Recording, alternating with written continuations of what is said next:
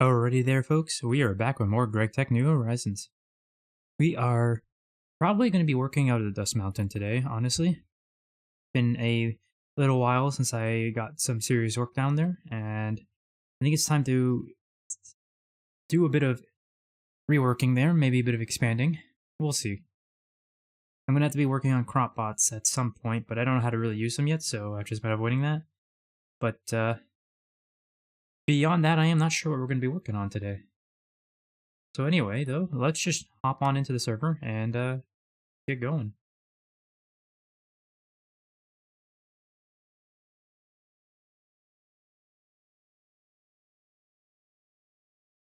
Oh, hey there, world map. How's it going? I love Cube.js. I haven't made much use out of it or looked too deeply into it. All I know is it's in a lot of mod packs. What do you love about it?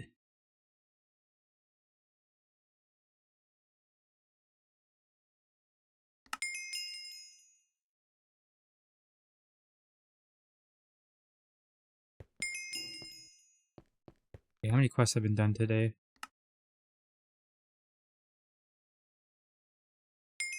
I think that's what I'm going to do first, is claim up my quests here.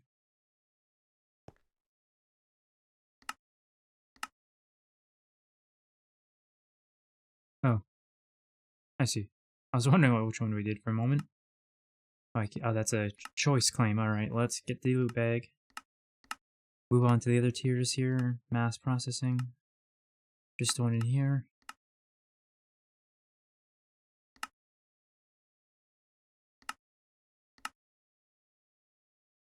I think that was all of them. This is the only one here. Alright, that was all of them. Let's get these in the system. Peaches and cream oatmeal. Hold on a moment.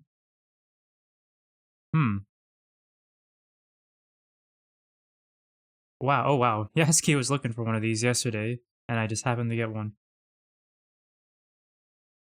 That's hilarious. In fact, I'm gonna hold on to that, because I'm pretty sure that's something I can't make, and that might be something I need in the future.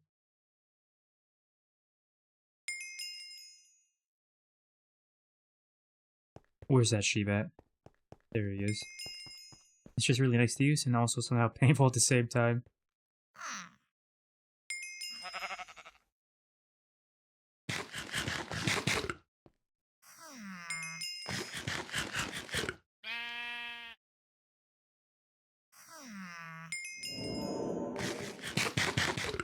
Why do I feel like the same quests keep going off and on, over and over?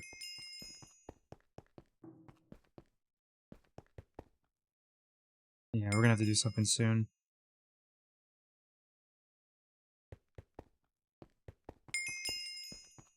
Okay, I'm gonna need some more red wire. Or red alloy wire, I believe it is. Let's take some of this.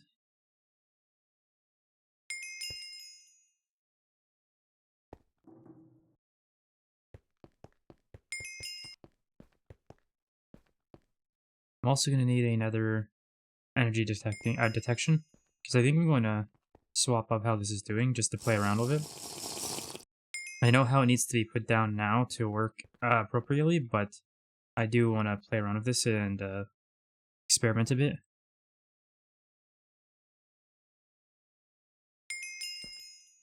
Okay, what is going on in my quests? This is kind of getting annoying.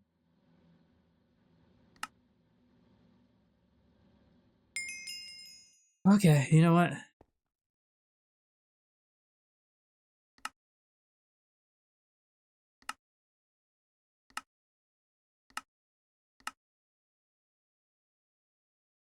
Alright, I guess it finally stopped. Hopefully.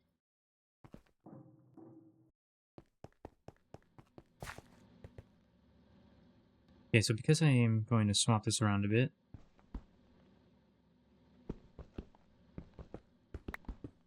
Can I? No.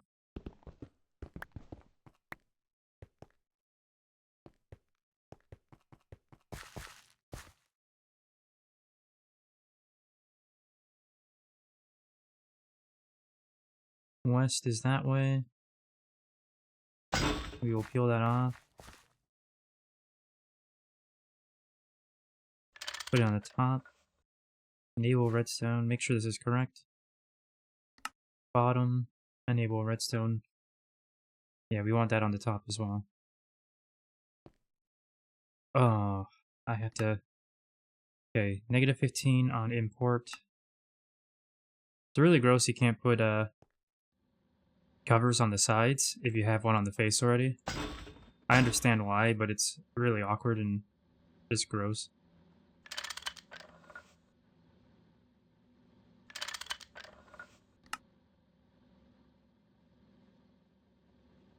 Why did my negative 15 copy become 150? Interesting.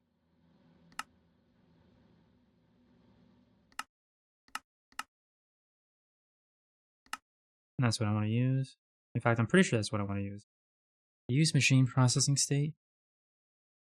Use inverted machine. No, I think it's the middle one, yeah. Okay.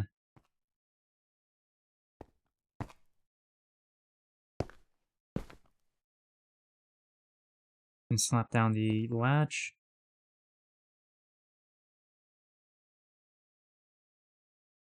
That didn't go right.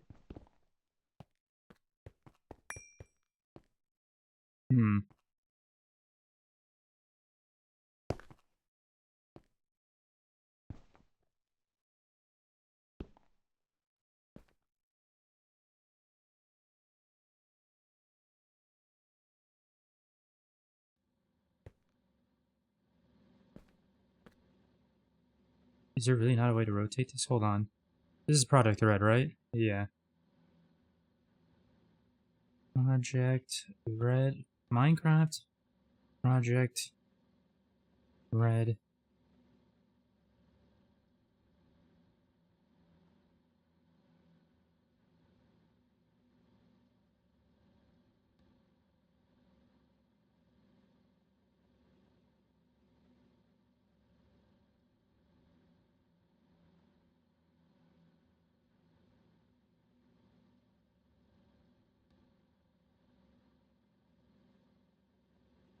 It says click it. Why is that not working for me? What am I not doing right here? Let me try something.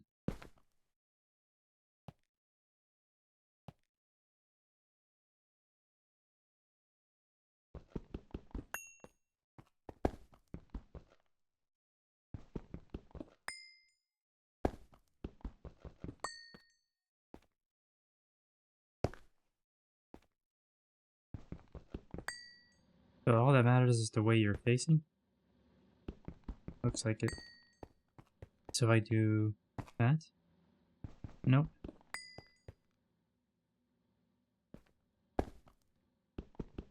It does say just click it though, I don't get it.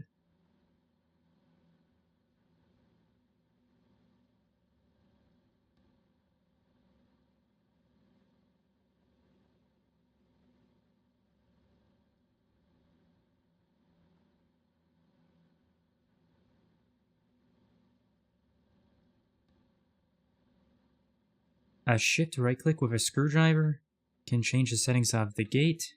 When placed, the RS latch is on mode 1. The first click will flip which side, front or back, each selector input is tied to. A second click will change it to mode 2. A third click will flip mode 2 around. After that, it will reset to unflipped mode 1. 4 states of an RS latch. The bottom ones are flipped.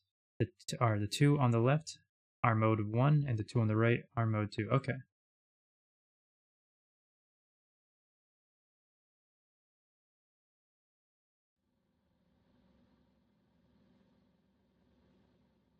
I don't understand mode 2, though. Hold on. The whole idea of RS latch is as follows. There are 2 states. Each one is consisting of a selector and a state output. The selectors control which of the 2 states is active. When a state is selected, its output will remain on until the other one is selected. Selecting the same state multiple times has no effect. The RS latch has two different modes. In mode 1, the selectors also function as state outputs, meaning that if their respective state output is active, they themselves will also emit a signal. In mode 2, the selectors do not function as a state output.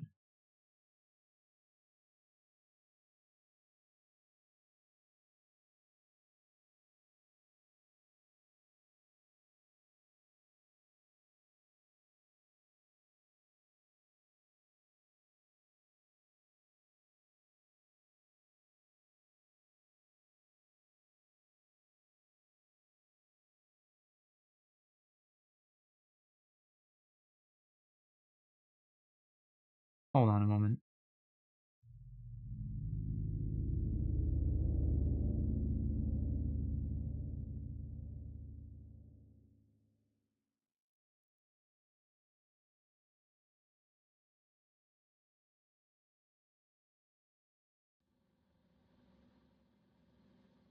On mode 1, the selectors also function as state outputs, whereas on mode 2 they don't. That sounds very odd to me, but okay.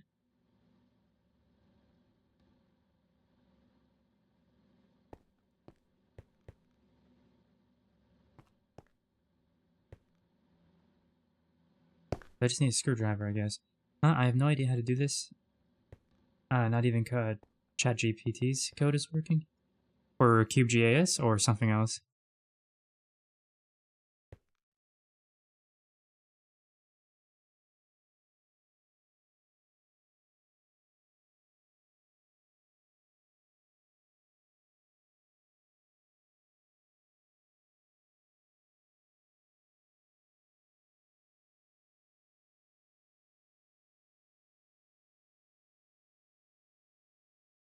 Oh, okay. So normal right click flips the input and output.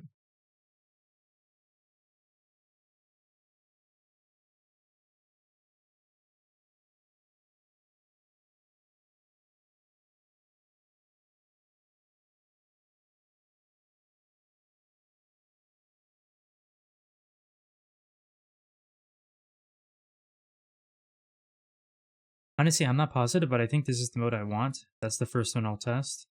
If it's not right, I'll put it to mode 1, option 1.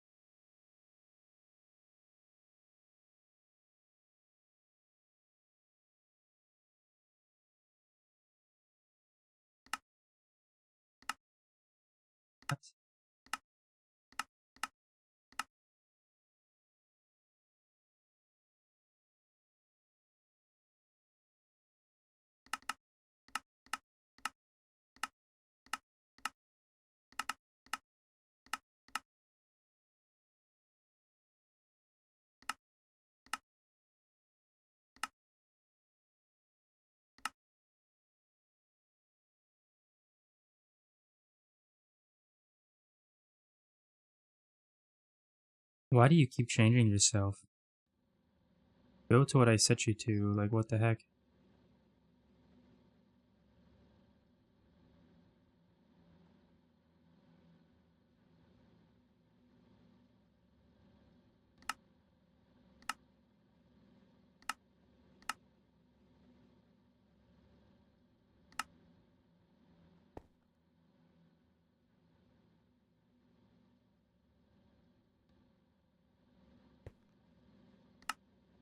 Enable redstone. And this also should be enable, right? Yeah. Put the rest of this like that.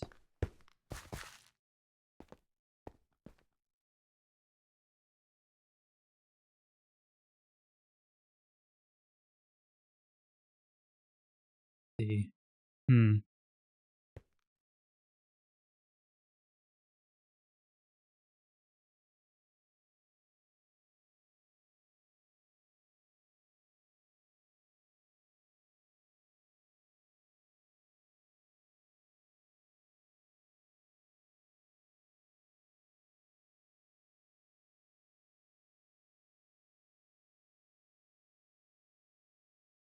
So if I'm correct,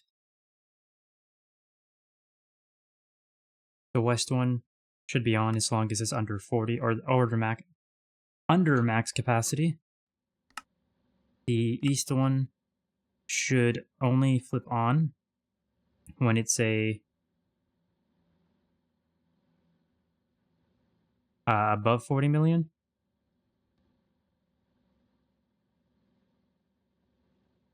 That way, when this is above 40 million, they should both activate, which should cancel each other out.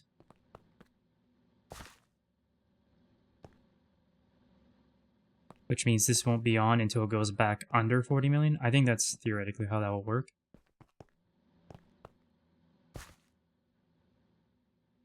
We won't get to test this for a little bit though, because I want to set up a machine that's going to use it before I actually turn it on.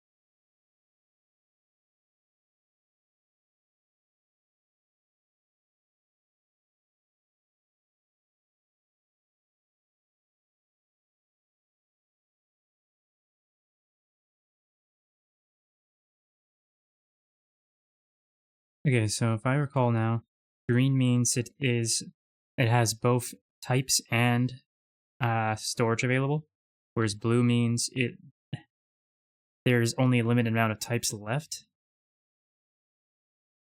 I believe there's an orange that tells you there's no types left, but still storage available, and obviously red's full. I think that's how that works. I'm not entirely sure. I still haven't learned that exactly.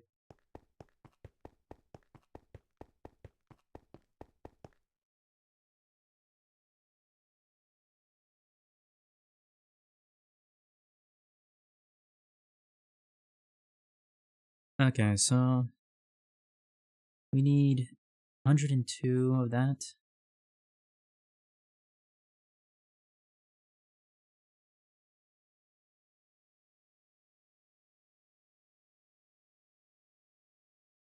Of that, alright.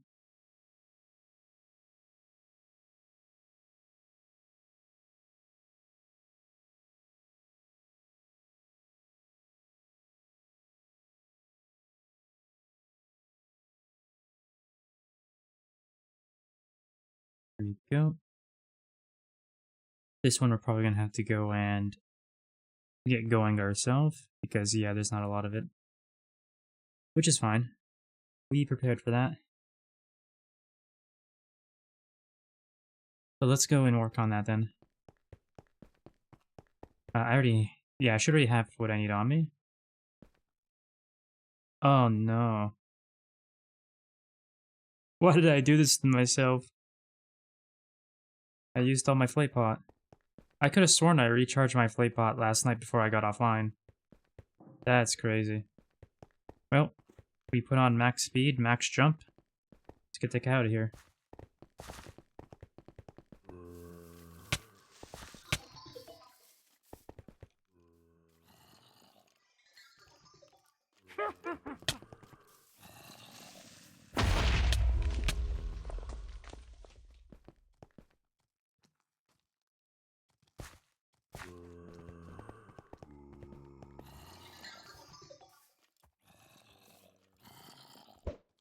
I don't understand. There was an exit before. I feel like someone covered it up or something.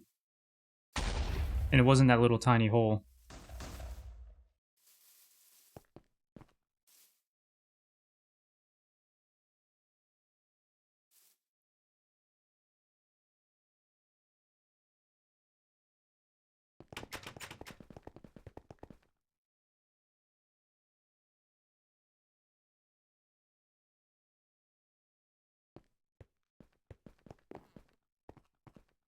Okay, so we got our flight back. I do want to check out the crop pot location before I go anywhere.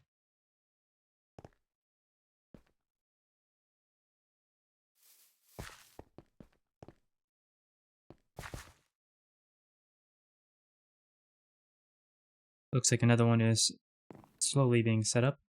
Oh, system's online. Okay. I didn't even realize.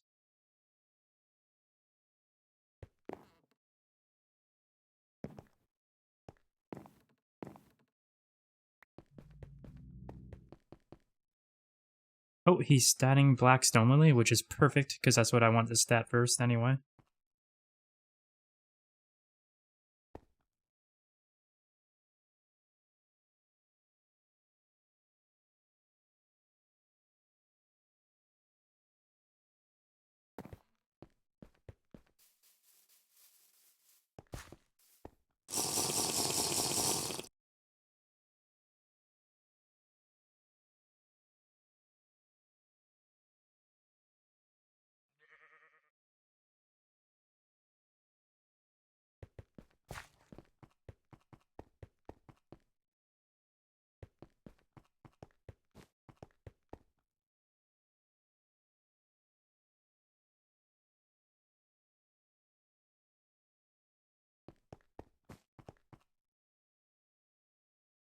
Why is there a bed here? Are we really almost 2 months into the server? In EV, and we still don't have sleeping bags and stuff? That's so weird. I was not expecting to see that. Okay, so let's look at the process here.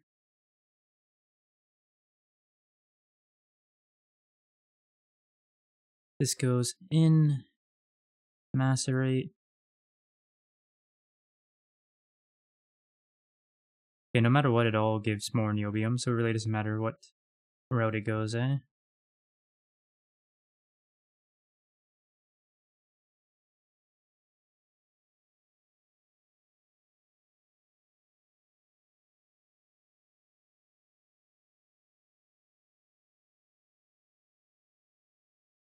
So I should go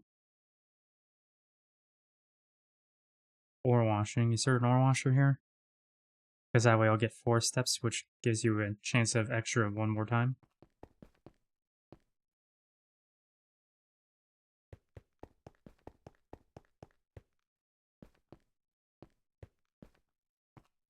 Okay, so those are the steps we're going to need here. Macerate.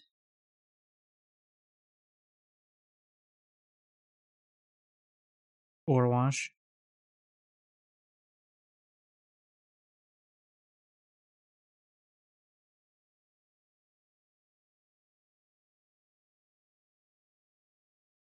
I think we go macerate, ore wash, macerate, and centrifuge, honestly. I feel like that's the strat.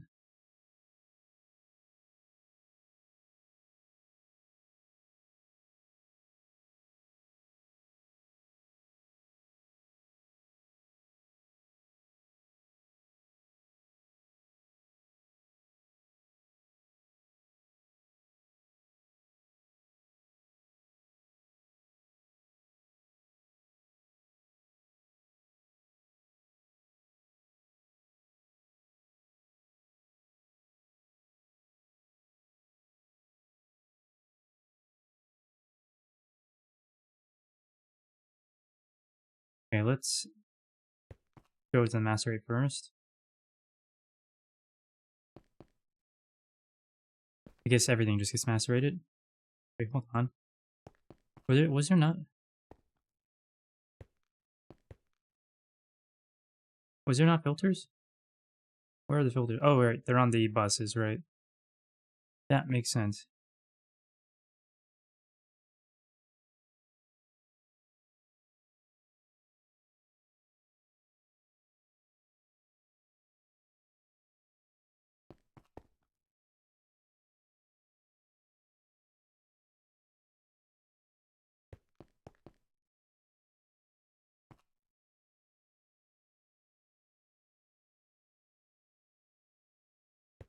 Wait, what?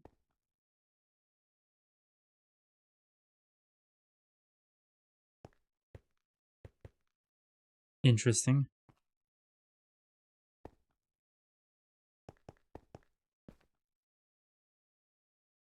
Okay, so we temporarily want to do, what was it, macerate, more wash, and then macerate. We want to macerate this and this. We want to ore wash the crushed and centrifuge the purified. We'll have to make sure to clear all these as well when we're done.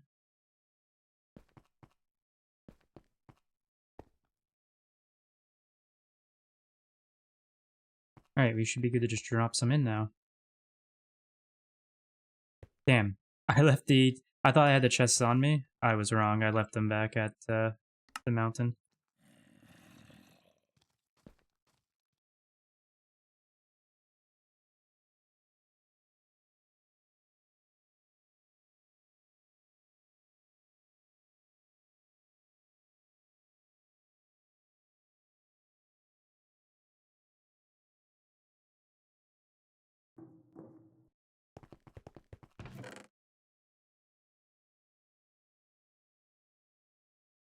I think this one's molybdenum. Yeah. I don't need right now. So this one's got to be niobium. Or is it niobium? I am not even sure.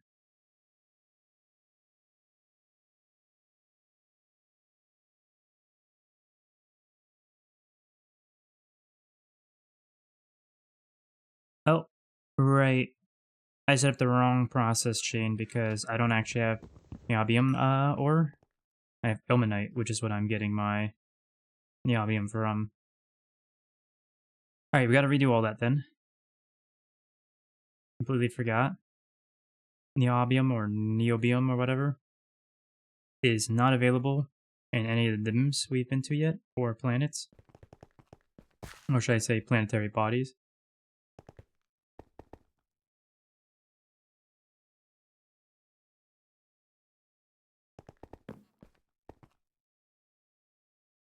So let's clear those.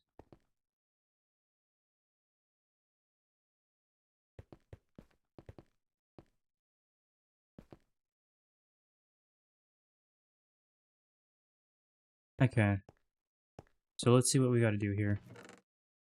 Ilmenite slag. Wait, what? Tantalite can give you a chance in the niobium. Whatever that is. Tangent Turner, how's it going? It's going well. It's going well. Can't complain at all. How about you? How's it going? Also, hello there. Welcome.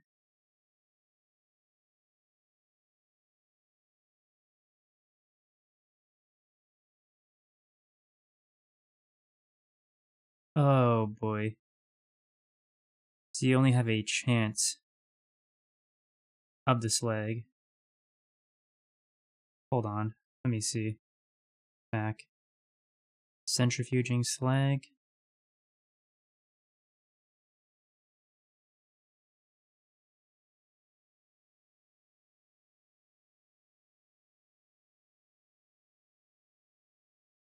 Purified and crushed.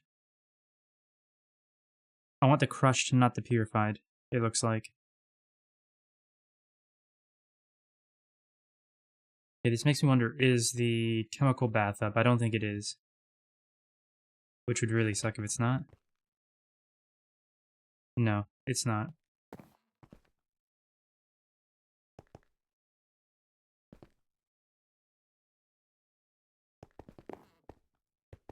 Okay, so all we're really gonna get use out of here then is macerating to the crushed, and then we gotta do a whole lot of chemical bathing. This is gonna take longer than I thought, unfortunately.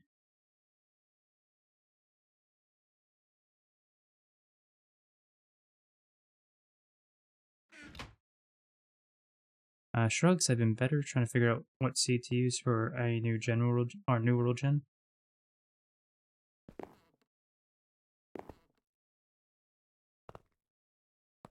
What criteria are you looking for? I don't normally pre-select my seeds, so I don't know like what kind of process you go through for that. What do you need for this? Grism. I can't remember what you need. They get grism, carbon, titanium, potassium, lithium. I mean, doable.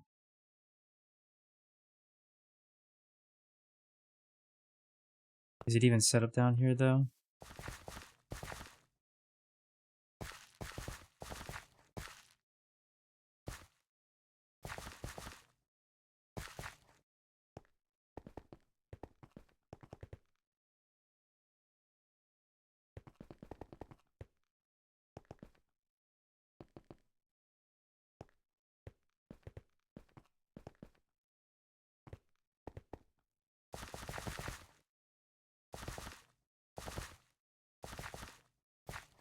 I don't have anything specifically geared towards a chemical bath.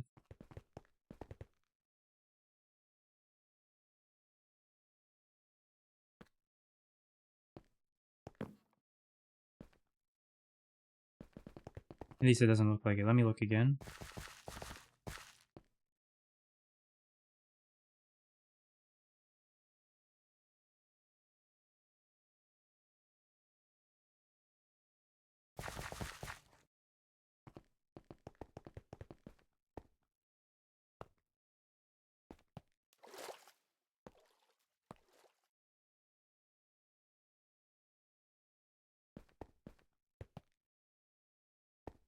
So how much more pieces would I need if I want to finish this?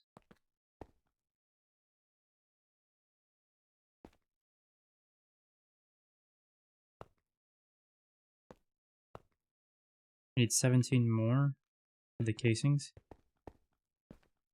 Minus what you need for the maintenance hatch and muffler.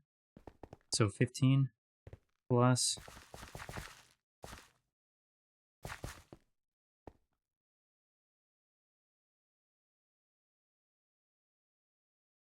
input bus and an output bus and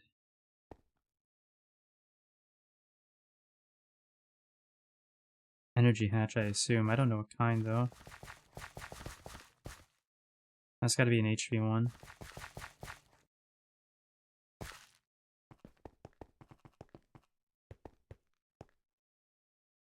So 17, so I need 12 more of the casings.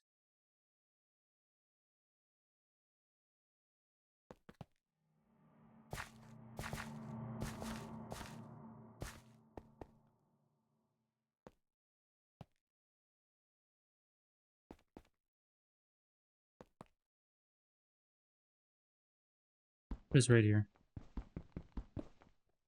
Damn.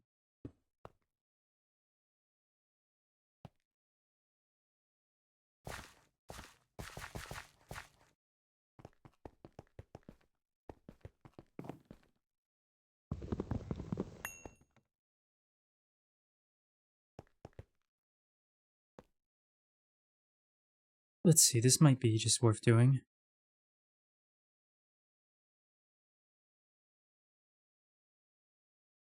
-17 minus 5 was 12.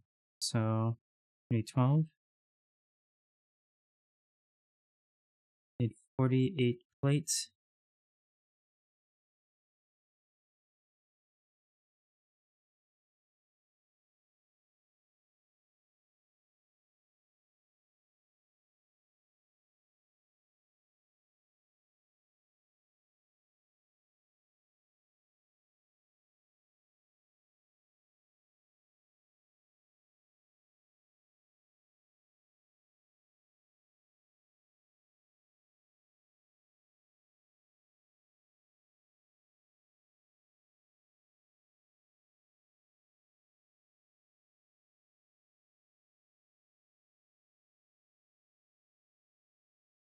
The heck was all this for? I can't even remember.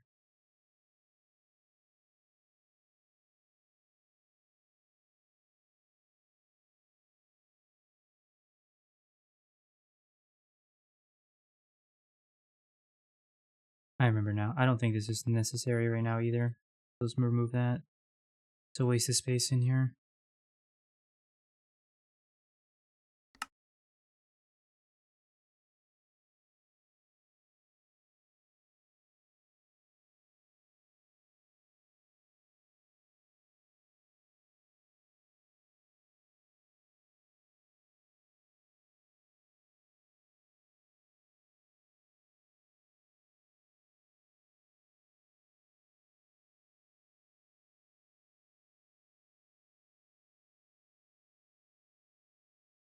I need to make 2 sets of this.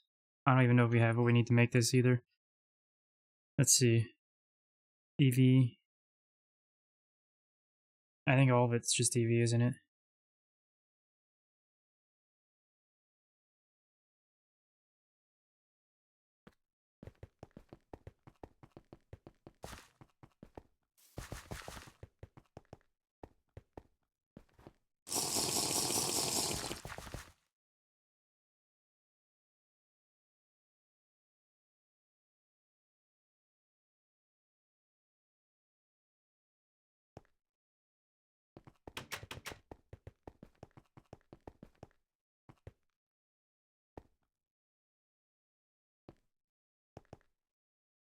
Once again, a machine is just being taken for some reason.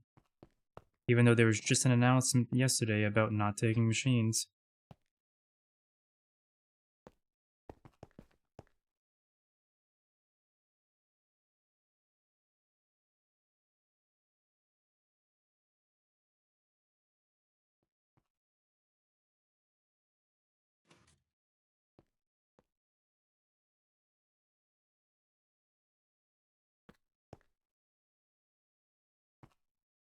And of course it was the... Of course it was the mixer. I don't even care.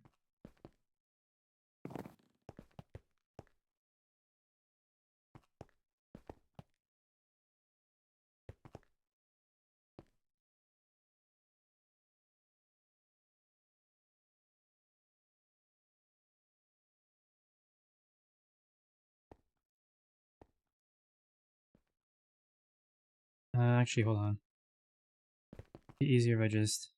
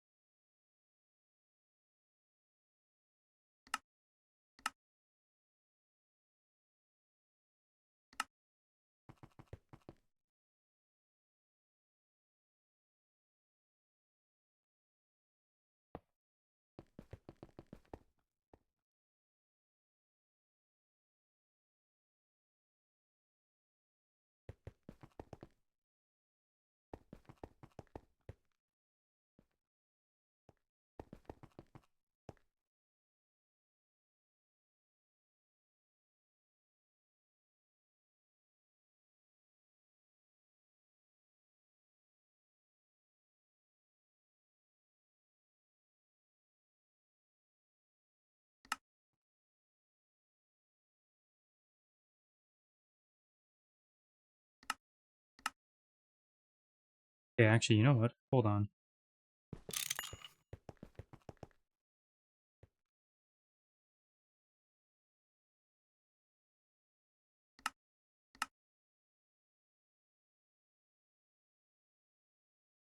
What are we missing now? Stainless steel router, or rotor, I mean. Just craft 10 for the hell of it.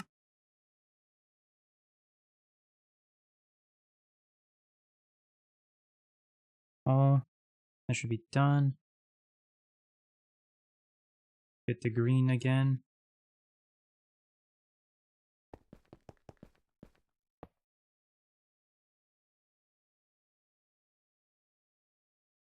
And now we need to see our channel usages on these cables.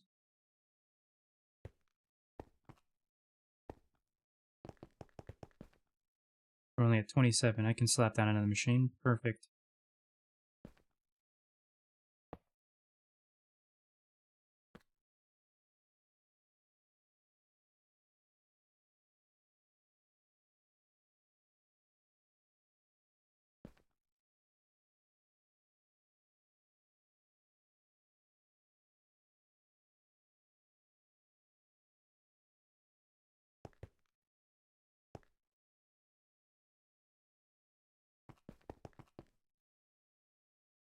Let's see, this is 1, 2, 3, 4, 5, 6, 7, 8.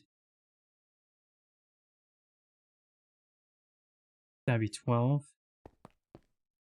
We need to upgrade the wire here if we're going to do this.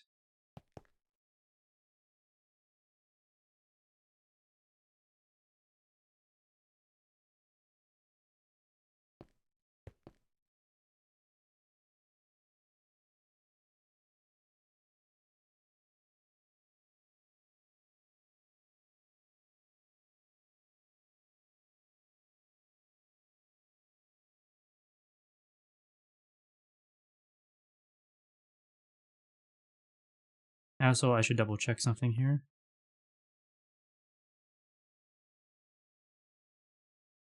EV for that, EV for this. Yeah, so we do need an EV one. That's the max one. Or Lex, hey, how's it going? So I don't know the best way to do this because the wire is going to be messy either way.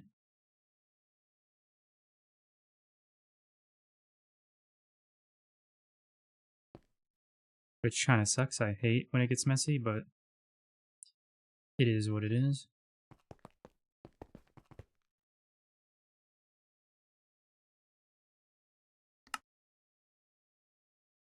Need more gold cable.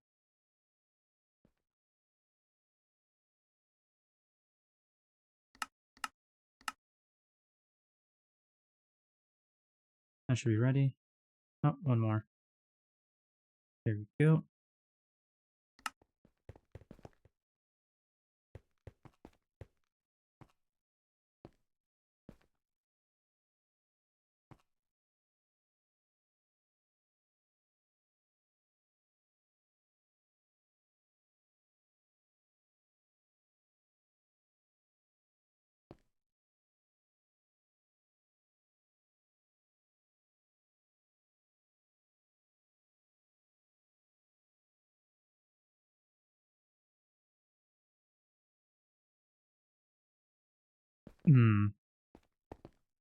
Something about this feels dangerous. So I actually need to look and see if we have EV superconductors. That might be the better idea. Thanks for asking. It's going well. What about you? I'm glad to hear that. It's going well here. I can't complain. Got plans for today. So far, they're going alright.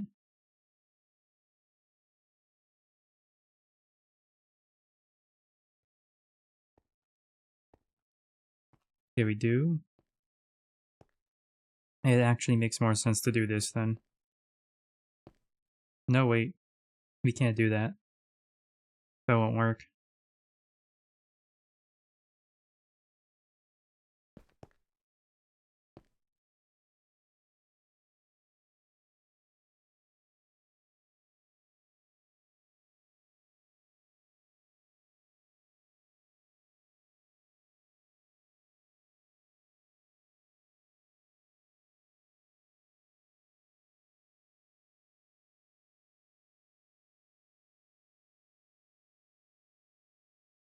I don't like how this has to be done no matter how I do it.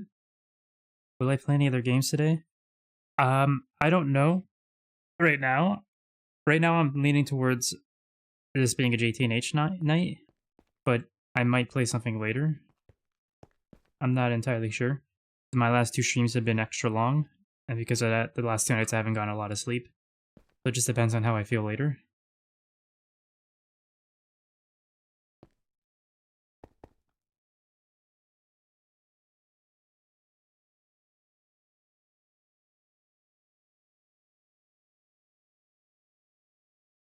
Okay, so let's just...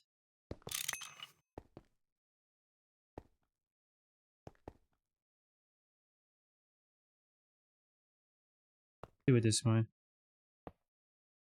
Oof, no, not that way. That way. We also want to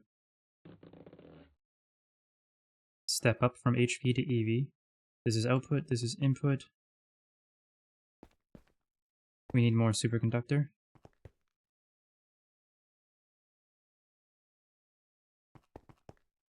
Oh, system's off, okay.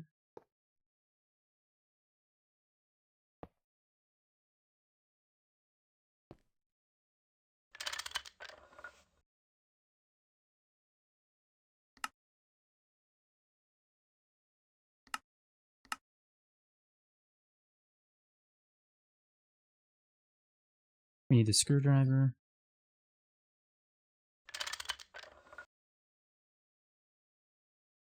Though if I do play another game later, which I'm not entirely sure if I will, but if I do, it will most likely be DVD for about an hour or so. But again, it all comes down to how I'm feeling later when we get to that time.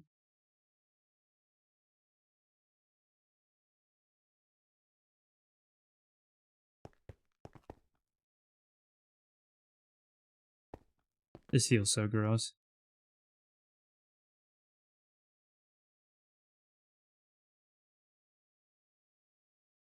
In fact, you know what?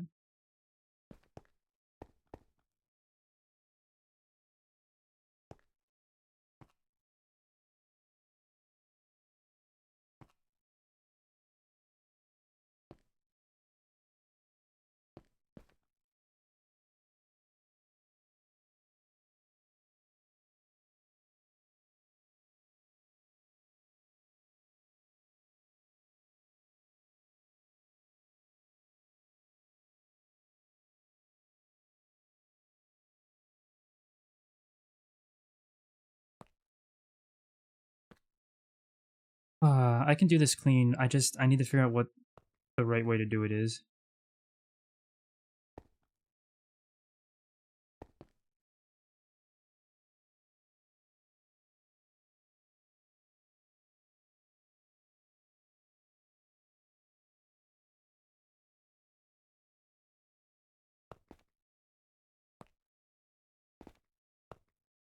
Any other, like, more room out here?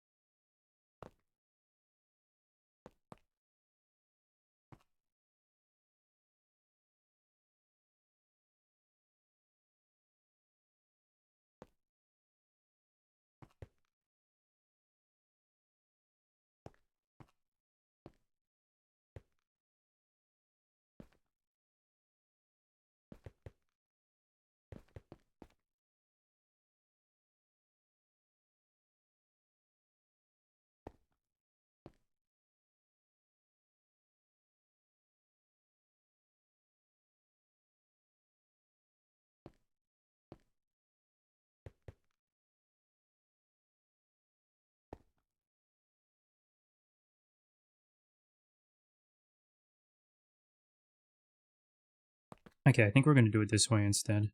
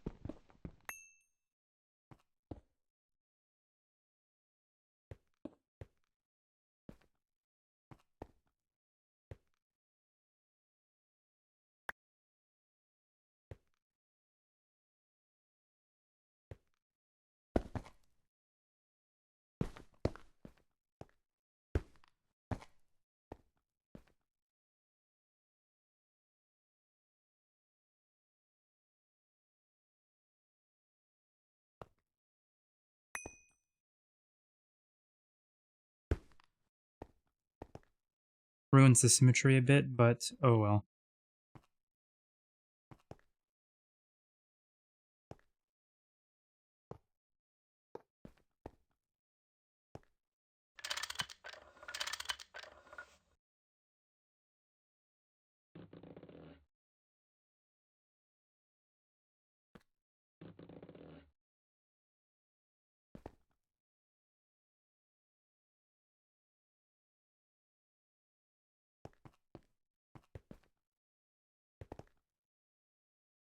Don't need that. We need HV super.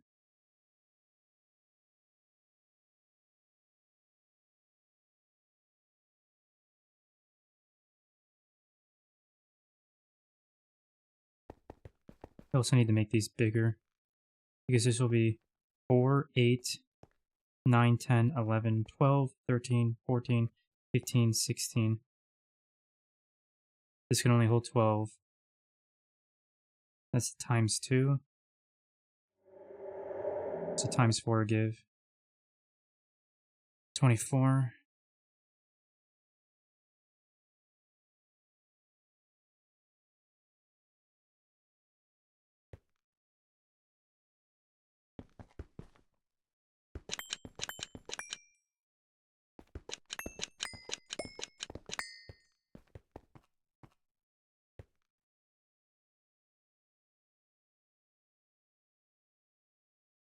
I guess technically it'd be 17 because this machine would count as well.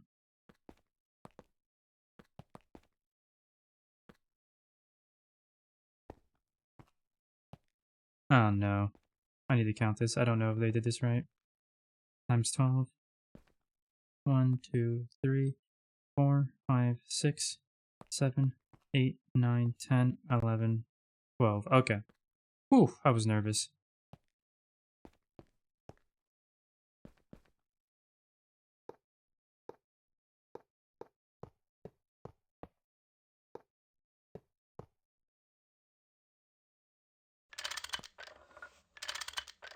Okay, this is step up from HV to EV, so that should be fine.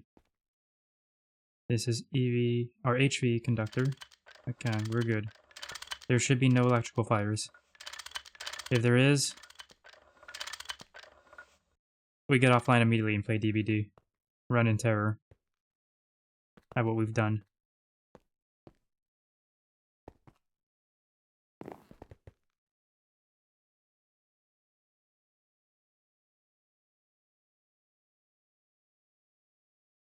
The heck is this? Solenoid superconductor coil? Interesting. Haven't seen that before.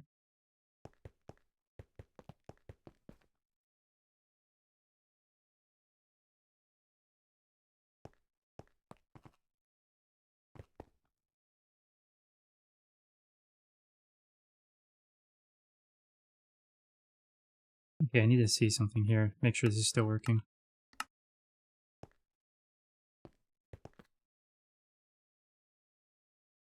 It sure is. It means I did the wiring correctly.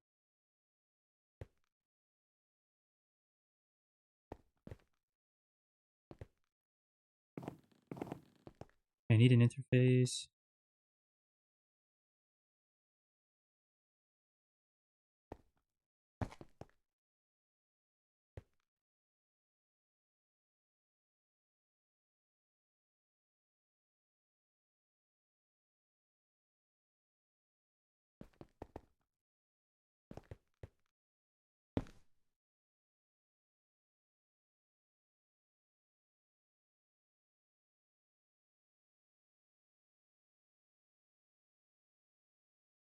Fluid level emitter? ME level emitter?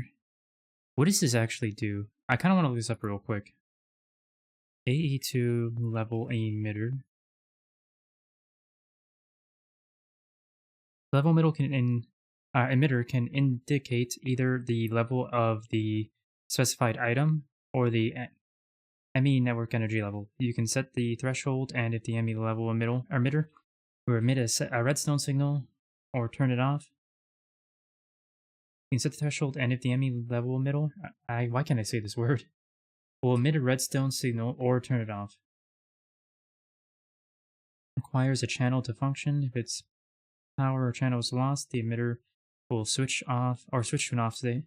These can tap into the crafting system when a crafting card is installed, allowing you to output redstone while an item is being crafted or even configured. or even configure the system to output redstone to perform crafting tasks, it's important to note that you cannot mix level emitter craft via redstone with interface patterns. So I guess this is between the crafting cards and level emitter. You can do some kind of passive crafting. You can even do a threshold saying, hey, if we don't have 30 iron ingots, start making ingots. If we don't have 2 EV holes, make 2 EV holes, and then stop. That's pretty neat.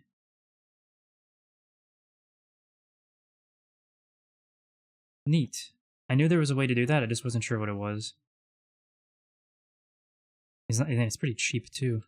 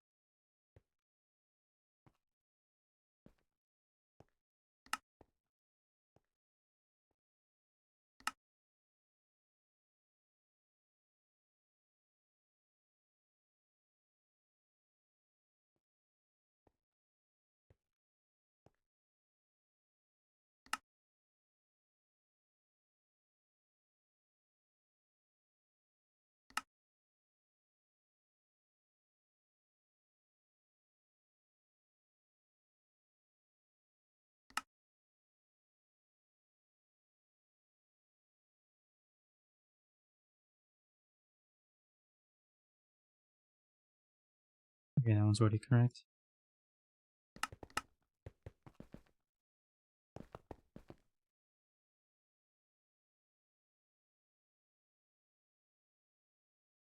Whoops. Meant to put that in there.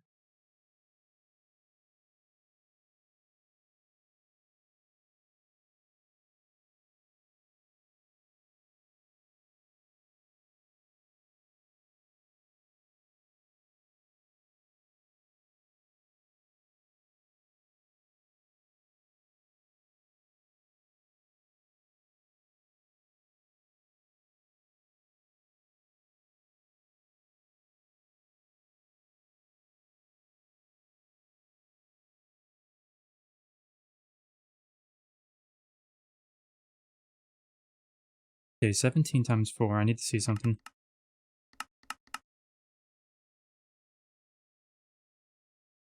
But 17 times 16.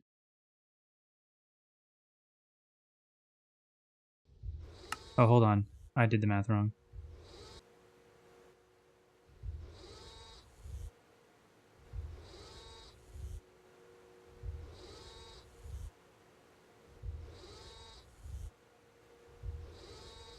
Yeah, that's 8 from that, so hold on. What did I do wrong exactly?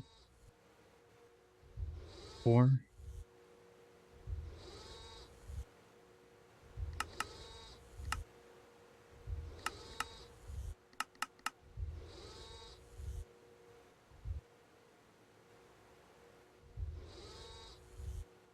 $76.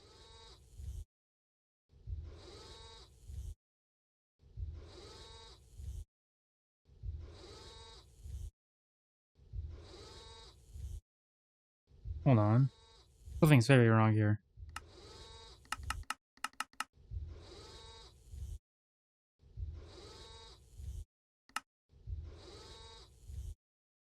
Need 18 casings. I minused it by 1 though, because of the maintenance hatch.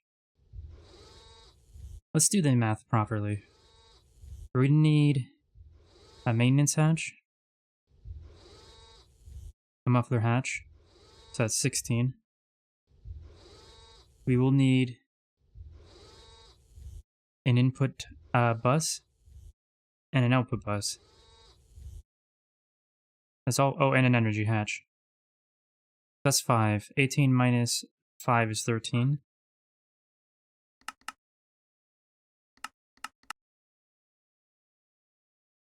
Times that by only 208.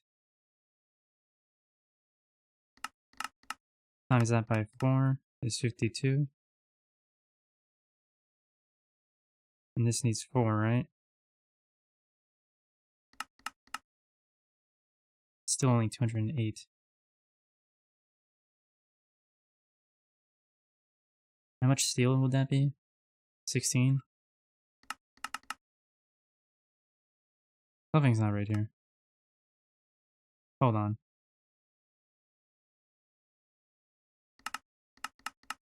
52.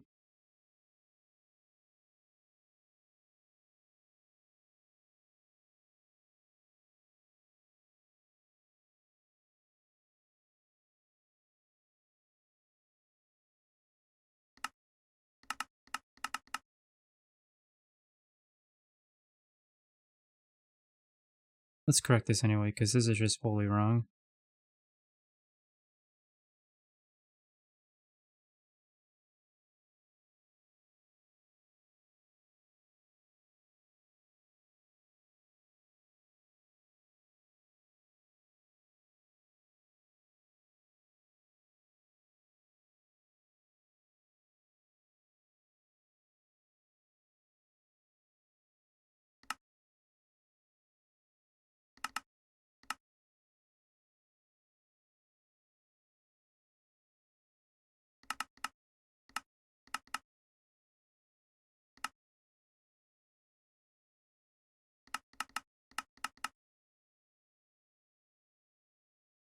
So 208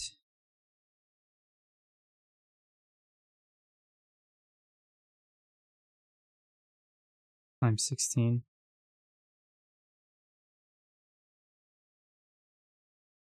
Something is not right about this. Let me try going down here and just hitting up 208. 144 steel dust. Let's make that right now.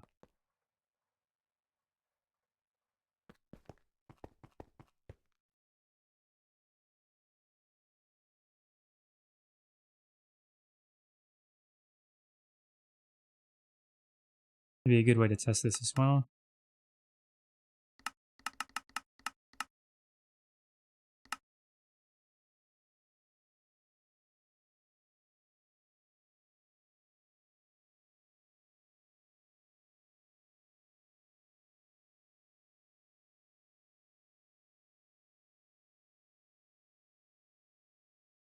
Barely using any of our stores on any of it. That's great. Love to see it.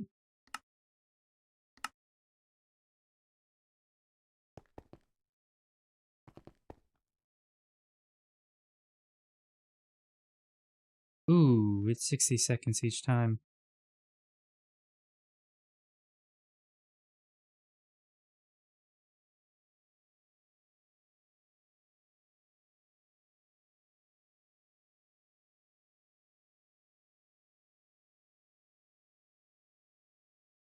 And it's going to be doing it 16 times, so that's going to be 16 minutes.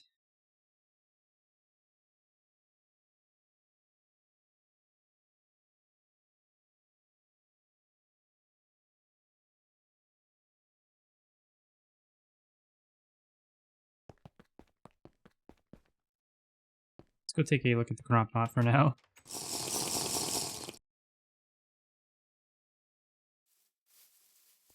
Oh, yeah, he's got another one up.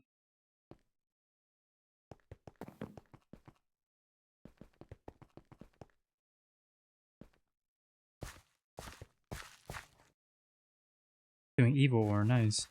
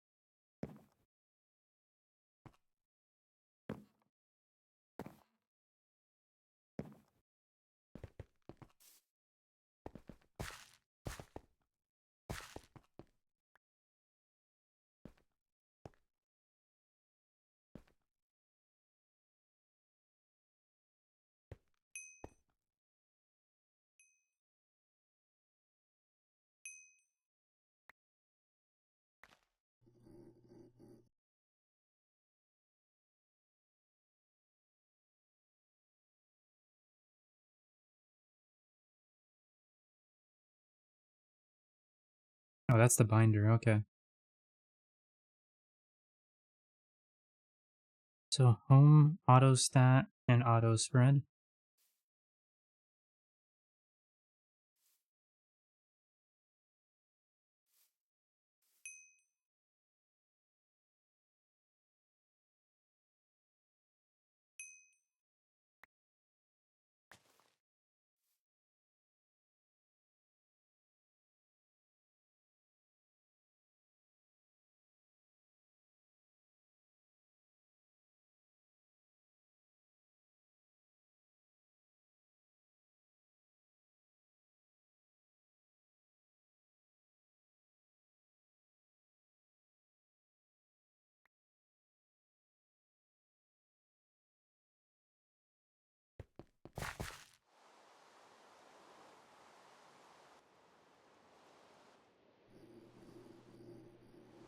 The auto stat and auto tier is to get new crops.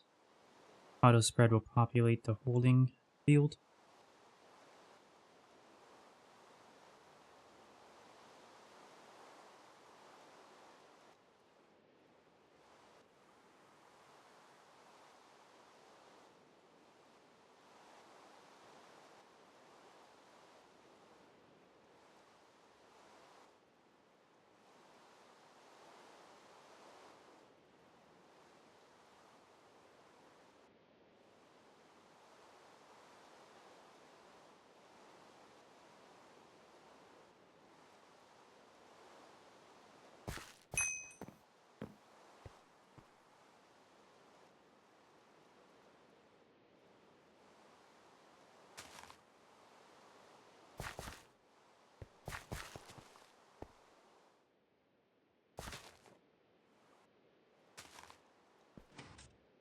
Yeah, these crop bots are so neat.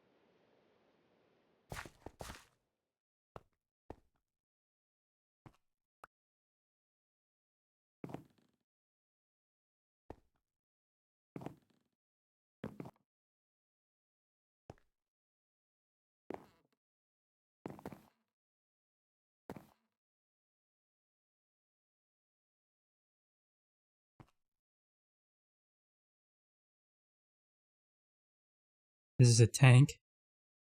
What does this look like? Hold on. I'm never gonna find it. I'll never find it, but I'm curious to what it actually originally looks like.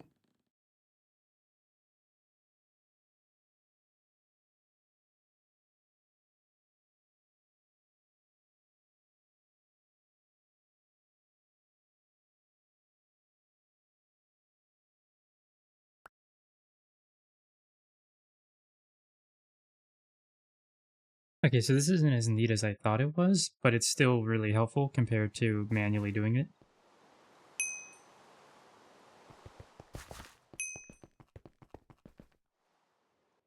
I am confused on the tiering, so I'll have to read or watch more on that, I think.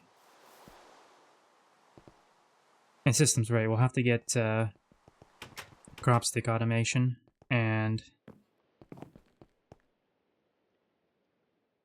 I'll have to set up a subnet there so we can read the filing cabinets easier. How much sticks do we got?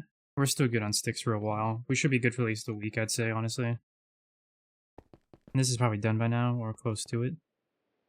Oh, wow. It has been 16 minutes. Didn't think I was over that long.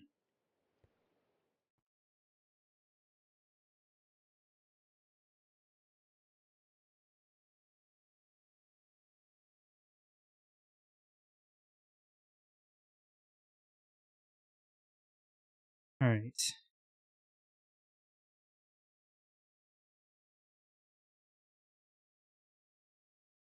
That's the first harder to get dust out of the way.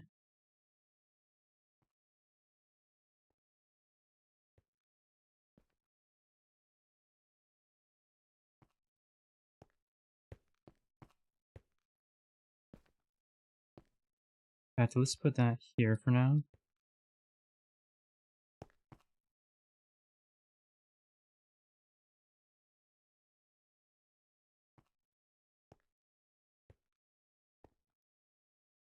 I don't even know why I'm holding on to these.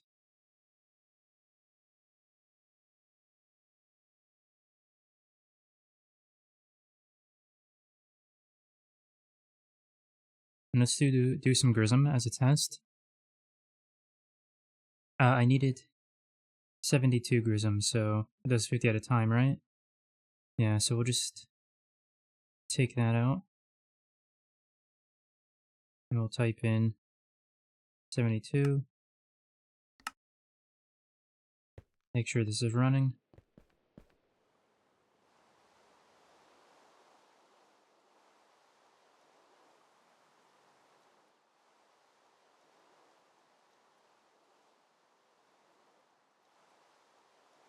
Ooh, I know what happened. I am foolish, that's what happened. In fact, I have to double check something. Yeah, that's why, because this was the only one that had fluids, and I didn't actually see that it had fluids. So that is all my bad.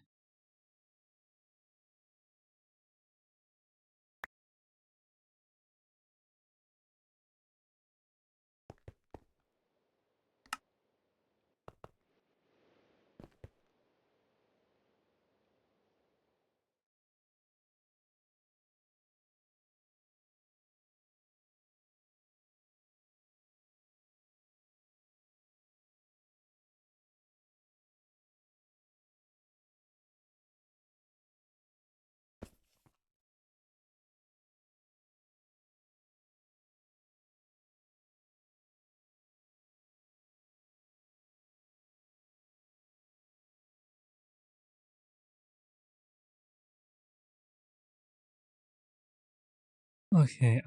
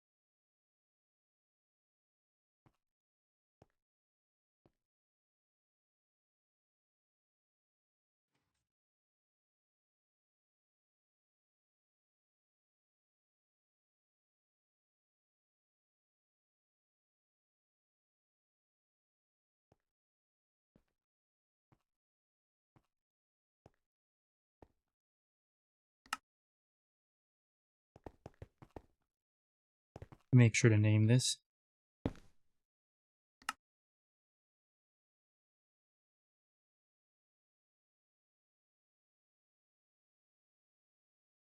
It's also 60 seconds. So that should take 2 minutes.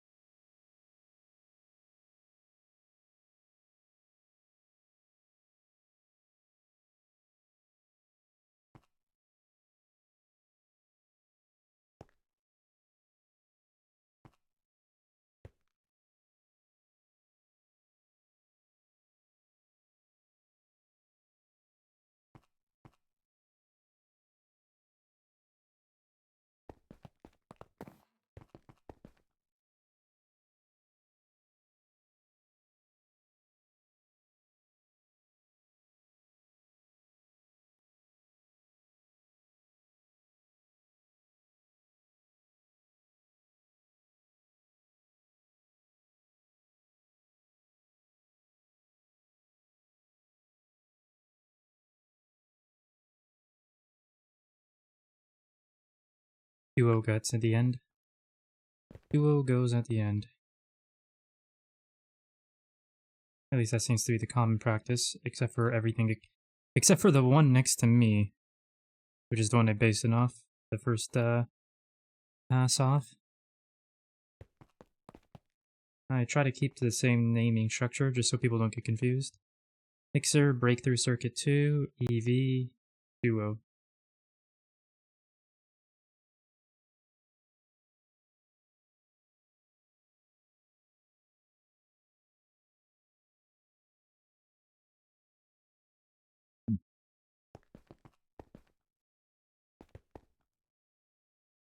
They're already done, wow.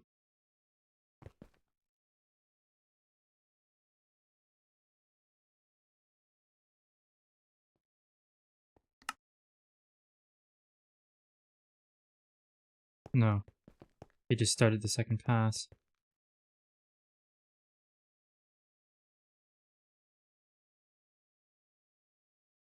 Or tried to.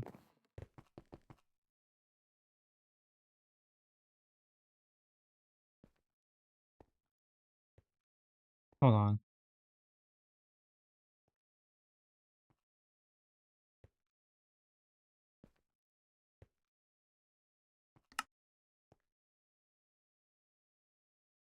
Yeah, this got broken down, eh?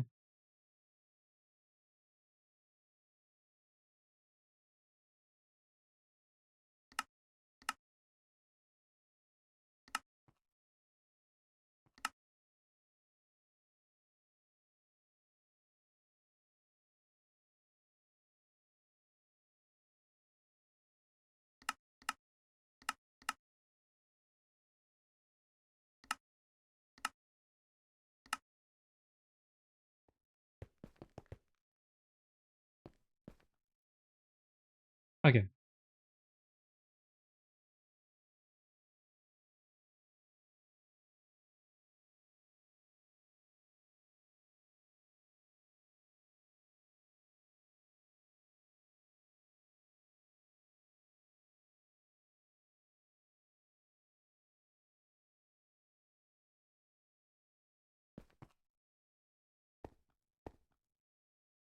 We do have an EV extruder.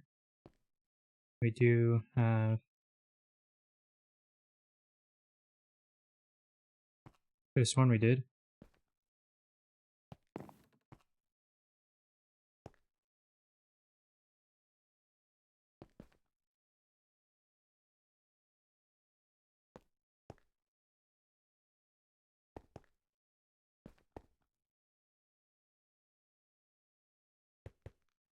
Okay, it's good to know that we have this chemical bath here, but I could have sworn we had a bender.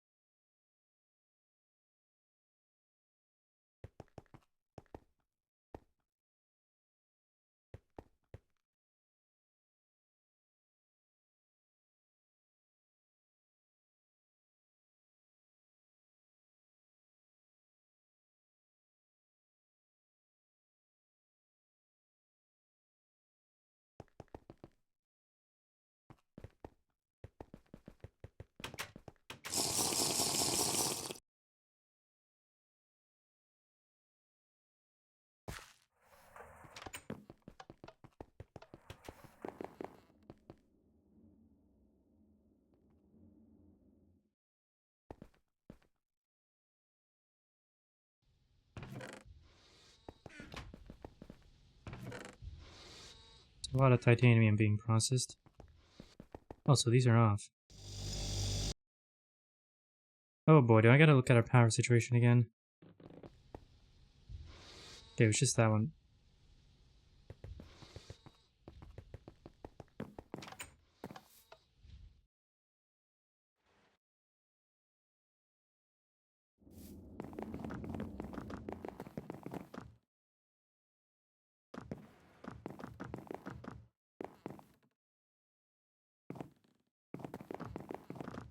No, our power should be perfectly fine.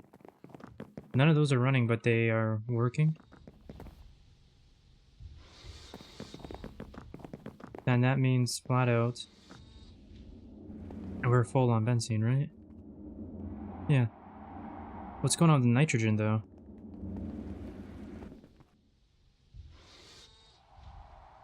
Yeah, we're full on it, okay.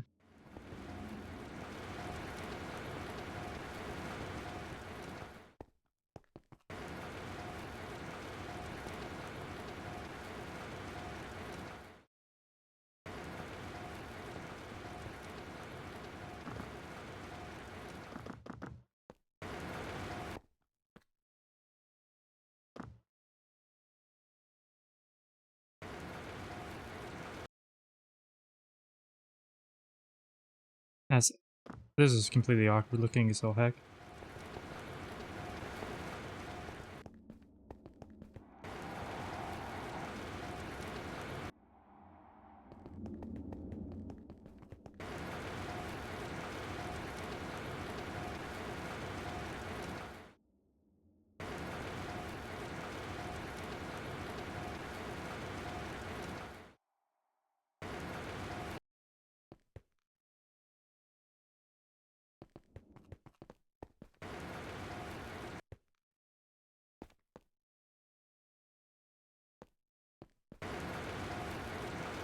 You get charcoal and wood tar, neat. I believe this is EV, right? Yes. Our power is fine. So what's going on with the EBFs? I have to go look. Something has to be wrong on this end. Yeah, these are shut down, aren't they? Needs maintenance.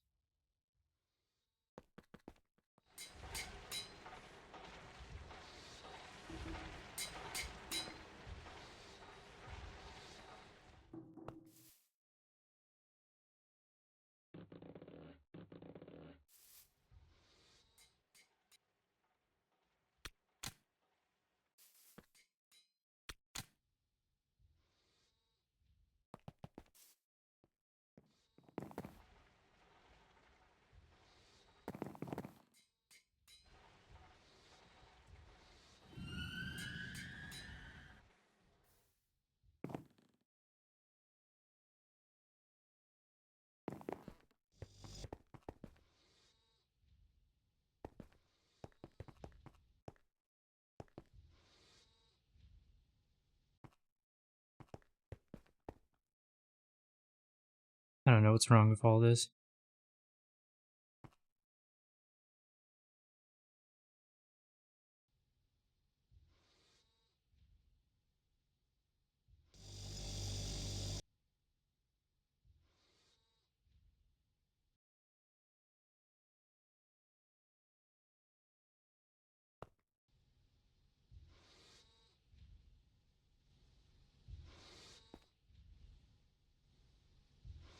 Okay, I thought we made a rule of no export buses. And unless it's necessary, but this is definitely not necessary.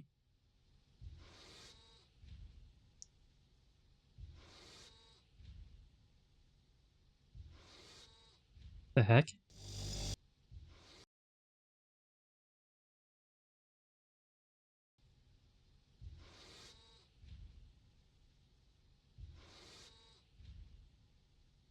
Oh, it's an ME output bus. Oh, I didn't know this existed. Okay, so you could just attach this to an ME cable and that works? That's awkward.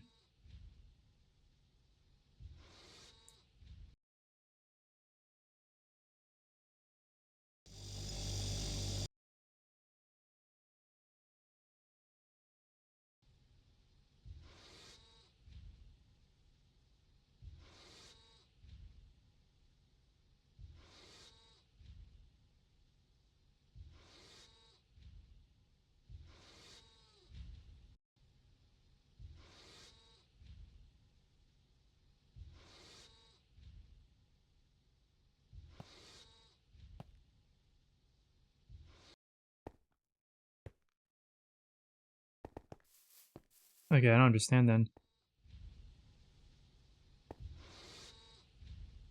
Oh, maintenance. That's what.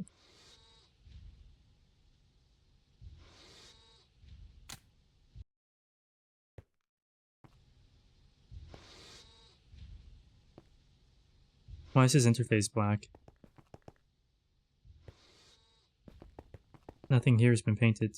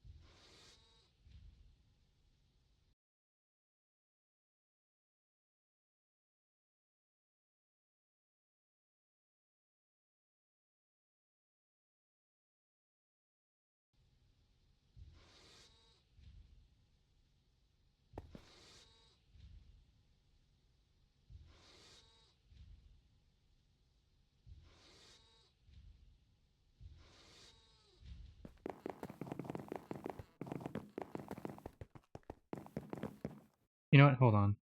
No. Wait, what? How did I only get one there?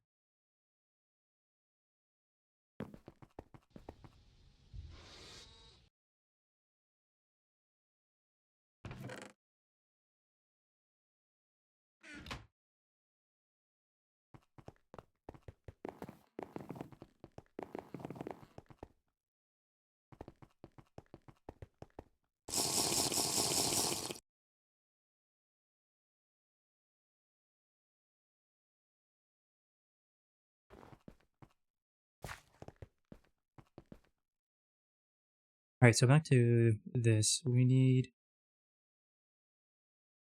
ilmenite slag, which our best chance of getting it are for crushed ilmenite over top of purified ilmenite.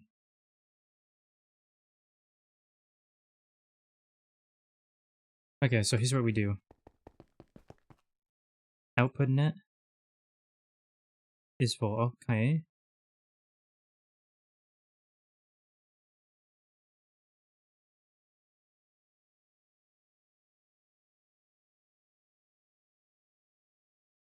I'm sorry, I'm gonna occupy this space temporarily, guys.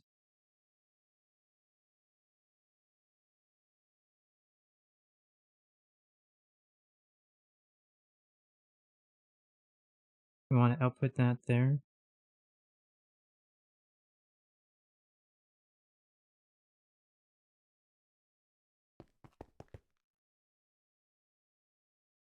Temporarily put that there.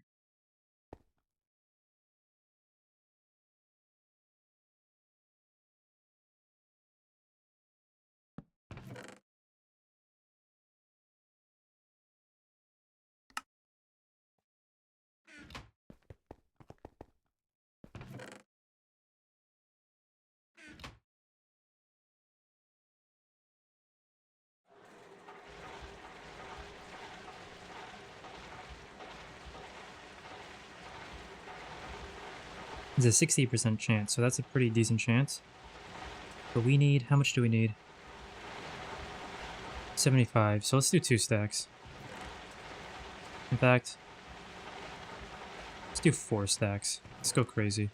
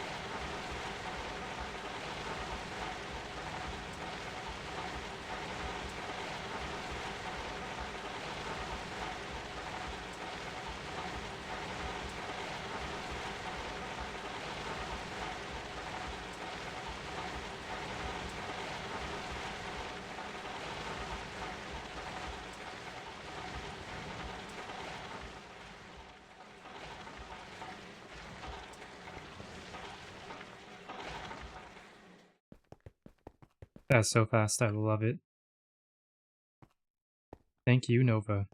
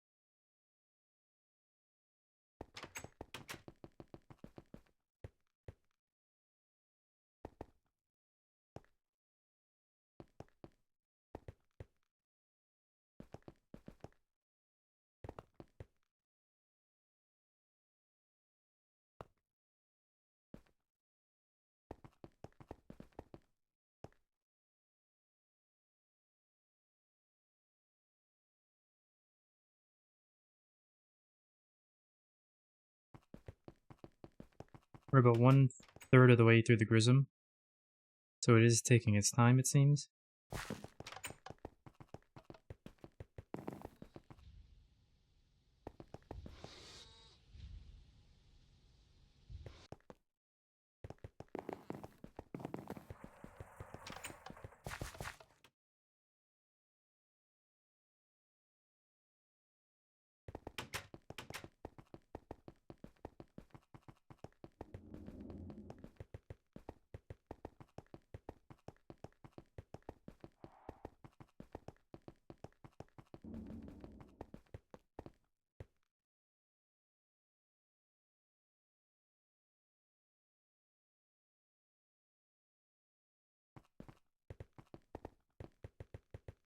Just realized our nitrogen was full on the EBFs. What's it looking like in our fluid storage?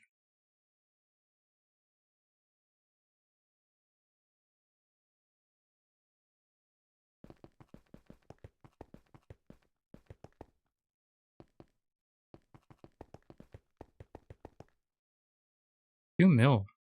Not bad. Okay, so now that it's running again, it's not a complete net negative, especially because the EBFs aren't using nitrogen 24/7. I'm still glad Cass pointed that out yesterday, because I might not have noticed it if it didn't happen.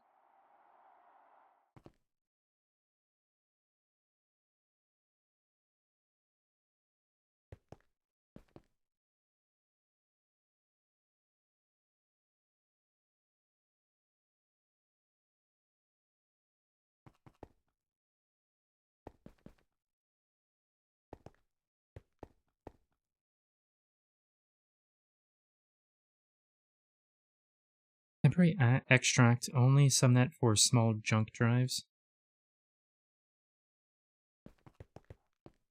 What does that mean? Are the drives up here the bigger drives? Is that what that means? And why a temporary extract? Yeah, these are bigger.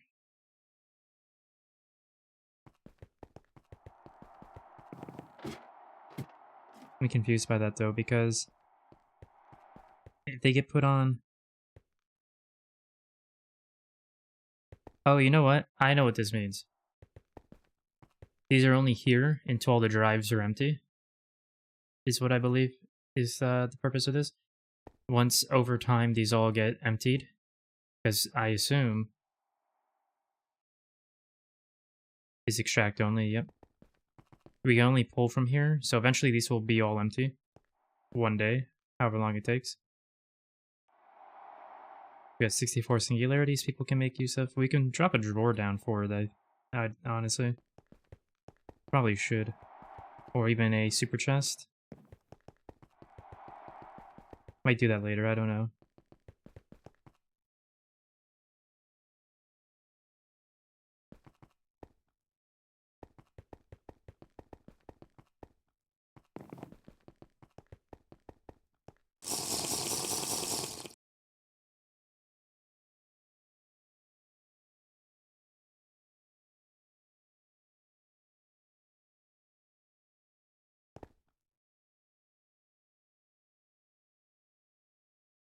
Huh? Wait. These blocks change?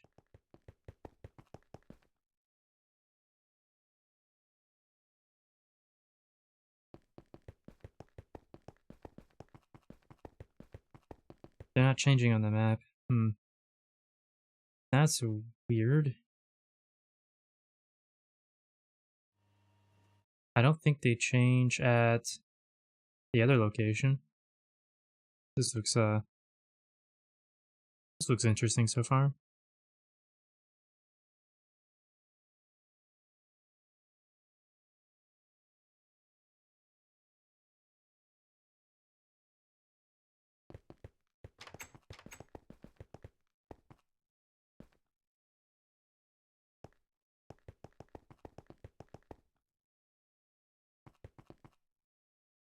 You know, I want to look out here, that's what I'm looking for. Oh, they do. They do change.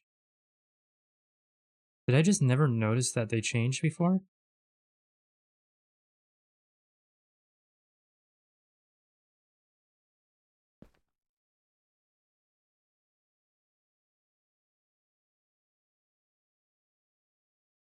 You can't make these too. You have to manually farm these from the Twilight Forest, don't you? That's really crappy. Those are cool. You should be able to make them.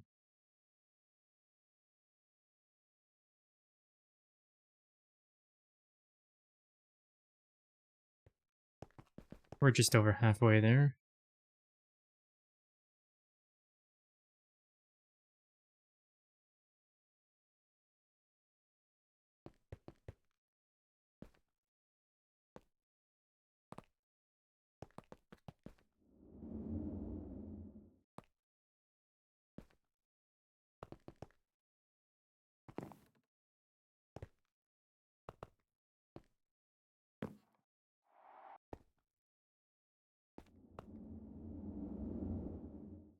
Okay, you know what I could be doing now that I think about it?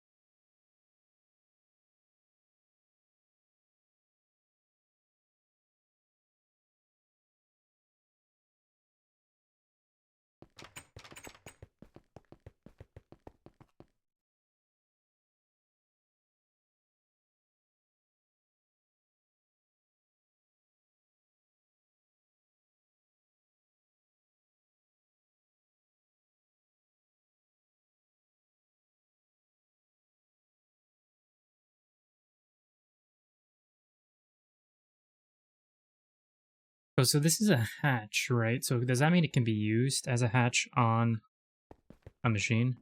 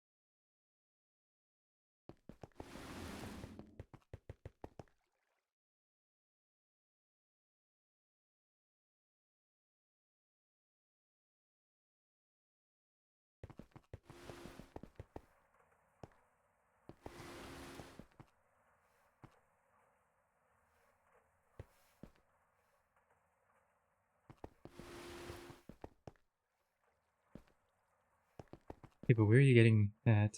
I know, I'm pretty sure it's being made here, but where?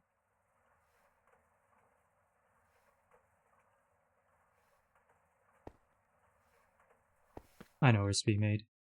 I remember now.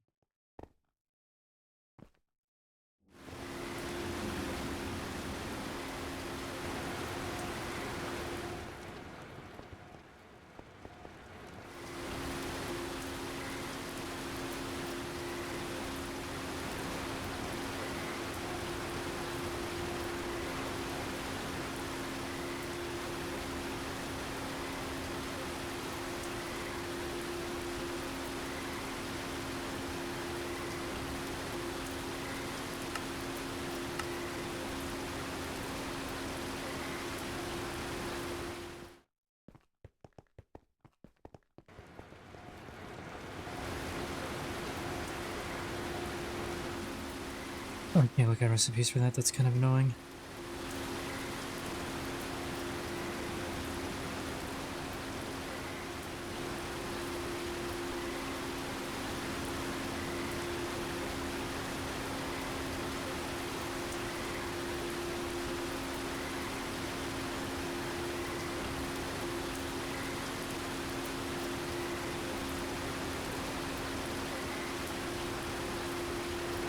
Ah, that's it. Okay.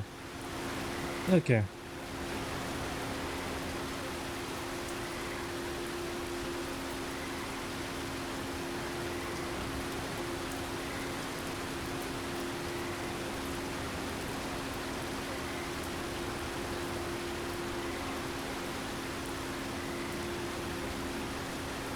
You don't tell people how this is made? Hello? Like, obviously it's made in this, but why isn't it in NEI?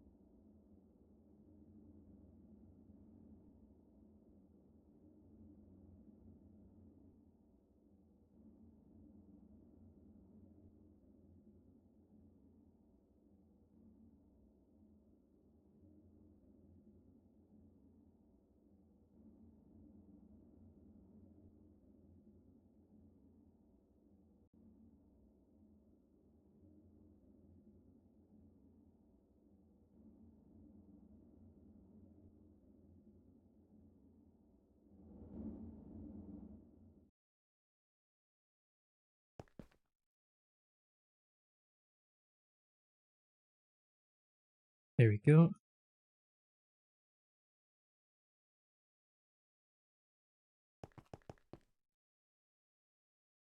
Made 48.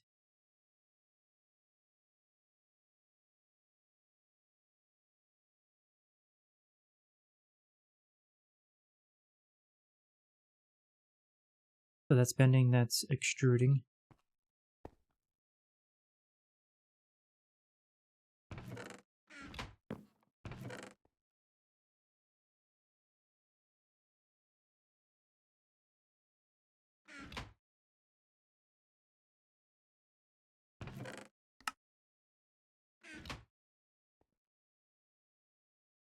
Forward for 48.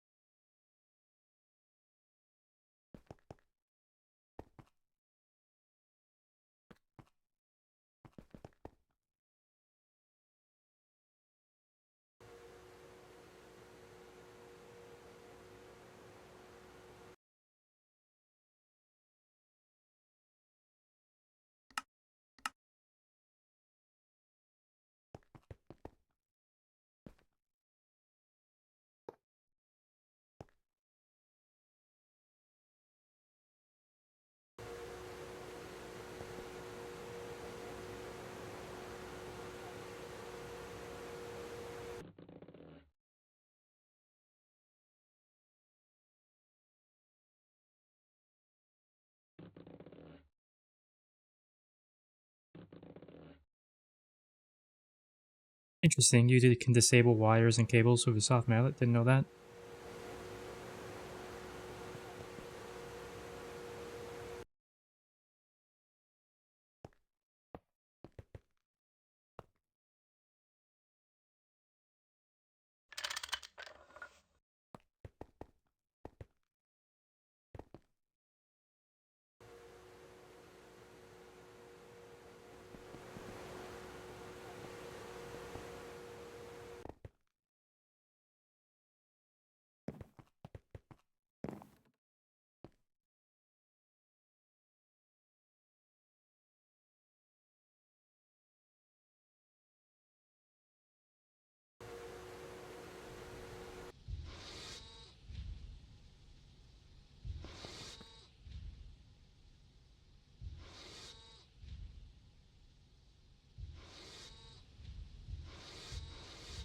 Oh no, I kind of I ignored this.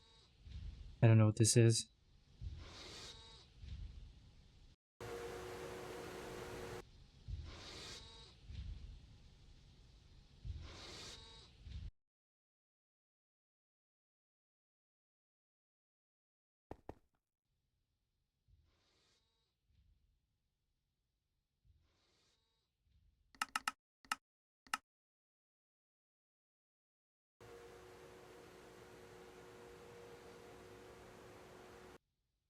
Okay, this will be relatively faster. Let's get this cooking right away.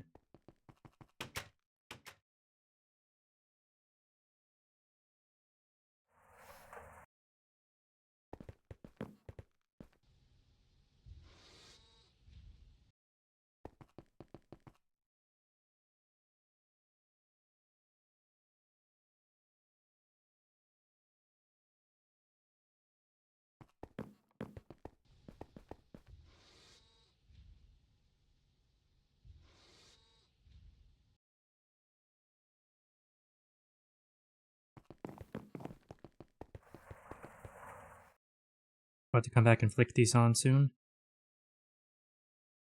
Get the progress back here though.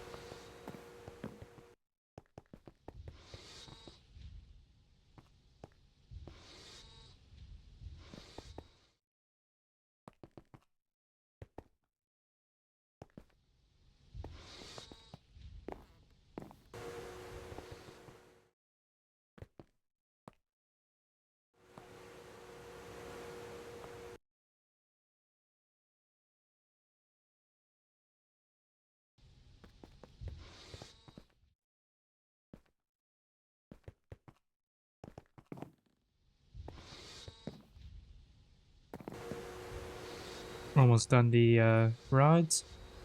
Halfway through this. I think that... I think the... What do you call it? Uh, Talonite? Was it Talonite? Yeah. It's done. Perfect.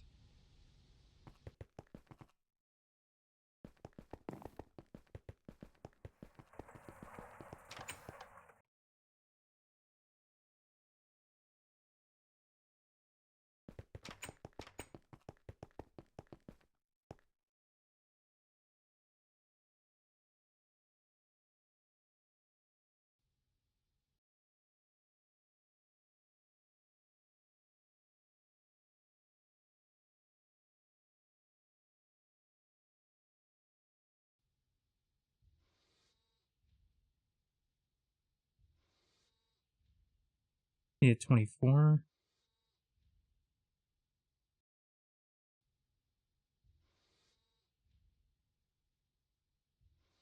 They need to be plates.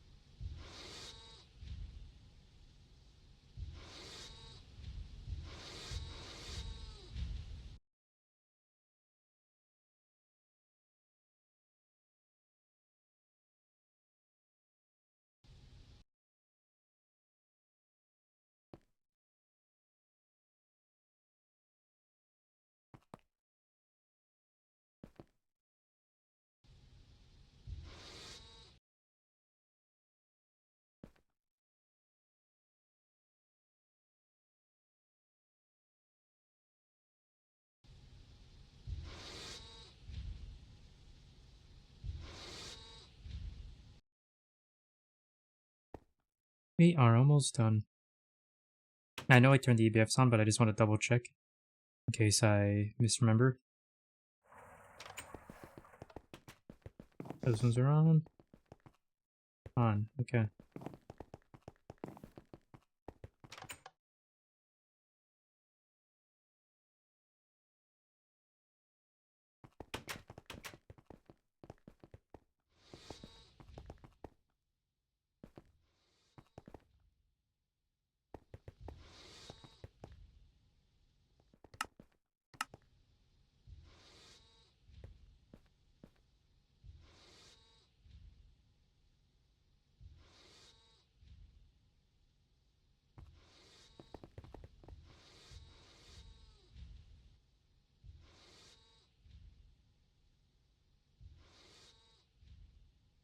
I didn't realize it's been so long since uh,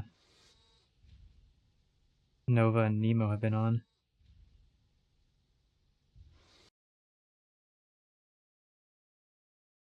This doesn't feel right, because I don't think the ore processing has been up for 2 weeks, has it? Or at least... I'm not sure.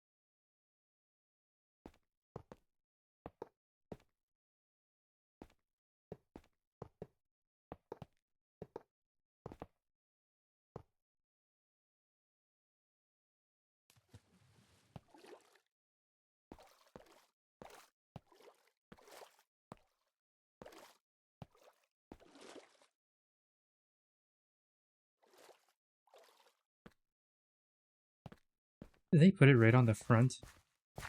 They did, wow.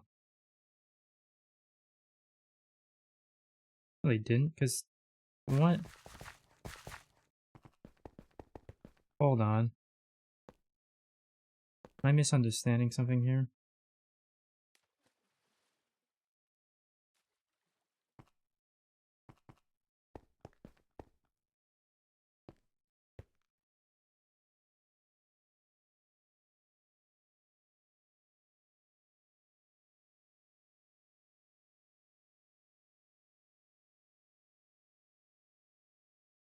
Oh, don't tell me.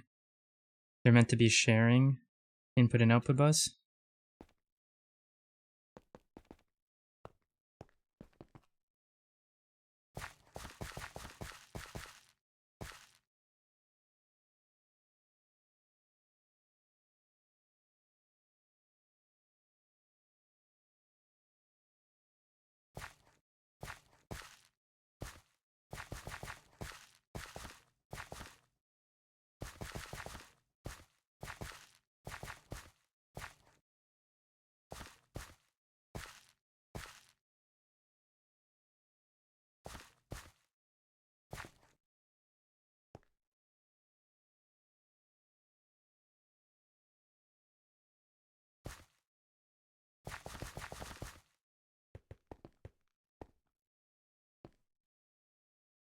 Looks like it, okay.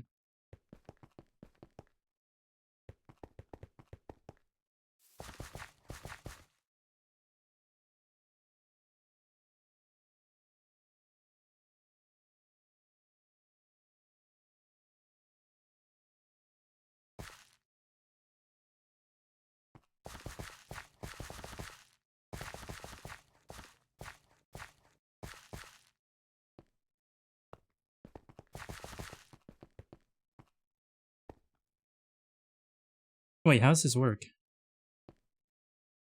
There's no way... There's nothing here that's actually pulling into the interfaces.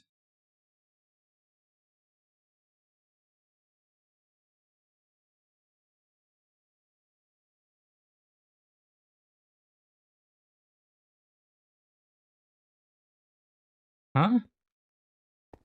Am I fundamentally misunderstanding something about... I have to be missing something about how the buses work then. Because I swear I've tried this interface on a bus, and it doesn't automatically pull when I tried it. I had to put stuff on it to make it push into the interface.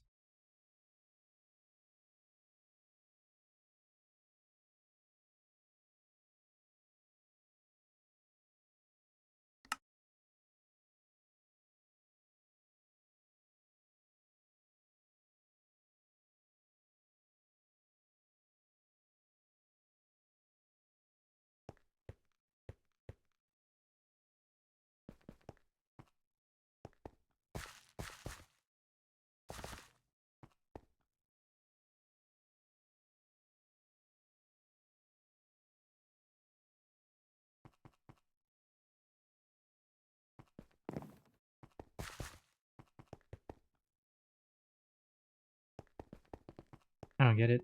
That's weird.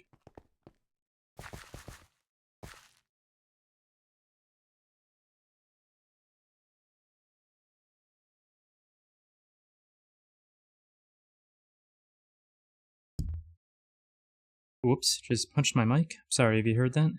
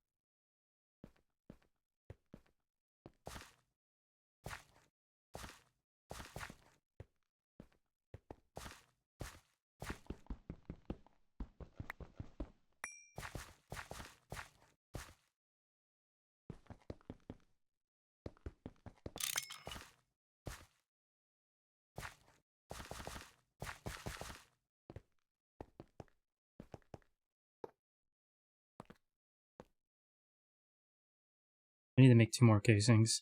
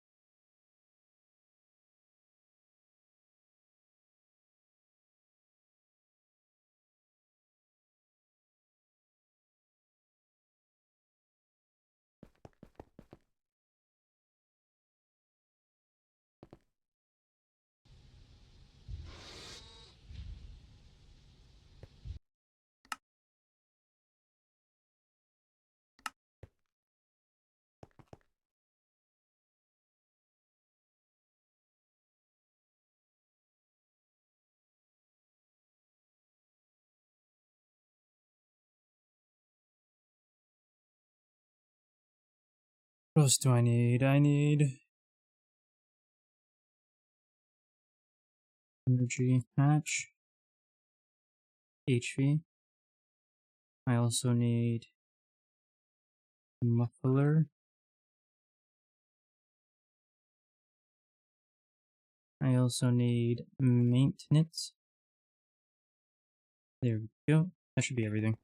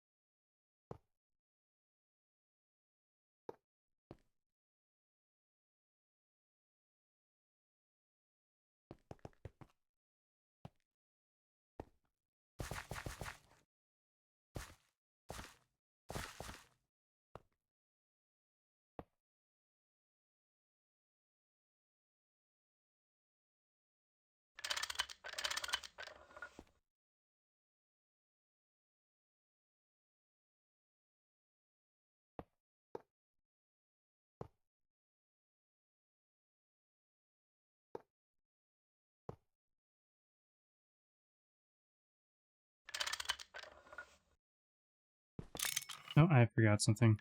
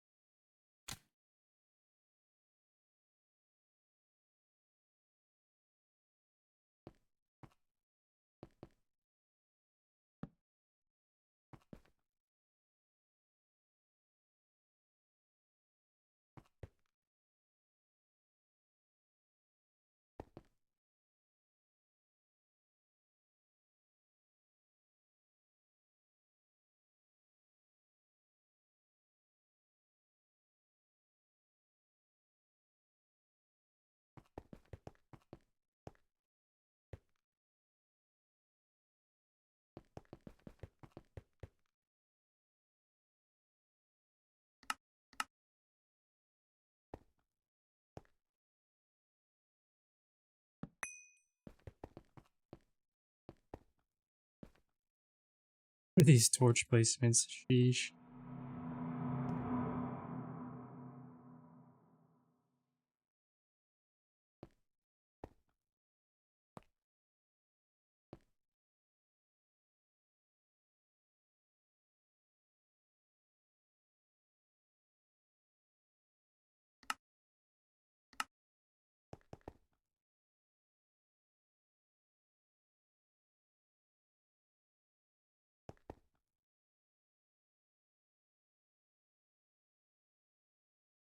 Actually, I just realized this won't actually work.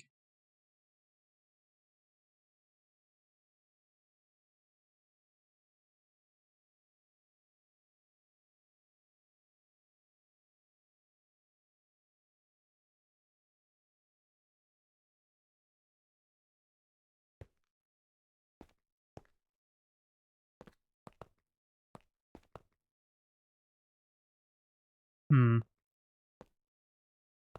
Because this one's being used for washing, and I believe it's manually filled with water for that purpose. I think that's how you get the water in, you just manually fill in with buckets.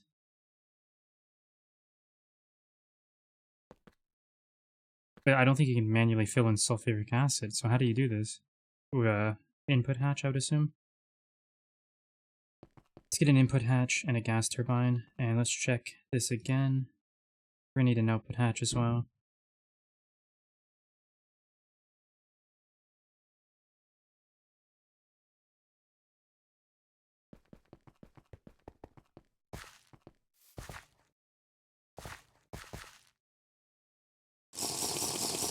Probably a super tank, honestly.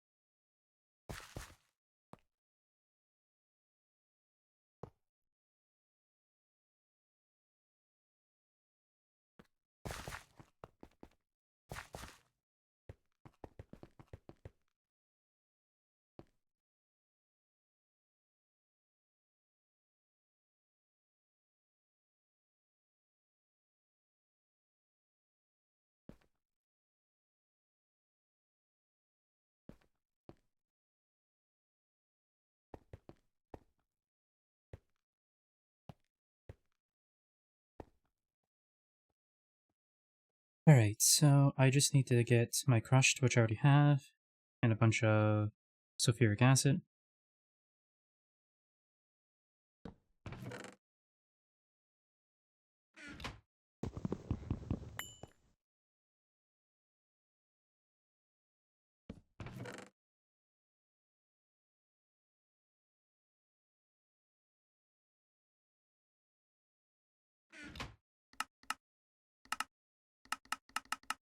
I need 512,000 sulfuric acid. Ooh.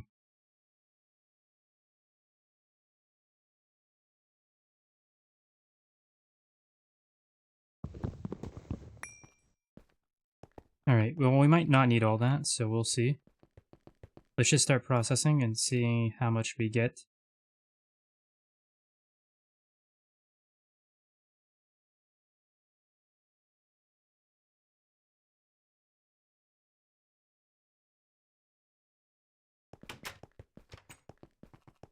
Or even we could just do this.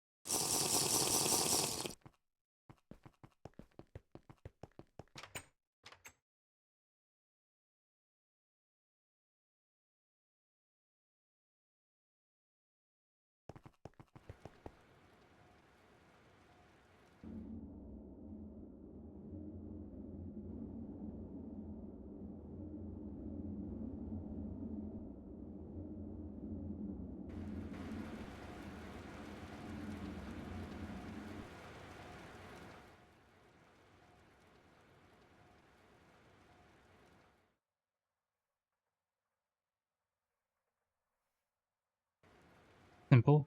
We can do that. Why does it go from 128,000 to 2 million?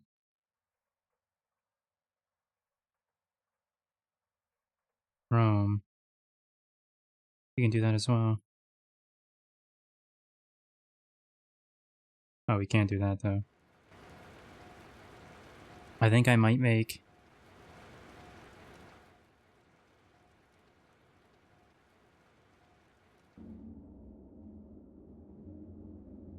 Yeah, I don't want a chrome one though, just because that's a little ridiculous for our purposes at the moment. But I think I will make a like 16, maybe 8, probably 16 titanium ones.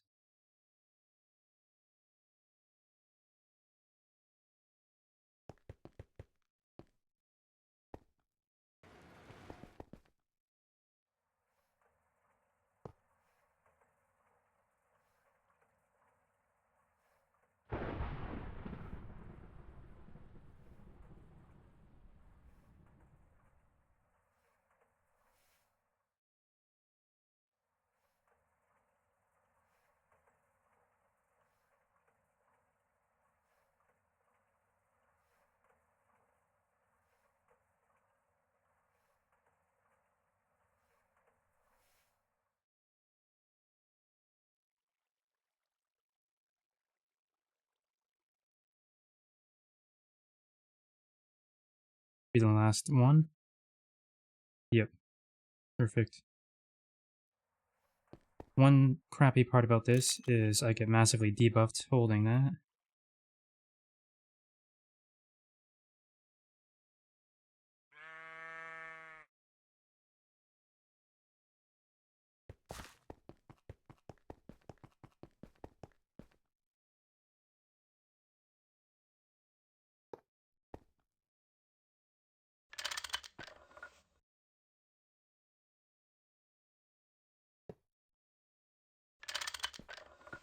Should have got pipes or something, but oh well.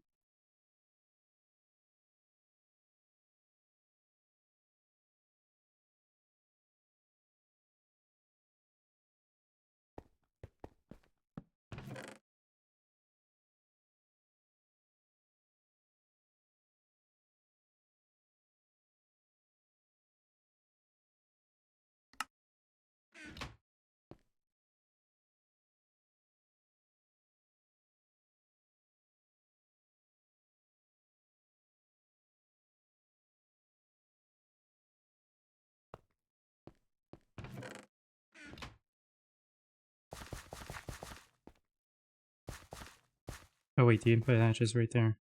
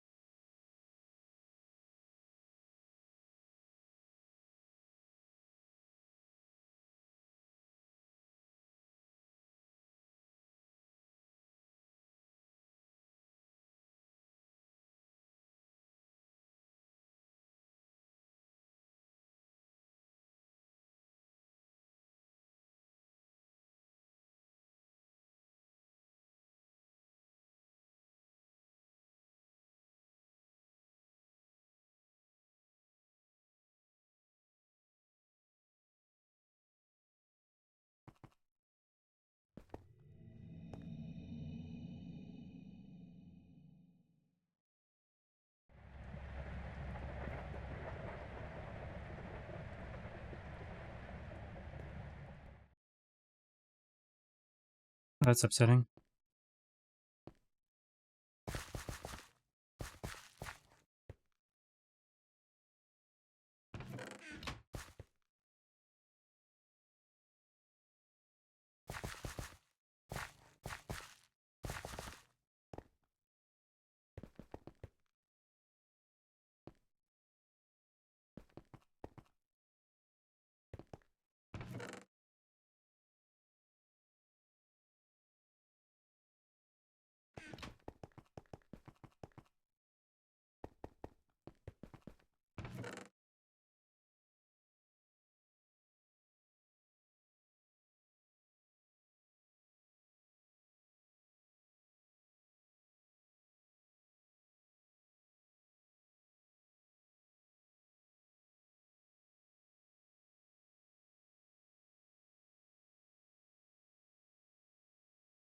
Actually, you know what?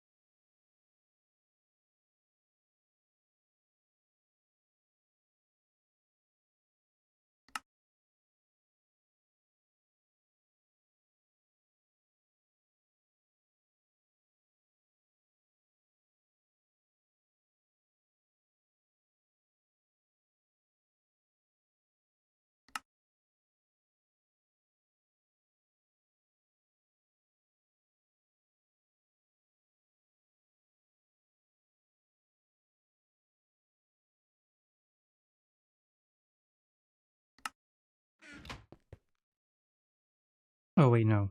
I know. Okay, I'm really confusing myself right now, guys.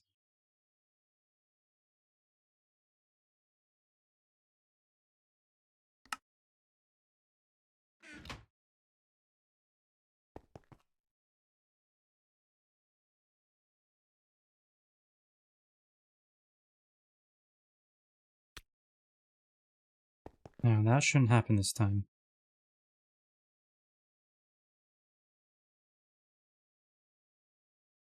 Okay, so I've done something wrong. Oh, hey, Sci-Fighter. Uh, we're doing all right. We got some stuff down. We finished up the second. Oh, maybe it is working.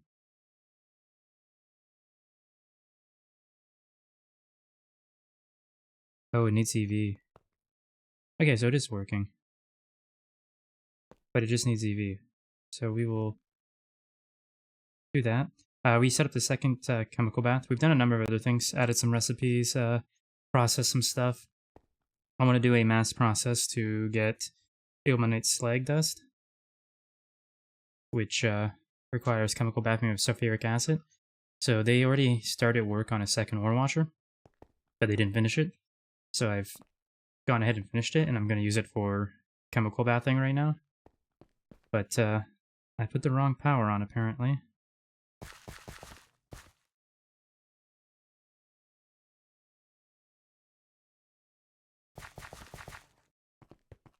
I didn't realize that was EV. Whoops.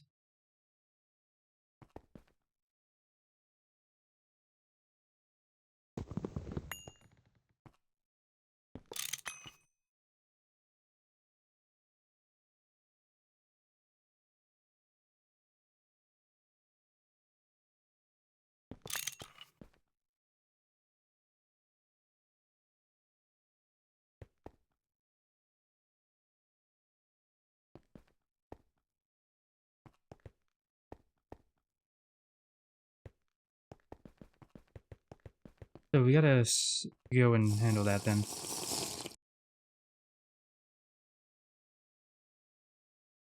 But yeah, that's what we've been up to. How are you doing?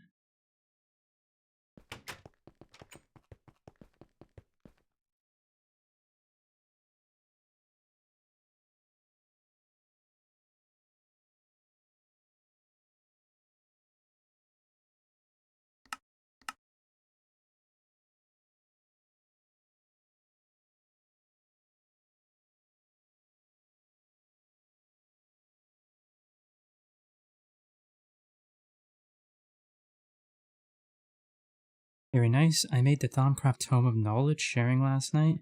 My friend and I learned how the hard way that he inherits the warp.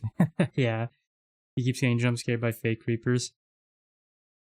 It's the one reason why I don't even want to like share other people's stuff, because I don't want to have to deal with that like at all.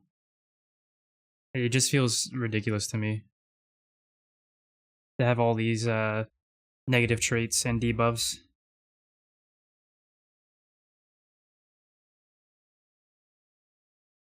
It's very distracting on top of that, in my opinion. At least until the warp can be cleared. Well, I've heard mixed things. I don't even know if warp can be cleared 100%.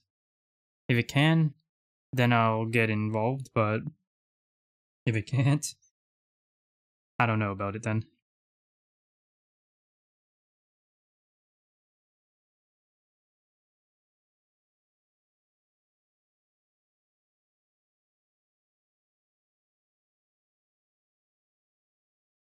I am missing remote a hull and motors. Make a hull. Let's make some motors.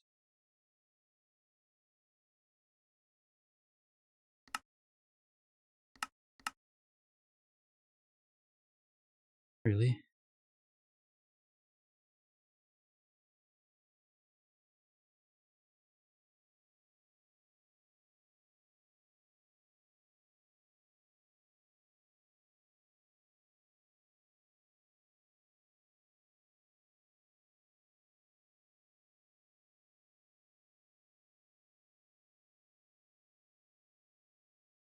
Okay, the dust is at least automated.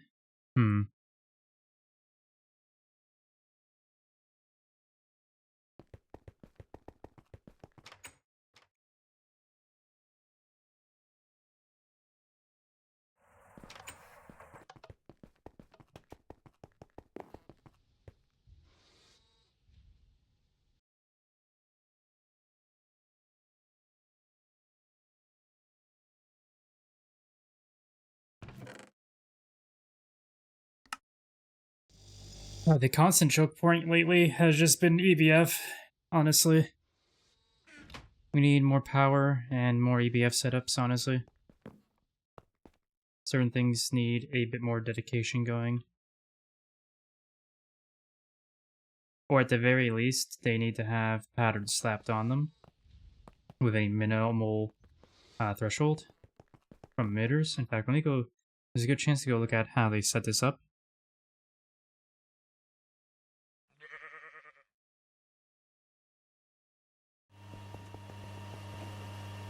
Oh, I don't think these distillation towers were there yesterday, but alright.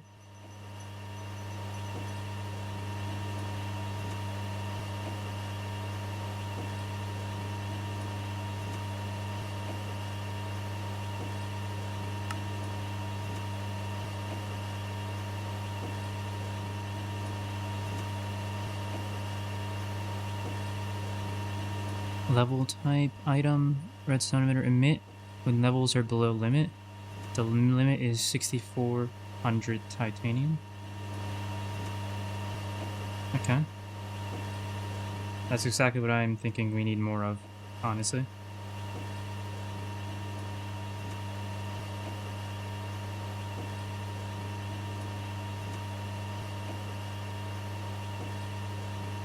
Why does that say craft? This one doesn't. Awkward. Though 64,000 seems like a ridiculous amount. Not for resources that we have lots of, like steel and aluminum and titanium, but neodymium seems a little weird to do that with that.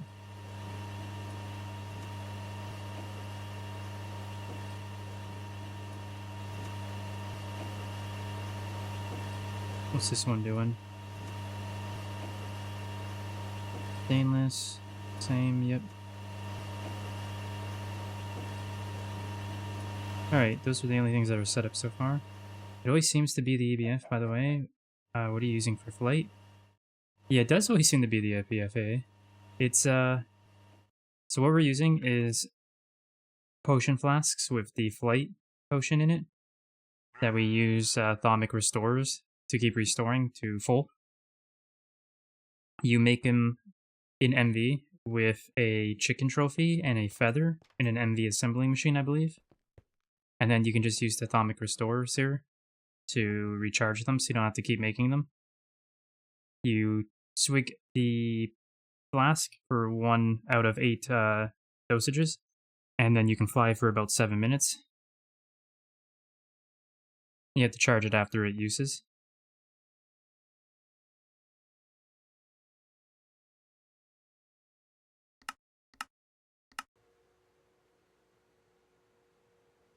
Oh, that's clever. I discovered that potion last night, but I didn't know the restorer could be used on that. Yeah, honestly, if I was still running my solo world right now, and I came across that, I wouldn't have known that either. Because I haven't even touched Thaumcraft in my solo world. So I never would have figured that out. I would have just kept remaking the flight potions and using them sparingly.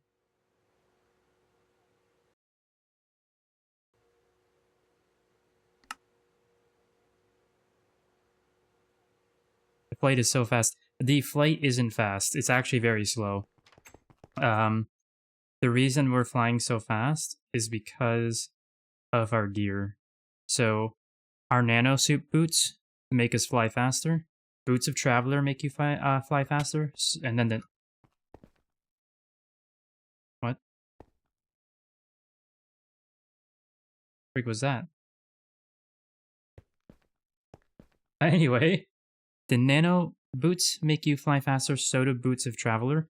Boots of Traveler gives you a 1 set speed, and then the nano suit boots make you even faster. But something that makes you even faster than that is... Where is it? The Mantle of the Raven. This also makes you fly faster. So in conjunction with the boots, you go quite fast. Without the Raven Mantle and the boots, you fly quite slow. Just the Souls of the Damned. Sounds accurate, honestly.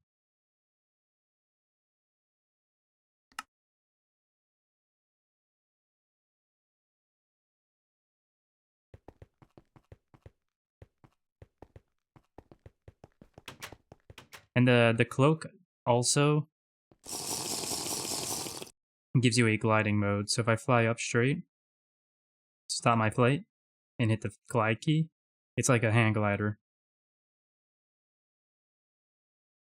But without actually having to use this space for the hang glider. It also stops fall damage entirely. The mantle's the thing that's stopping the fall damage. Might try the thermostatic harness girdle for my flight. I've never even heard of that. That sounds very interesting, though. I just been role-playing a F-35 with my copter pack plus hang glider combo. I never got the copter pack on my solo world. I need to do that when I eventually get back to it.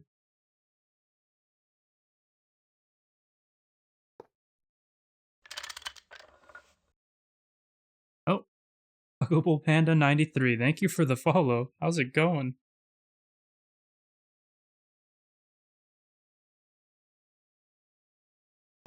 You fly slightly faster with the glider? There we go. Now it's working. But it's interesting that this just looks like water when you're using something that isn't water. I was kind of hoping it would just be whatever liquid you're using. I've done a number of things. I've done some processing, some crafting, and then I did a bunch of patterns for various things as I've been working. And then I decided I needed a chemical bath, and I needed the chemical bath a lot of things to get ilmenite slag. And so I said, all right, we have a second ore washer over here that hasn't been finished. I'll finish it up and temporarily use it as a chemical plant, or I mean a chemical bath. So I'm just hand feeding right here for chemical bath usage at the moment.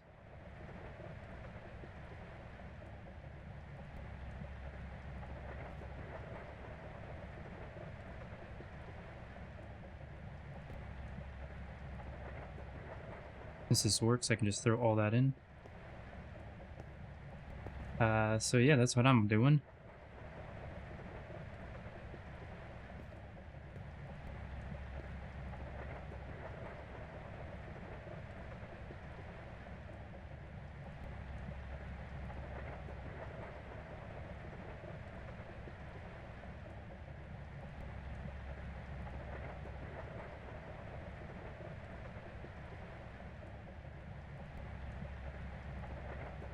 Hold on a second.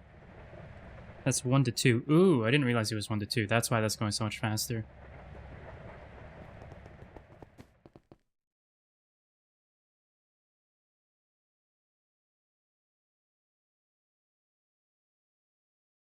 Oh, we are getting it, though. How much did I need, though?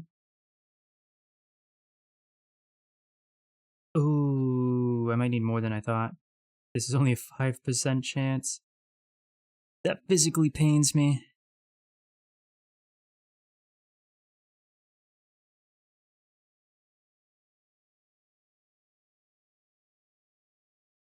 But I only need 75. We'll see if we manage to get that or not.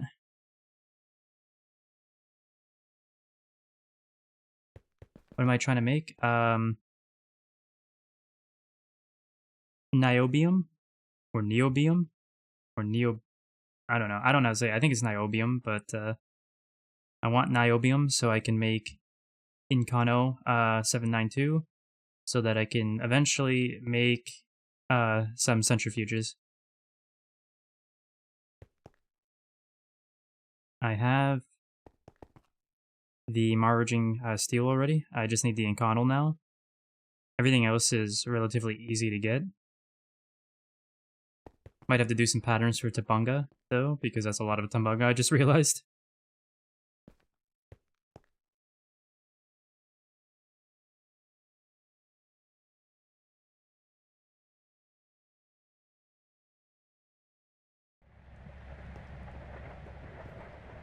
But yeah, I'm just basically trying to make some of the industrial centrifuges.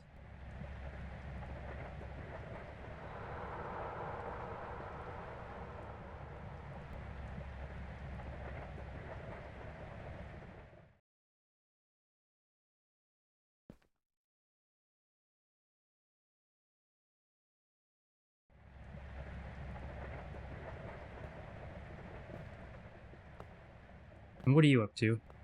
Oh, sorry, I missed that Psi Fighter. I massively stabilized my infusion setup. But I think I'll push even harder into Thom tonight. Good luck. Have fun with that.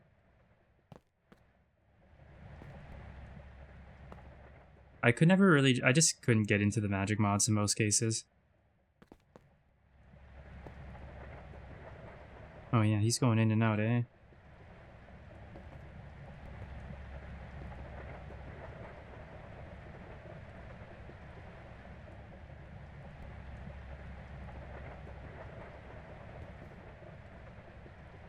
I don't know what I'm gonna do tonight. Ducky's not told me.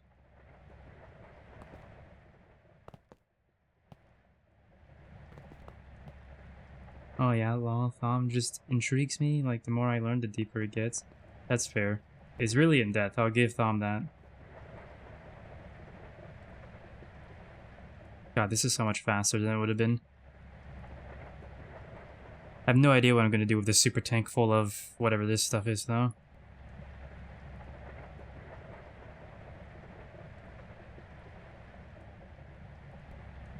Oh, you can get sulfuric acid back from it.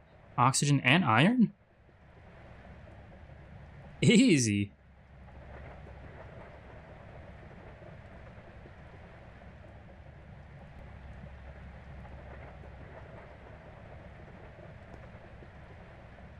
Also, you're into programming? I am, yes. I will admit, though, the last few years I've been off and on it. Especially lately because I've been so deep diving into GTNH. But before I started doing GTNH on the server here, I was playing my own solo world occasionally. But before I joined the server here, I was working on a couple projects, but they've been pushed to the wayside because GTNH takes so much time. It takes so much interest.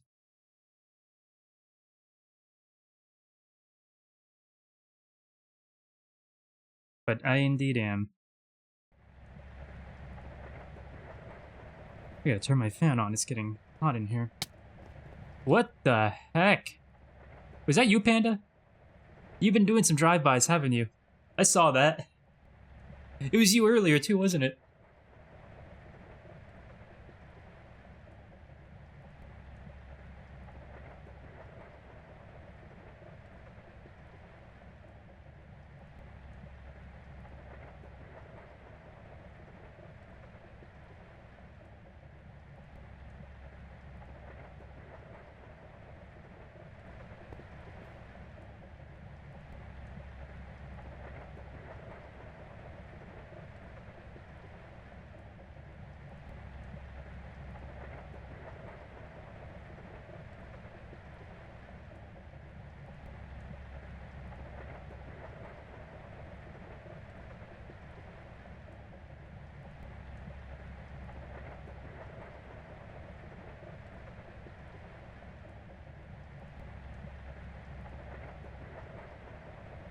Can't remember what Open Computers actually uses. That was Warp. Yeah. That's why you ran out the door and flew really fast. It uses Lua. Okay. I've never actually used Lua.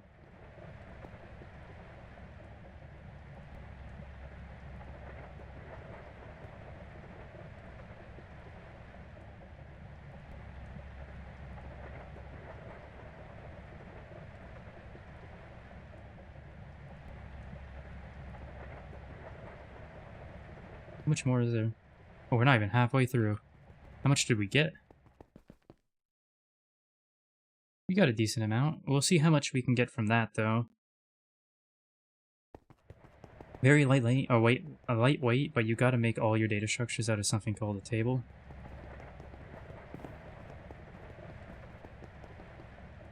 The olden ways.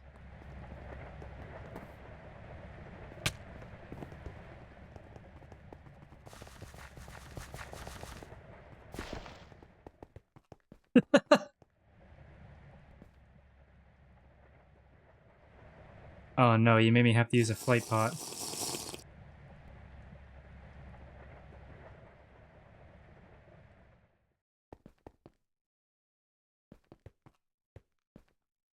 Stop right there. W reference.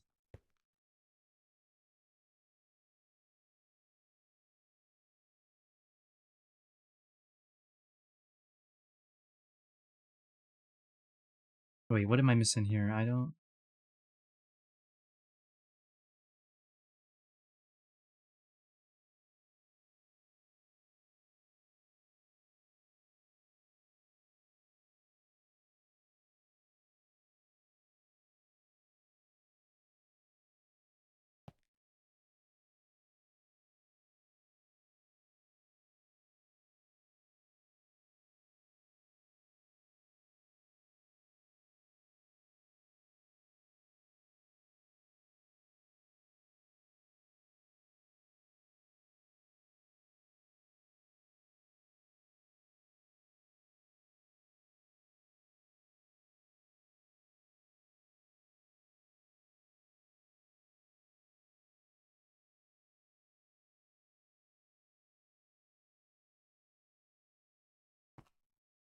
Okay. Got caught up in something there.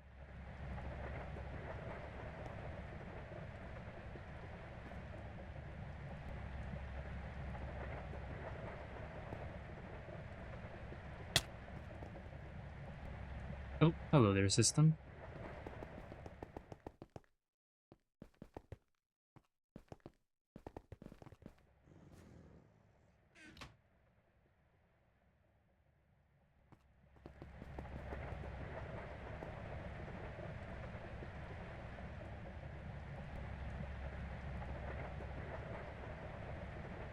So I definitely could have just let this run automated, but, I mean, like, yeah, no, I could have multitasked while this was going for sure, but honestly, I kind of don't mind just sitting here.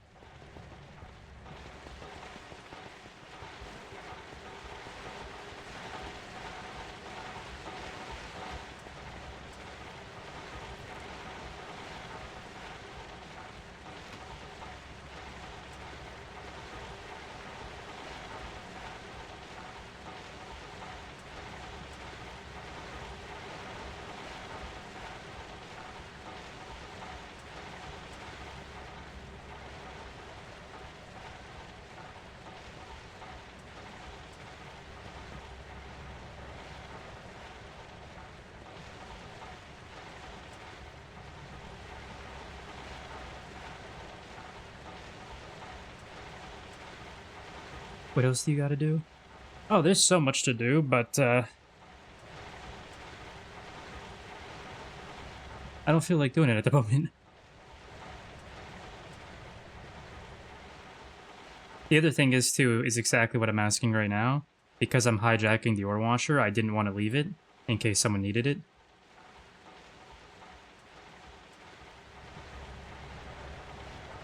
Especially because I don't want them to just turn it on and,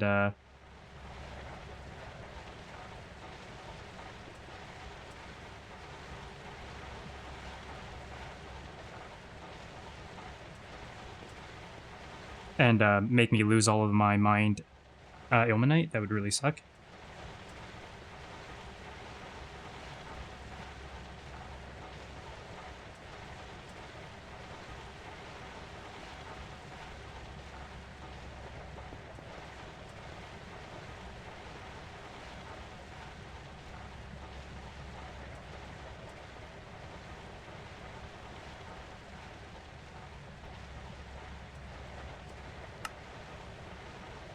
Yeah, it only has an ore washer. It doesn't have a Chem Bath, so that's good. It won't get used accidentally. We're halfway done, though.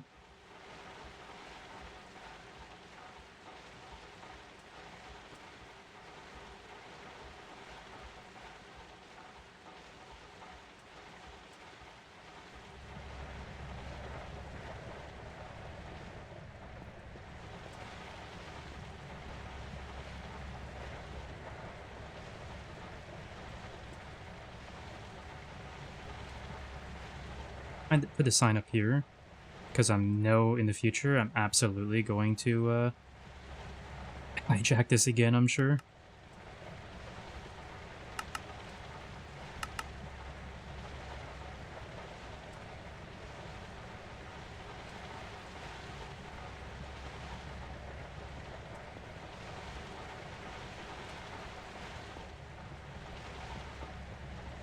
And when I'm done with this, I have to turn it off, so everything goes into here. So I could just... No, I don't need to turn it off. I'll just switch it to ore washer mode and leave it on, and then they'll have... No, but I... Can I do that? Yeah, because the output bus is shared, so I don't need to worry about cabling up outputs. They're just shared.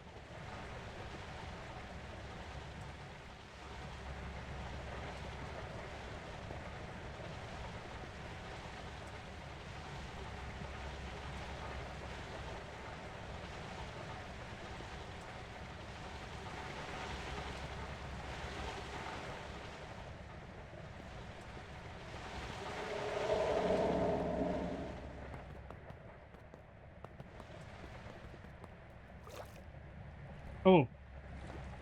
I wasn't dying in there. I got worried for a moment. It's like I had fallen into a vat of sulfuric acid.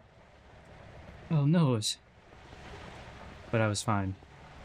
We survived.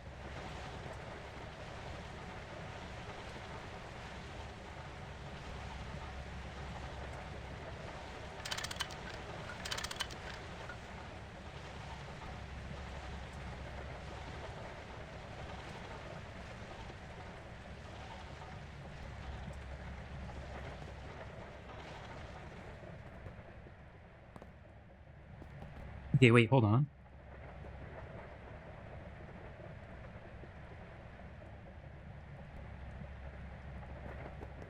Now I'm really confused.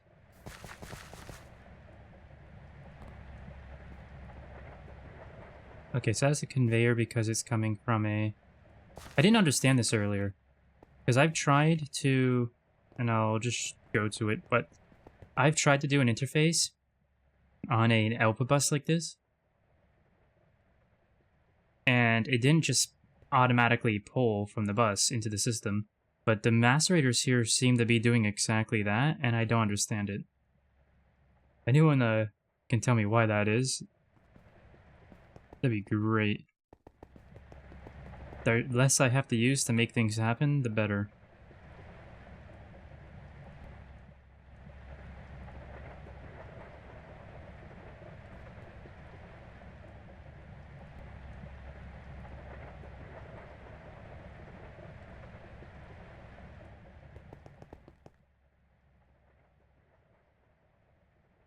Like, I don't see any differences in the modes here, so I don't think that's it.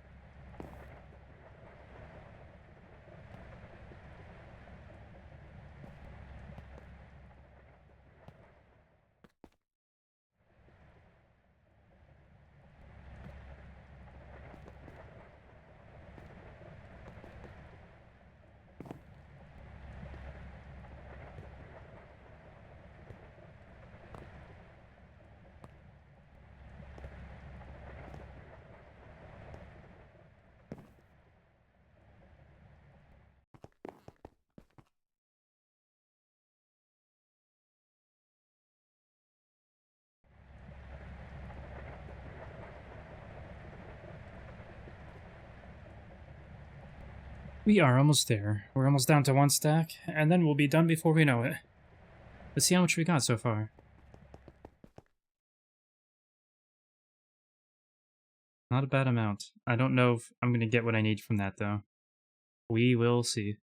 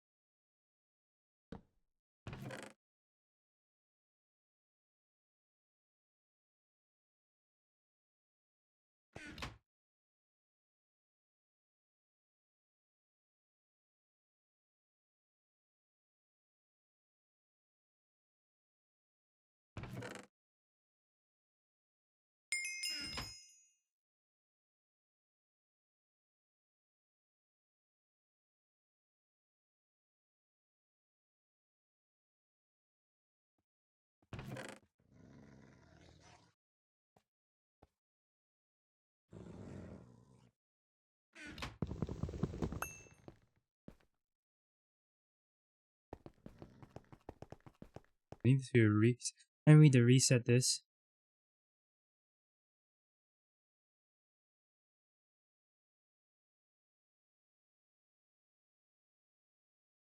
Also gonna need to reset this all. So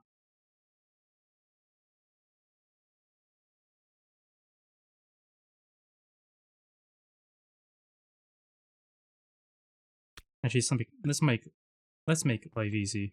Because that's using EV power and I don't wanna switch the power back if I'm being honest. I think I just need to turn this on now. Yeah. Simple.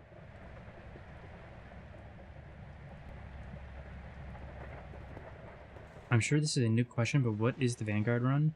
Is it following the specific GTNH rule set, or is it just a name given to a group of people playing on a server? Both. So we are doing a Stargate run. We are following the rule set, so because of the amount of people we are playing with, we are looking to achieve 13 Stargates as our endgame. And it is the name of the server and the people playing on it. So it's just we are using the rule set, and we are also using our own custom rule set on top of that to make things slightly slower and harder for us. But for the most part, it's just the name of the SMP, the name of the server, and all that.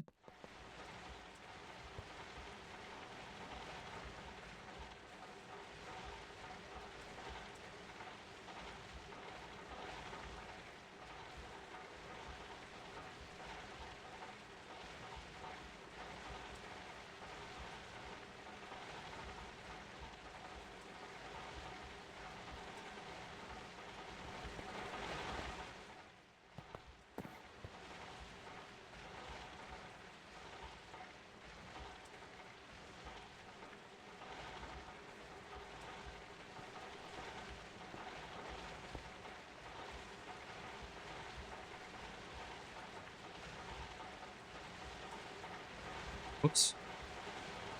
Wrong button. There we go, that's fixed.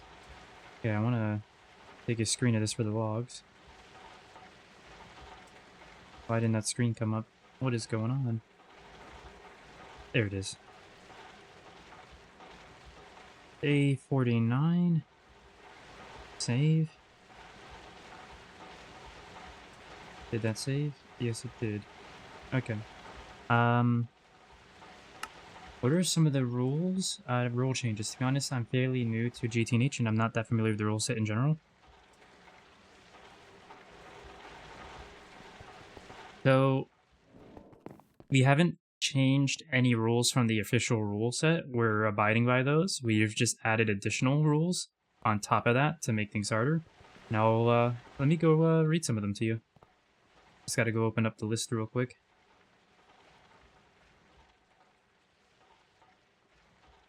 So full multi-block ore processing setups per tier when they become available, basically meaning if we have a ore processing setup we can do with a multi-block within the tier we're in, we have to do that processing line before we can progress to the next tier. Platinum metal groups, Naquata metal groups, various other processing stuff lines have to be fully set up before we can make use of those particular materials. So for example, we weren't allowed to use platinum even though we had like 10,000 platinum combs until we had baby Platline set up. That's one example. 100% tier completion before the next tier. So we have to complete all the quests that we are able to do within a tier before we can move on to the next quest or next tier. So there are some quests that sometimes you can't do until you're in a later tier. So we are allowed to skip those particular ones until we can. But for the most part, we have to 100% a tier before the next one. We're playing on hard difficulty is another one. Only use lossless cables when they become available, since some aren't available right away. So we have to use lossless cables whenever we're feasibly able to have the resources and machines to do so. So that means the lossless insulated cables and any superconductors we get access to and so on. No home, no travel anchors or staffs, no elevators until mid-IV. So we're not allowed to do slash home or anything that revolves travel anchors or staffs, no elevators. Basic, a lot of the basic teleportation basically is cut off until mid-IV, specifically for things that let you travel a decent distance. There is some things we allow for like teleporting through walls and stuff like that, but if it lets you teleport relatively far, like even just a few chunks, then that's not allowed until mid-IV. That was, for example, we put that in again to slow us down and make us use things we normally wouldn't. For example, early on, we had some people running around with horses, which I don't think I've seen in GTNH, honestly. All dungeons we come across must be rated. We had to get 30 bonus hearts before we could move on to HV. That took some time because some people... we had to wait on some people for that one. It was a bit of a slog to get into HV. We must enchant all loot bags. We're not allowed to open non-enchanted loot bags. And our goal is 13 Stargates. So that's all the rules. Where's Obs? There it is. Dang, no levers. Yep. Yep. It feels amazing. Like, for real. I want elevators so bad. Especially because I'm building in a mountain right now, and the only entrance is on the peak of the mountain, and that's kind of how I want it. And kind of, well, if you notice, I can fly forward really fast. But if you notice, you can't go up and down fast at all with flight. It's very unfortunate when I'm trying to get up the mountain. Oh, I remember the bonus heart drama. Yep. It was great. I learned that dark steel ladders are very fast.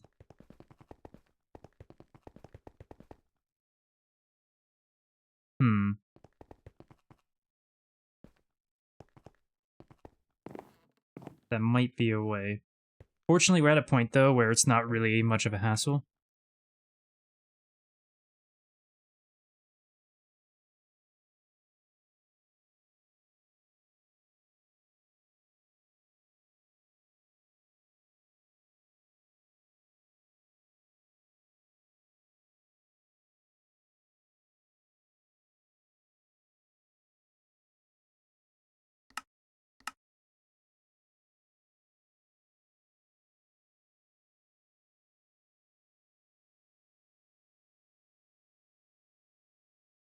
I really want to get the Everburn urns, because you can use lava to get free Tantalite.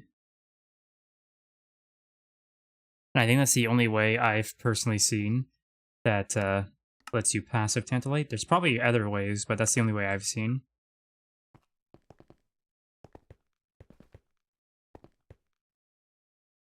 Why do that? Can't you guys pump the lava from the nether?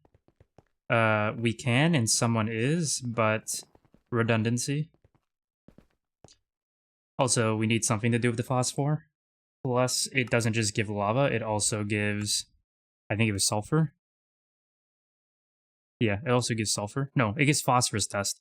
In fact, that's probably what they're doing it for. They're probably doing it for the phosphorus dust. I would do it just for passive lava, personally. But, we're gonna, as I said, have Everburn urns soon. So, that would be a better way for lava. But this would be more for the phosphorus, I'm sure.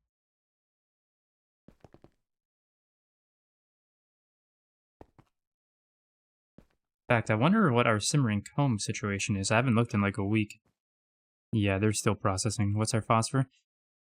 It's hard to say because they definitely took at least quite a bit. It was 3,000 before, so someone's been processing it.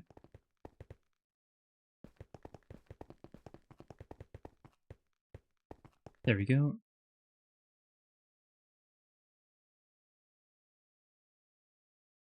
I just want to drop this off in here because this was a mistake.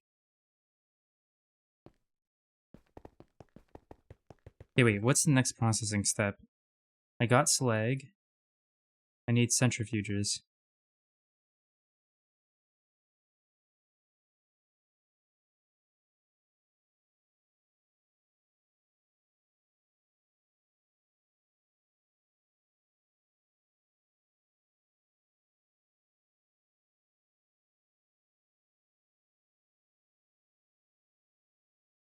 How do you distribute work based on quests or something? We don't really distribute work. Um, People just honestly volunteer to do that or this, and oftentimes people are working on what they want to work on. There is a to-do list, so people are able to pick up whatever they want off that to-do list as well. But from what I've witnessed, most people are just doing what they think what they think is needed and what they want to do. Few people like Panda here take direct direction.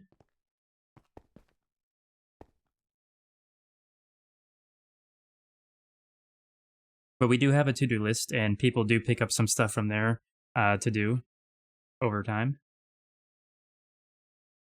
And if something is critical, like it needs to get done because something is failing without it, then usually whoever's online will fly on over there and work together with other people to figure it out.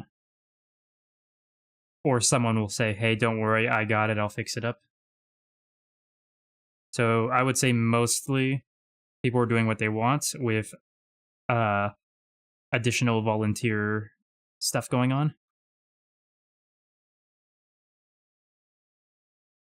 Let's see, what was I looking for? Okay, so that's 98. I'm going to take all of that out. That way I can see how much I make myself.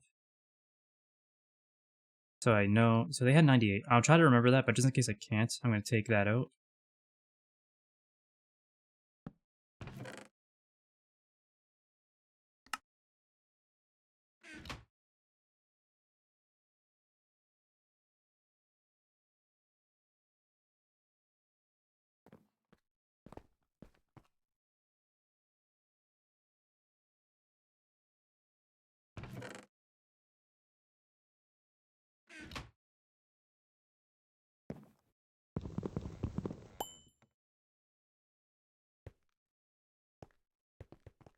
Got a little distracted there. What was I doing? I don't need a circuit. I could just load this in then.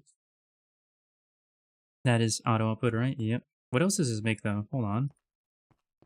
Iron, niobium, tantalum. Nice. So I only really care about the niobium though. How can you have 49k Enderman skulls? Did we? I didn't even see that. Let me look. Oh yeah. That would most likely be, yeah, see, you notice it's going up? We're getting more and more. That would be because we have an Enderman farm somewhere, I'm sure. Actually, isn't this it? Yeah, we have an Enderman farm. That's why. It's got a looting 4 sword on it that I assume most likely has a really good chance at getting the heads. Because as you see, it doesn't always get heads, but it often does. Yep, there's a head. It's also giving liquid XP. That's why we have the liquid XP super tank. I was wondering why someone did that. I was like, do we need that XP? I mean, I'm sure we'll make use of it. It just felt like it was weird, like it came out of nowhere. That's crazy. How to do looting 4? That I do not know. I believe there is something to do. I want to say it was Thaumcraft. There's one of the magic mods lets you over enchant things. I can't remember which one, nor do I know how it works. But I do know they have it automated. They have enchantment stuff going like automated. I do not understand it. I won't even lie. I don't even really touch enchanting in vanilla Minecraft. Something about it always rubbed me the wrong way. And as I said earlier, I don't really like magic mods either, so I wouldn't know a whole lot about which mod is letting over-enchanting happen. Doesn't mob spawners need to spend XP more than they bruise it?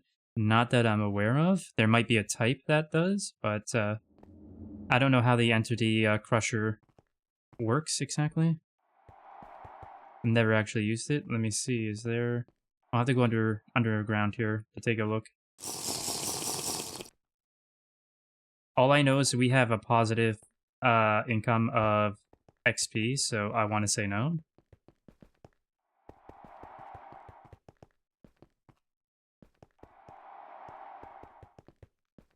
Gotta be... here.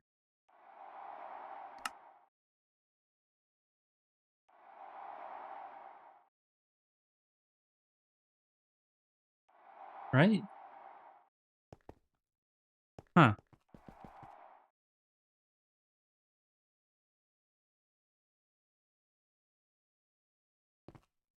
Okay, well, it's an extreme entity crusher. So that's how you can get information on it if you want to find out more, but where is it? I think it's just powering, that's it. There's no inputs of any kind, so I don't think that's something you need to worry about. Because it looks like there's just only power going in and that's it. Powered spawner, Enderman. So you give it a powered spawner with whatever mob you're trying to spawn, plus the sword to kill it.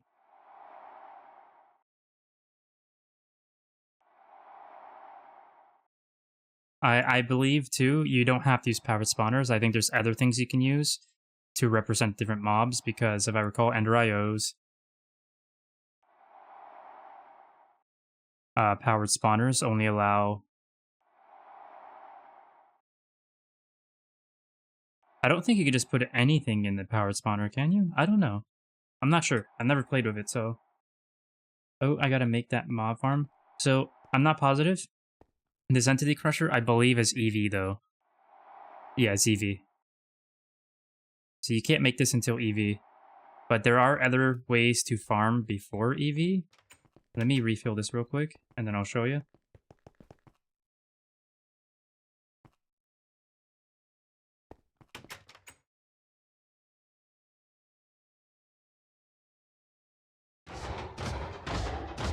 So you can just do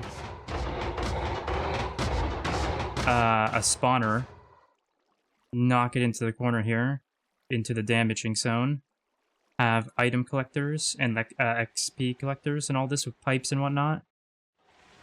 Collect all your resources down here, do what you want to do. So this is how you would farm mobs before EV. But this can also get expensive, and it can get a bit laggy, so keep that in mind. The Extreme Entity Crusher is very, very good on lag. I see GTNH's molecular machines are so good. We're in EV in my server. Nice. So you can definitely make that then. Alright, let's go see how much I got. We got 11! That's so troll! All that time, all those resources, we got 11.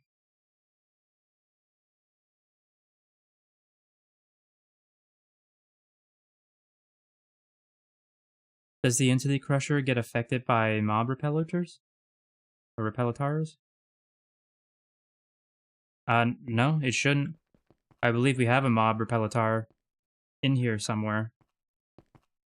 Because technically speaking, the reason this is good on lag is because it doesn't actually count as an entity.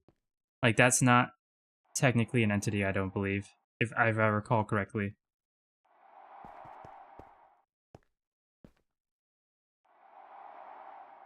Like, you could basically say it's simulating an entity being there and dying, but it's not actually happening, if I recall correctly.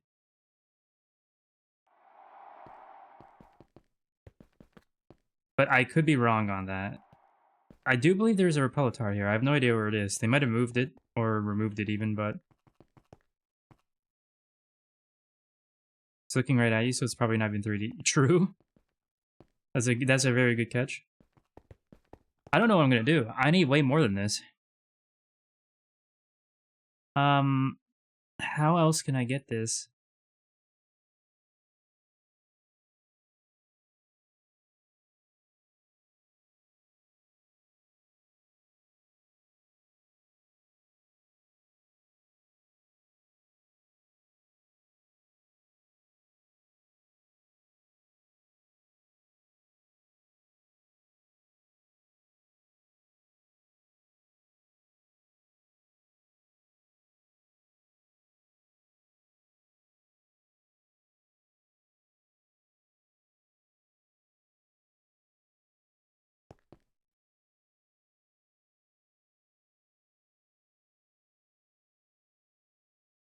Okay.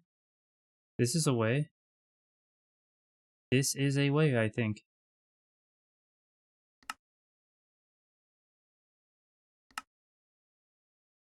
$11 to 2. Is there another way, though? I just want to look.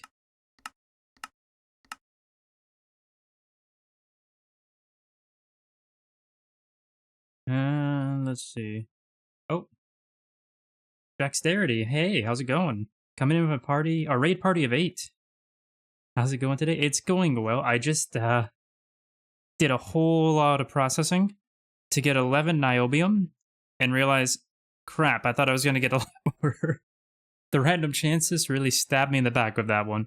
But I got a lot of stuff done while doing that, so that's fine. I'll just have to find another way to get more of the resource I need. But yeah, it's going good. How about you? How's it going? How'd your stream go? And of course, thank you for the raid as well.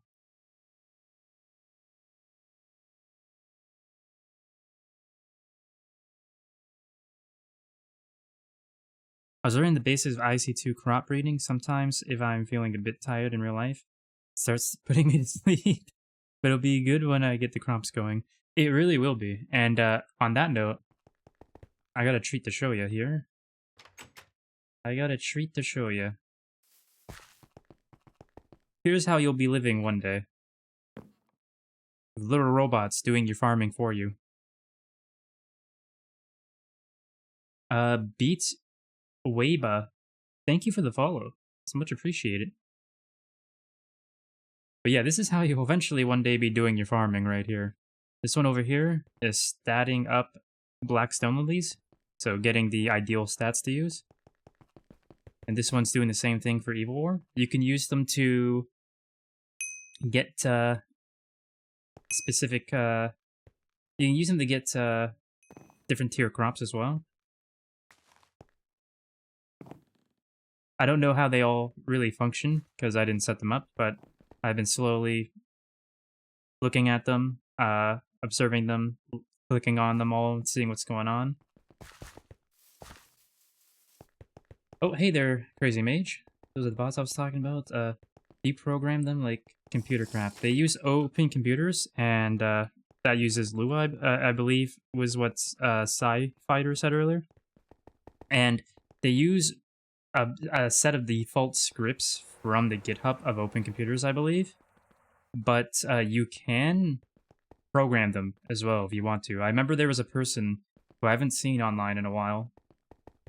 That just might be because of differing times, though. But I did see someone who was using the bots to try to automate GTNH from, like, they were doing a challenge, basically, that there was very little things they couldn't do themselves if they could get the bot to do it.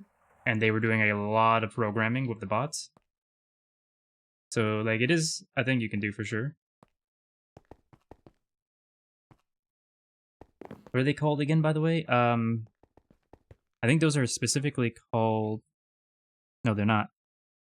They are from open computers. Let me go see what they're called real quick. I'm very new to IC2 crop breeding. Have fun with it. That's all I can say. Open computers...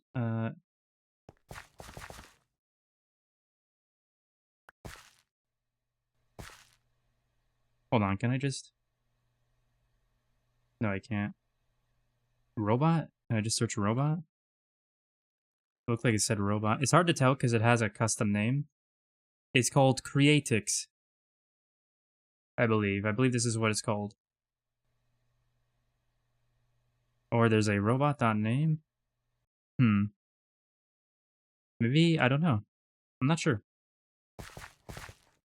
It's the robot from Open Computers. They're like turtles from Computercraft. Yeah, it's a script called Freak's Bot. There's a B bot as well. Looking forward to it. You built it with a machine. Okay, that explains it. I know you have to get all the components together for it. I guess you build it with a machine and then stack it with the components it needs.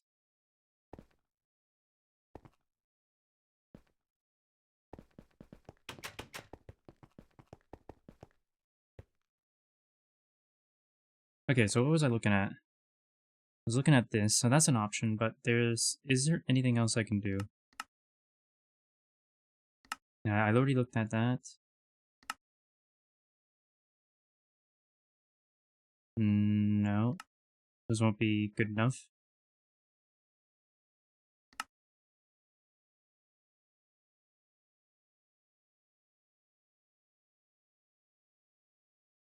What about this?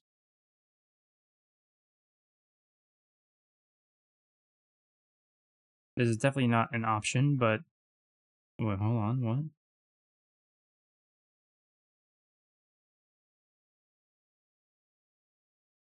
Okay, yeah, I'm not even going to try to waste time looking at that. On the GTNH wiki, yeah, there's a really good informative page all about the bots and open computers on the wiki. It is definitely helpful. I do have a page that has all the open, all the stuff you need for it. Yeah, you need electronics assembler, charger, computer case tier 2, memory tier 2, accelerated processing unit. These are just all the things you actually need to get the bots up and going. It's quite the process.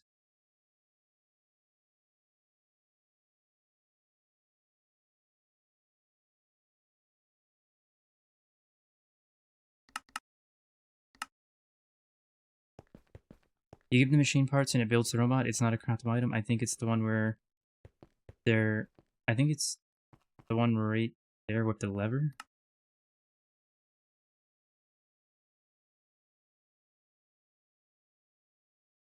The electronics assembler. That's what builds the bot. Okay. Allows the construction of robots and other devices from a number of different computer parts. Yeah, okay, that's definitely it. You're right. You're right, Mage. But yeah, there is a lot of parts that goes into actually building the robot and operating the robot.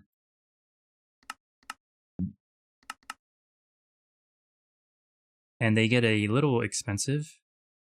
Not terribly so, but you're gonna need to have a lot of stuff ready to go for it before you get there. Otherwise, you're gonna have a nightmare of a time trying to do it by scratch.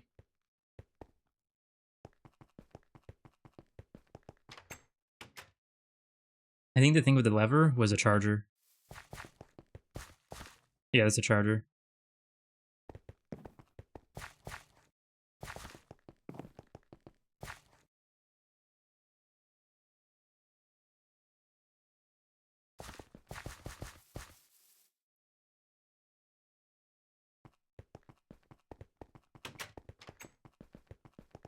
Okay, so I guess this is the option here. We process this in an electrolyzer.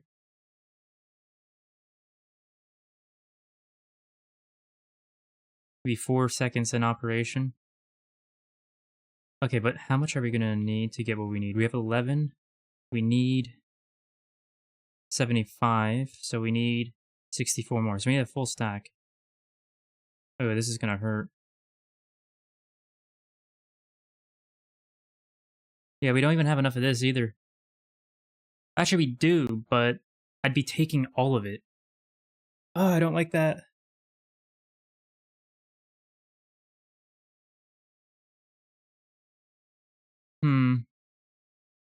What is this stuff even used for?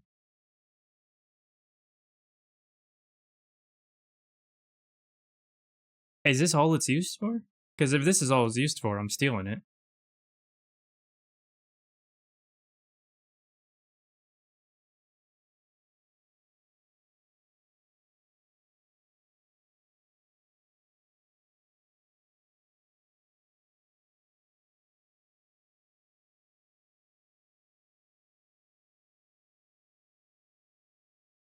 But yeah, that's how you make the bot. Then you program it to do what you want, like move 4 blocks forward, move 3 right, plant, move right, or move 1 plant, etc.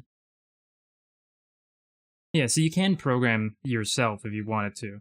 I wasn't sure if those were the bots that could do that, but I do know there is a way to just access the default scripts on a GitHub page somewhere, which I'm sure is a lot easier for most people.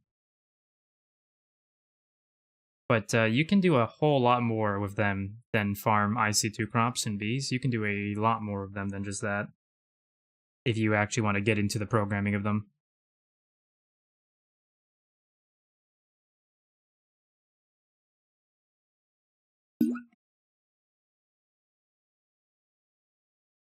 Yeah, I'm not sure if this is used for anything else. I really don't want to just use all this and find out it's used for something important. But it seems like this is it. But sometimes NEI is a big old liar. It doesn't give you all the information you need.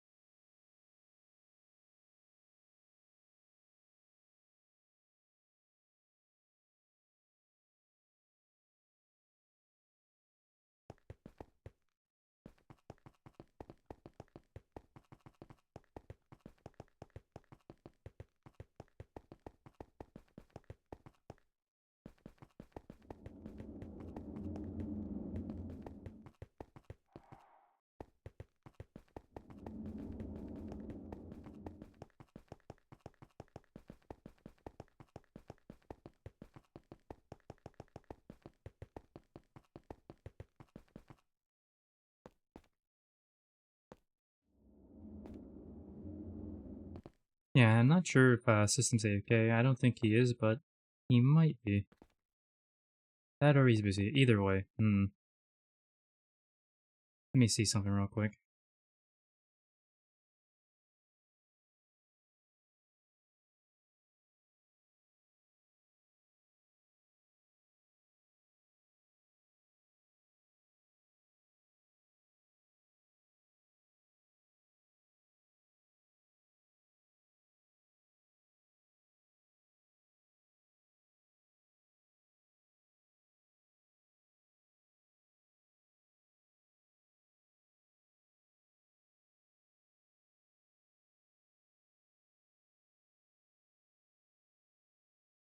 No, It's never that easy, but I always have to try.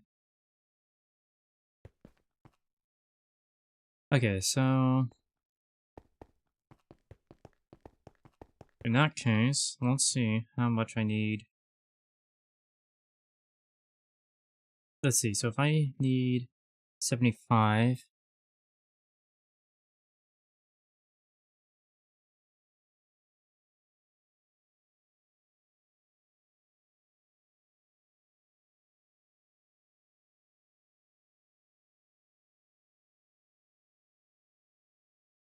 I think I need 74 if I have it, so let's...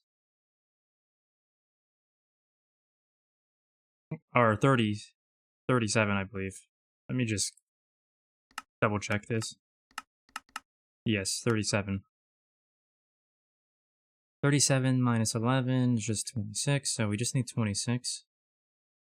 We'll just do what we need right now, rather than building in bulk like I was planning. And we'll take some of the pyrocore. And if it was critical to anyone, my apologies. That's the best I can offer, unfortunately.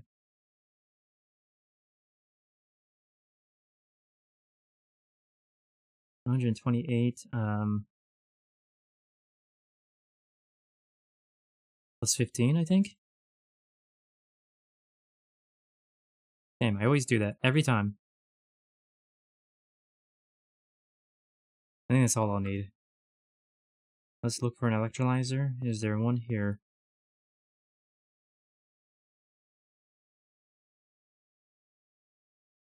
We don't have an electrolyzer? There's no way. Wow, it's true. We don't have an electrolyzer.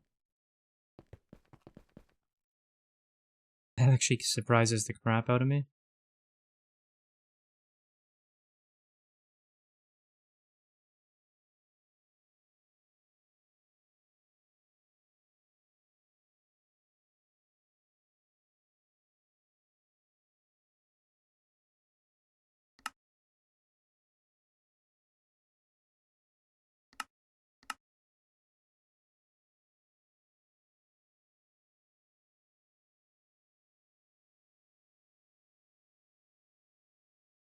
What is the multi-electrolyzer? There is one, I believe. I don't think I'm wrong about that. I'm pretty sure there is one.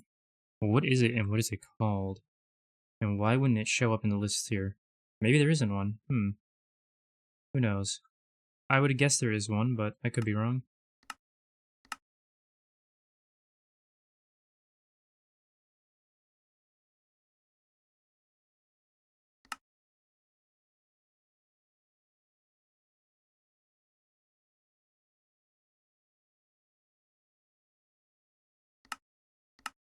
For the joys of logistics nightmares, working on setting up advanced coke ovens, but they need charcoal as fuel, or for fuel as well. But they make one charcoal per second instead of one every 9 seconds, or 90 seconds.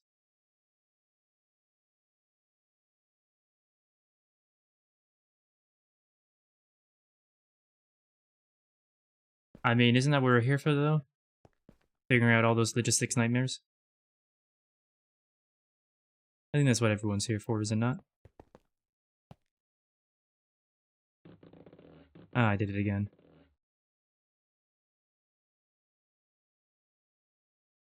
Okay, I need the count, though. Hold up. 2, 6, 7, 8, 9, 10, 11, 12, 16, 20. That's still fine.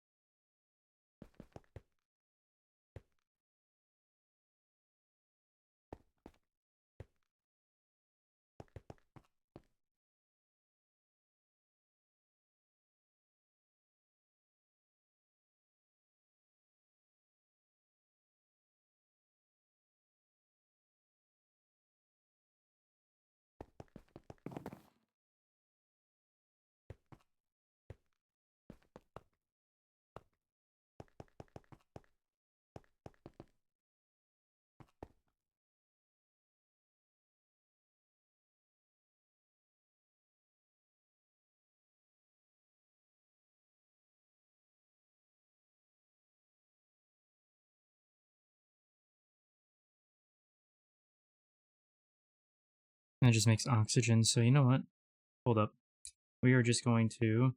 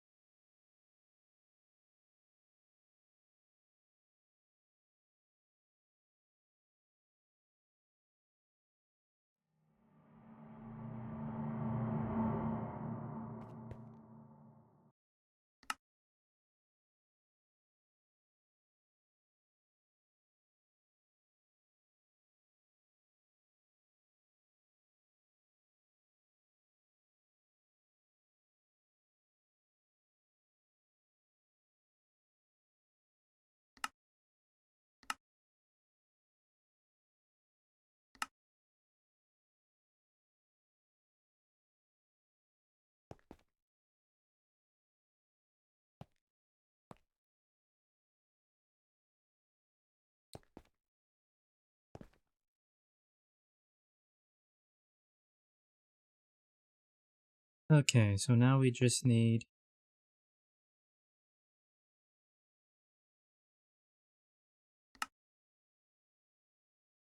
Yeah, the only thing we're missing here is niobium. Simple. How much do I need though?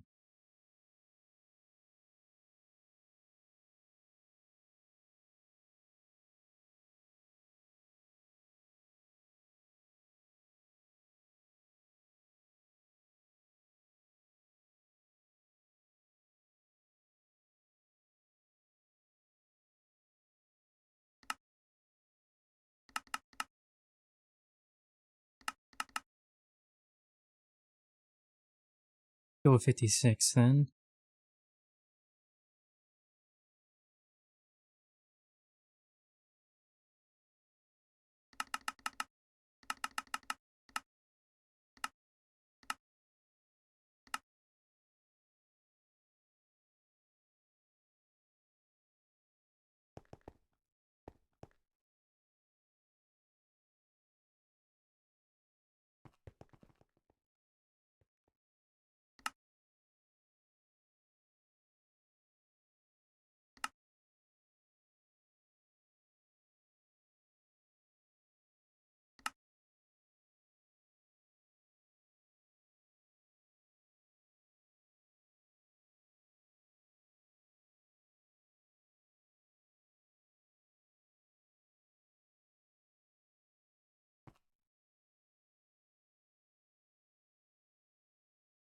What the heck?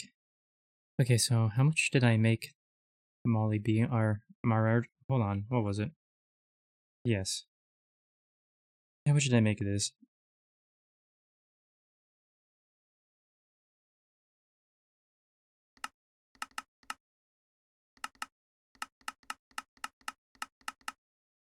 $216.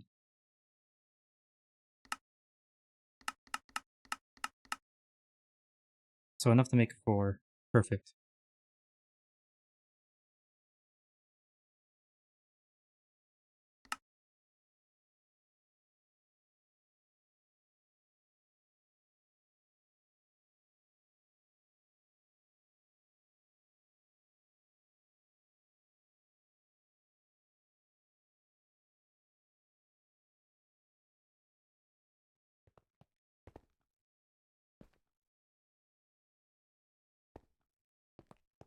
I just need to get him going in the EBF.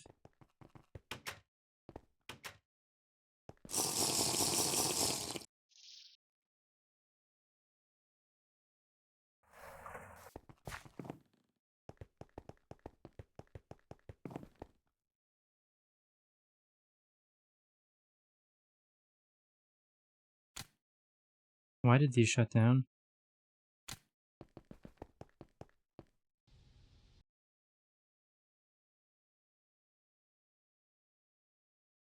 Okay, well either way, I want to shut these down anyway.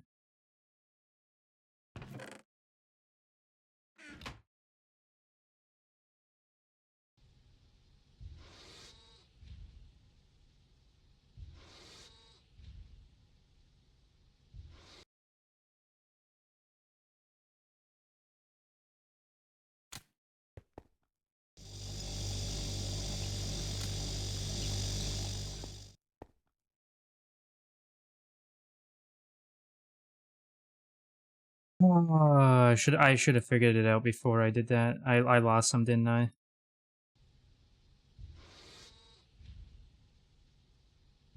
Yeah, I lost 4. Oh boy, this game is so freaking troll.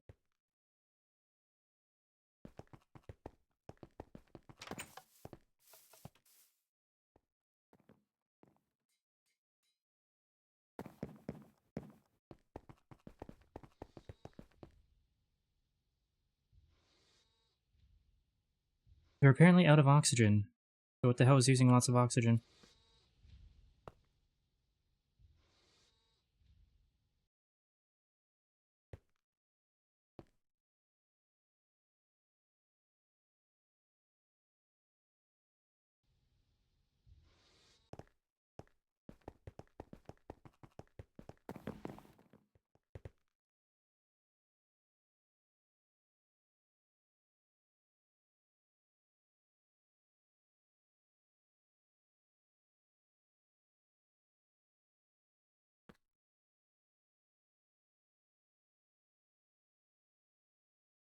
Once again, I went to the wrong building.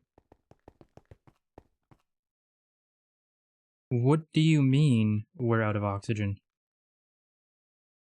We are very clearly not out of oxygen.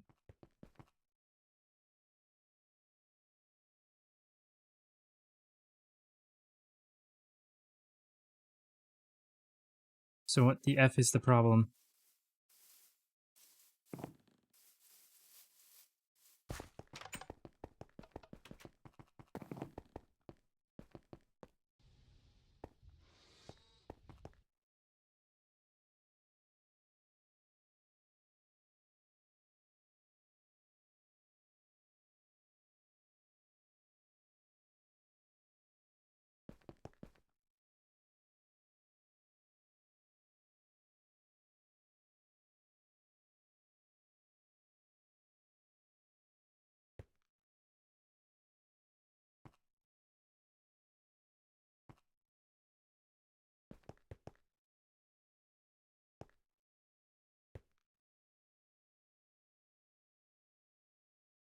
What I really don't get is this has power too. Not a lot, but still. Oh! Wait a minute. No, no, that's not. That's generating steam, never mind. Hmm.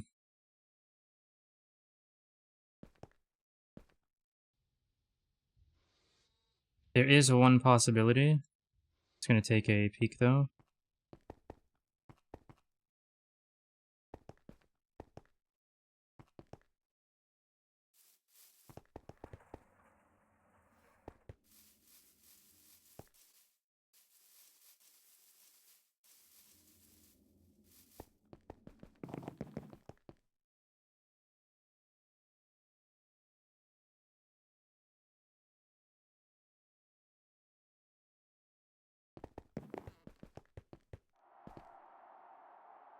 Well, it wasn't that, so I have no idea then. What is happening? And why did it have to cost me what I've been working for like the last 6 hours?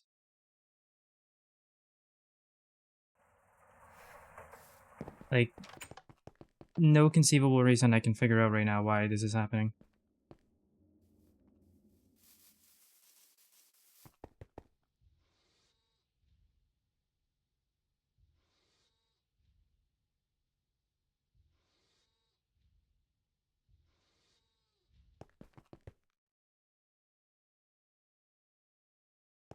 Also, why is that not painted?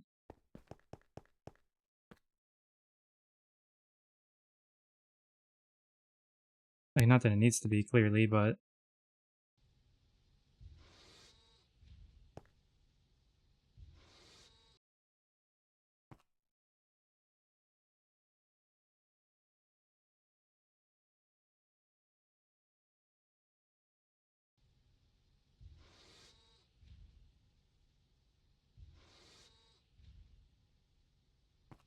I'm gonna try something that by no rights should work. But, if it does work, amazing. If not, oh well. Ah! Just hit my head into the mic. Of course I did. Also, I need to... I might as well do this.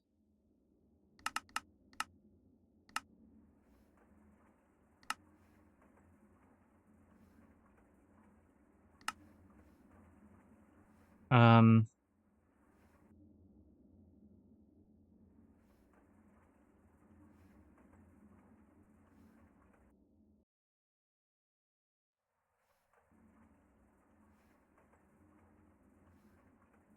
And this is supposed to come from the headphones, not the mic. Oh boy.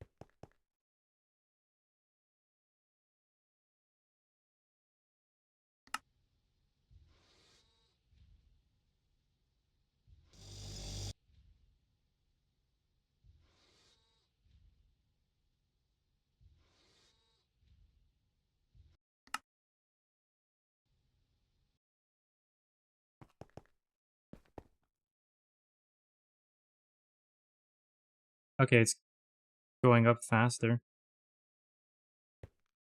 Hmm.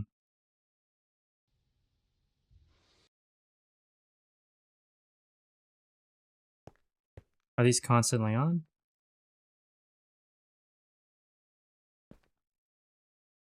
No, in fact, they're not even running.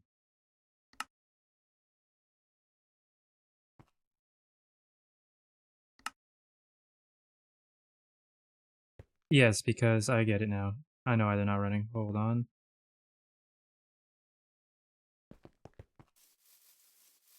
Actually, wait.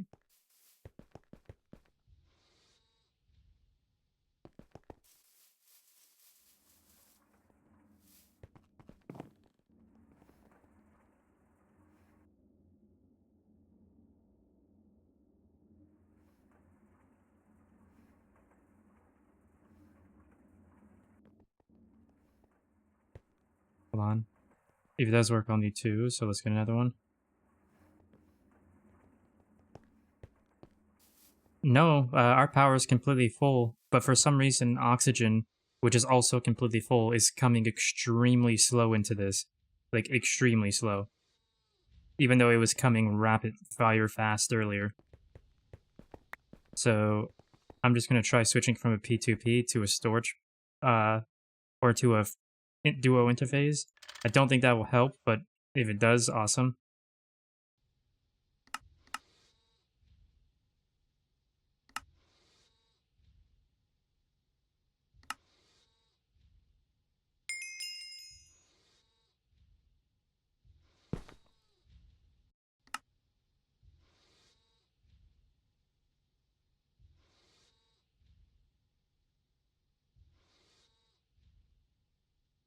Yeah, they did some changes with power last night. They set up the multi-block extractor. They set up a bunch of large gas turbines to replace the single block turbines and extractors we had. They've replaced the pyros with, well, they haven't replaced them yet, but they set up a industrial coke oven to supplement the pyros. The pyros will be replaced, but for now, they're still there, I'm sure. They've done a number of things. Oh yeah, that worked way better. That is faster somehow. I thought they were the same speed. I'm a little confused by that, but okay. I've seen them work at the same speed, and I've been told they're the same speed, but apparently I can get trolled today.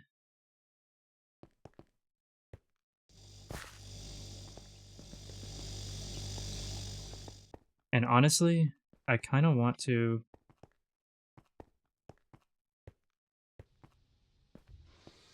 change this.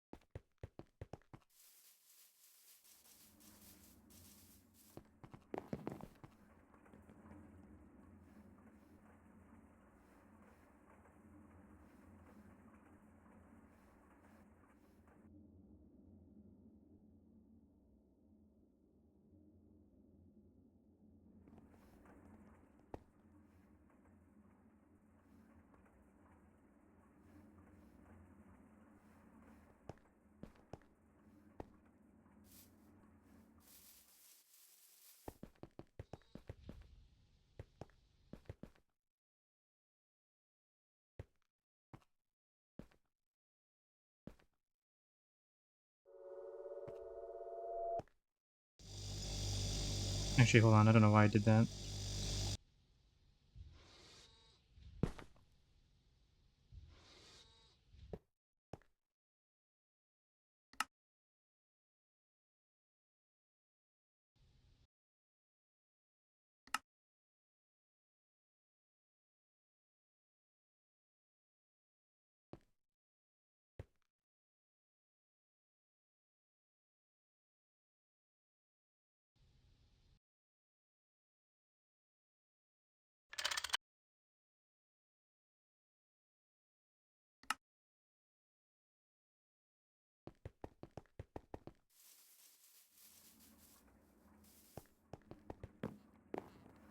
Actually, hold on. What do I got in here? What are your speeds? Liters per tick.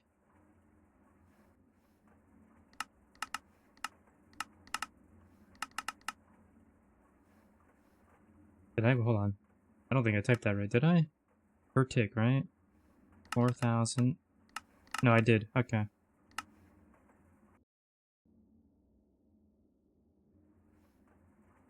Yeah, you know what? I'm just gonna use this tab alloy. I need, I'll save those for something later until I've actually automated them.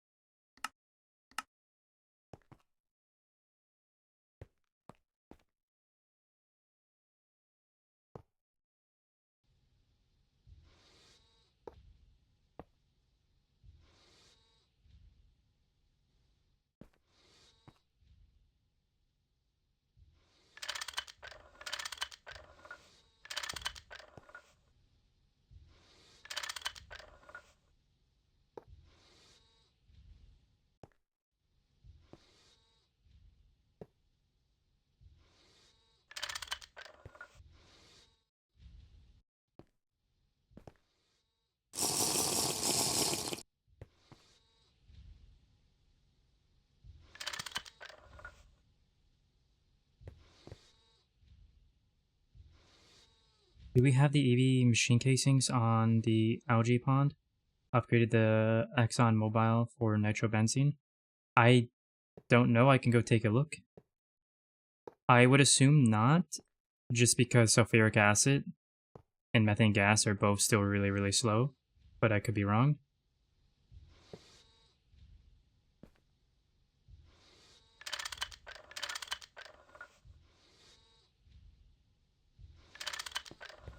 But once I'm done here, I'll go take a peek, because I'll have to wait anyway.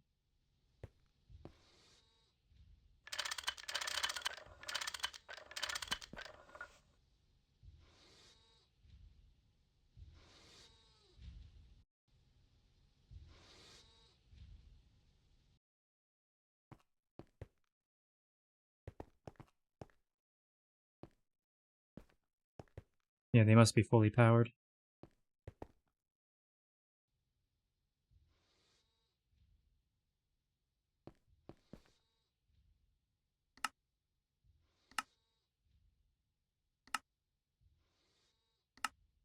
Okay, I knew it. So, the high threshold should be on normal. The low threshold should be inverted. Okay, wait, which one's which? No, that's north, that's south. The normal's coming this way. So it gets turned on when it's reached its threshold.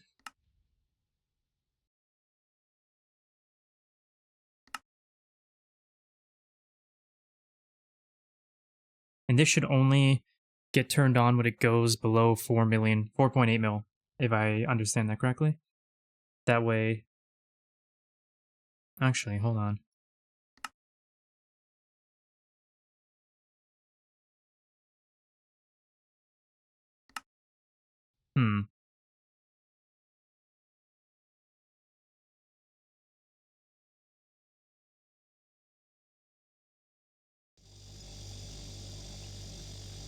I'm not sure. I'll observe it in a moment when I turn it on. But yeah, that's all good now. Should have power. Let's turn this on to test something. Yeah, it isn't the stuff I don't want to lose. Get the rest of the stuff I need.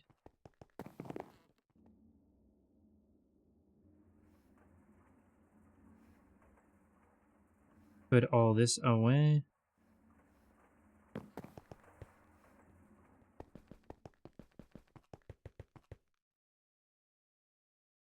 I'm wondering if the P2Ps have a maximum limit.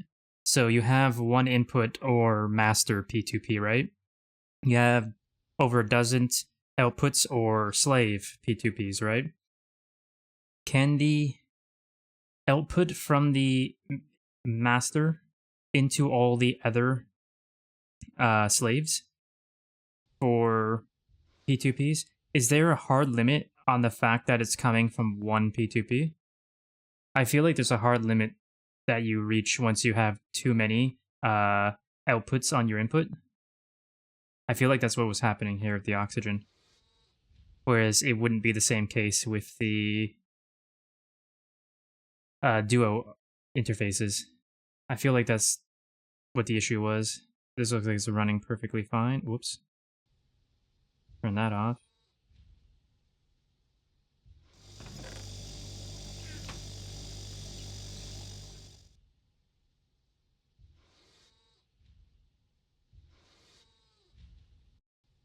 And I want to see...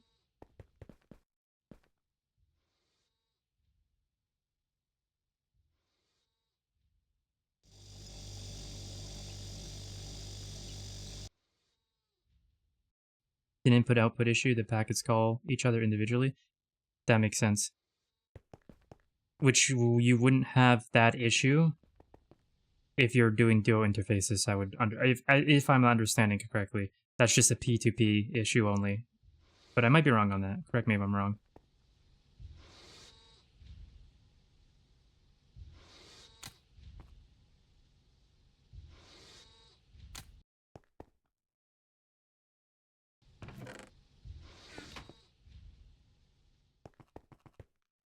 Yeah, this, even though this went under 14 mil, this is still powered, so it doesn't depower it when it goes under 14 mil. It shouldn't depower until it's under 4 mil, right? Because of the inverted signal. We'll reset the latch.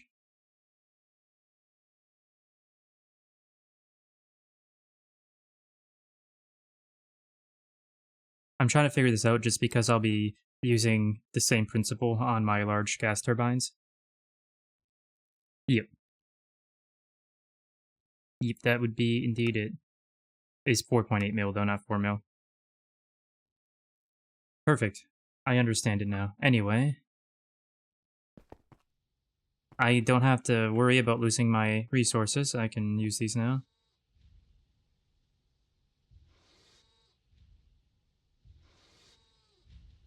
Throw those in there.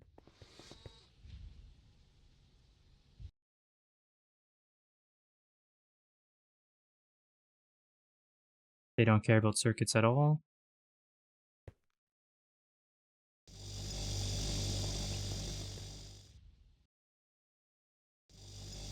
Alright, so this stuff is going to take some time, so I'll go take a look at the algae pond now.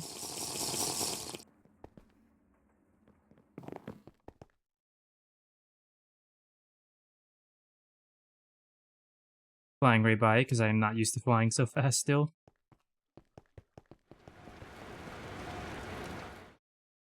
Alright, I don't know where I'd look. Obviously, energy hatches, but where are they underneath?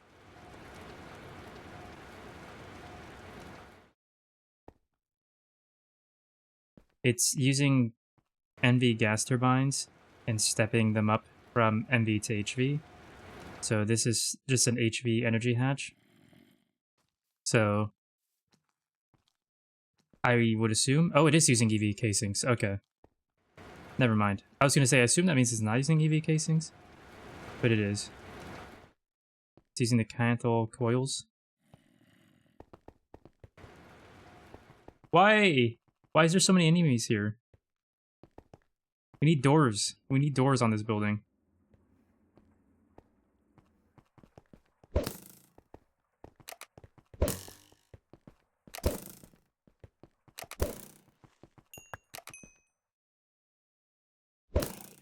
As for the nitrobenzene, I don't know if it's producing that. I will take a peek. Oh no, you want to know about the... Hold on, let me read that again. EV casing on the algae pond. Upgraded the ExxonMobil for... Okay.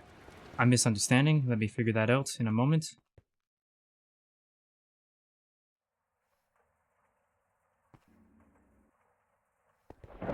Alright, so casings are HV casings on the algae pond still. So no, they haven't upgraded this. And I don't think this is doing nitrobenzene because, as you said, you need the upgraded algae farm.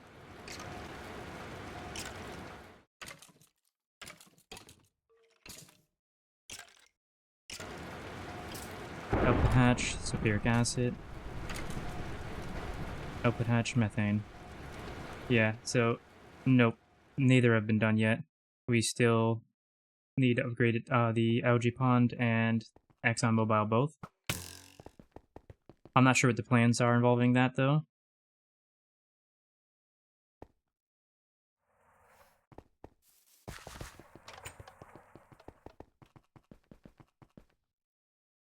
EU is still on MP, yeah. Only like 1/4 of the things in that building have been changed to AE2. No one seems to want to do it. I might just go in there one day and do it, but the problem is I don't know what everything is and where it all goes, so I don't want to be the one to do it, but no one else seems to want to do it either, so... Oh well. It's like down here. We still have some LP here. I even asked about, for example, this. No one said anything to me. I wanted to know some info on this so I can replace it with AE2, but I never got a response on that. Looks like they did change the fish that's being used, because raw Minecraft fish was empty, and it was not getting a whole lot. So I don't know. I want to just tear it all out, but not getting a lot of info on the things I'm asking about what does what, so I can properly replace it. Everyone seems to just want to completely ignore it, or tear it all out and not worry about replacing it until it's a problem later on. I'd rather just know what's doing what and replace it piece by piece. But I'm not getting the info I need to do that, unfortunately. Wait, what? You're done that already?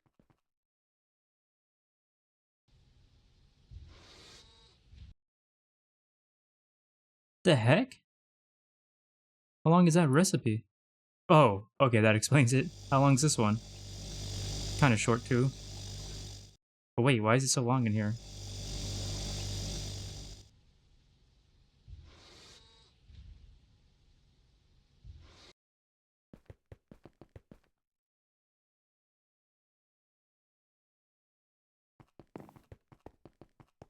Yeah, there's a couple things going on down here.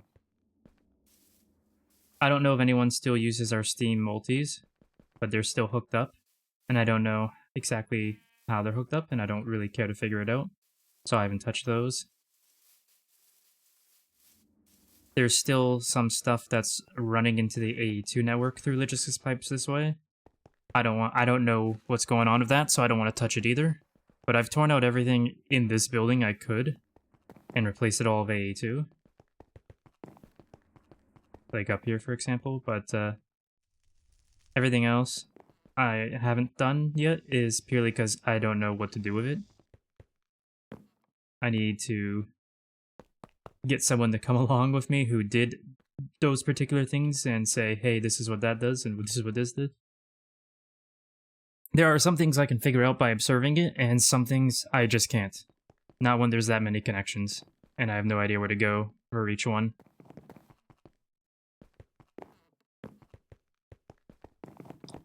The thing is, you're not wrong about that, but I don't know how fully set up our Ore Proc building is, nor who's actually using it.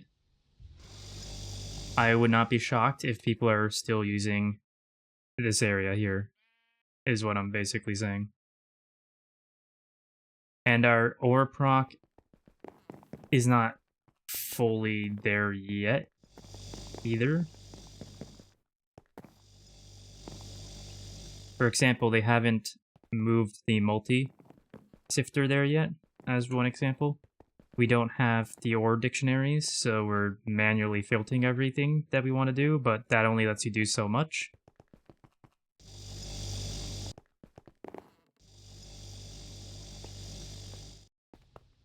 In fact, I want to know.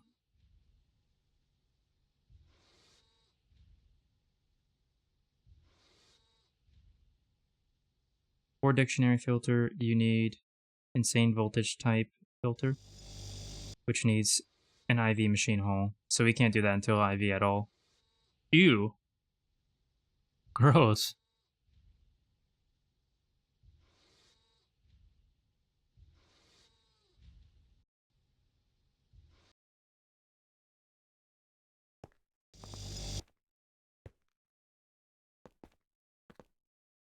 AE to Ender IO, big item filter.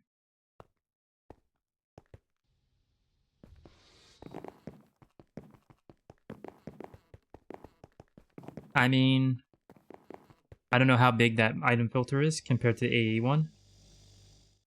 I would assume you're not wrong and that would work.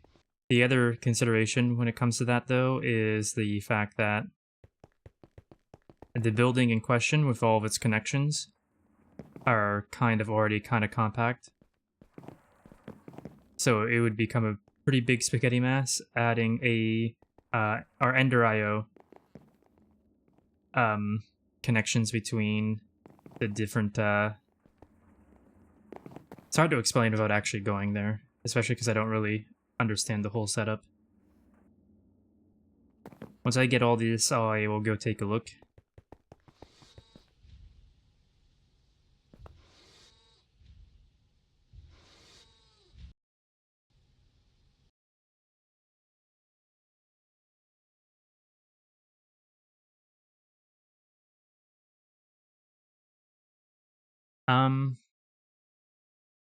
Is this not something we could do? I don't know how the type filters from GregTech works, but could you not do this with raw ores and crushed and all that?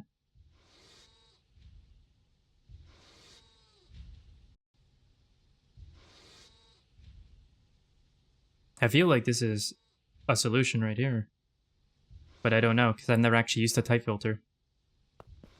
It's 2 block space for ore dict filtering. Yeah, it's already a little cramped, so we'll see. We'll see in a moment when I get all what I need here. How much did I need again? 864? No, divide 8. 108.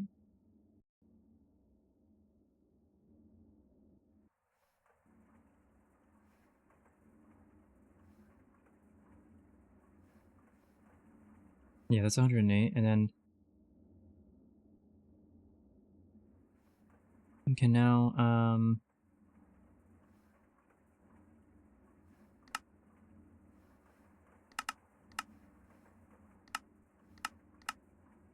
E6.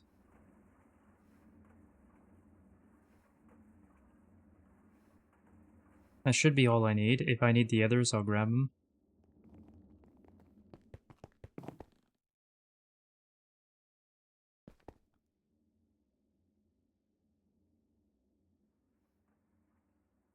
Yes, you could, but crushed, pure, and all the other 5 ore types. I'm not parsing that sentence, I don't think. Are you saying you can do all those ore types in the filters? Or are you saying you can do that, but not for those types?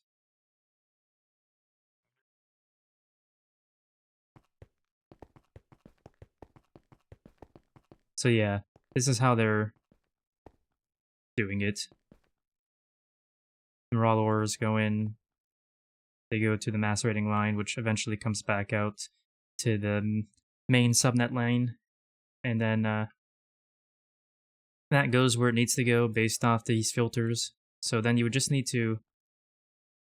You'd end up having to have...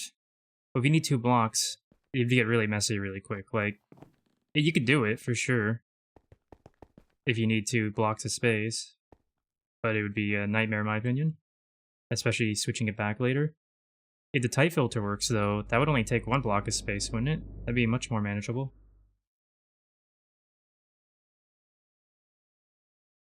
So there are 8 different stages for each ore type and byproducts. Yes, I do know this, but what I don't... I just didn't understand what you meant by that sentence specifically. I didn't parse right in my head at all reading it.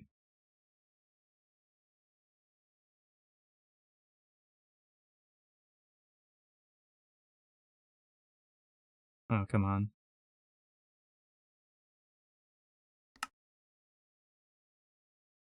Like, to me, it sounded like you said you can use type filters for certain types, but then you put the but, and that threw me off. So it made it sound like you're saying either A, you can't use crushed pure, and the other ore types, or you can filter those. I wasn't sure which one you were trying to say, was the confusion.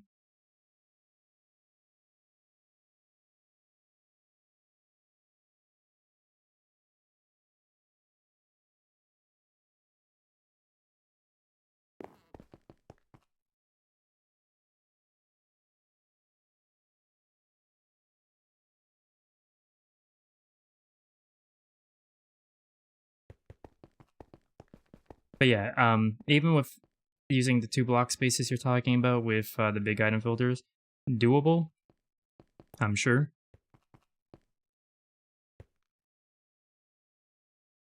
But the other thing is, Nova set this all up, and he hasn't been on for 2 weeks, so I don't think anyone's wanted to change anything in here while he's not been here, outside of just adding more and more filters for whatever they need, is kind of what I think has been going on. I didn't realize he hadn't been on for 2 weeks until today.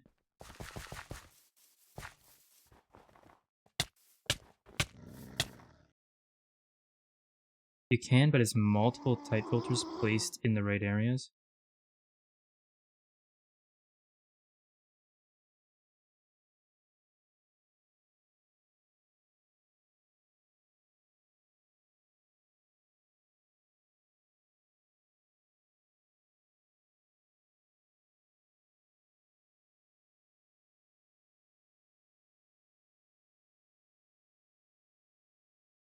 So the GregTech filter types are, you need a filter type for each area, for each ore type, whereas the big item filter can filter 13 different types for one entire area alone.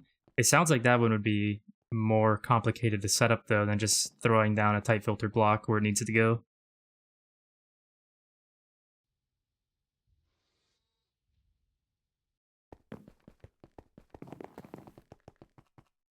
Okay, let me go back and actually, how much juice I got?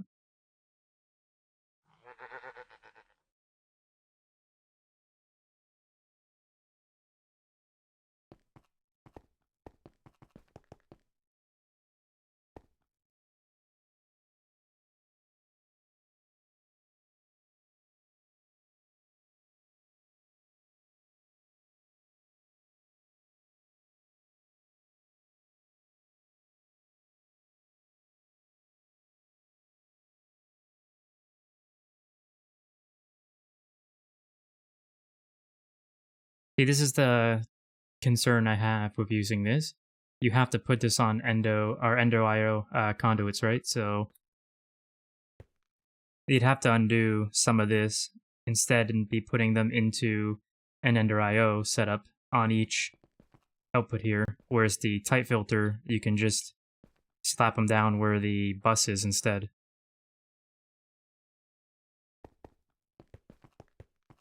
Basically, yeah, unless I'm wrong, I feel like the big item filter would require a bit of recabling up here, which would mean we'd have to recable again the moment we get into IV, which won't be that terribly far away, I don't think. So, whereas the type filter wouldn't really require a whole lot of recabling at all, just replacing some storage buses with type filters and then adding the storage bus onto. Actually, no, that wouldn't work. No, that wouldn't work.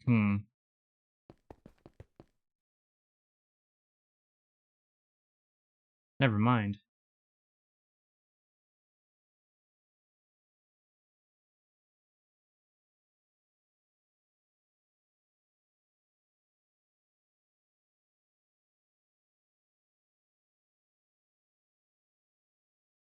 Huh.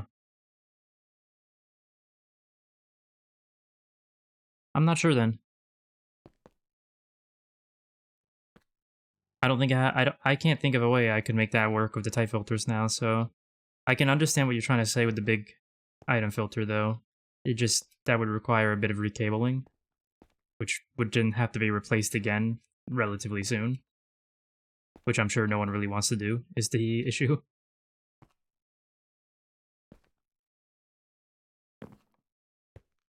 But yeah, I don't know how. I don't even think can you.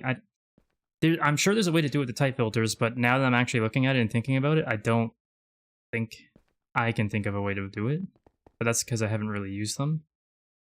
I don't know how they would interact with the storage bus in the interface. Is the blank I'm drawing at the moment.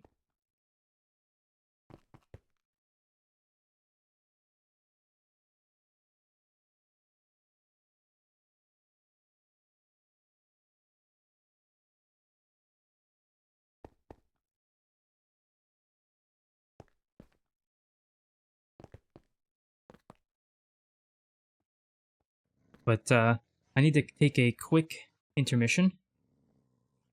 I shall be back in about 5 minutes. I just need to get a drink and whatnot. I am sorry for the inconvenience, but I will be back shortly.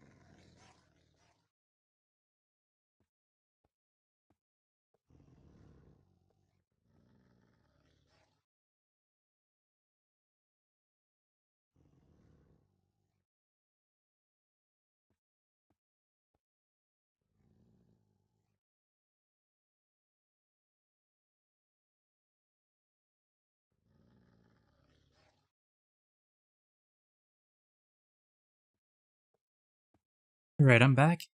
Oh, hey there, system, with a party of 18 coming in. Hey, it looks like I just rated at the perfect time. I mean, just about. You almost caught me as I was coming back.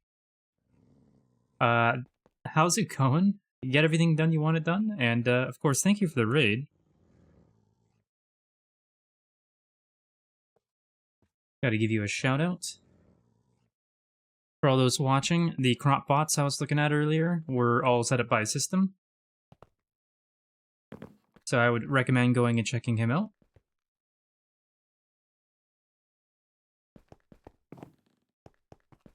I got a lot done, yeah. Nice. I'm glad to hear it.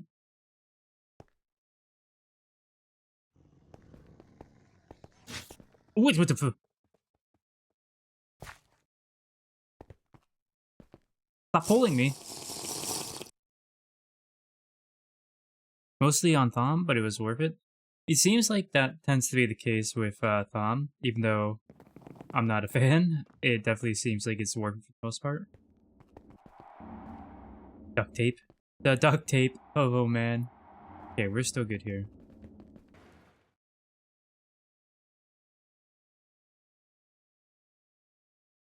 Wolves have no chill. No, they don't. Alright, so what's my next step here? So I was working towards getting centrifuges. Eventually I want at least 16, but right now I'm just building 2. How to make my Thomic restore now. Nice. Huge gains on that one. So what do I need? I need...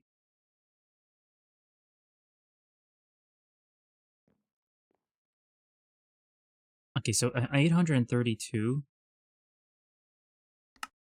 832. Actually, hold on. It's easier if I just... Yeah, no, okay, we gotta do this. 864 divided by 8. What? Did I hit times? I hit times, didn't I?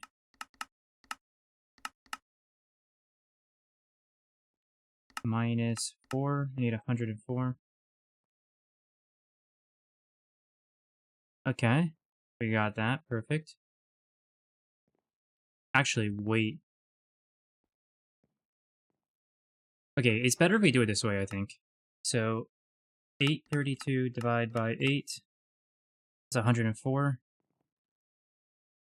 But I'm gonna need 4 for this, 92. Okay, that's perfect. Let's double check 416 divided by 8. And that also uses 2. And I have... Yes. Perfect, we got enough. So... It looks like they just all become plates. So let's get on that. Oh, wait. Oh, I thought more people were on for a second, but... Oh, this is done. I can pick that up. Thank you.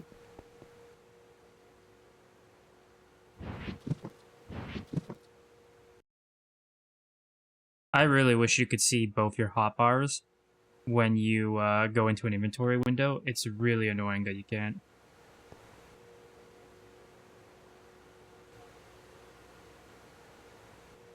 Okay, I just need to double check. I don't want to waste these resources, so I just need to make sure.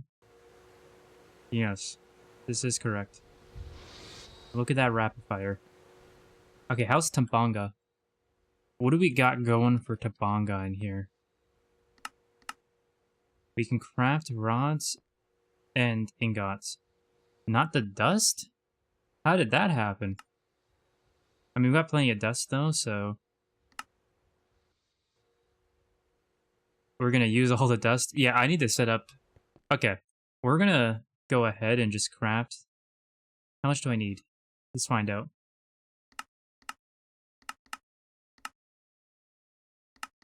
I only need 78 right now. Perfect. Which means I need to craft 70... What?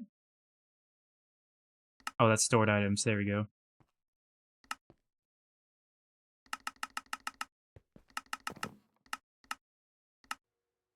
Perfect. But we are going to add a dust pattern for that. It's crazy we don't have one.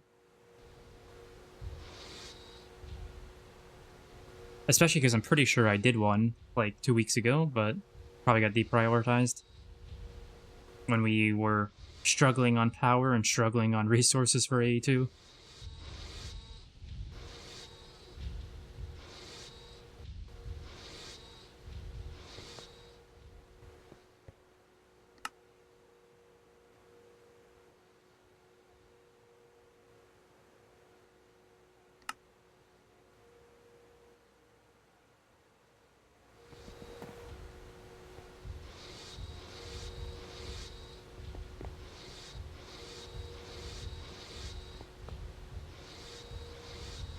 I also need 32 EV circuits. Can I? Oh, we can't make that, can we? Oh, no, don't. No, I don't need 32. Wait. I need 4. Whew. I don't even think we can make that. Oh, we have them. Whew. We are lucky. Because I'm pretty sure we are very low on some specific things. What was it? It was either black steel or neodymium? Or no, neodymium? Or... Wait, what is it called?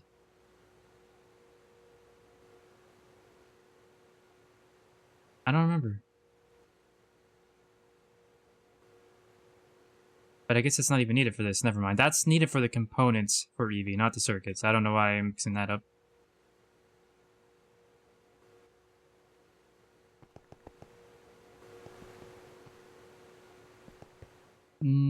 Not niobium titanium. It's the one that's like not NY instead of NI. Let me look up motor real quick. I should be able to find it through here. This one, neodymium. I'm pretty sure we're low on that. Let me check. Oh, what the heck? Okay, it wasn't this. Maybe it was... Yeah, it was black steel. This was it. I went and made some more. Okay.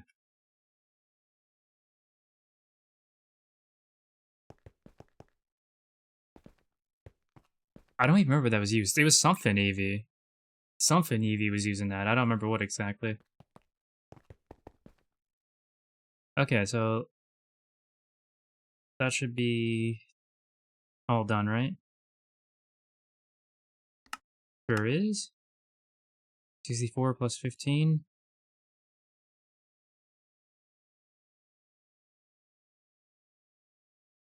Huh? Is that not 79? I needed 78. Let's put one back. How did I craft more than I need?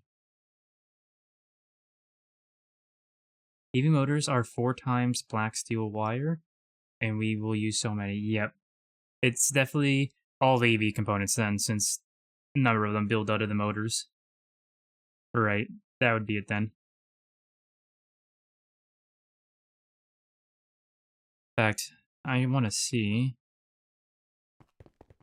We have the dust, but we don't have a way for ingots. We need to... I think... Maybe this isn't the play, but... oh my god, why can't... Let's see. Where is ingot? There it is. Yeah, so you do need a blast furnace, so... Would it be terrible? I would assume we are probably going to use one of the EBFs that are set with the level emitters in the big boat building that Ducky built a while ago. I'm assuming one of them will probably be set up to cook dust into ingots eventually. But I might be wrong. I would assume that's the play, but maybe it's not. Also, welcome Burning Lake with your raiding party. Hello, folks. How's it going? Thank you for the raid. And I hope your stream went well.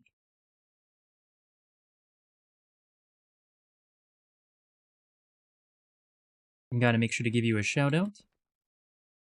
Okay, so I have everything I need for the casings, which I can just do this with. That should be 18. No, not 18. That should be 13 and 13 because of maintenance hatches and all that stuff.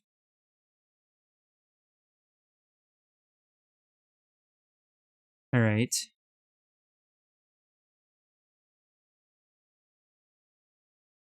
Hold on a second.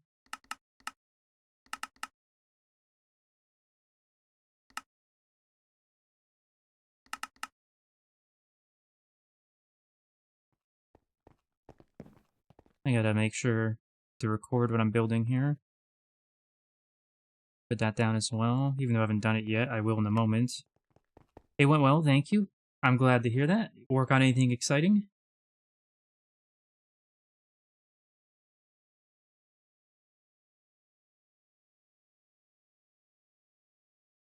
Okay, so we're gonna want 4 EV casings. No, no. We want 2 EV hulls, 2 EV casings.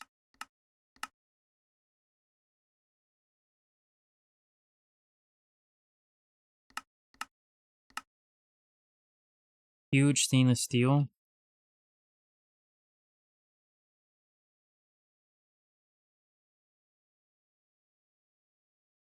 Okay, I guess we extrude for this. We need 12 stainless steel.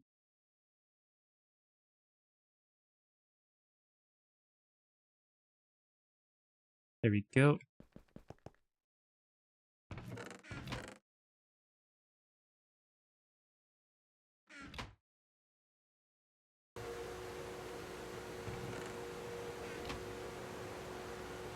There we go. Slowly but surely, we're making our way to what we need. What am I missing? Motors.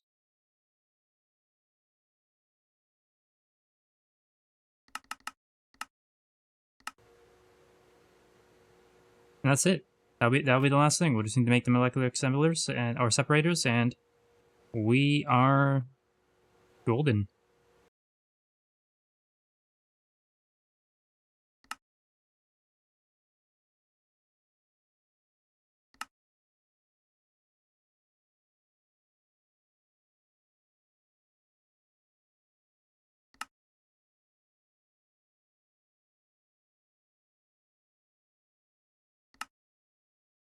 What?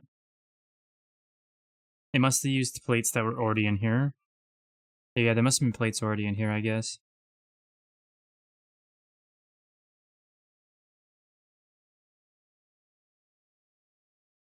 Actually, you know what? Hold on. I don't need those either. Okay.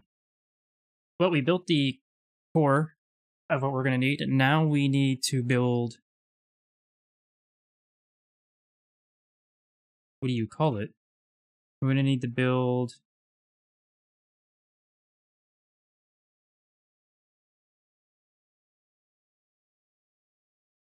hatches. And, no, not hatches. Buses.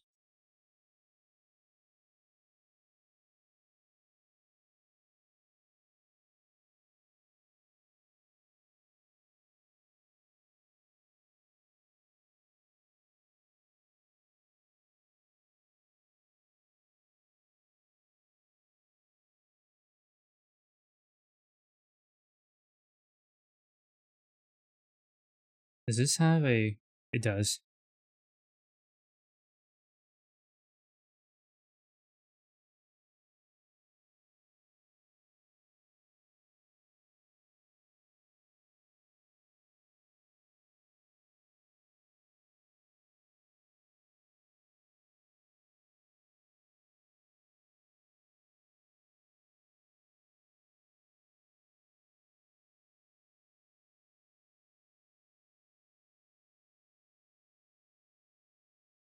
Okay, anyway, I don't know why I'm looking at this. I just need at least an MV LP bus, output bus.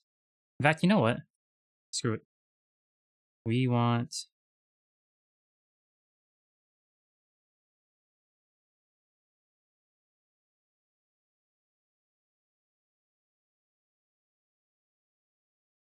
I'm gonna have to play around the ME bus one day. I haven't used it yet, so... But I do want to play with it. I actually just learned it was a thing today.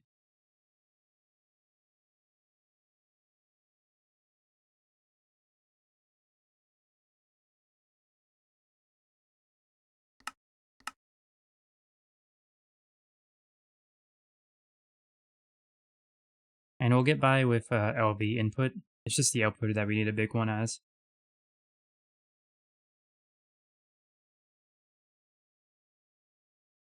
Need a muffler, energy, and maintenance, right? Is there a muffler? Yeah. Muffler, maintenance, energy.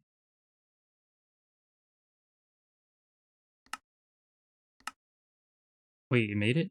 Oh, there it is.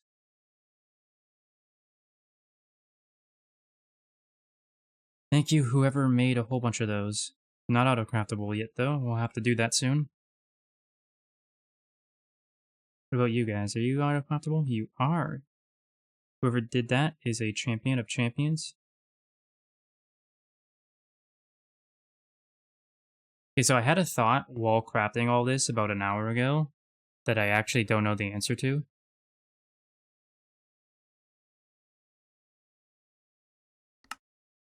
That I'm really curious about.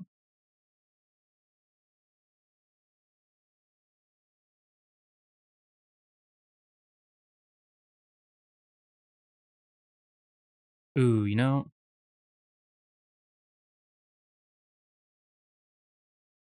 damn.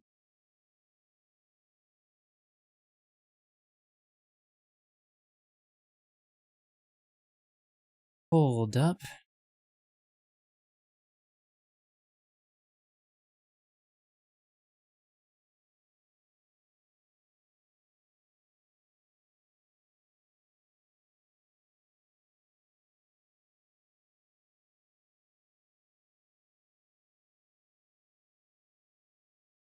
This might not work now that I'm looking at it. I might have to do an HV energy hatch. This might be too much energy.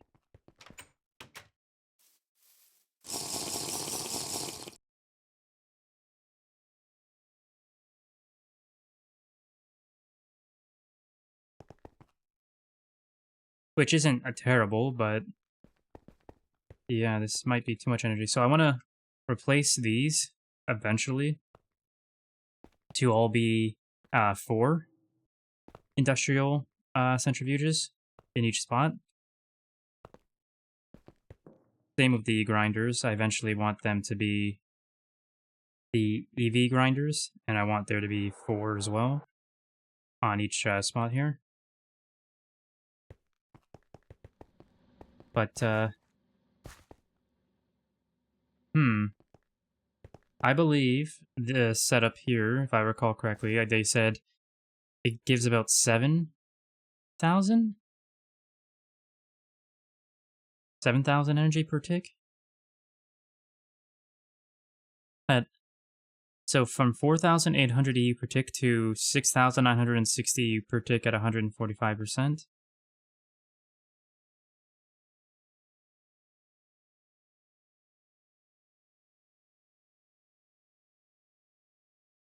And if I am running...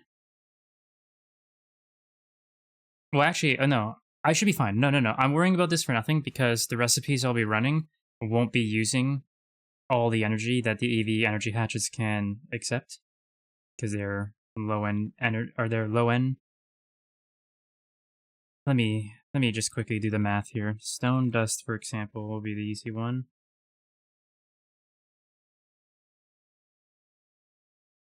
Can I please do the real stone dust? Thank you. Why is it...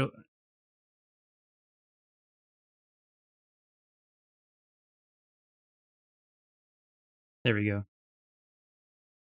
30 EU per tick? Let me just quickly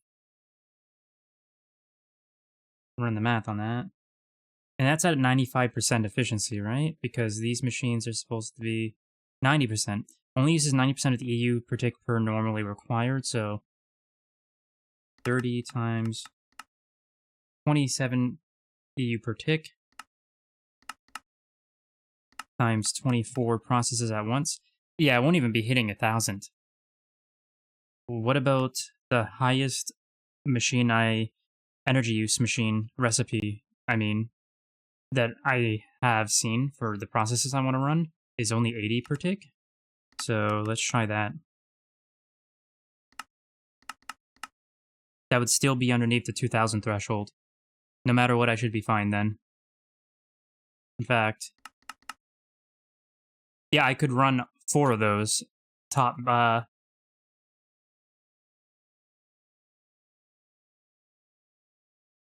That's 30 EU per tick out of 32. It scales with energy hatch. Does it now? I think, so even if it's an LV recipe, it's still going to use... So what was EV? EV is 2000. Hold on. Let me just look up.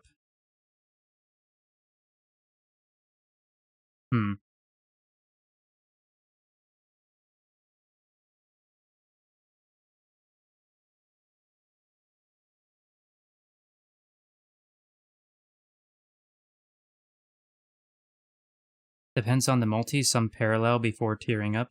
Yeah, this is what I'm expecting from the centrifuges. They're supposed to parallel. So processes 6 items per voltage tier. So that's why I'm timesing it by 24. Because at EV, it should be doing 24 processes each at the same time. And I'm also accounting for the 90% energy usage compared to normal.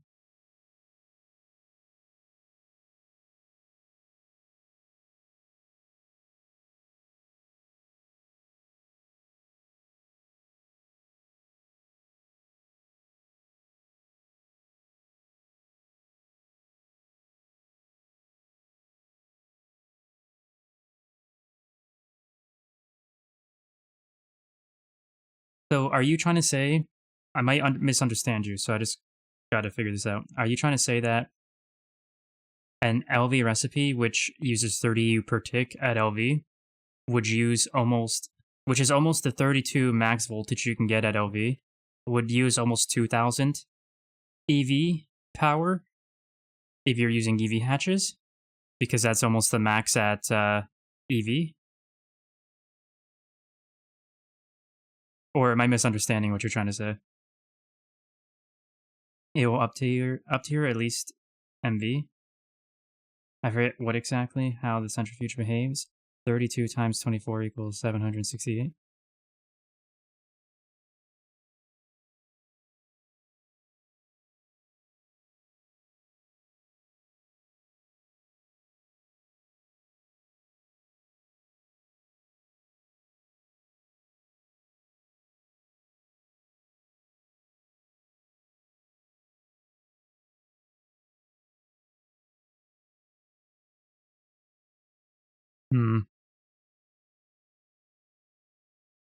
I'm not sure I'm understanding, and I don't think I will until I run one machine and see how much power is being used per tick.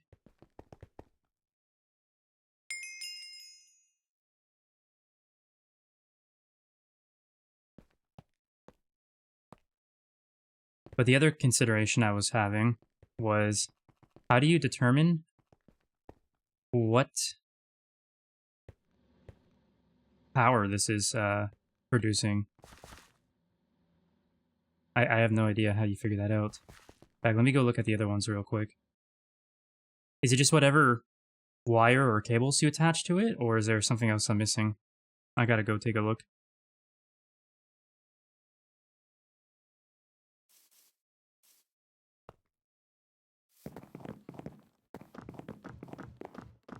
Google Doc spreadsheet IUL. Okay, I'll look that up in a moment. Yeah, they're just putting the cable right into the buffer. So I assume it produces whatever energy you attach the wire to.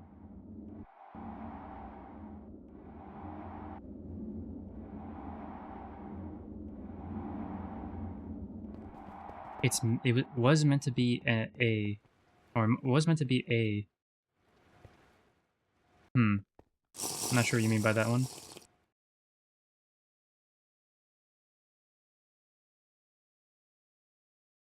Or do you mean the emote? It was meant to be the emote, because I saw the emote both times on my end. If it messed up on your end.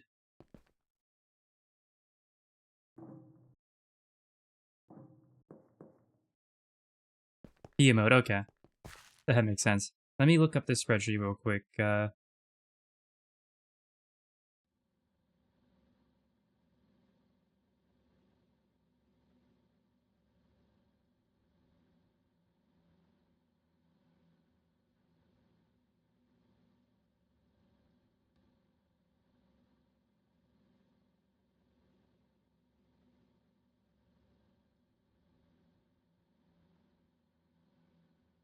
What the heck? Hold on, sorry. I went to search this up and I saw a message from Twitch. This is what? We're enforcing a 100-hour storage limit across highlights and uploads starting April 19th, 2025. Your channel is currently over... What? Are you serious, Twitch? Twitch literally shooting itself in the foot massively. Why would you even... Okay. Why would anyone upload videos? Like, and I don't mean storing highlights or whatnot. I'm talking, why would you even upload videos if you're just gonna have a 100-hour limit to how many videos you're gonna upload? That's utterly insane, Twitch. It's a good thing I've stored all mine on YouTube, I guess.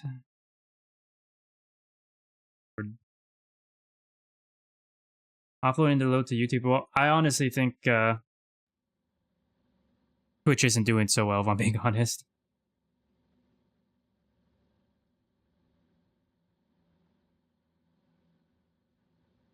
Where did this go? Where is it? There it is.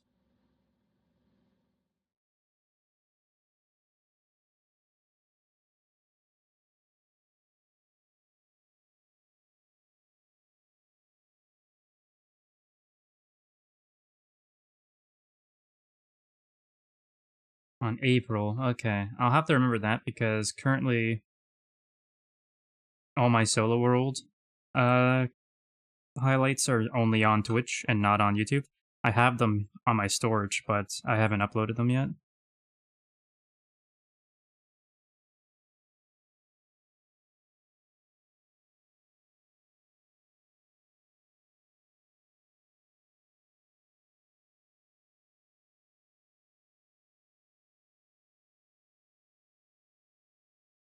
Not sure how they are still around, to be honest. I assume someone up high has incentives to keep it around. Yeah, most likely.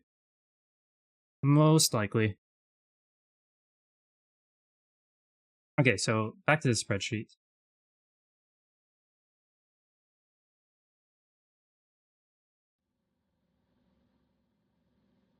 Not sure how to find it. You said spreadsheet IUL?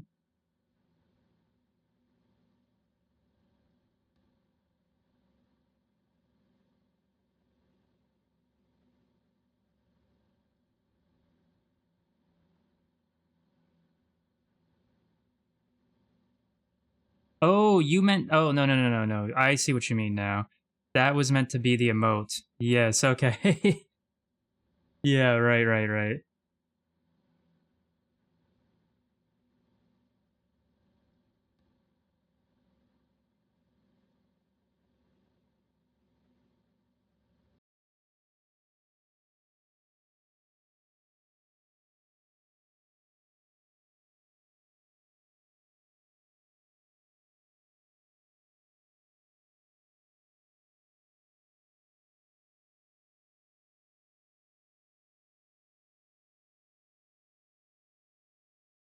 Okay, anyway, sorry, back to the game. Let's just tear the centrifuge out, first and foremost. This is never fully ran correctly anyway, so...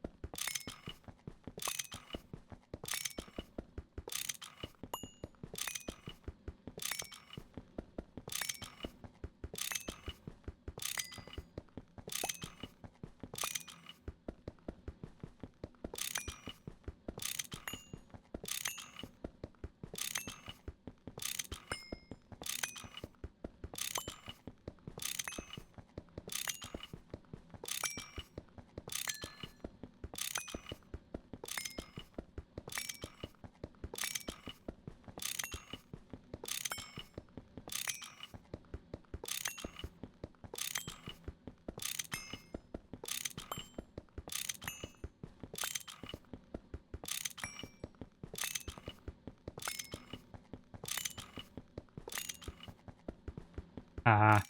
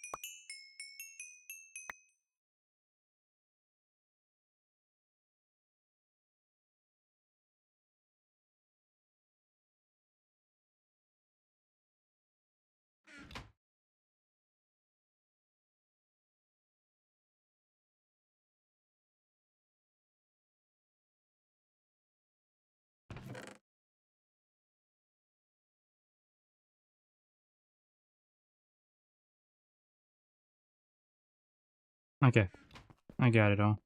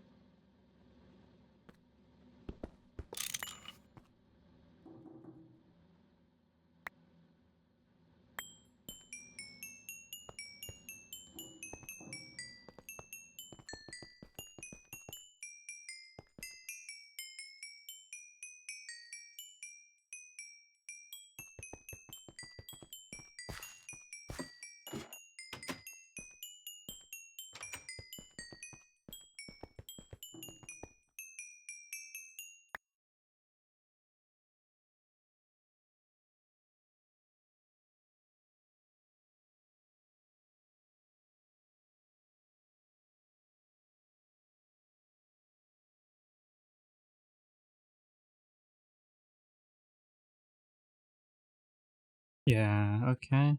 These are yeah, I can get rid of these. They are automatable now.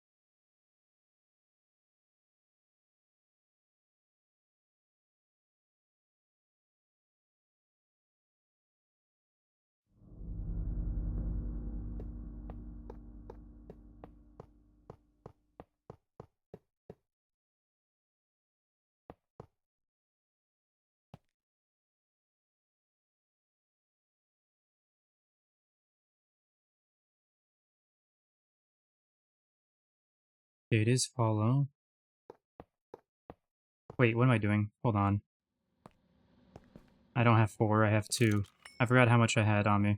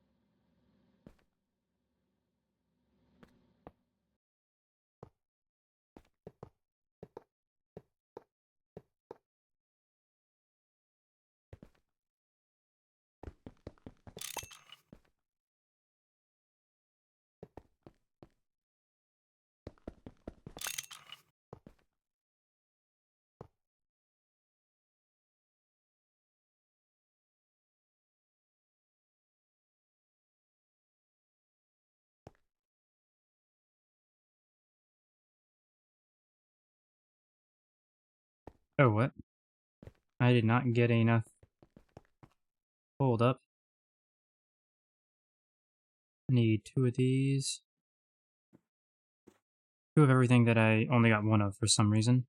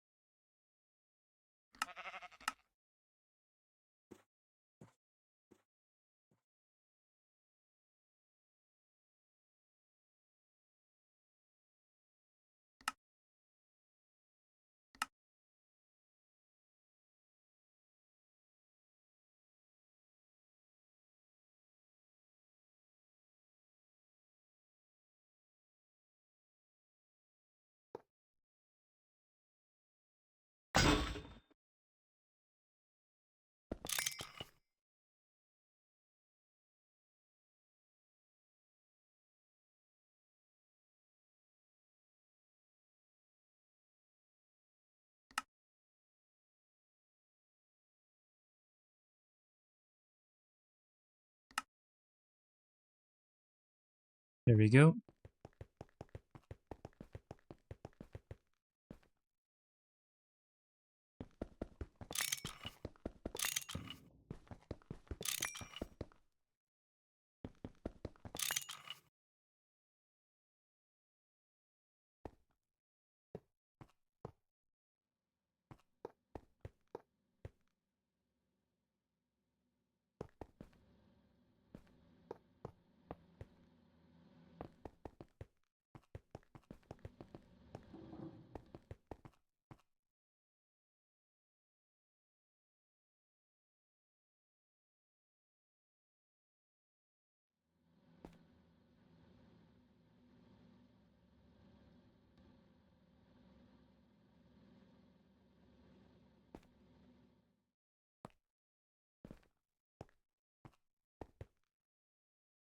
Actually, I probably only needed one input hatch, didn't I?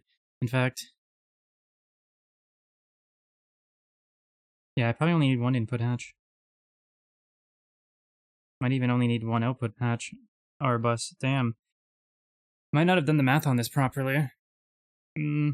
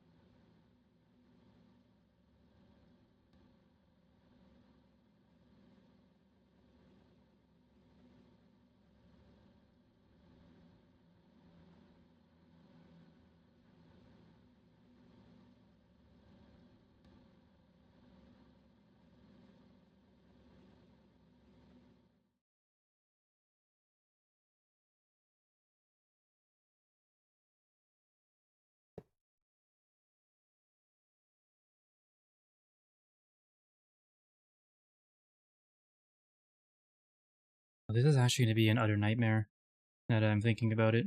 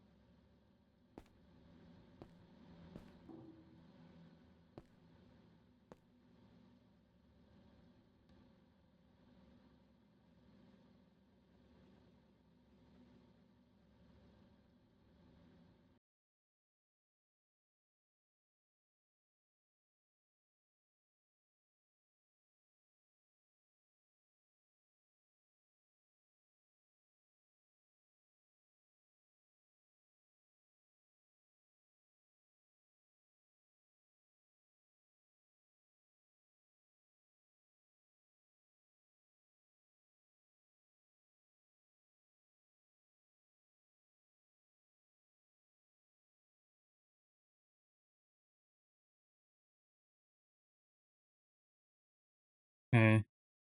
So, if I end up having an output bus on each side, which is the plan here, I can't just... I mean, I could...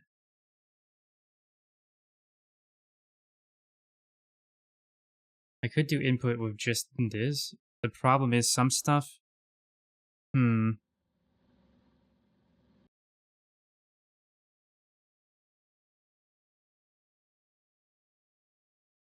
This is going to take some thinking, but I can come up with some temporary solutions and do better later. Either way, let's slap these down.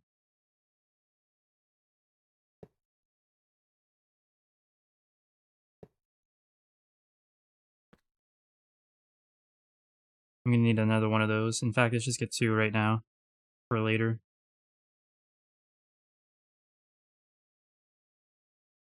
No.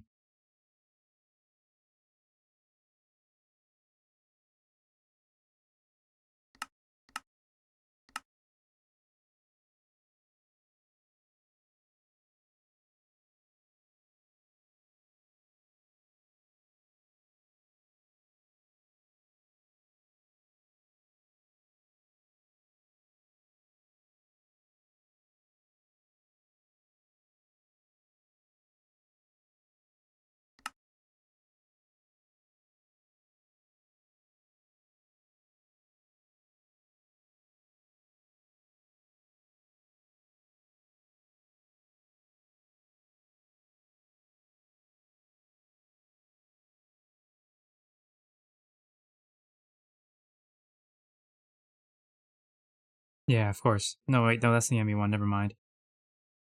Never mind, they're not on the same. Okay, we're good. I thought they were on the same, and that's why it was taking so long. No, it's just it being it.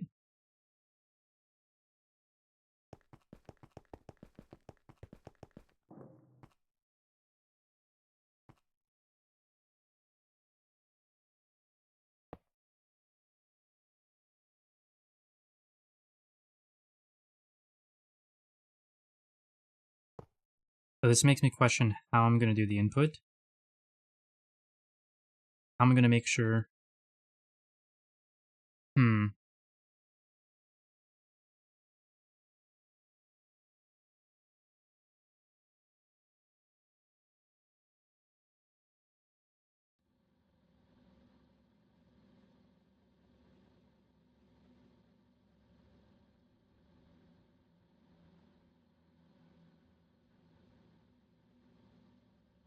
Yeah, I have an idea for that as well. We'll have to test that when we get there.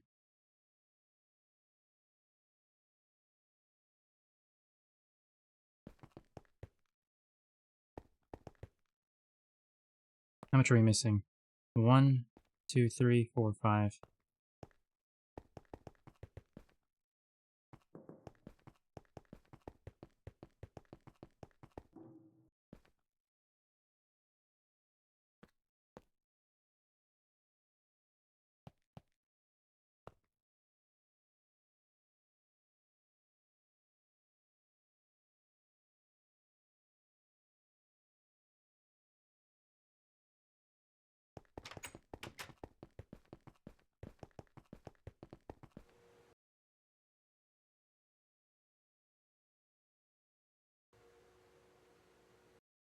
What did I...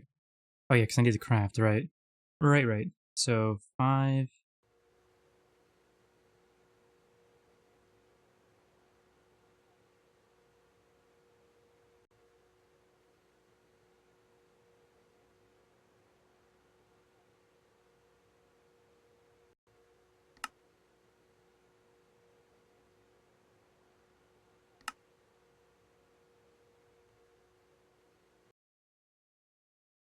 Where even is this craft, actually?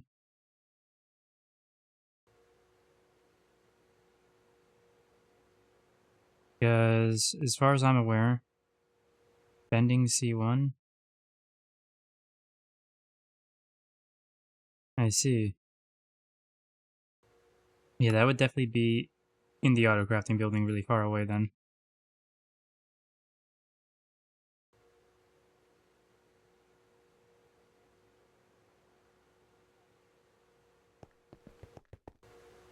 Actually, I should check on Inconel first.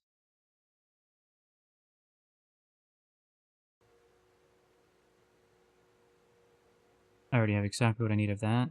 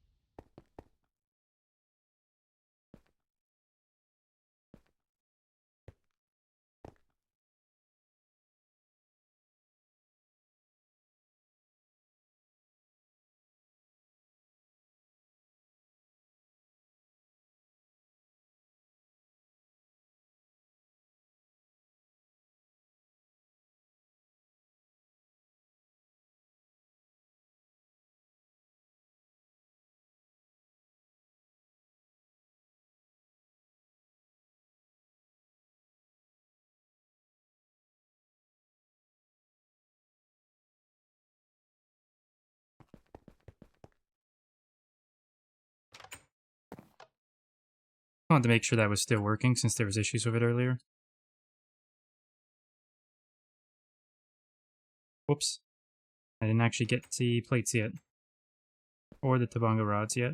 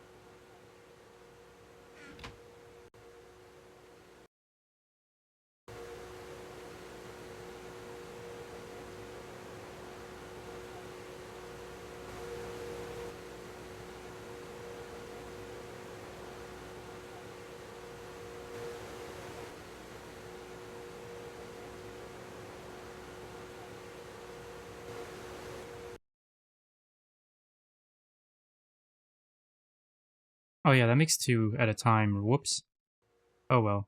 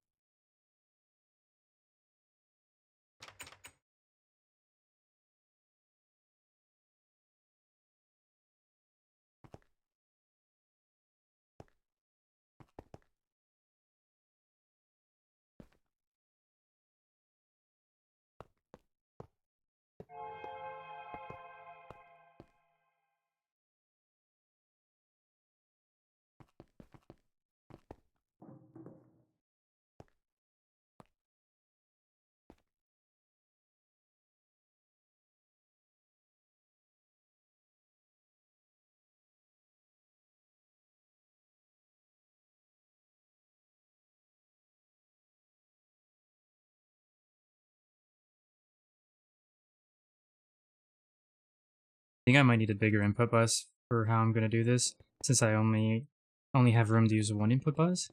Unless, I mean, hmm.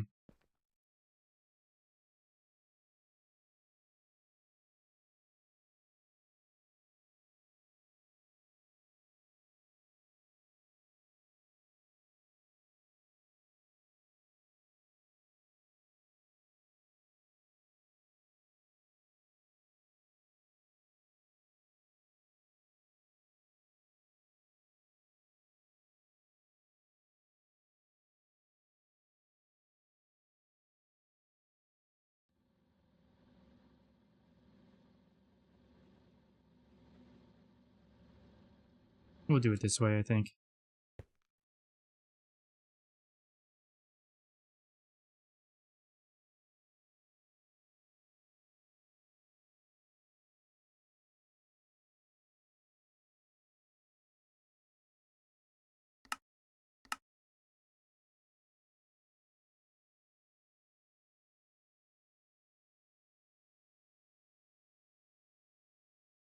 Oh, I didn't realize these buses had a sort mode. I never noticed that before.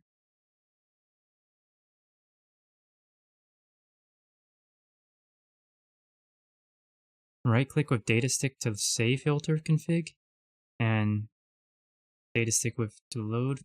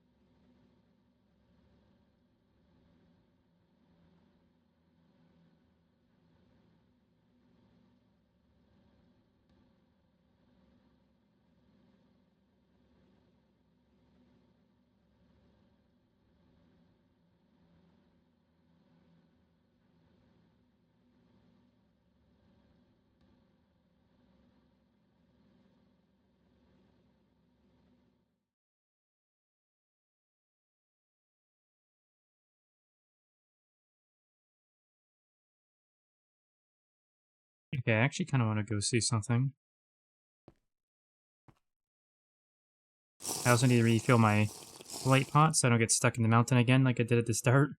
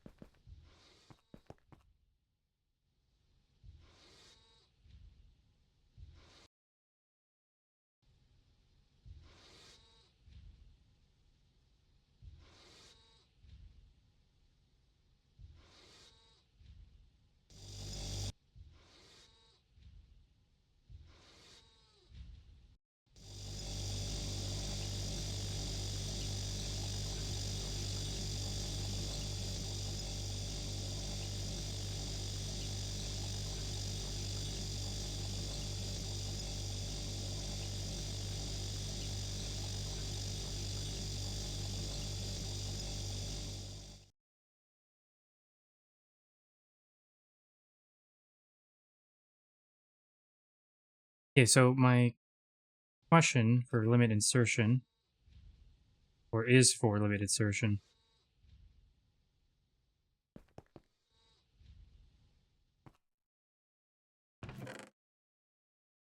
it's all titanium dust. So by limit insertion, it will limit it to one stack of each type, right? It won't just limit it to one stack only, but one stack of each type. I assume that's how that works. I could be completely wrong, though.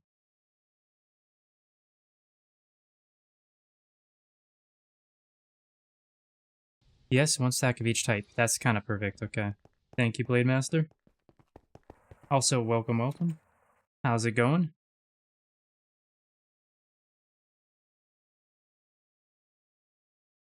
Okay, I refilled my pot already.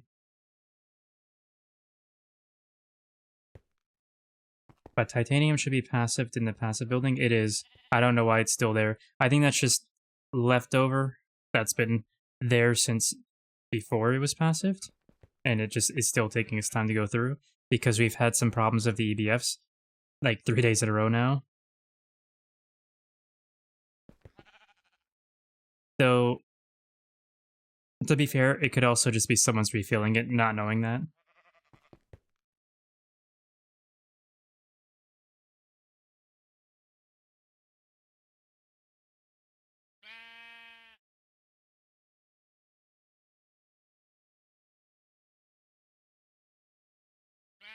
So,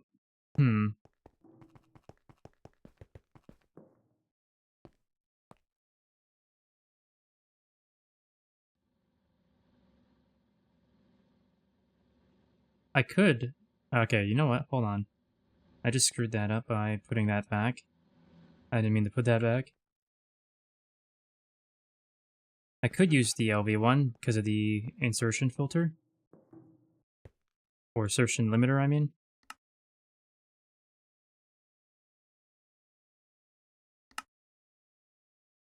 I'm doing good. I just got the stitches removed from my thumb, so I can now use my thumb freely again, but it still hurts, although it still hurts a bit. Well, your mobility is coming back.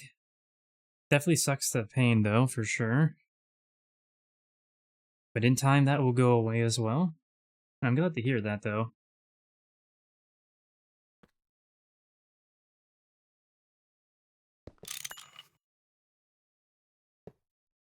Okay, so that's fine to use then.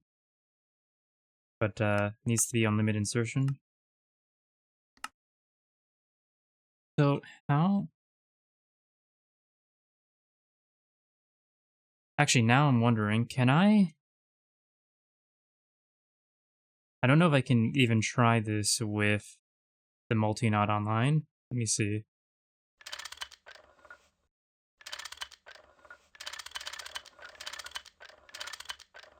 No. There's no... There's no filter recipe for the multis, are there? Or at least for this particular multi? I can't filter it to only use one recipe, I assume.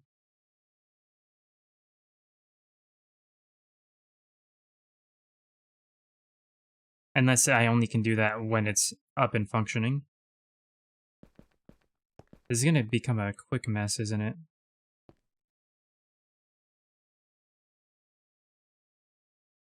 I'm remembering now why I never ever wanted to do wall sharing to begin with.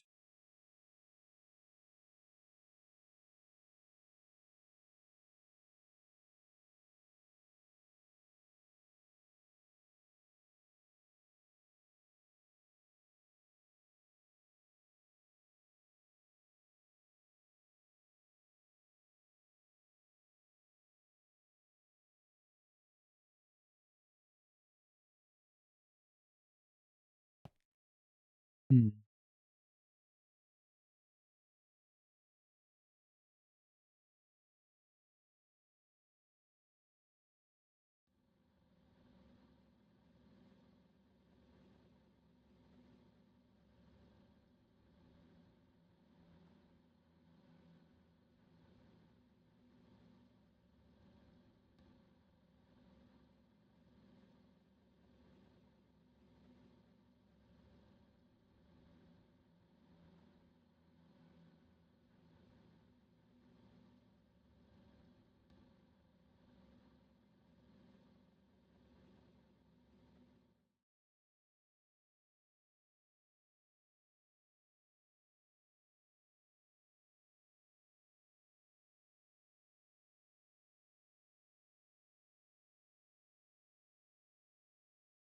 I'm not finding anything on it, so either it's not a thing or I just suck at using Google.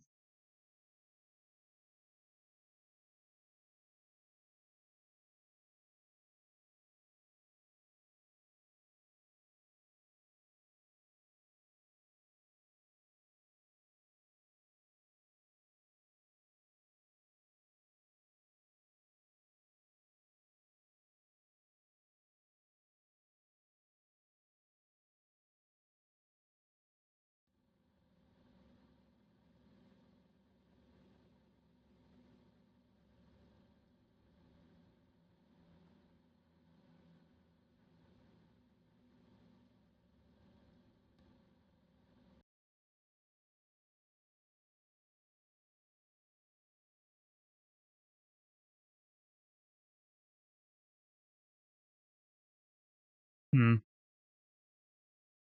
Well, I'm really trying to find a way where I don't have to use 4 input buses.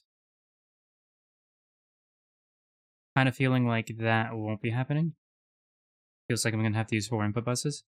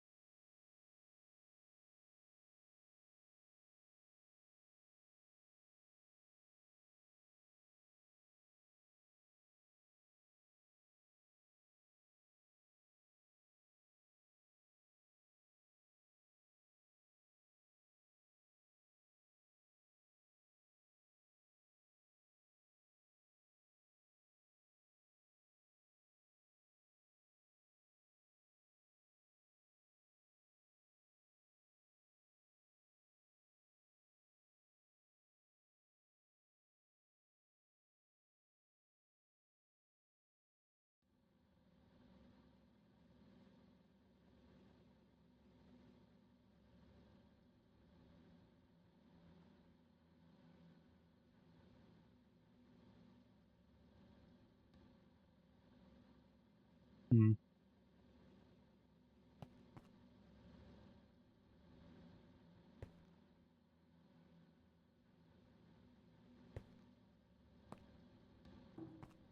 Yeah, you can't lock recipes on centrifuges.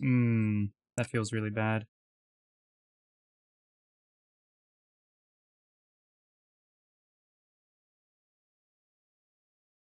Oh, wait.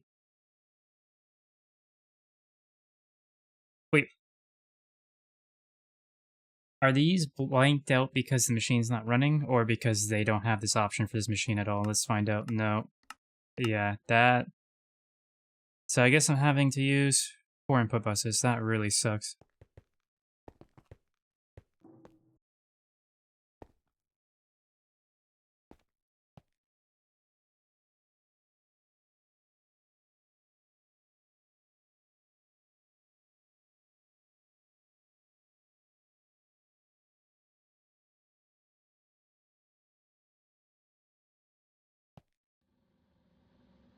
Okay.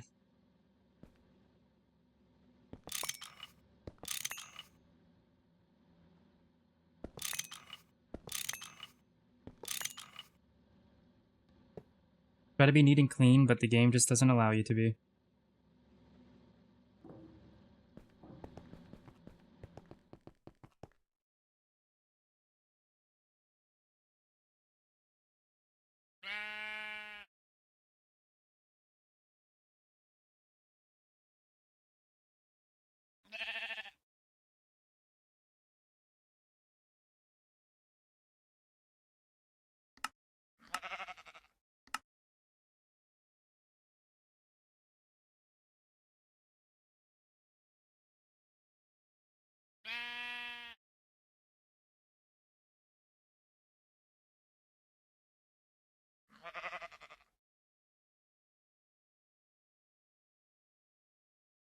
Wait. Oh. I'm missing one, apparently. Which one did I not break?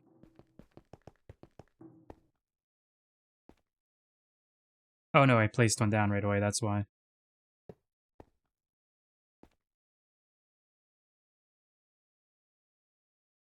No, that won't work either. No, that won't work. Okay.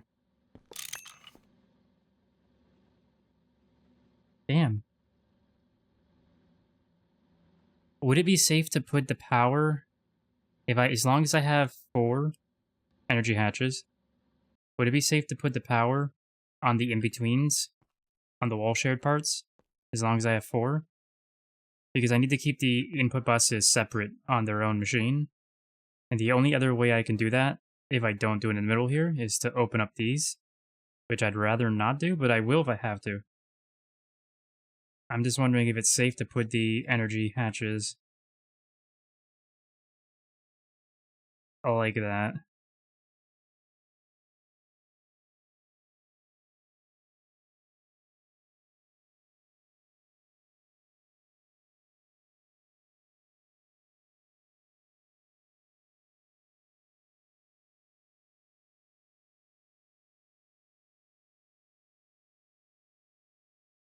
I mean, I would assume so.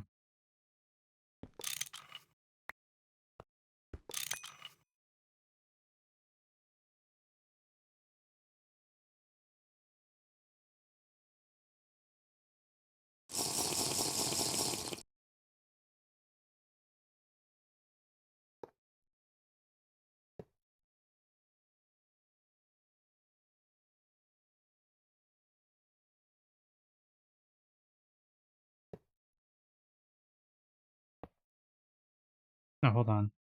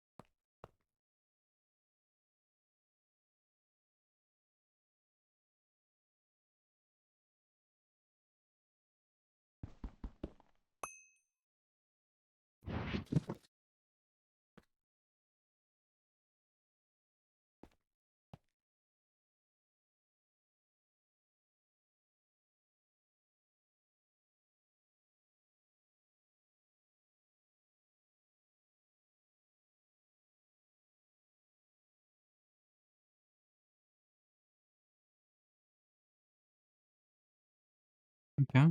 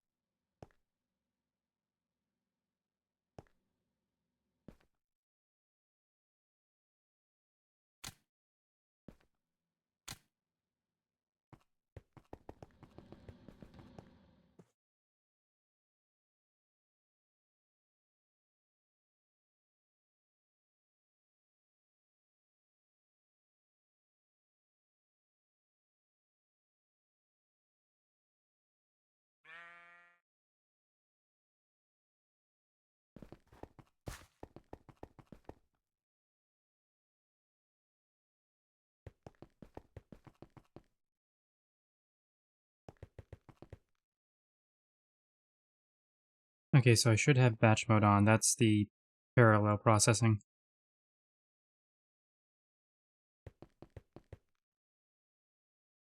Ooh, none of these have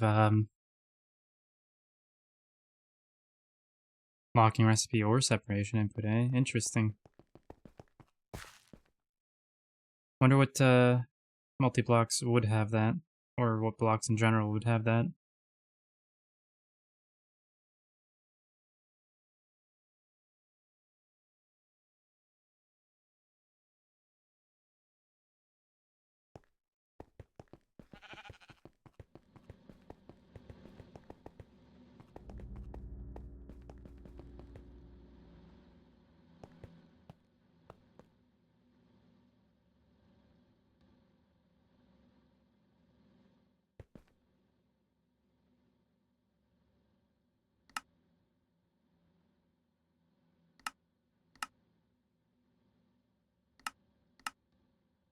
I think actually this is supposed to be normal, and this is supposed to be inverted.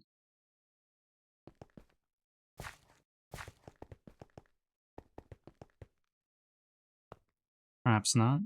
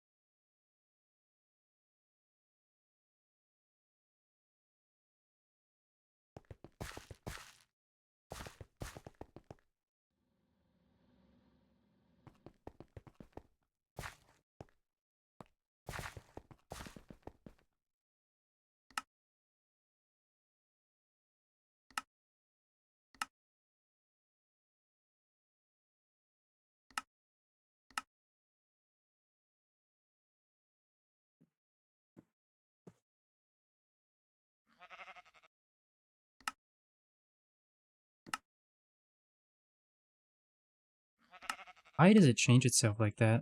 Like, oh, this is so frustrating sometimes.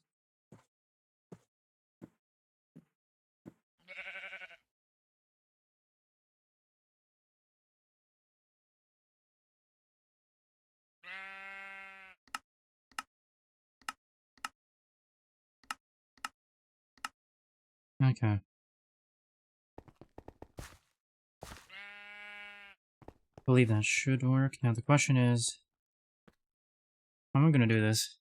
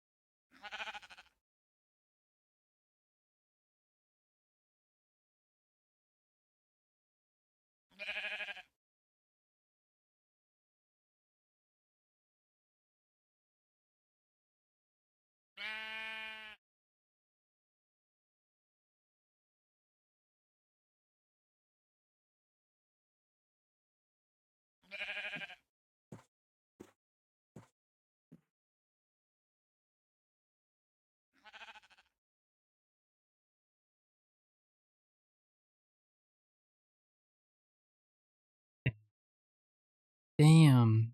Hmm. Well, that's...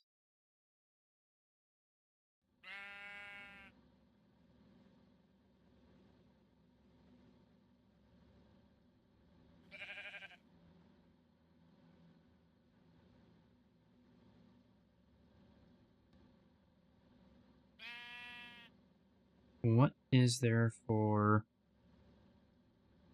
power conversion?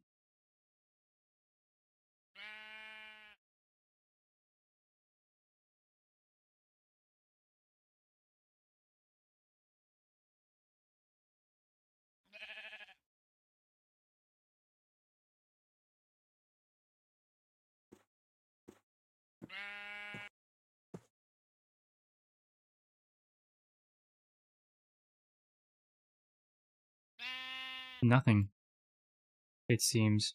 Not for this, apparently.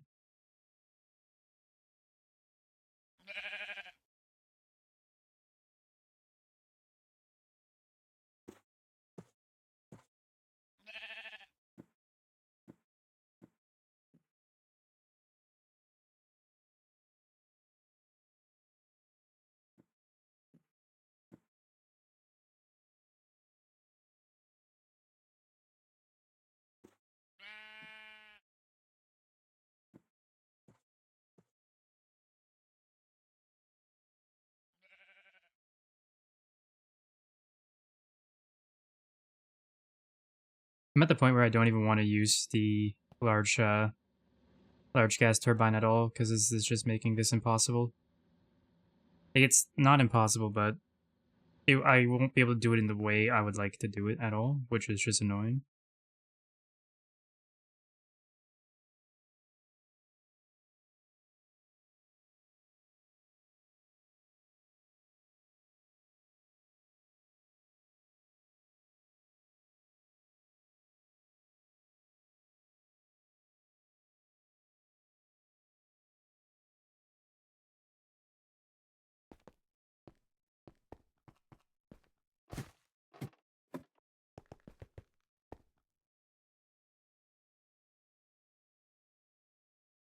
Yeah, the maintenance hatch will have to go on top. No, that won't work either, though. That won't work either. Okay.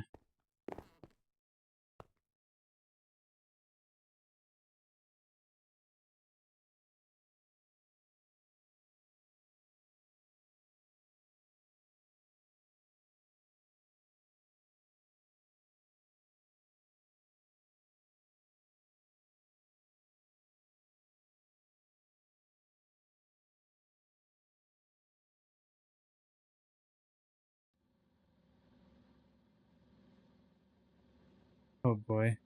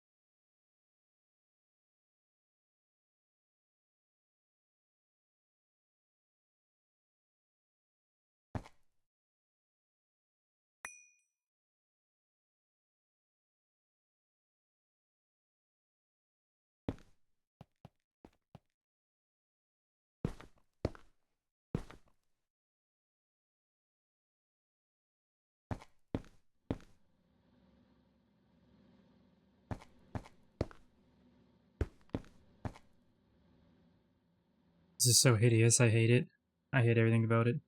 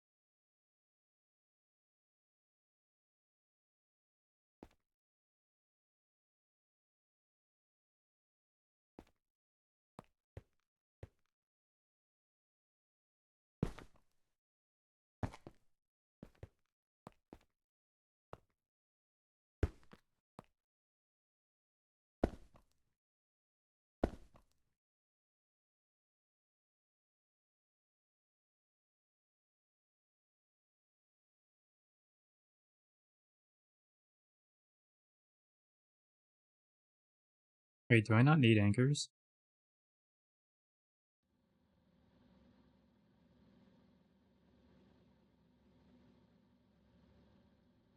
Huh.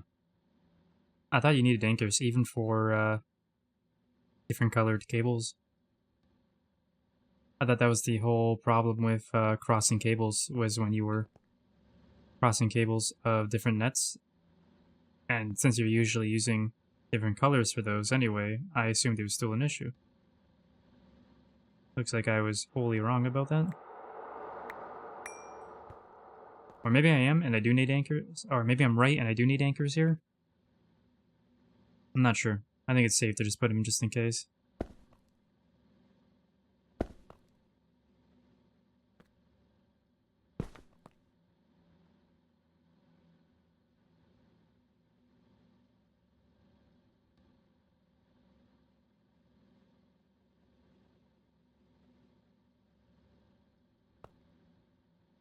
Also, this is in the wrong spot. That's not going to work.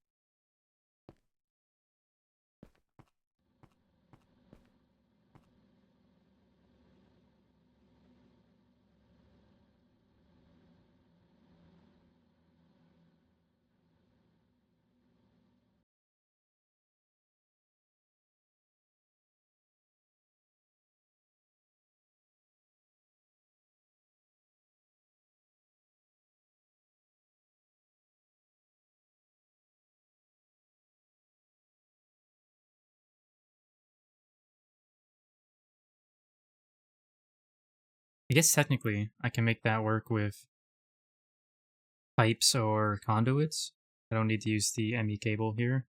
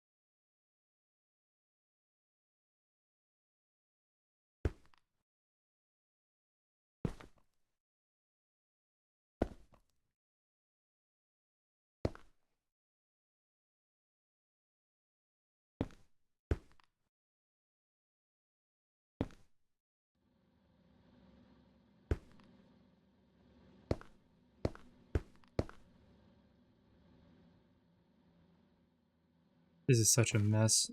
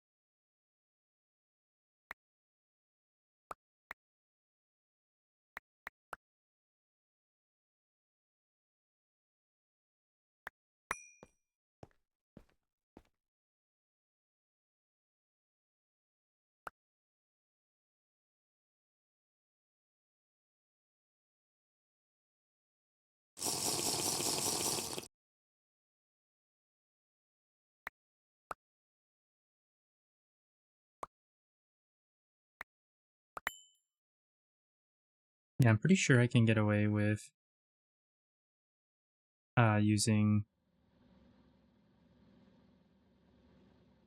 conduits for this.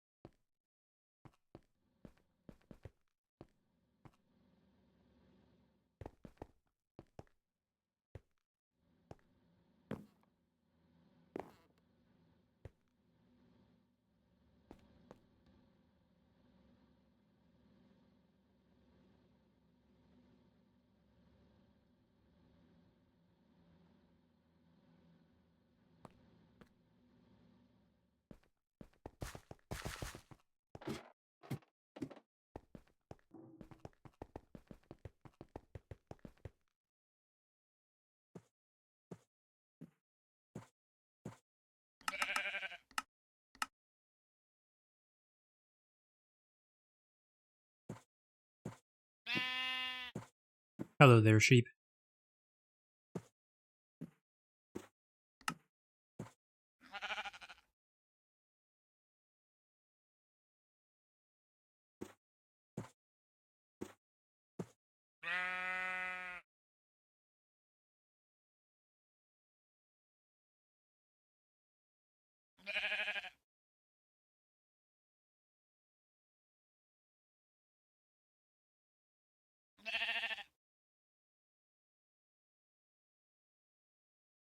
Any minute these will be done.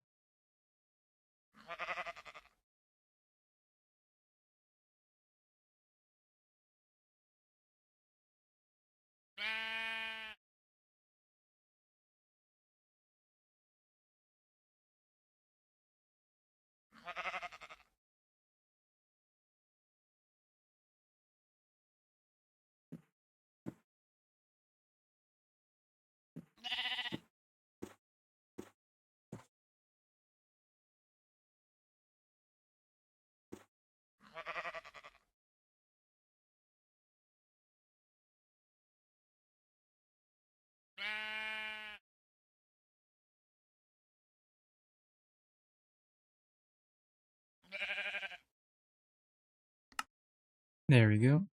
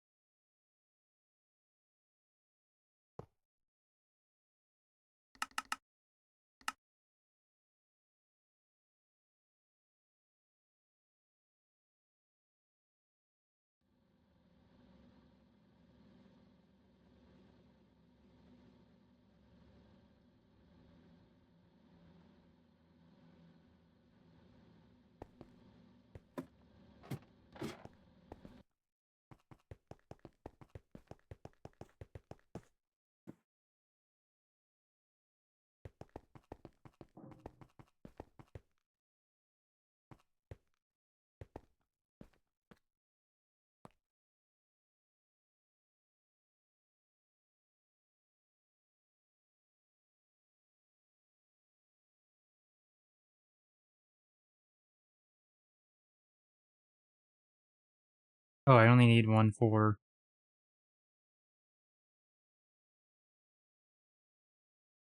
Well, then I might as well just do the max. Let's make 7 more. I thought I needed them for the inserts, not the extracts, but obviously I was thinking backwards on that.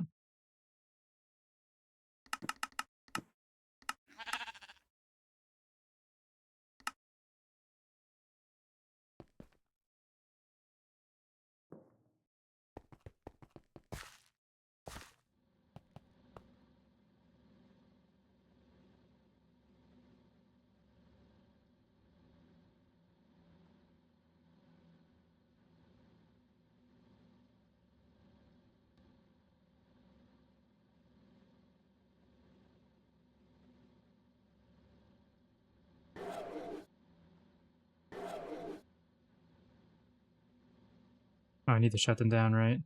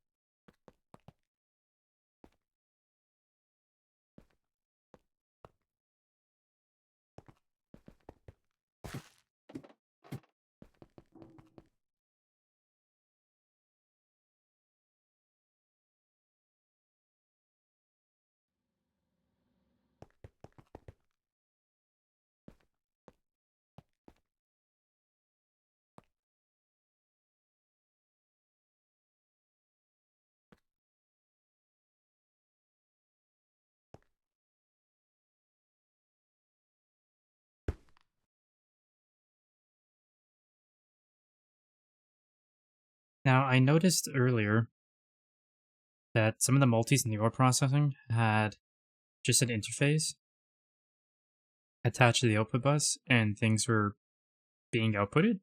I tried that on something earlier, like last week, and I didn't get that functionality, so I didn't think you could do that.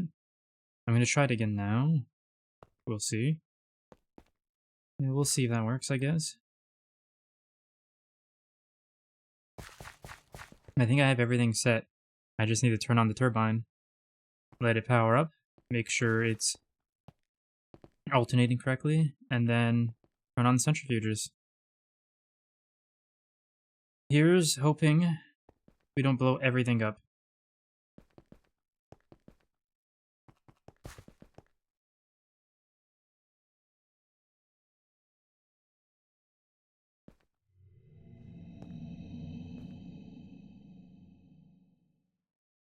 Oh yeah, I was gonna do it on the top, but obviously that's not an option anymore.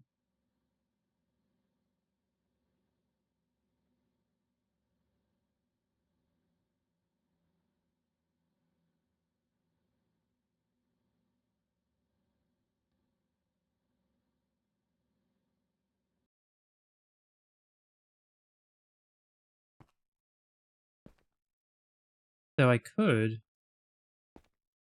Yeah, I can solve that actually. I can make this less spaghetti.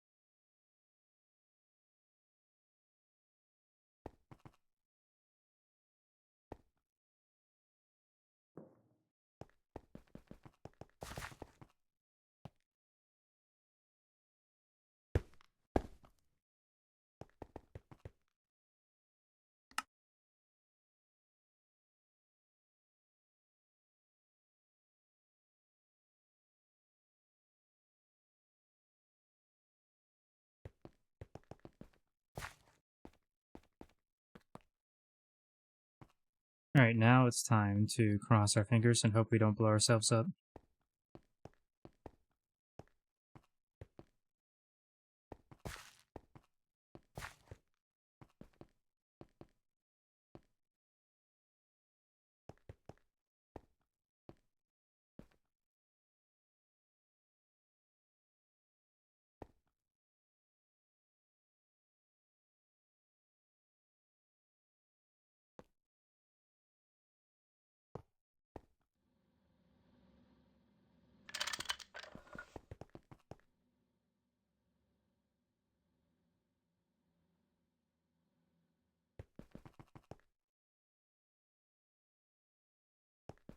Oh yeah, I need benzene.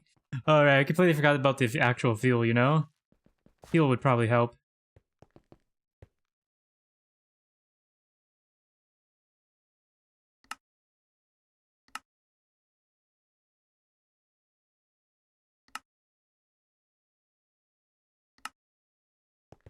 Okay, so...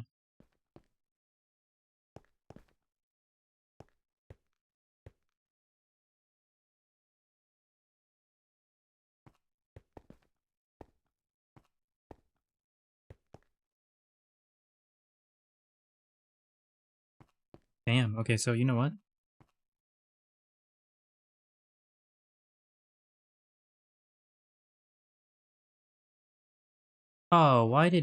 why did I do that?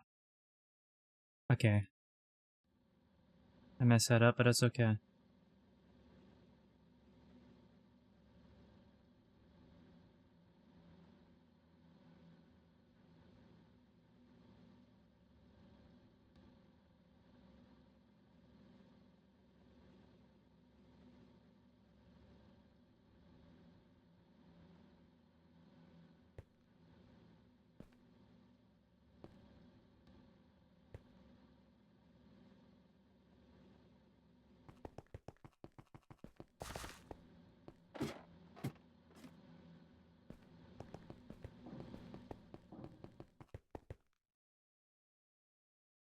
And now I need... what do I need? I don't know, what do I need? What did I come here for? Viewer interface, that's what I need.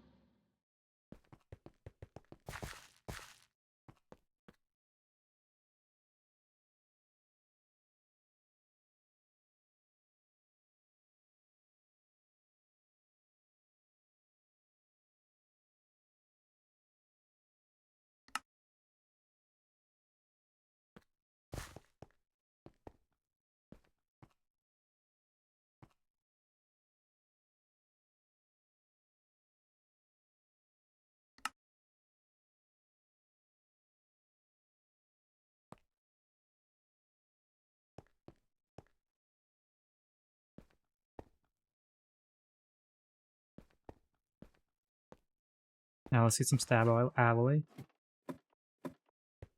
Gotta love stab alloy.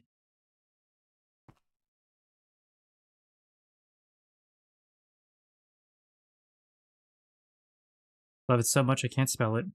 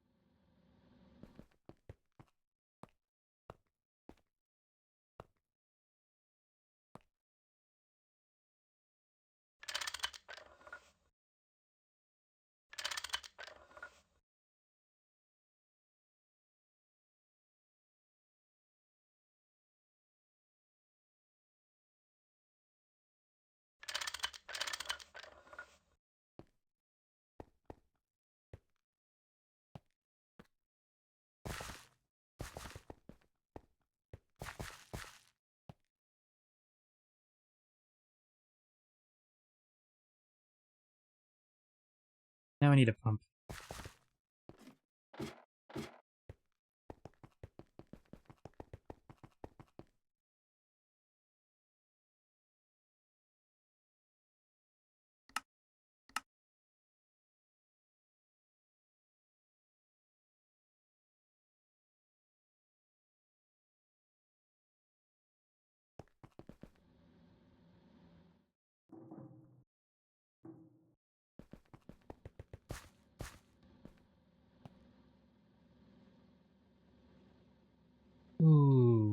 Actually, hold on.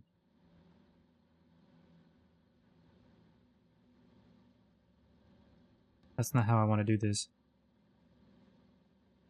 Put that there for now.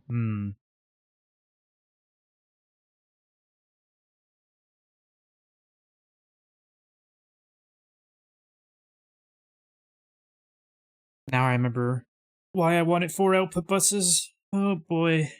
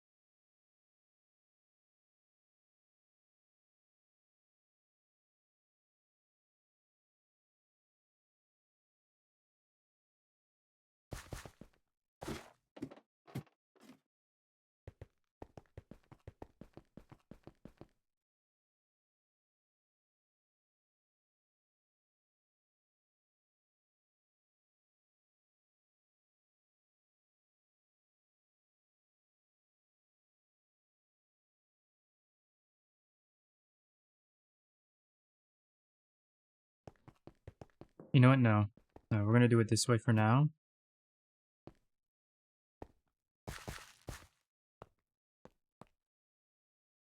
Problems that exist later because of it, we can fix them later.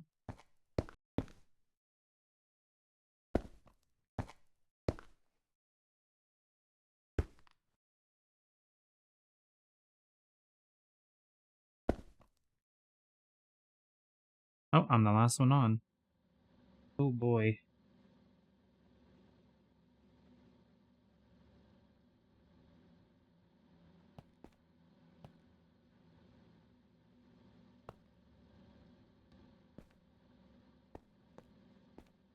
Okay, I guess we test this by slapping this on.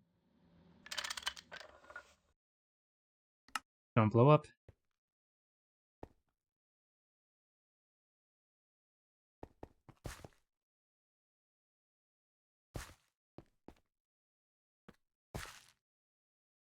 Oh yeah, I haven't actually maintained it yet.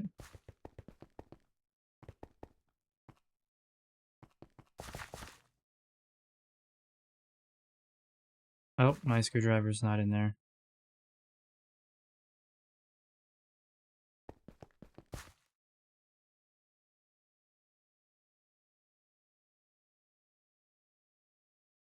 No valid fuel found.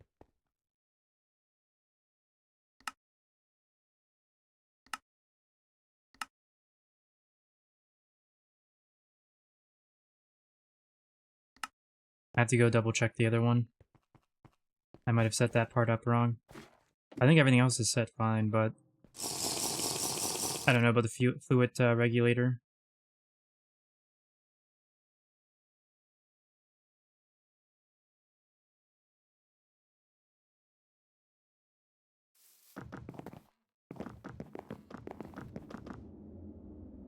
Ooh, we're not full on nitrogen anymore? Pretty much. Okay, it's just... I caught it at a good time, I guess.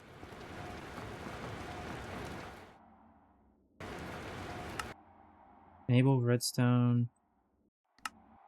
-15, import, use machine. That's exactly what I'm doing.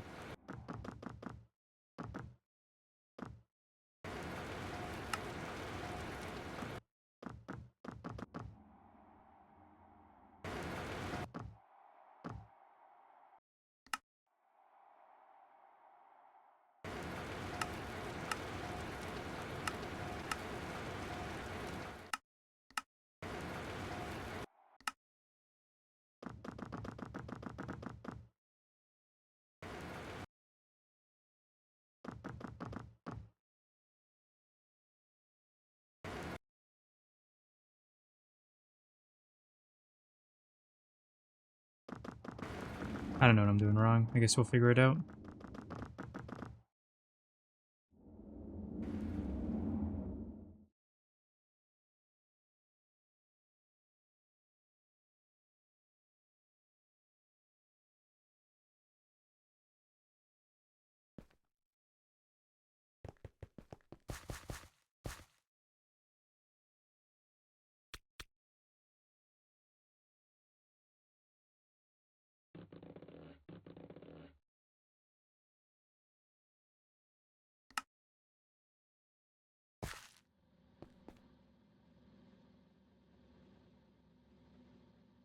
Oh, I know why.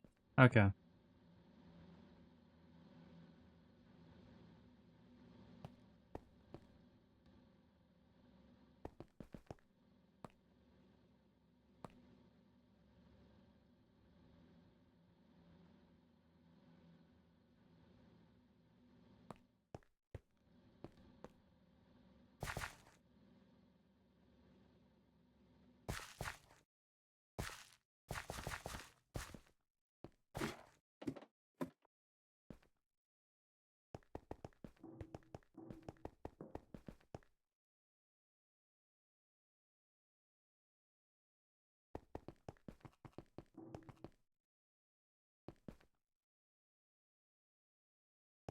I landed right in the ladder and then I backed up. Damn. Oh. Okay. Well, that's not good.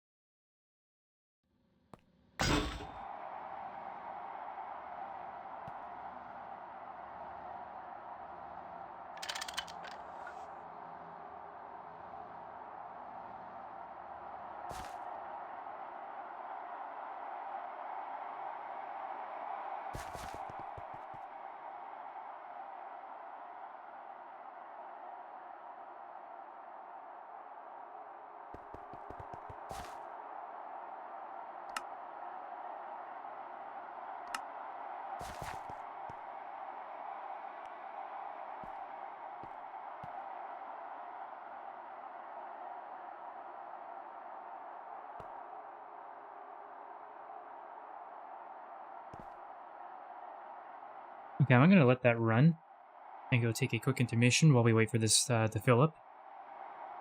I will be back in a few minutes. Just gotta get some refreshments and whatnot. But it looks like it's running, which is great. I shall be back shortly. Sorry for the inconvenience.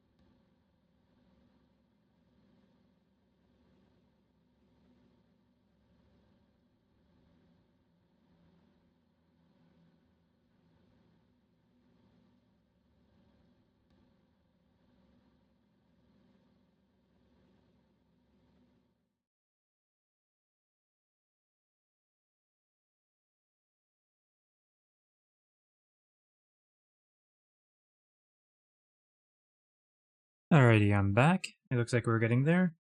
About 2/3 or 3/3 of the way there. Looks like it's at max efficiency, but let's check. Yep.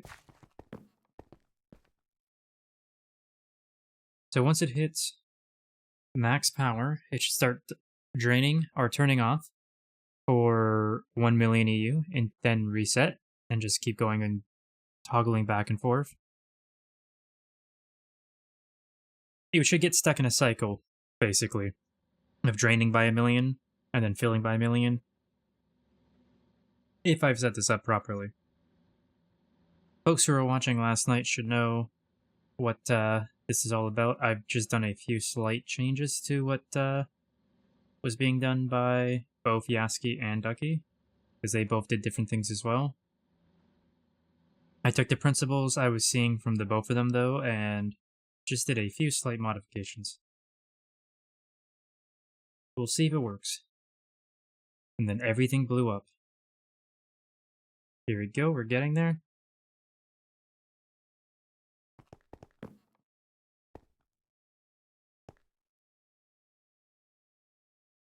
Yep, max power.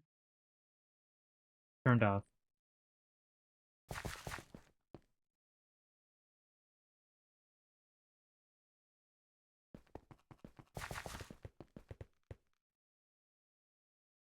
Huge. We can turn on the centrifuges and hope for the best now. I want to turn on one, though. Just one for now, because I want to see something. I want to see the power usage of just one. Ooh.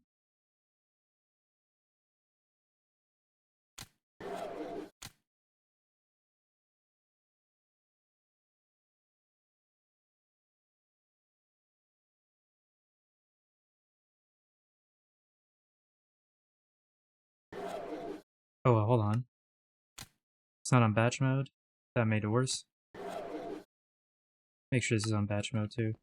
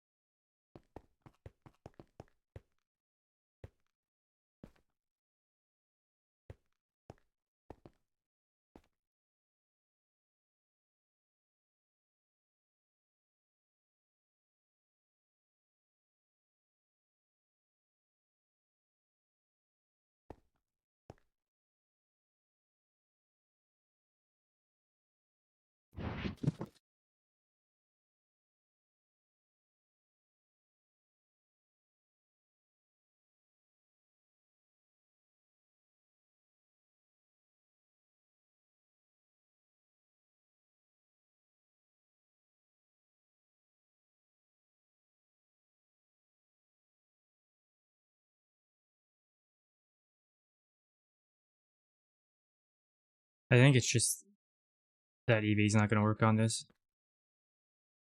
I think it's, I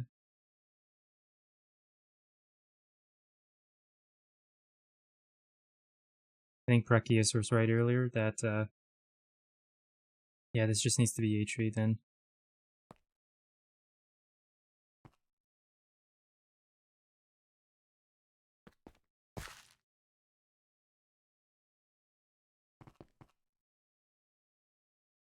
But one good thing, the RS latch works. I set it up right. In fact, I think I set everything up right. I just need to change up the power structure.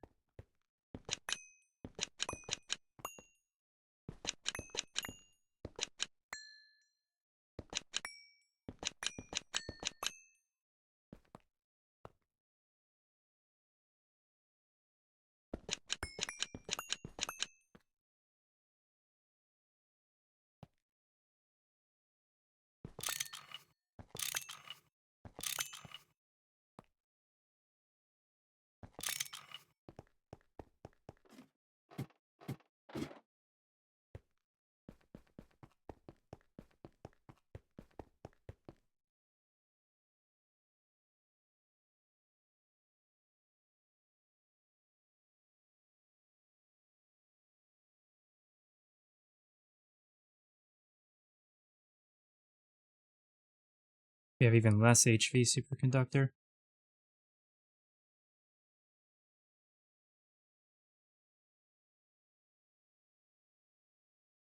I'm also just noticing another problem that's going to be bad. No matter what I do, I don't think one large turbine is going to be able to power them all. I guess we'll find out eventually. For now, it should be able to power two, so that's fine.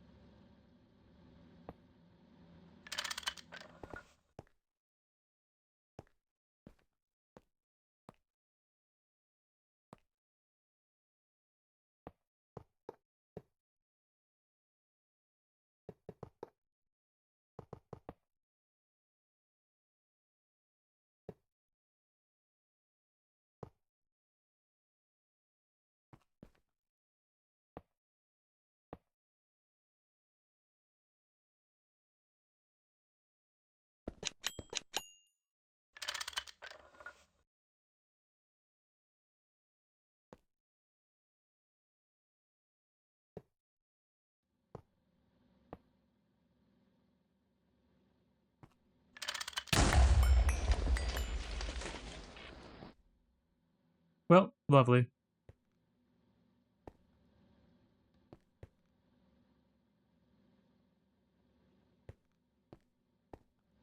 Just, wow.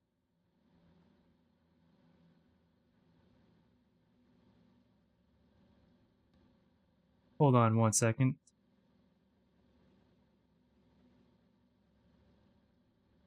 Yeah, that's my first real, in my opinion, my first real machine explosion, which is just so wicked. What a best time for this to happen at.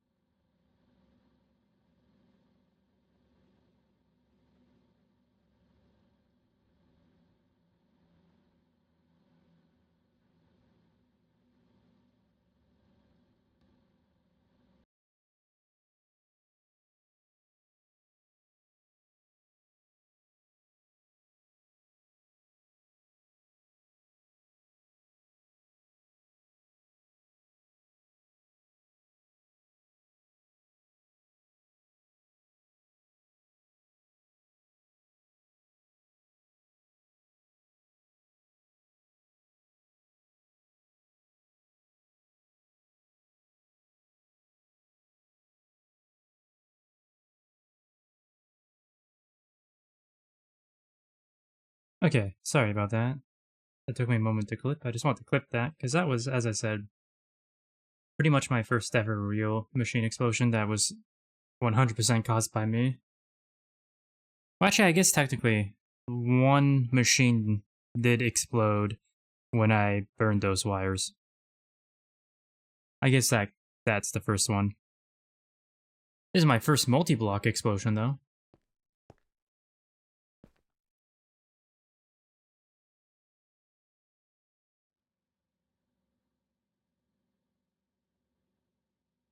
It dropped. Oh, that was a carpenter's block. Where did you come from? Where did the carpenter's block come from?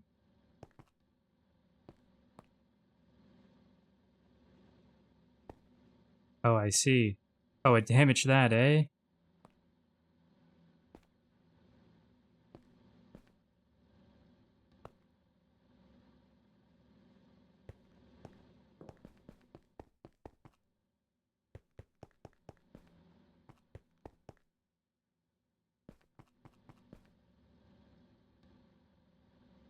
Oh, it's so tempting to just call it a night here.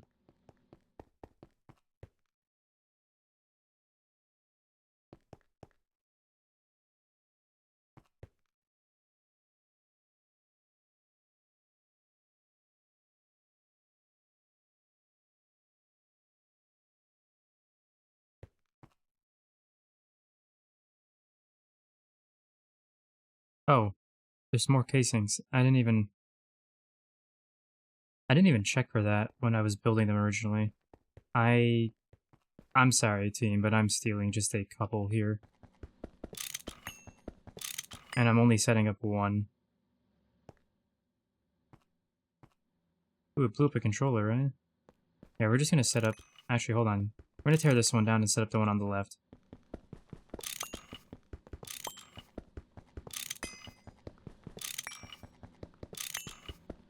I was missing about 4 pieces.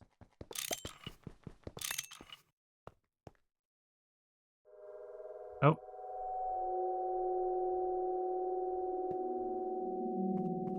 I was missing about 4 pieces, if I recall. Oh wow, got all that stuff good, eh?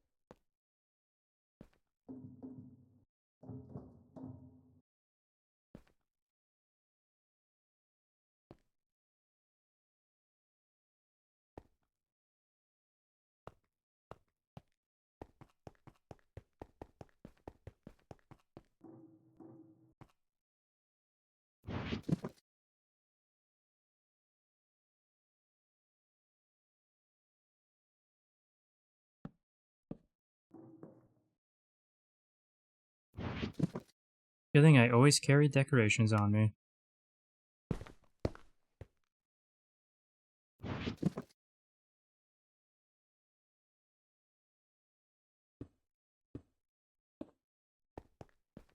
Like it never happened.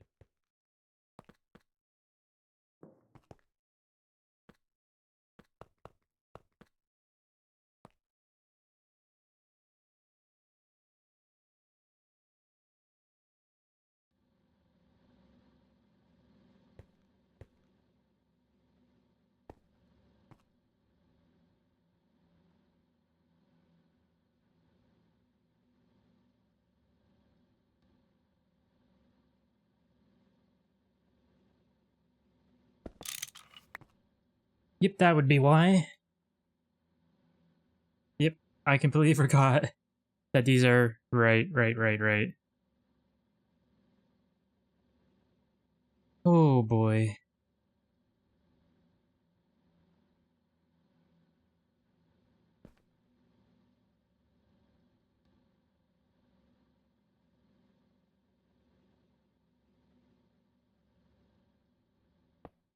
So my question then is,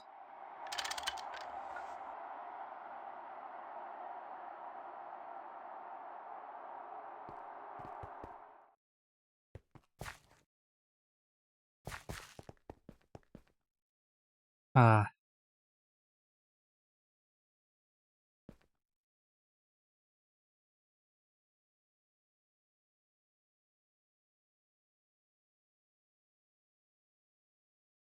this should be, I believe, making 4 amps, if I recall correctly.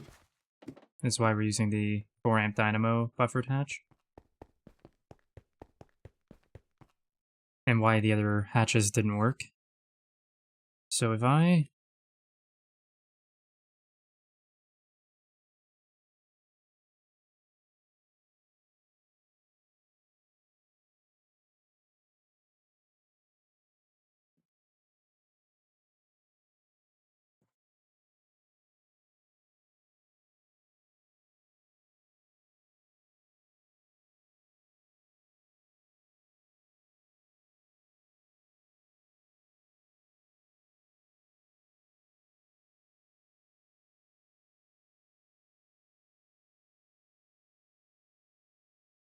Hold on. I think this would work. Though I can't... Do these entity hatches need 2 amps?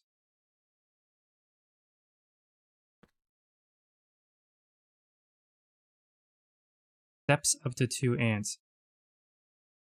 Does it need 2 amps? So that's the question.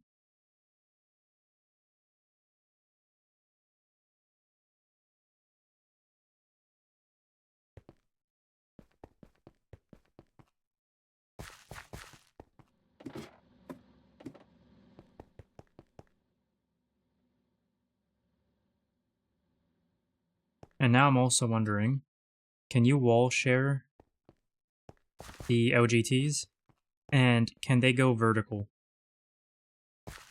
Because if I end up in... I might, depending on the setup here, and how much power this actually takes for 4, I might end up needing 2 per 4. And if I do, I'd rather them vertically set up here and wall shared. I don't know if that's a thing that they can do though.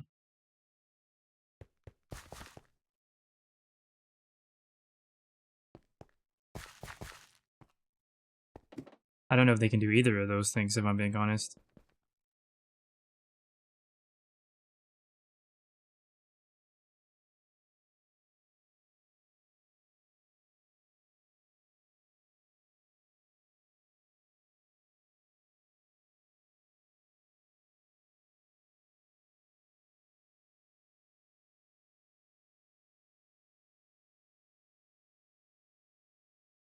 Yeah, I can't find info on either.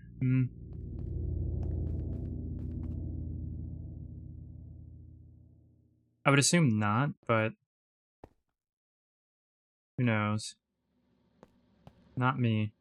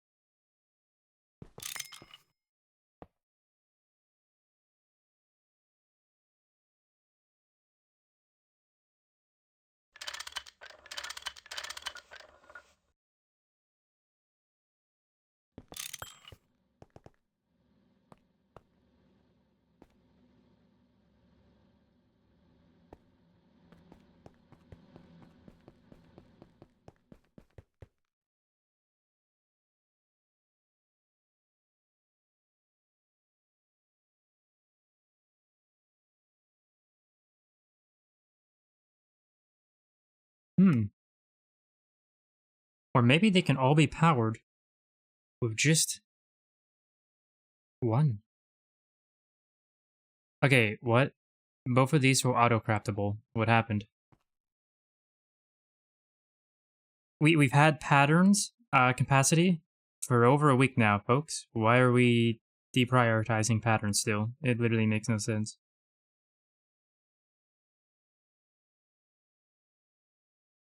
So I gotta go take care of that.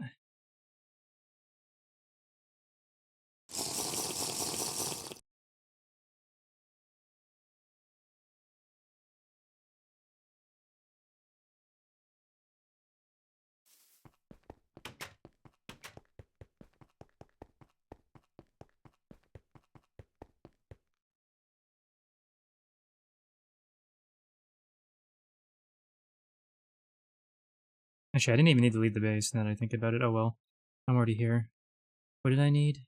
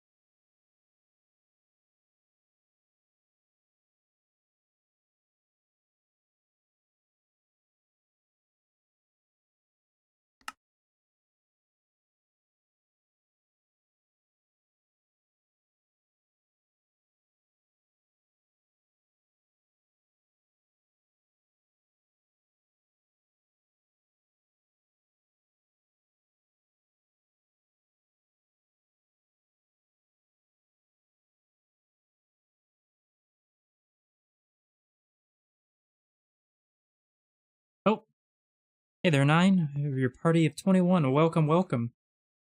How's it going? And thank you for the raid, of course. Let me just quickly...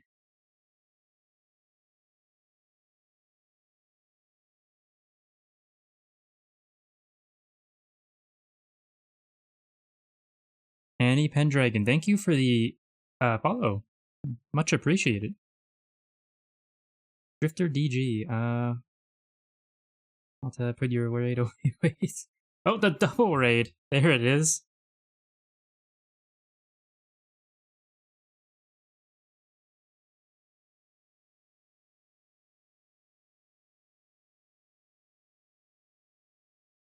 You guys missed the epic explosion about 10 minutes ago. It was very epic. Hurt my soul.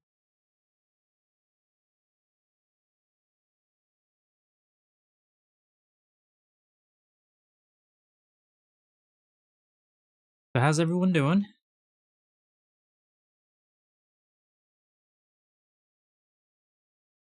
Yeah, I can't even remember what I was doing, honestly. What was I doing? Okay, I did that. I need to make some of these, right?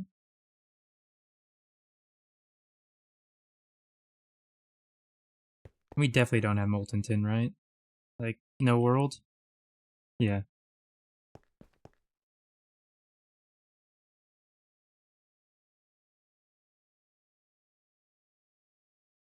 Yeah, we couldn't even fill up a 256 tank of it either if you wanted to. So, I'm wondering, how do I always do that? Yeah, we're processing every tin comb instantly.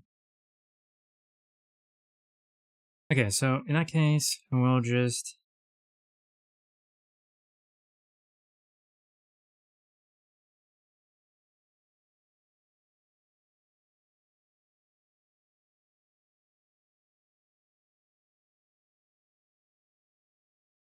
Do a full stack of this.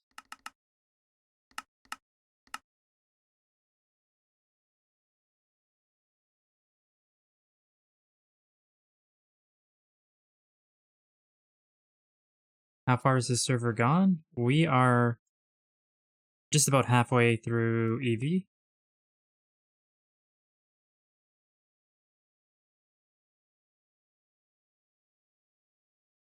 So let's see. Yeah, we're about just a few quests off of being halfway through EV.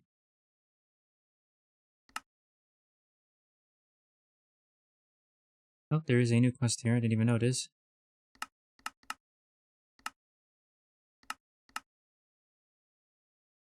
Oh, more crushed ilmenite.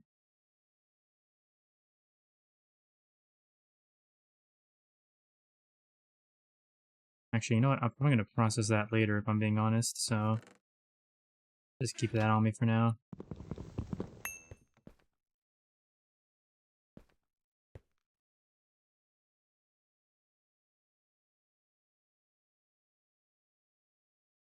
Damn, pull flatline. I delayed flatline until IV because I can't stand cells. I actually don't know, because I don't know much about flatline.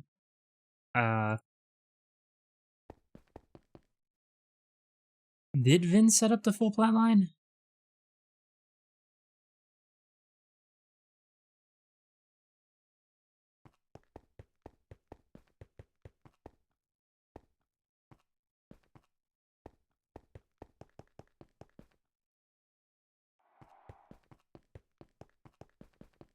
I can't say on that.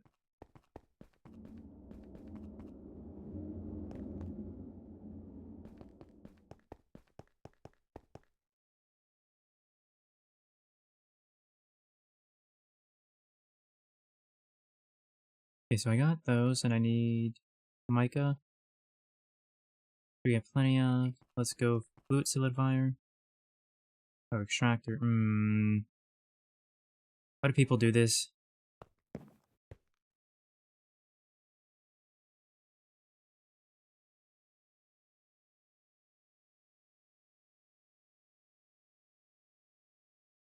There it is. You guys plan for like one person to do a specific task, or is it just whatever you feel like? Mostly whatever we feel like. We have a to-do list, and people can pick up for it whatever they want. And some people volunteer for things, but it's mostly just doing whatever we feel like. At least that's been my experience.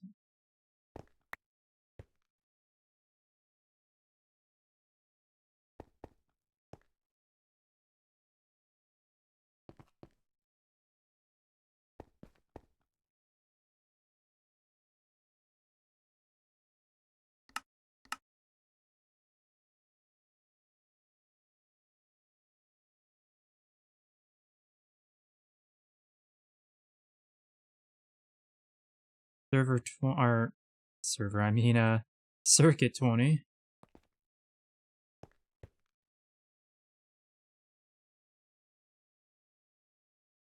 Does that need circuit 10? Let me check. It does not, so it doesn't matter if I switch this back or not.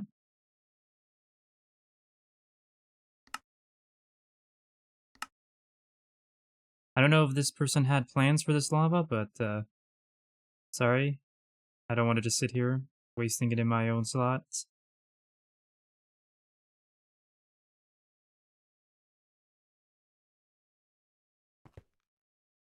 And I did ask for it to be cleaned up like 6 or 7 hours ago, if I'm being honest, so...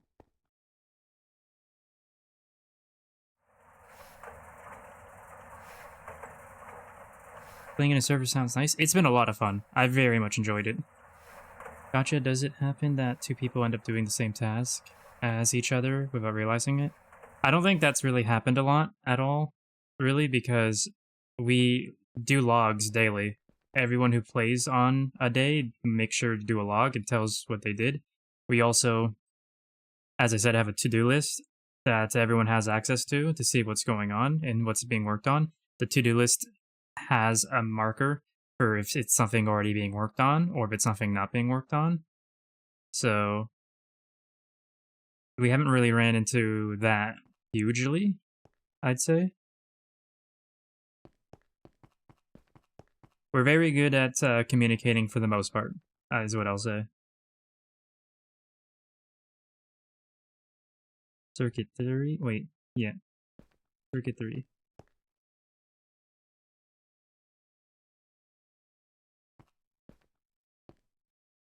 Yeah, logging sounds like a good quality of life, to be honest. It really is. It's been very helpful.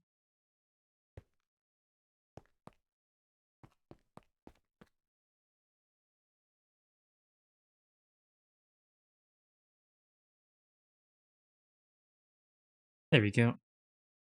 Delay is done now.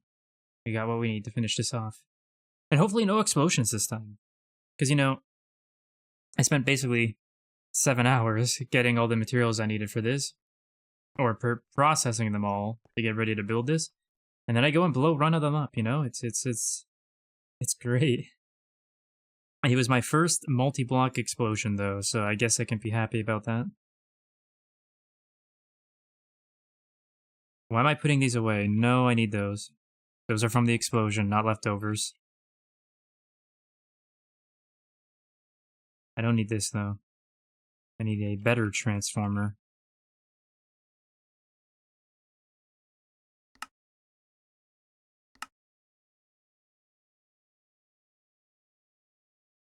Thank you. I missed a good part. Pretty much. Whatever you do, if you use power pass, never enable it. That is my anti-explosion advice. I don't know what that means, actually, so... But, yeah, I blew up one of my multi-centrifuges. It was a grand old time.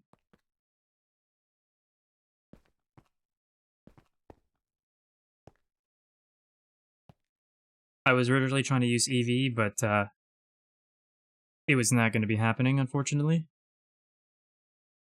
And so, I went to switch down, and I switched everything up here. But, you know, I forgot to switch down here. It was grand. Where did it... There it is. Okay, let's now make sure. 4 amps of EV to 16 of HV.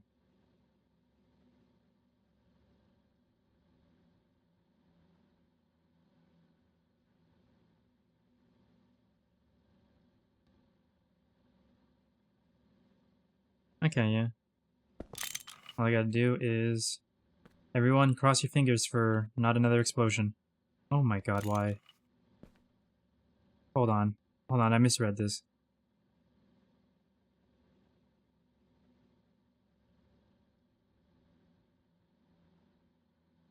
Why did it...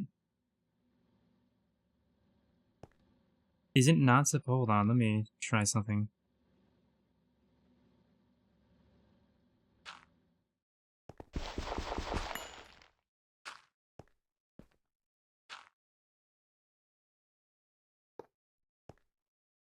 There we go. I'm actually surprised that it didn't just base or go down. Actually, maybe, hold on. You know what, let's experiment. I got an idea. No, it doesn't matter. Doesn't matter.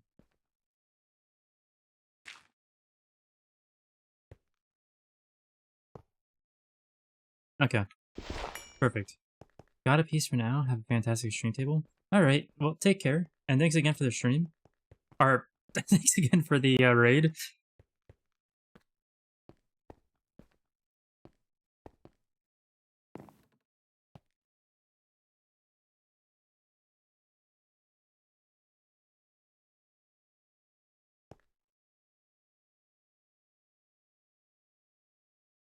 Okay, so we can...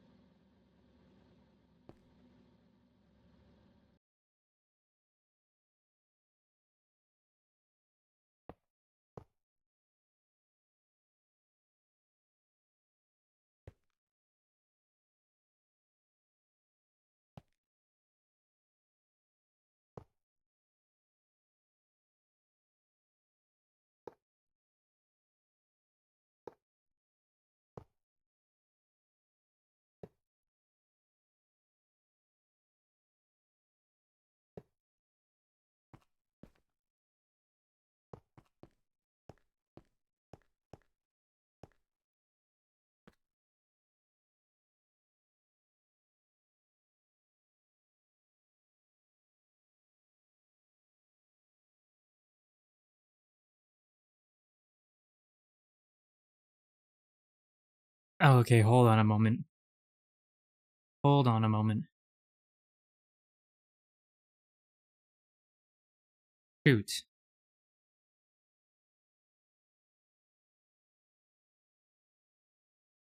I'm glad I caught that now. Might have blown up the second centrifuge, and then it said, you know what? I'm just gonna go peacefully farm for the next couple of weeks. But, I think I caught it this time before I made another mistake. That's not enough either. Oh, that sucks.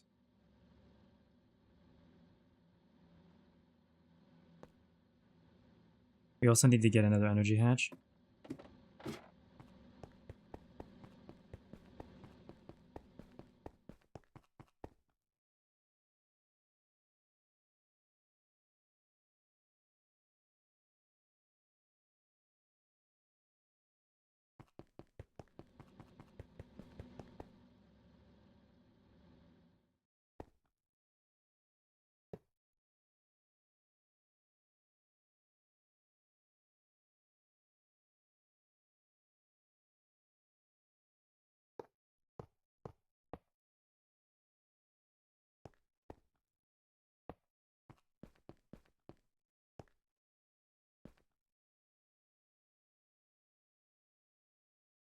Ooh, that actually that feels really bad. I just realized. I just realized that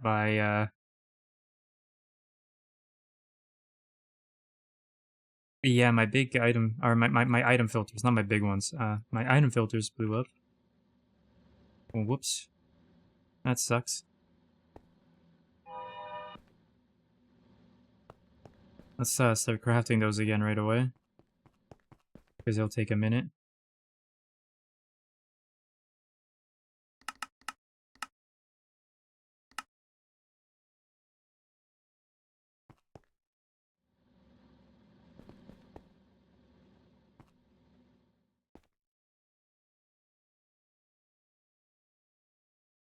Actually, I need... Okay, I know what I need. Start crafting up everything we need. For the stuff that got blown up, I never actually replaced all of it.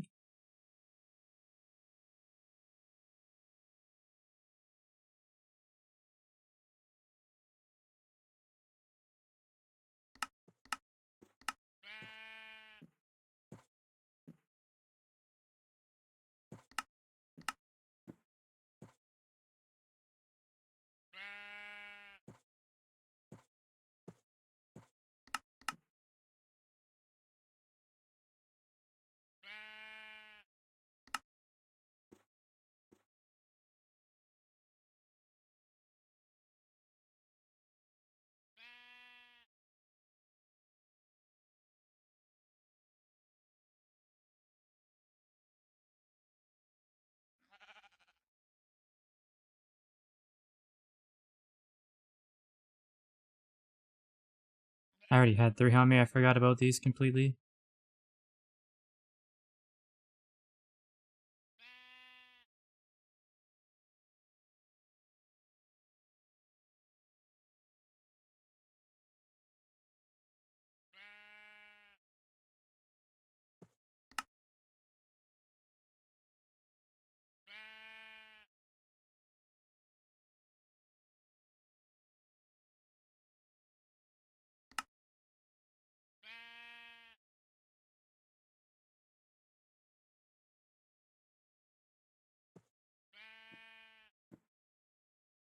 There we go. That should be everything I need to replace.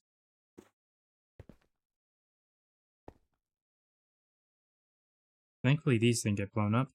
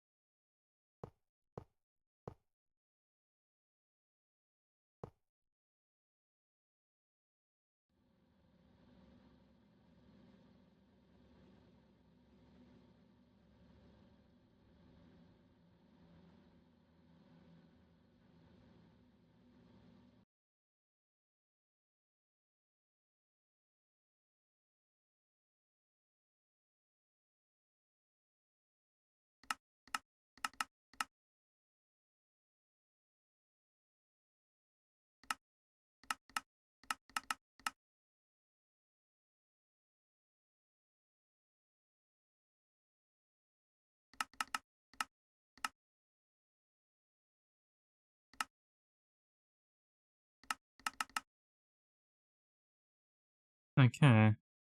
Everything, I think, is reset except for here.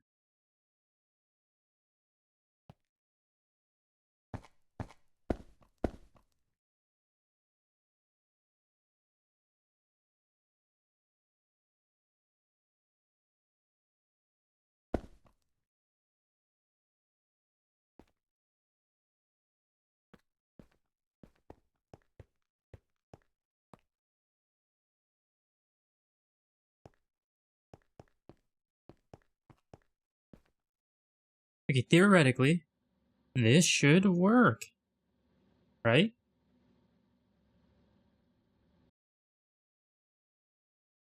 Feel like this should work, but I'm not. Don't quote me on that. I'm not positive.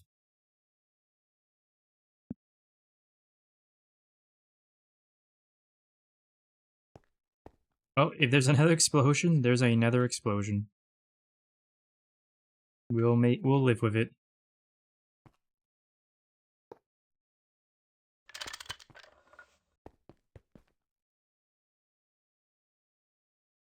Looking good.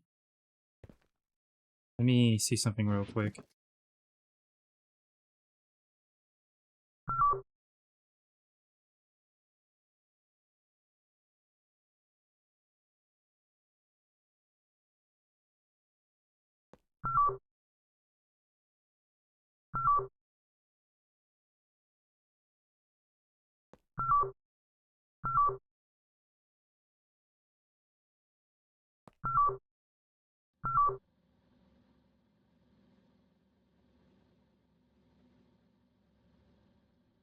Okay, it's working. Nothing exploded.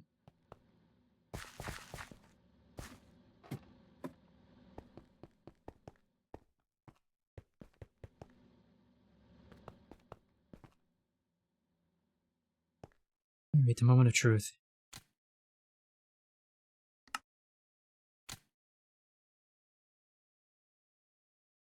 Oh yeah, I got maintenance again. It did blow up after all.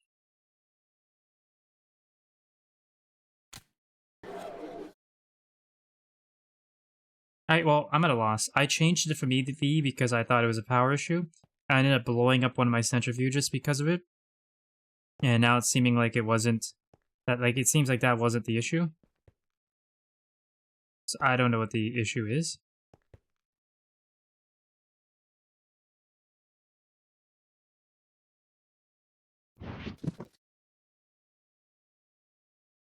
Best I can do at the moment is go and take a peek at the ones that aren't even running yet and hope that it was set up correctly, even though it's not turned on running.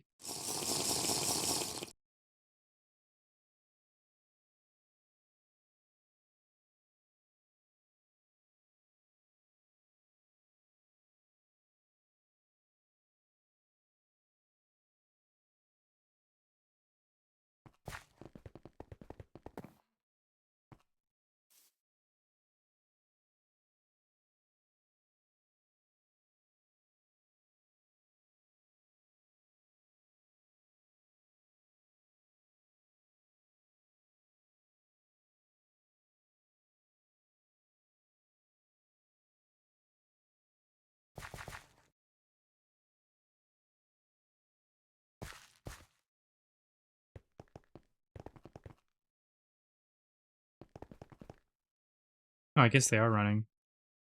Didn't realize that.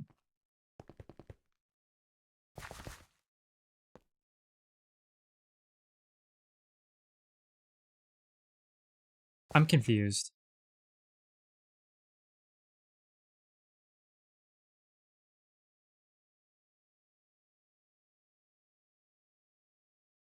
This only produces 1 amp, right? So they only need 1 amp to run.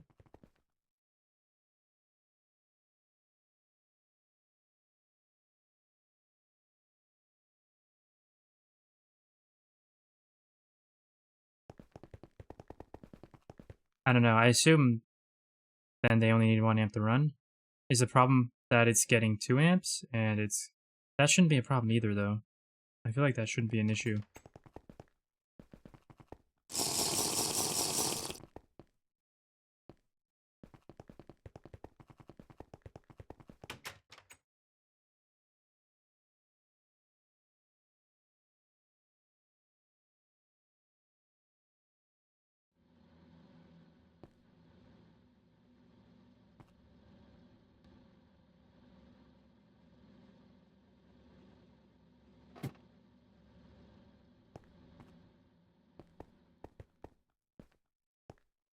Yeah, I really don't know.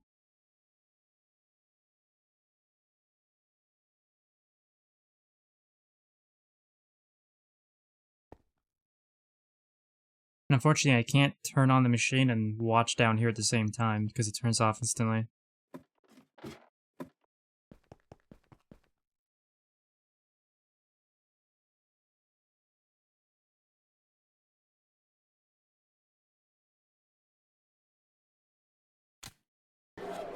Yeah, no, I don't have time to get down there at all.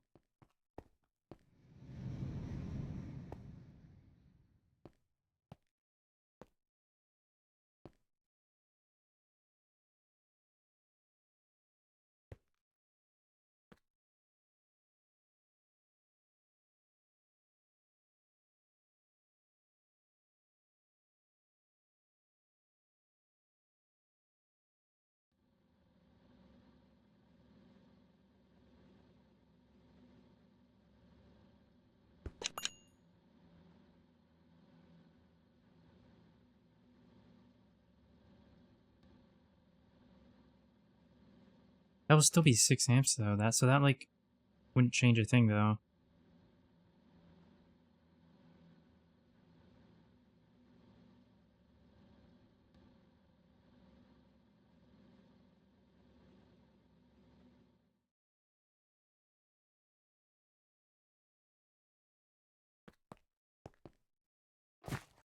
I really just want this to work because I want it to be done with the stream for like the last 2 hours. I just want to get this up and running. I want to know I did this correct. Come on. But obviously I haven't done it correct, so I don't know what else I need to do.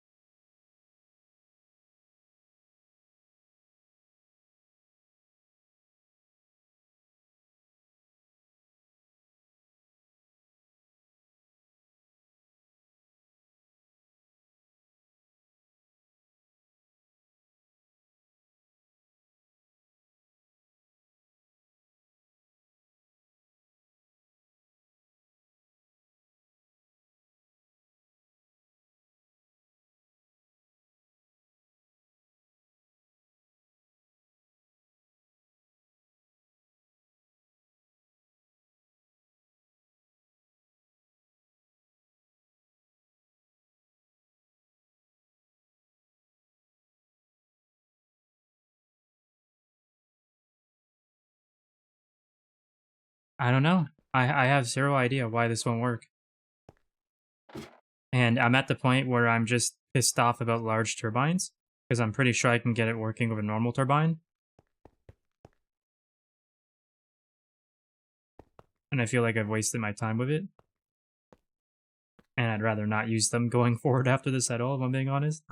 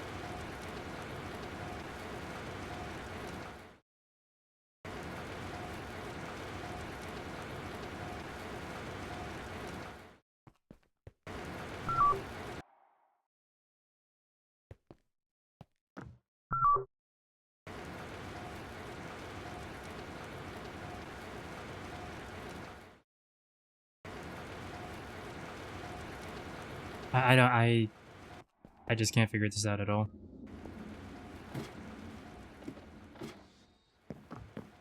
Obviously, I've done something very fundamentally wrong here, but I just don't know what that is.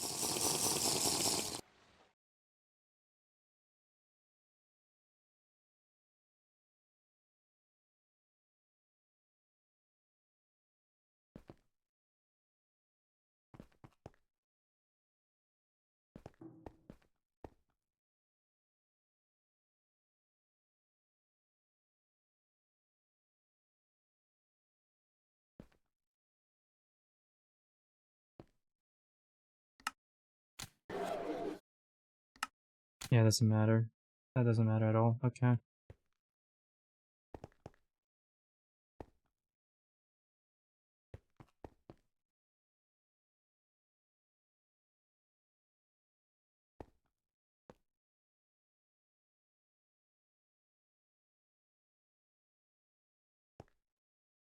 Oh, because I'm just dumb. That's why. That's the issue. Wait, no. No, I already did have this plugged in, though. It wasn't working before. Never mind. Right? I did? Can't hurt to try again. I'm pretty sure I did, though.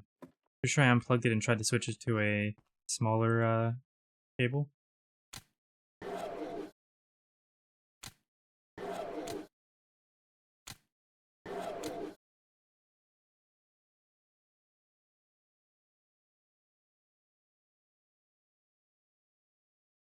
Huh?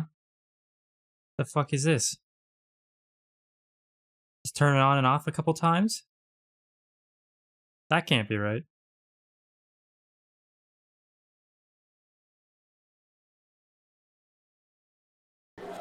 There it goes, okay. I was gonna say, ain't no way.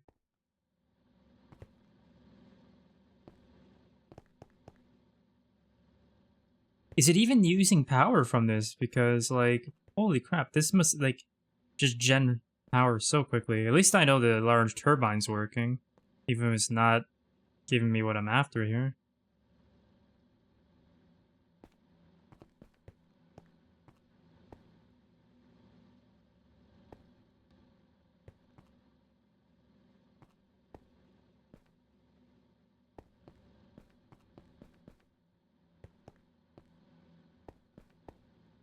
Just turn it off and on again. Troll game, yeah.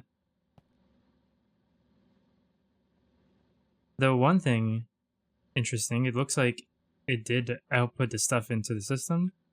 I could have sworn it didn't work that way, but what do I know?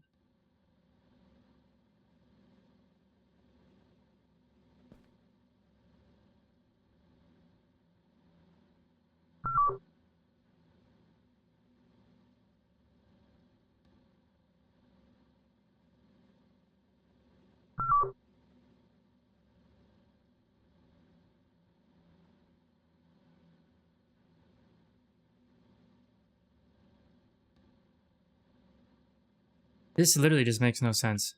I do not think it could possibly be choking on power. I really don't.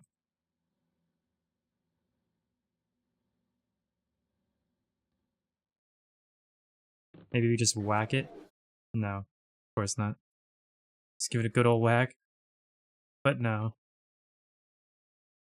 Well, I might just get off in a few minutes because I have no idea how to solve this, and at this point I'm just frustrated as all beyond beyond all belief. Like, this is literally the only thing I want to do today, and if I can't even figure this out, I don't know, I guess I'm just done with the day.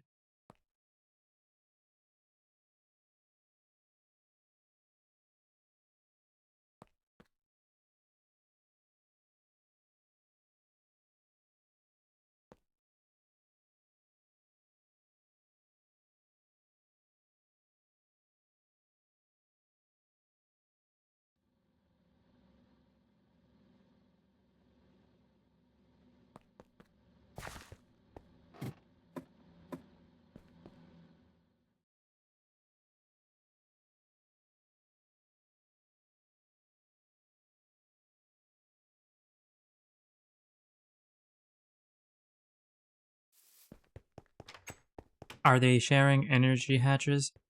Technically, they will be when they're fully built, but there's only one right now. And even when they are fully built, there is one for each of them. But now I'm wondering.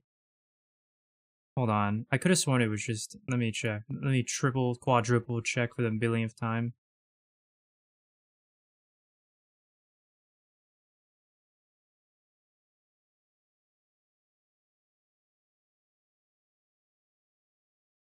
Yeah, it only recommends one.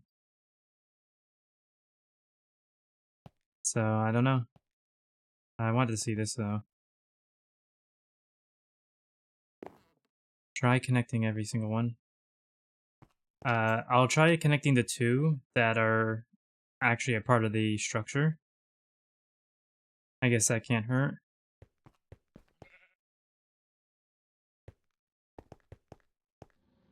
But if that does work, that is going to make me just as mad. Because that means I can't compact it in the way I want it to be at all.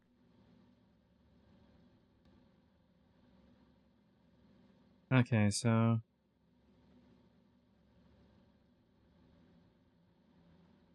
Oh boy, I'm gonna have to use all of our...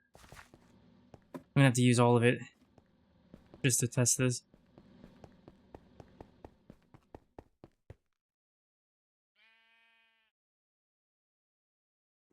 Oh wait, what? Oh, someone set this up. Whoever set this up is huge. This was recent, too.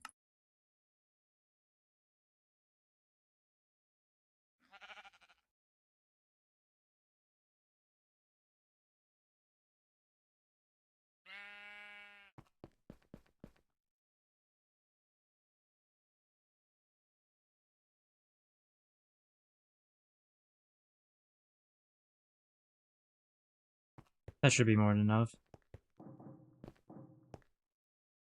But yeah, so... Only this one here is built. So only 2 energy hatches will be connected to it.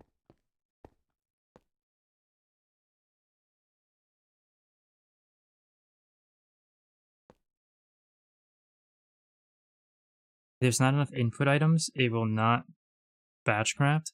Instead, it tries to overclock to the max, and that makes the multi-block using multiple energy hatches if the overclock... Ooh, you know what? That could be the issue. Let me count here.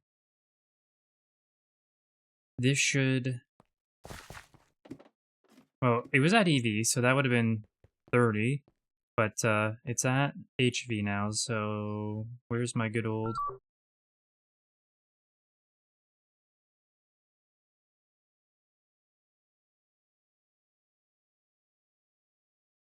Where's the max parallels? Come on. 24. Okay, so 24. Let's see. For this... Takes 36. Yeah, that's the issue. You solved it for me. That's something I never would even have thought. Yeah.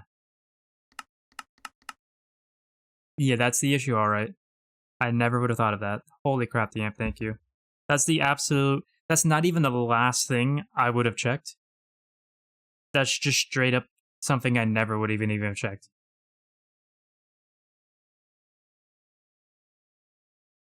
Yeah, that's 100% the issue. What about quartz sand? Because I'm gonna have to probably take that into account. Only 9? 24 times 9 divides 64. That one will be fine with a LV input hatch, but I'll probably upgrade them all. You know what? I'm just gonna give them all... They all get MV hatches. Why not? Unless I have HV hatches. Or buses, I mean.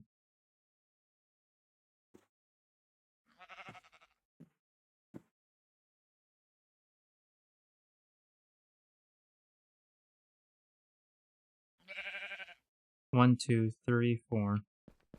That should be more than enough. No, it's not. No, they just all get HV ones because the stone was at least 13. Even if the quartz sand is good, I know some of the other ones are going to be higher than the quartz sand, so just redundancy. at this point.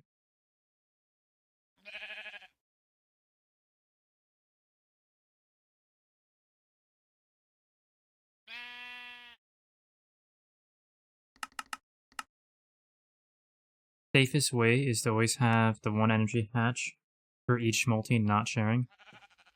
I can't, I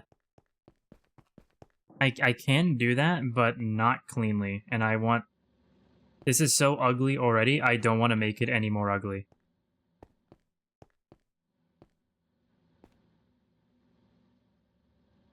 So if it doesn't work the way I have set up, well, I guess I'll just redo it.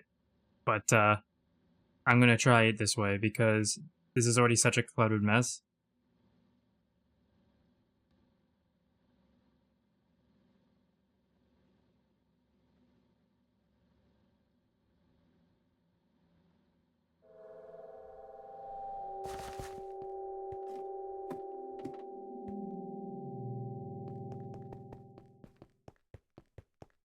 Oh, they're max, the conduit speed's max upgrades.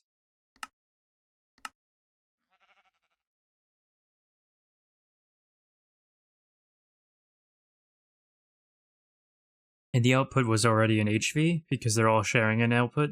And it looks like they just instantly go right into the ME interface, which I swear I tested that like a week ago and it didn't work, so I don't know why it didn't work when I tried it before, but it works now, so that's all that matters.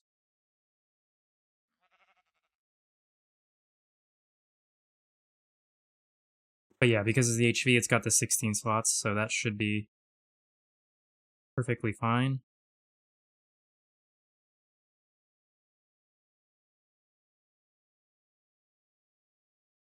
No, it's not. You know what? It's not fine. Redundancy. Overkill. These are things I love, so you know what? Okay, well for now it's fine, because I can't auto-craft it from here. Actually, do we have everything I need to craft it? Because I can just terminal craft it if we have everything.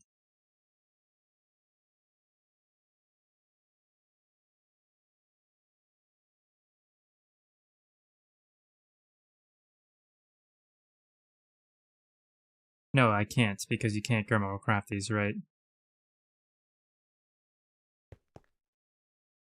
Definitely putting a pattern in for that before I get off, because we have everything we need for that.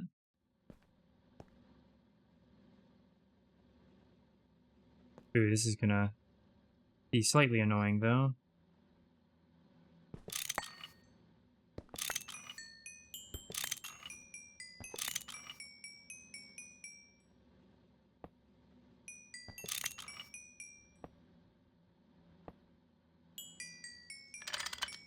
Oh, come on.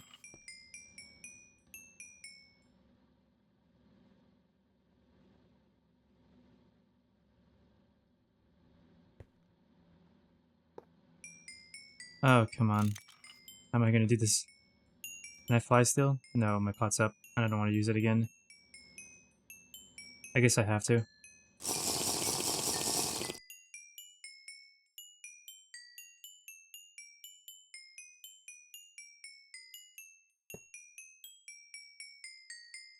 So ME output would be best. You know what? That's actually a good idea. I just learned about ME output today. I never even knew it existed.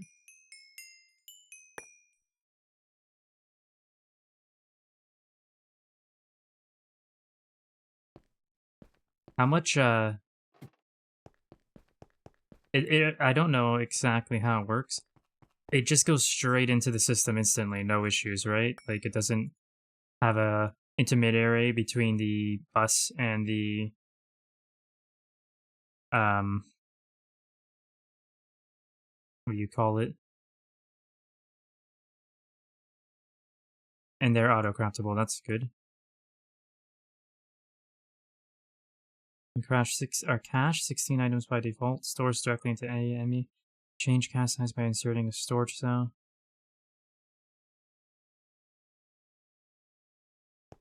You can put storage cells to boost up the cache. A few ticks, they will be in the cache.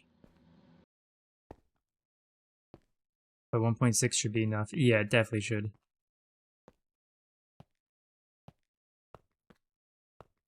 My main issue wasn't even item count, it was just stack amount. And this should kill the stack amount issue. At least if I'm understanding it correctly.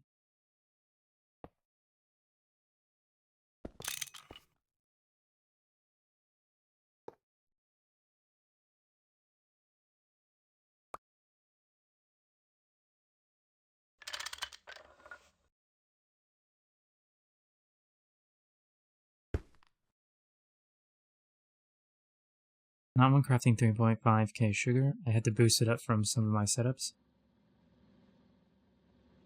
That's a lot of sugar, and I respect it. I like that. You don't need interface? Oh. Just connect it to the cable. Neat.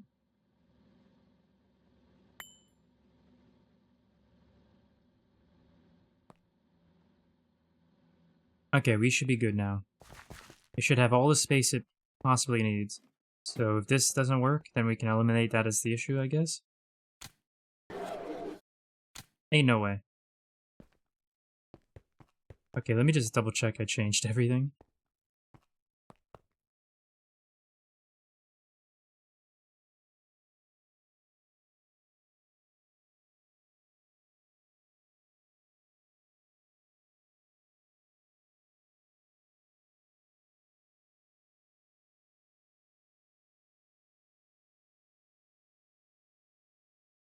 Well,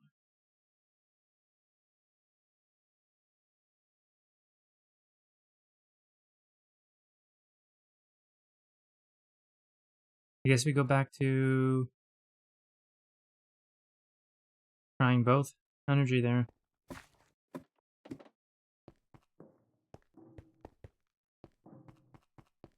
Oh no, I still have them on me.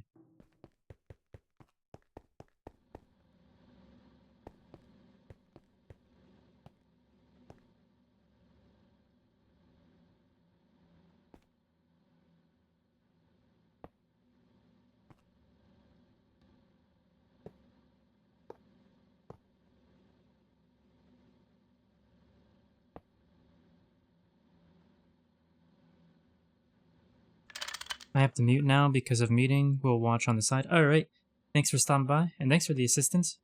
I at least learned some stuff, and that's always useful. Hopefully your meeting goes smoothly.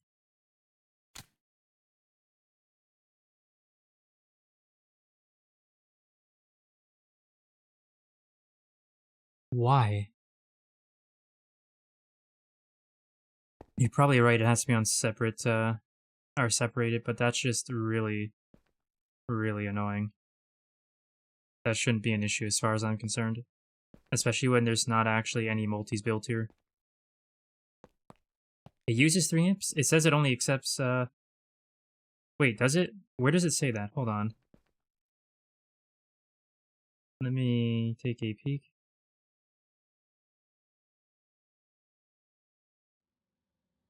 Because I haven't seen any information that says it uses 3 amps. And I would really like to know how to find that for future multis. Also, hey there, DZ. Or Diesel, I mean, sorry. How's it going?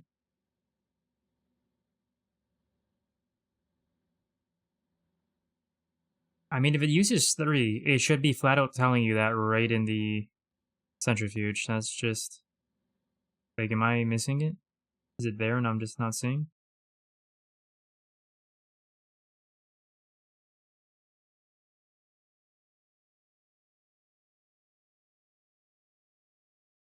Long time no see. How are you? For the most part, I'm doing well. I'm a bit frustrated right now. I blew up a centrifuge earlier. First multi-block explosion ever. I got this one working now, but I'm not happy about the situation of how I got it to work. Let's see. So it tells you it uses 3 amps when it's actually running, but not when you're doing anything else.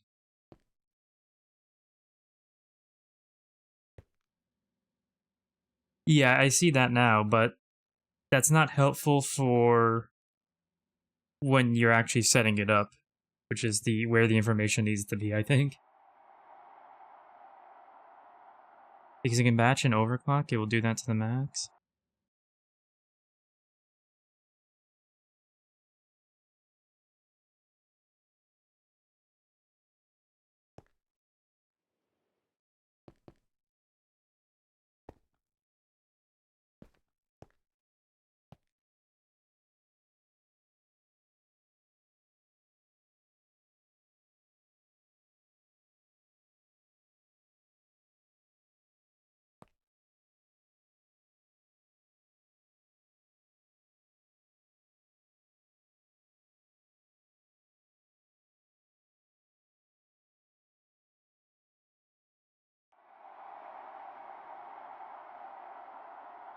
Okay, but that doesn't make any sense because the centrifuges at... Hold on, we can test this. The centrifuges at the ore processing are just using one gas turbine each on one energy hatch, so would that be the same case for me if I actually just decided to fucking center it? Because, Jesus. If so, that is just... I kind of hate that with every fiber of my being. Sometimes my Mega EBF uses less energy for some goofy reason. What tier are you in? I haven't followed the Vanguard run for quite a while. We are currently about halfway through EV. We're just a few quests off of being halfway.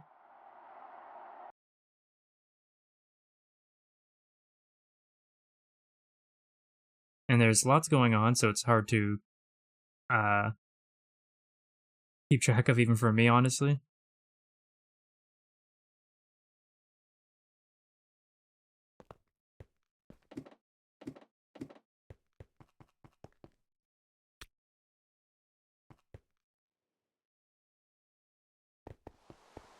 Oh yeah, I knew that was gonna happen. I knew that was gonna happen.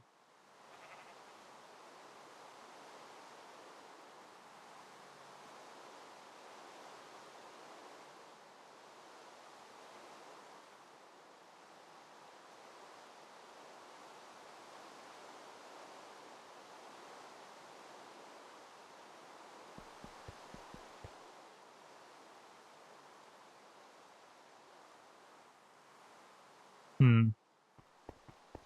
I'm gonna have to do something about this sooner than later, it looks like.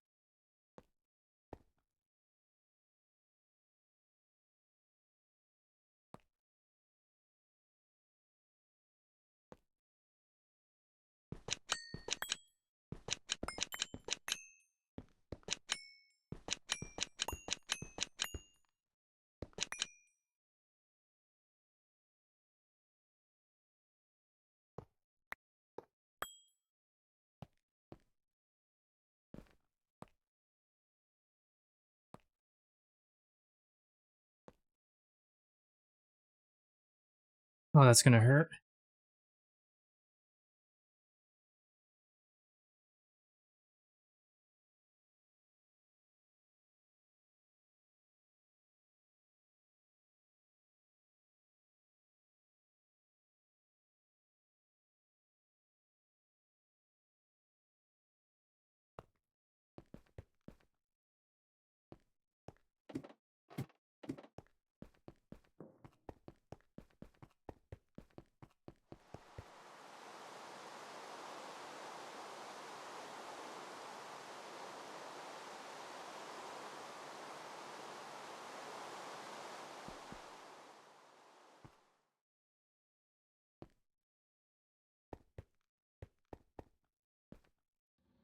Okay, so let's do this. And then just deposit all this.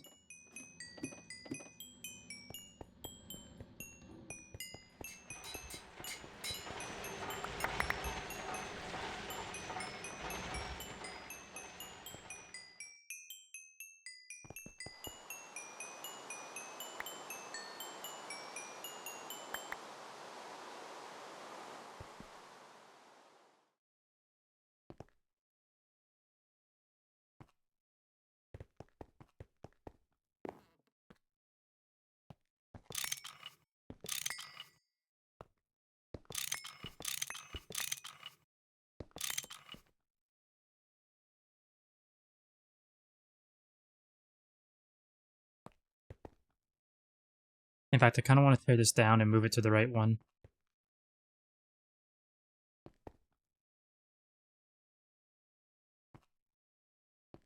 But I'm not going to, just in case this doesn't actually work the way I'm thinking it's going to.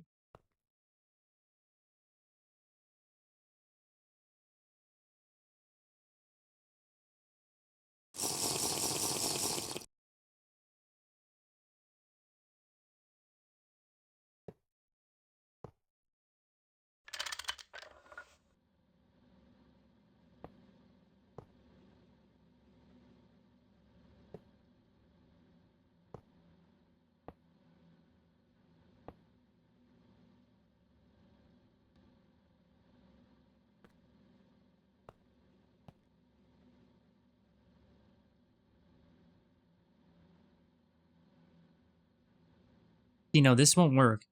I can't do it this way. The reason I had the inputs on the corners was to make sure only... It was to make sure that only what I wanted to be processed in that centrifuge was being processed. If these are being shared, at any time they could just be swapping between recipes, and I really don't want that. Like, this is inputting stone dust, right? This is inputting quartz sand. But either way, they're wall shared, right? So this or this could be running quartz sand. This or this could be running stone dust. But also, they both could be running both. Well, this could be running both, is what I mean. Or this can be running both, and I don't want that. I want each one to be dedicated to a specific...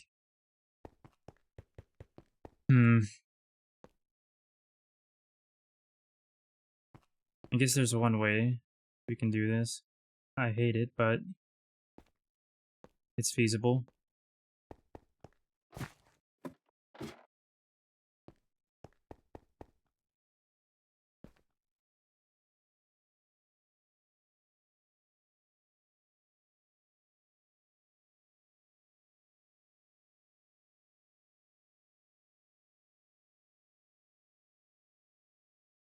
I mean, I don't need to use the stocking input bus.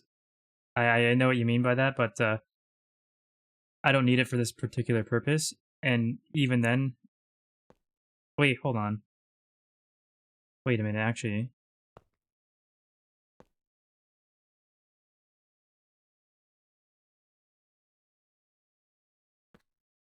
The problem is I want it to be all underneath.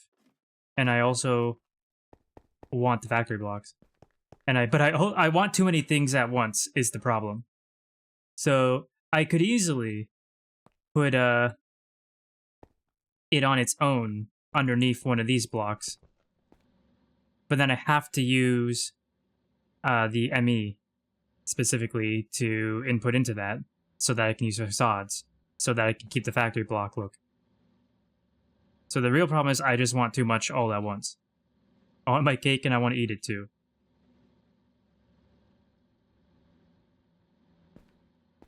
The only way this can happen in that regard then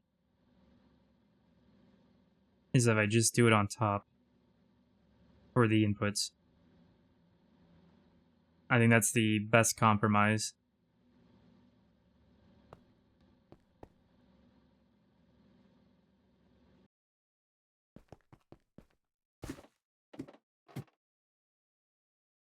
No, I can't share energy hatches because it will automatically try to overclock them, and then I won't have enough energy because I won't have enough energy hatches to power all of them.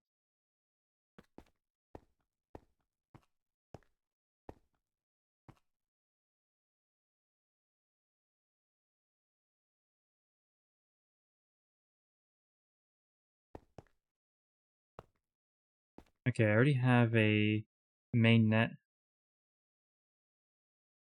I already have a main net up here, so I can just pull from that. What's gross, though, is that breaks two of the things I'm trying to keep here. I'm trying to use as little... I'm trying to use as little connections on the mainnet as possible. I was getting away with getting fuel and all the inputs from just this one connection. But I'd have to use a second connection now if I do an input up here, or if I do the inputs up here. Unless I do the dual interface right here. And then that would actually get me less connections than I'm currently using. Hold up.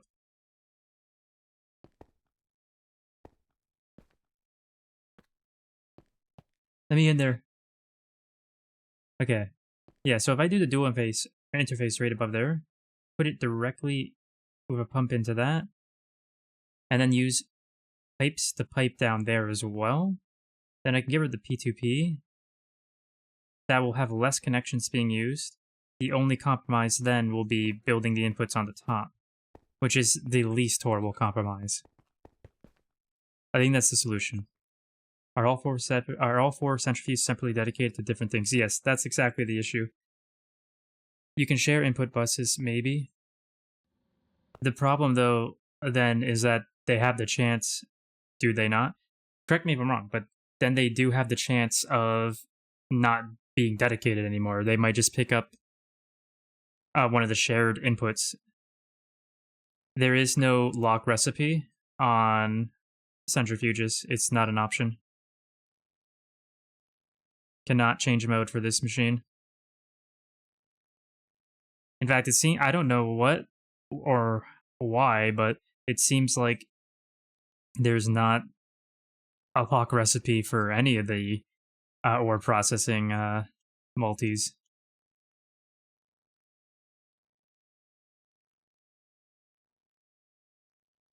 Which is just extremely weird to me. Which makes me question why anyone swears by wall sharing, because to me, having a clean setup and having locked recipes and dedicated machines is far more important than saving on the resources from wall sharing.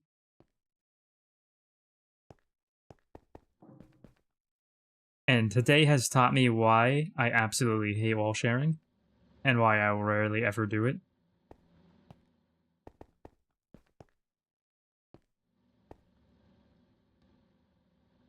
Okay.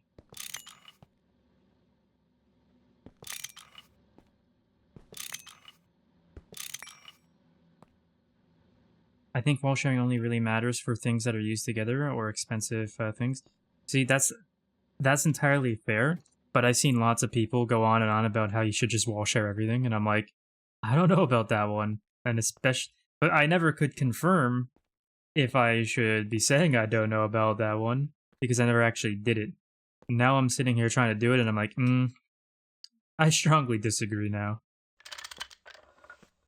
And I'm not saying there's no purpose to wall sharing. I'm saying to the people who think you should wall share everything, I think it's just wrong. Not everything needs to be wall shared.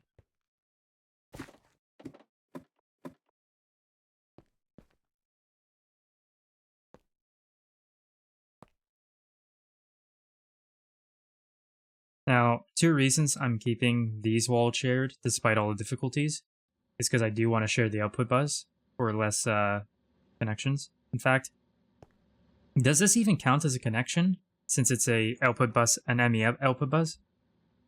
Does that even count as a connection? But the other reason is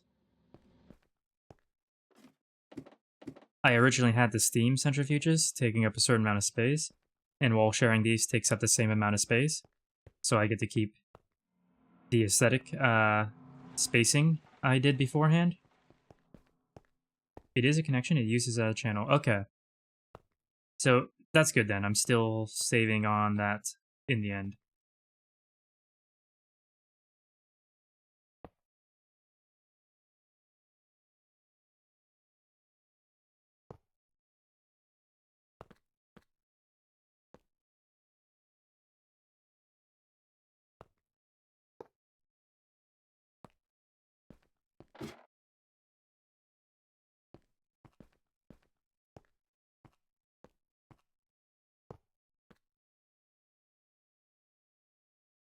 Well, technically I can make this all cleaner down here now, which is nice because I was absolutely hating the spaghetti.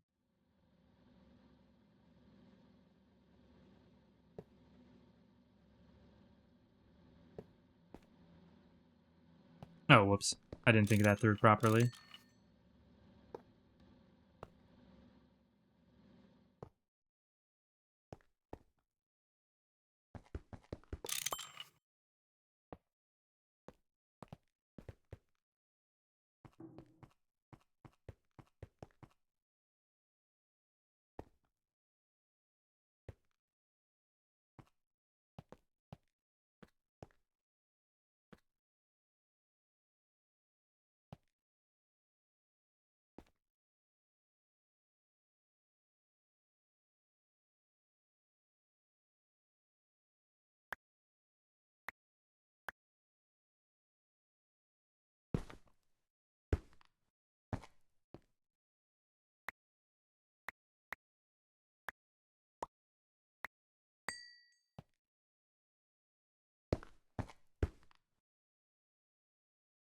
Okay.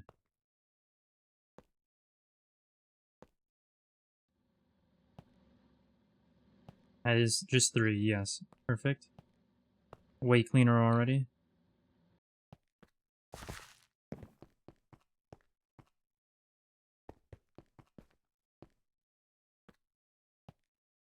Everything connected.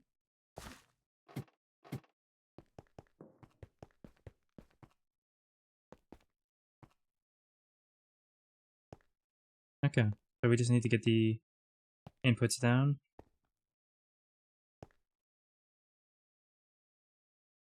And technically the power.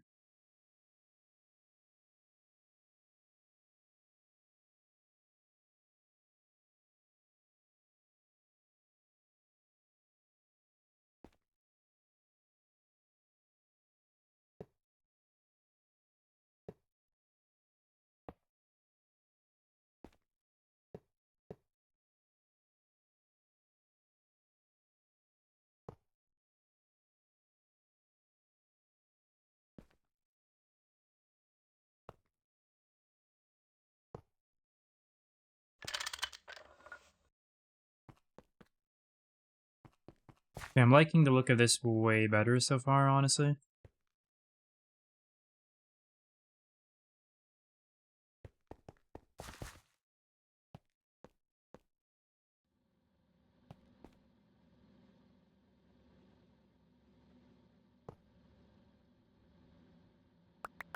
Oh, I forgot to clear those. That sucks.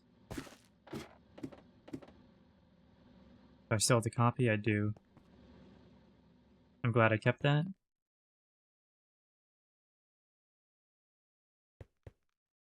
I don't need that, though. Honestly, it makes me mad when these multi blocks just don't have a lock recipe mode. Honestly, I think this is the stupidest thing I've ever seen. I was really excited for the EV Plus multi-blocks, and I was had a lot of ideas in my head. The knowledge that most of them don't have lock recipe, from what I've observed today, actually grinds my gears to like no end. It makes, in my opinion, it makes 0 sense for these to not have lock recipes.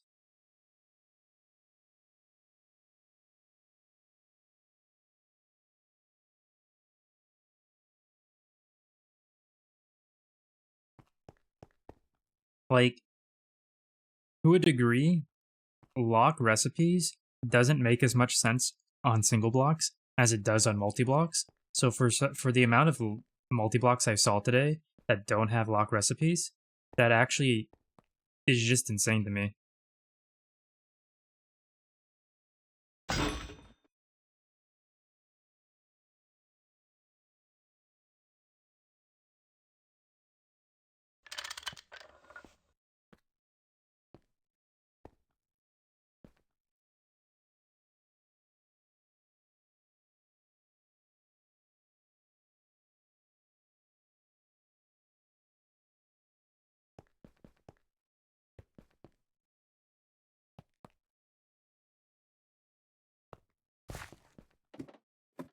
Wait, no, I have this on me.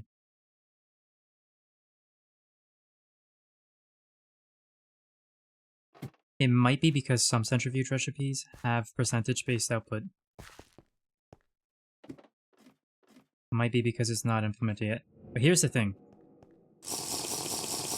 Now, I might have been wrong, but I did a quick run through our ore process building earlier, and I'm pretty sure every single one of them didn't have the option to lock recipes. Now, I might have been wrong. But just for the sake of understanding better, let's find out. Can't lock recipe on the macerators. Can't lock recipes on the ore washers or chemical baths. Can't lock recipe on the thermo refineries. Can't lock recipe on the centrifuges.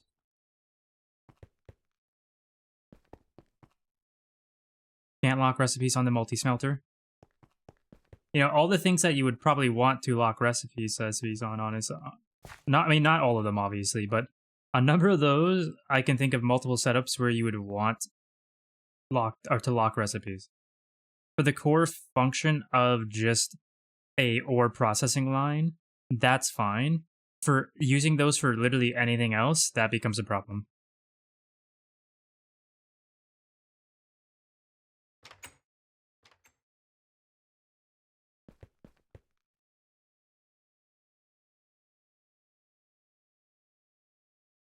Maybe GTT plus or GT++ multis just don't have them.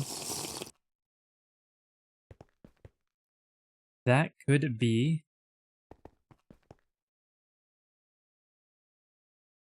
But then it's not really GT++, is it? Feels like GT minus minus at that point.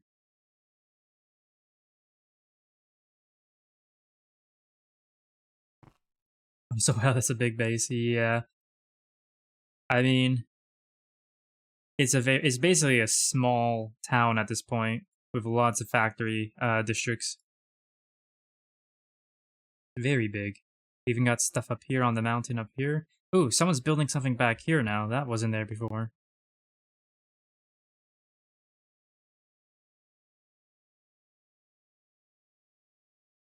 This is a giant tree someone's building. Nice oil rig over here. Greenhouse. Auto crafting. Universal building. Rubber setups are going here. We got asset shop here. Bees are being done down here. There's various places for farming. Crop arts are right here. A bunch of our manual farming stuff is over here. Greenhouses for further farming over there.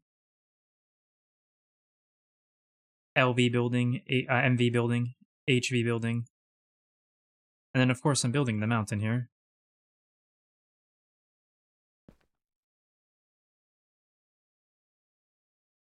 Oh, I gotta go this way. There we go.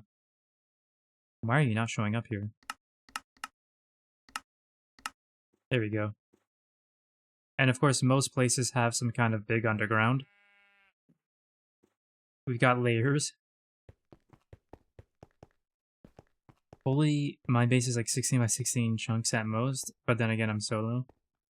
Yeah, this is what happens when you have a lot of people you're playing with. Lots of dedicated areas for dedicated things, plus people also wanting to build their own little areas as well, like I've done here pretty much. But on my solo world, I believe I've only really occupied like 6x5 chunks, and not all those chunks are even really filled. They're just have a handful of things here and there, and planned expansions later. So it's a lot harder to get this kind of work done on solo, that's for sure. But we also got a lot of people who are playing a lot. And keep in mind, this is in a month and a half. We got a lot of people who are playing a lot.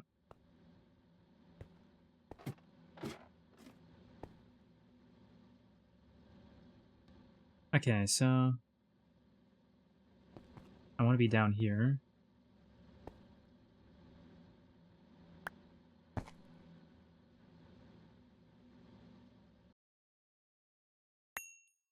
Oh, Crypto Ducky. Yep. Crypto Ducky is actually the founder of the server.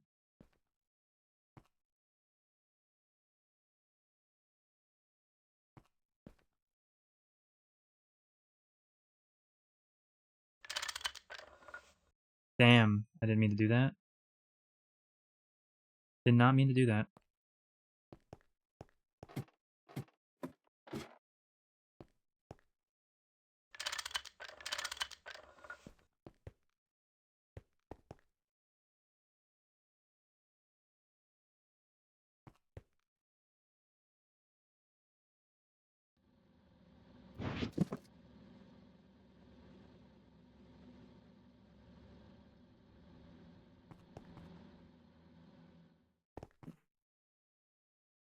I sheep.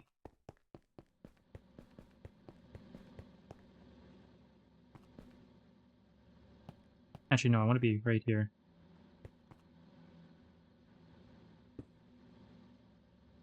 There we go. That's cleaner. I'll disconnect this and move it one over later on when I do this section. For now, this is running, and I'd rather just keep it running.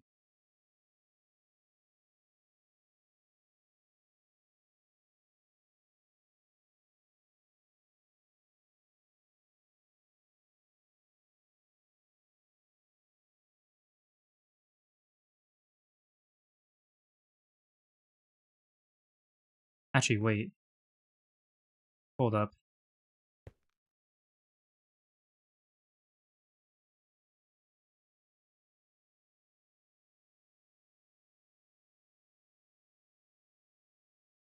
I didn't think about the pipe here.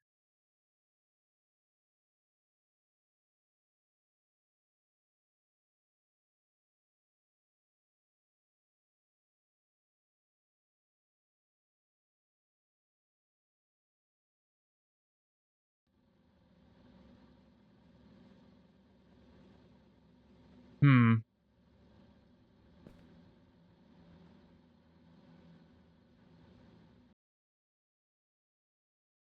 I really wish that applied energetics facades. I really wish there was something like them for Greg Tech stuff. I really wish there was something like them for everything. For Ender.io, Greg Tech, you name it.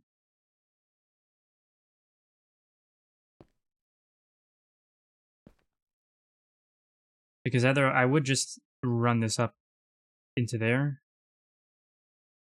but I don't want the floor broken up like that without a facade. Hmm.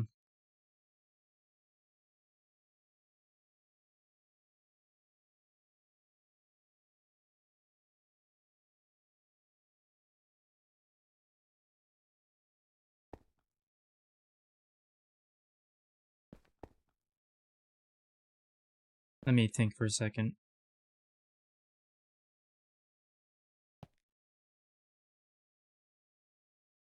So the inputs were coming off the mainnet, I believe. Yes, they were.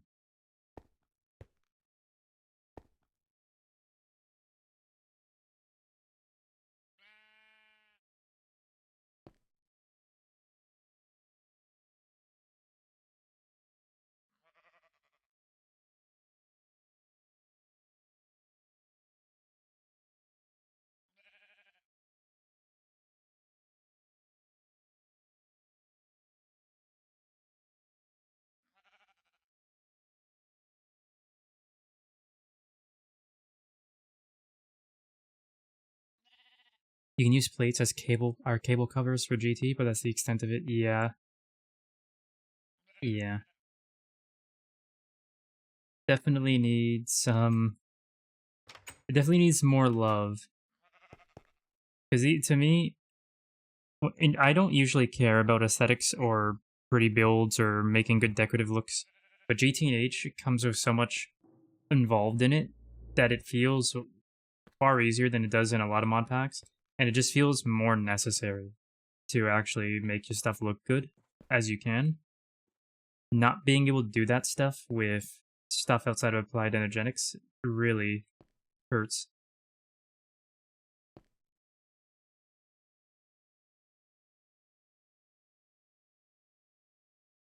Now I'm wondering, if I put an interface, let's say right here, a duo interface, and then the cable's attached on the other side, will that cable still be powered by the network and connected to the network?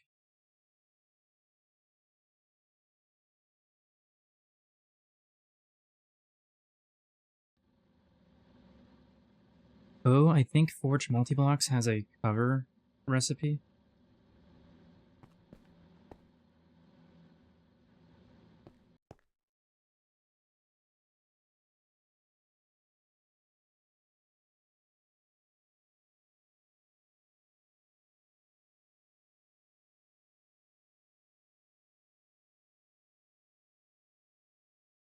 It does, but I don't think you can place it inside a block that has another thing in it. So like if I build that, I don't think I can place it within this block, only on the edge of it. Which means if I said or if I, let's say I put the duo interface here,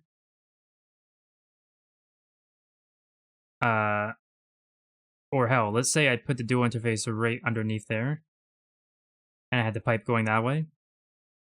I don't think I could cleanly put the cover over top of this in a way that it won't stand up by a few pixels. I don't know if, I don't know.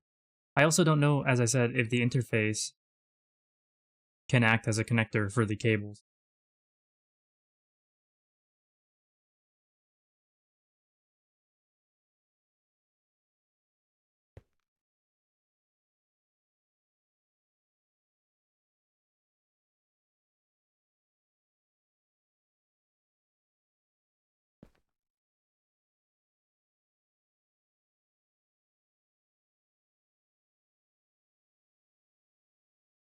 I think it can cover a cable like a normal facade, but can it cover a pipe? Let me test that. And I do still need to know about the interface. That's something that's really making me not able to figure out how to do this. Let's see. Actually, I'm gonna find out. I'm gonna figure out the interface first.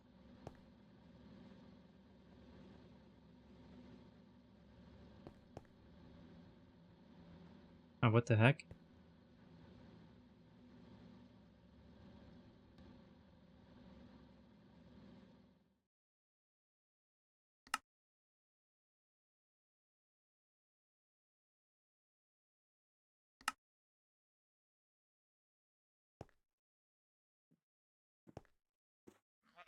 Why are you guys not outputting? Why do things just randomly break that were working beforehand perfectly fine with no issues?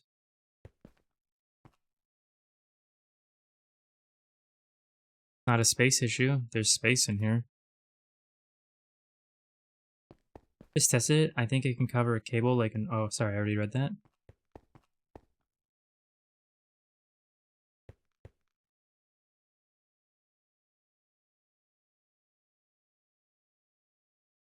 Never mind, it only works on AE2 cables. Ooh.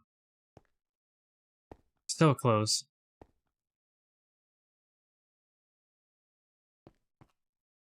Yeah, so AE2 is just on another level. It's on another level with decorative features, logistics features, storage. Like, it just does everything so well. Everything it does well.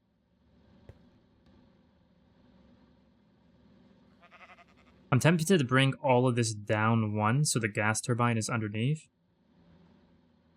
And then with it right there. No, that won't work though. I don't know how I'm gonna do this.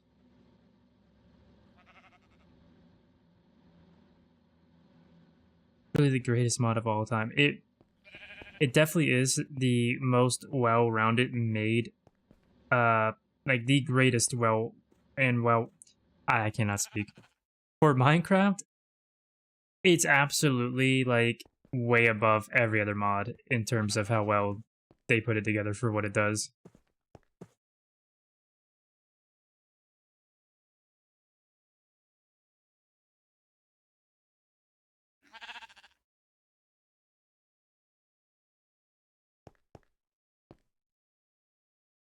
I might just give up on this tonight and sleep on it and see if I can think of a better solution tomorrow. Because I don't think I can get a solution I like no matter what I do.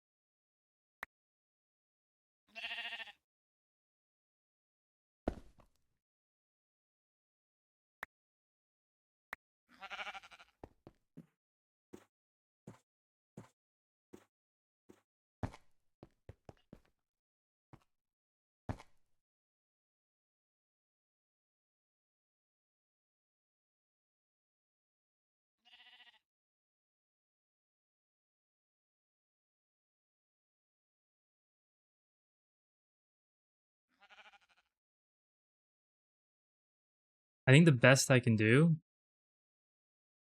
is put the dual interface right there.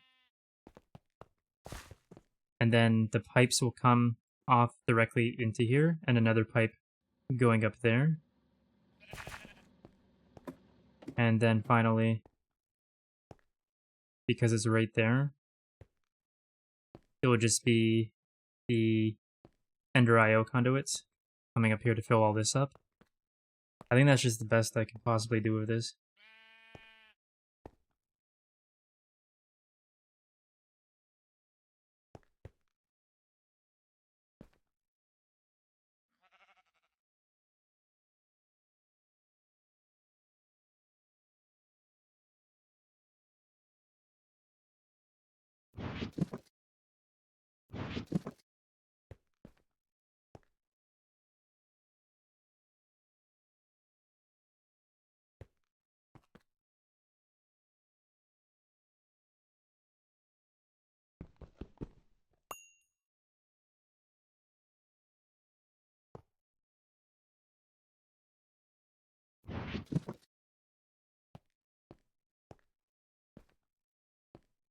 I need more stab alloy. Oh, this has the memory.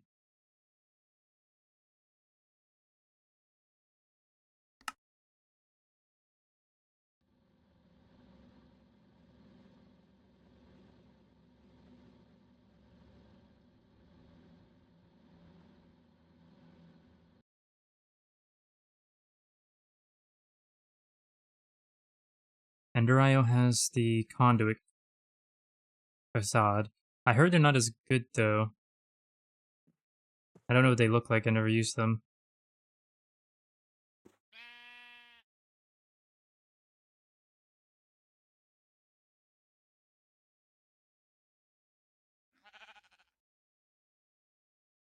Painted in the painting machine. What does that mean? How do you get them to look like... Can you get them to look like a different texture? Is that what the painted in the painting machine means? I assume that's what that means. Because if I can put it here and then pull the cable out for Ender IO,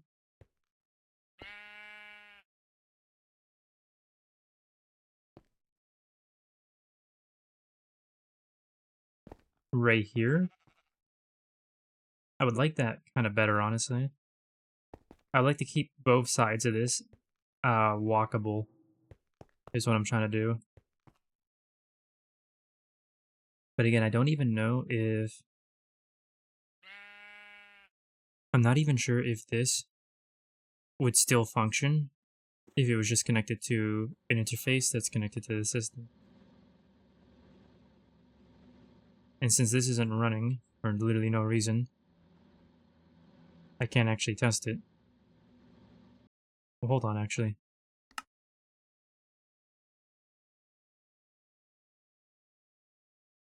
I can test it, but... yeah, I can test that part at least. Let's try that.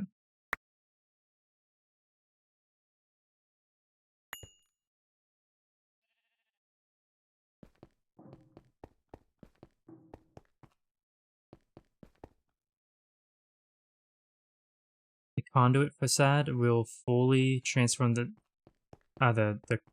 transform the conduit into a block of your choice.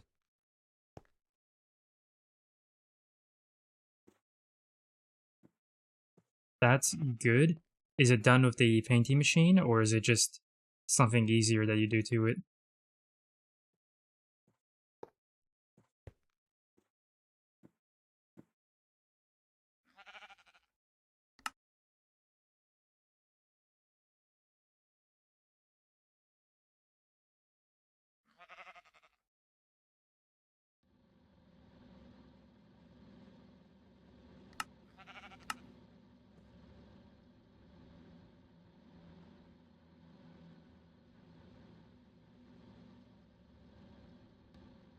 Wait a minute.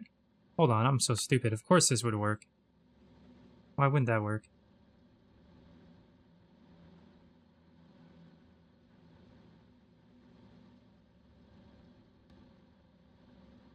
You stuff a block and a conduit facade into a painting machine. Kinda convoluted. But then the question is, what does the painting machine require?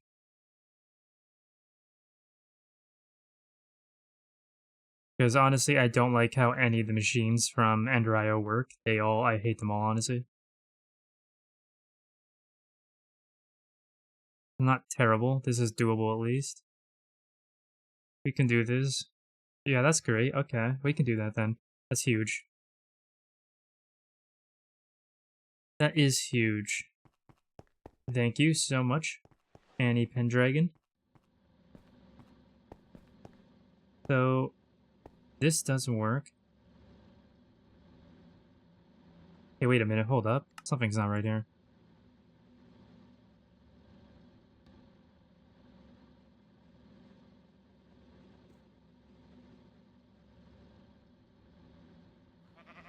Okay, the fluorine is at least going, so that does work. Why does this only start outputting when it's at a certain amount? Like, if I turn this off, it's still outputting. Okay, that's so weird. It wasn't outputting. I don't understand it. Yeah, there it goes. It's not outputting now. Why? That should be outputting.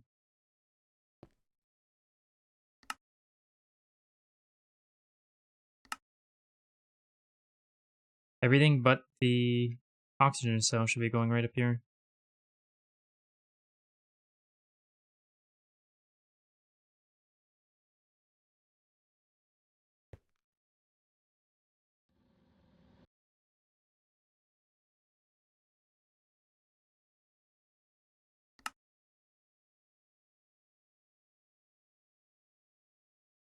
Okay, well, as long as it works while it's running, that's all that matters. No problem, glad I clout. Oh, well, trust me, you did help, because I've been obsessing over this for a long time now.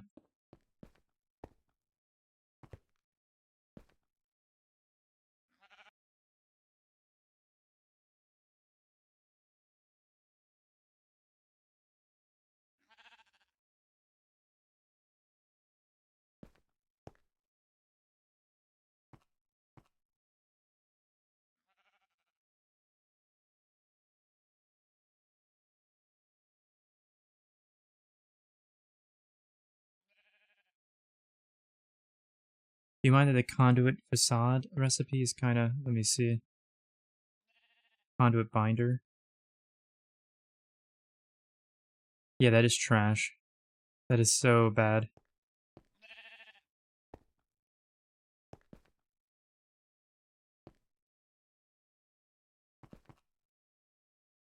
I'm pretty sure though. No, they didn't automate it. I thought it was automated. It's not. Oh well. I'll have to remember this though, because I don't think I'm going to need it now that I know this works. Because I can just pull right off here and go up. But in the future, I'm going to have to remember that because, in fact, wait. So that means I could have done it all underneath. I still could do it all underneath.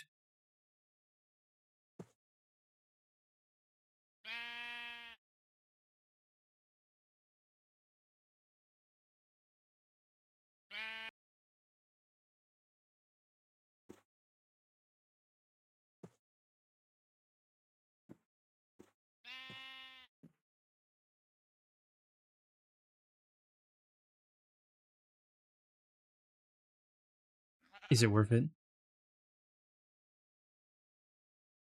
Is it worth it? I think it's worth it. I think we do it.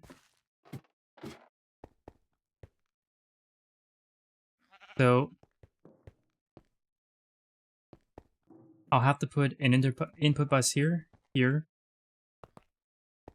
here, and here. And then the ender conduits will come up on the factory blocks here. And I can put the facades as factory blocks there. Do you... okay, actually.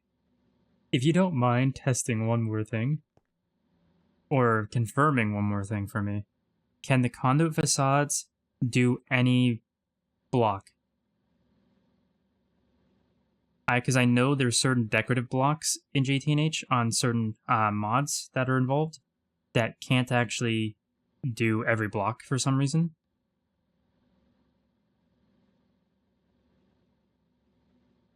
All I really care about right now, and probably a lot in the future, is factory blocks. Because a lot of my setups will involve these factory blocks underneath the machines. So as long as I can get facades to have, or ender facades to use factory blocks, that would save me a lot of trouble with that. Similarly to how I would do them with the AE2 as well. So if I can get ender IO conduits on factory blocks, that'd be huge. So I think that's the solution then. I think we change this then.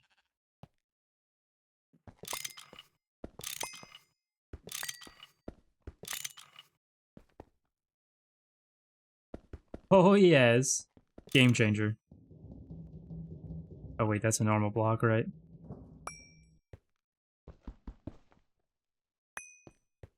Works on factory. Thank you, thank you, thank you.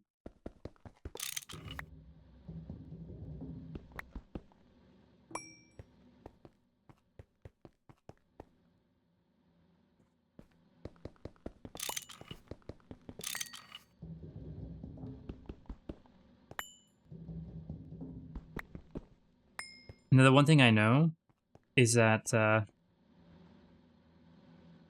do you do this? So, when you use an AE2 facade, it loses its connecting textures. So, you wouldn't notice this, but these actually are connecting textures going across. The one thing that you can tell, so like right here, this little darkened area on the edge, that's what happens when there's no connection or texture to connect. You see it over here as well on the top. But if you notice, that's not there on the in-between because these are connected textures. When you use the AE2 facade to replace factory blocks, it's not a connecting block. In fact, it's like that for everything AE2 does. They don't do connecting blocks or connecting textures. It still looks fine without it, but now I'm wondering, and I'll have to see, if Ender IO facades can do connecting textures. That'd be very interesting to see. And we will be finding out for sure.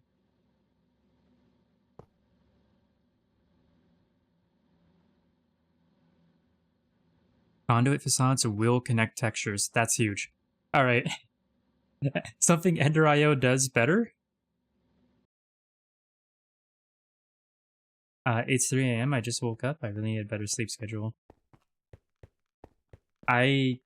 Trust me, I feel that pain, World Nap, a lot. AE2 facades should connect, at least in newer versions. I can confirm they do not in GTNH. I don't know about newer versions, though, because this is the first time I've ever used AE2. I'm sure, though, with how amazing the mod is and how it's still getting updated, that it probably does in newer versions. In fact, time to start a petition on GTNH GitHub to backport connecting textures from AE2 to GTNH. It's a must-have feature.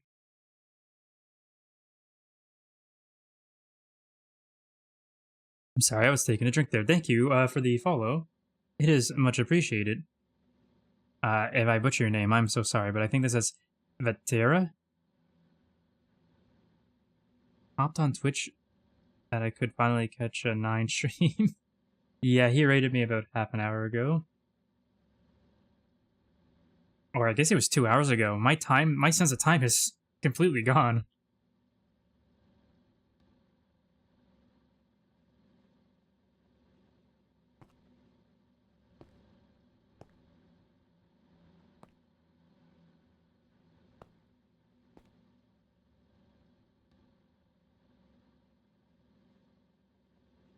Actually, it'd be easier to do it this way.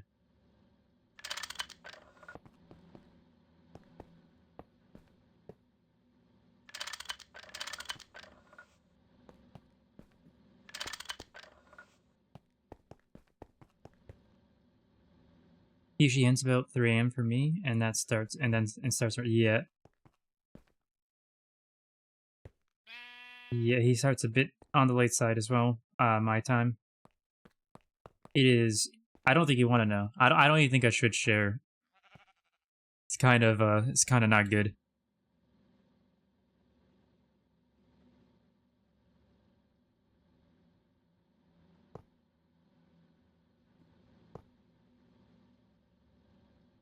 Definitely of the unhealthy.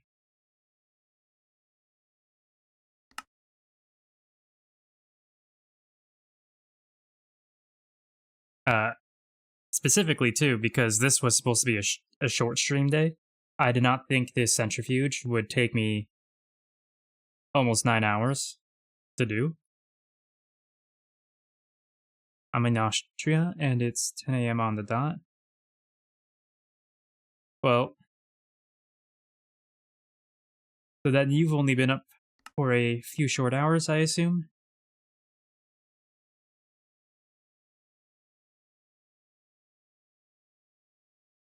Let me back in. I got work to do.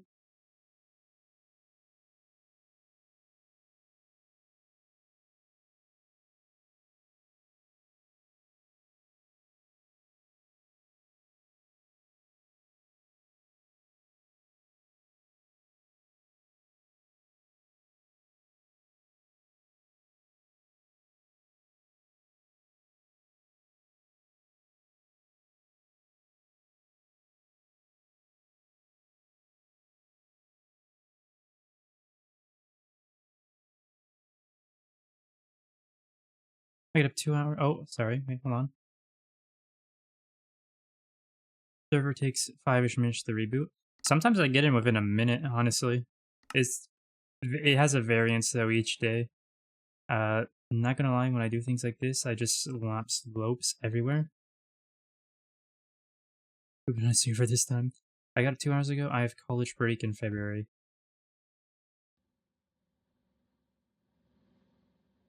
Trying to remember when I had break when I was in college. I can't remember if it was February or not.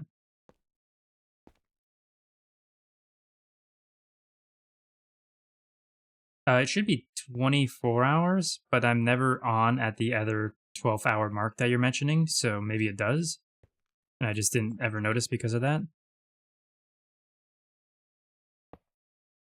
Why did I do that?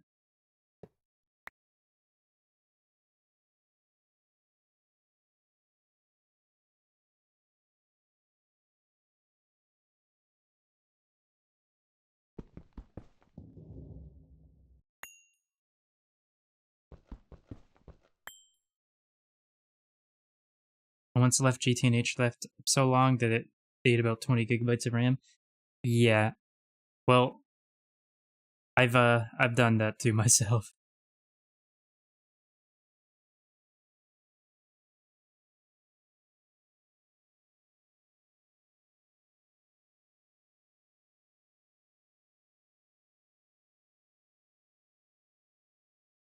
Why does my wrench always randomly appear in my crafting grid when I didn't move it there?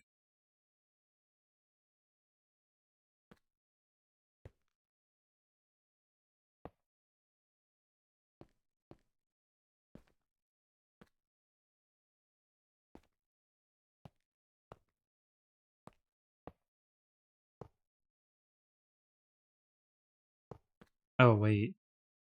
The enemy hatch will be in the way.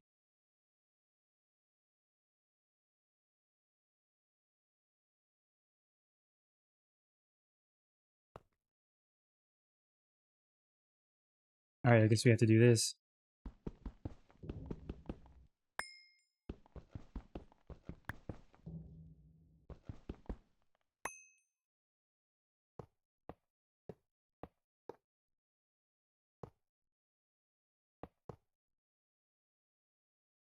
Way cleaner so far, though. Holy heck. In fact, since I'm at it, I'm also just go and knock all this out, honestly. Get a bit more space to work in here. That's what happens to the server when it's online for about 1 hour. I think our C1GC is enabled by default on the Java 21 server. Okay, I want to drop that in there. We'll keep the rest of that though.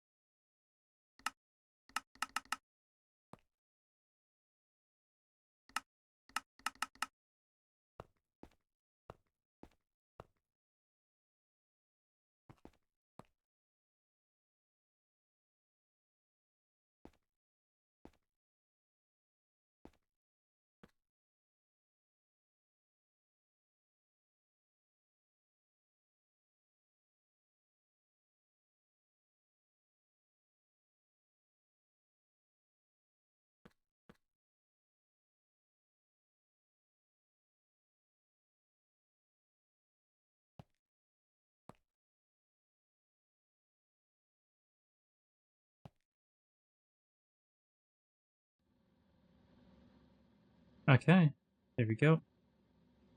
Insert the person who wrote Java 21 for 1.7.10. Raven does dark magic. Same for Clean Room MC. That shit is some black magic. What does Clean MC do? Let me... What else do I gotta do here?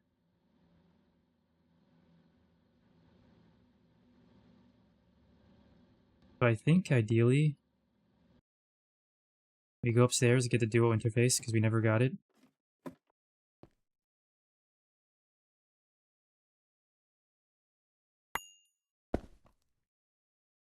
I'm gonna keep doing that every time, aren't I? Every single time. I will never learn.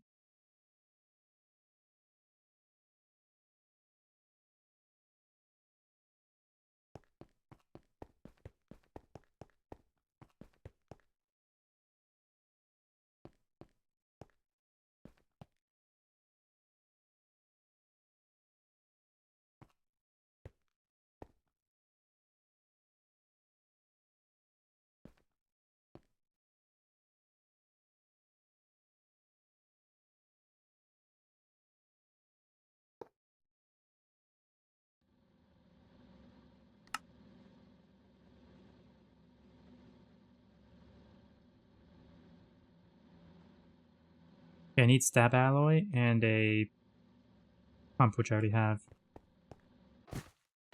No, I need 2 pumps, though. I need 2 pumps.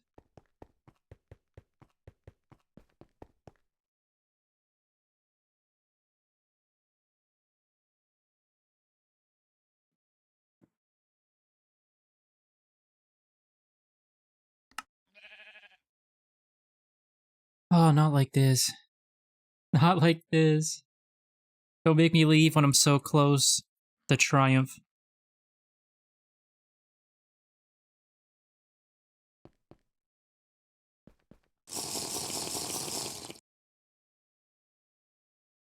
F21 for MC 1.12.2 is entirely custom fork of Forge LWJ GL3, and they have some mods for added compatibility and performance.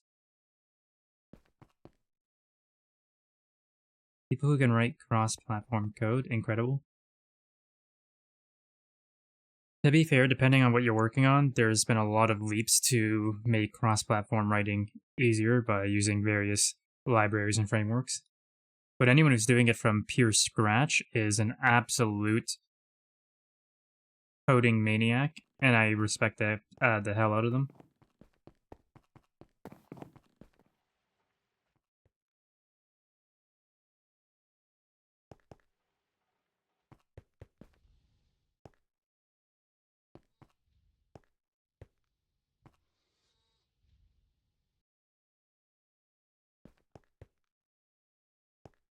Oh, I don't know why. Hold on. I think I just kind of went and assumed when I read that originally that what the fudge? He just shut down 5 minutes ago.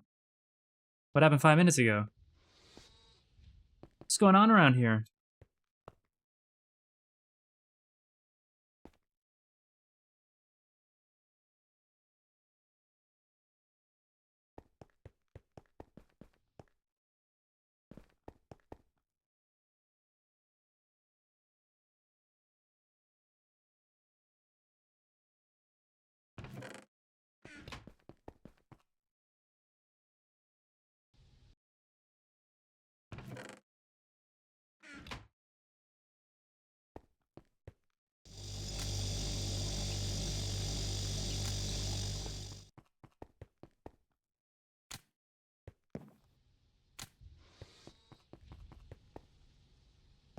Do I gotta go check the benzene? No, because the benzene's full. There's no way.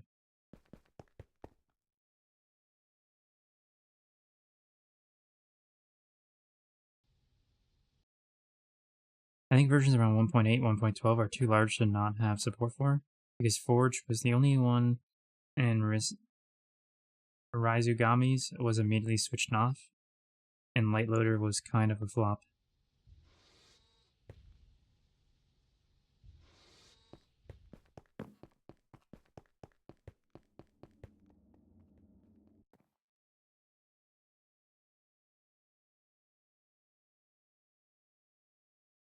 There we go. I just need a pump.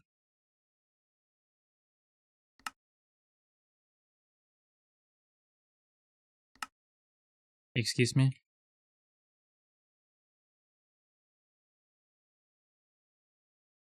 Excuse me, you want to tell me that again? Yeah, that's what I thought.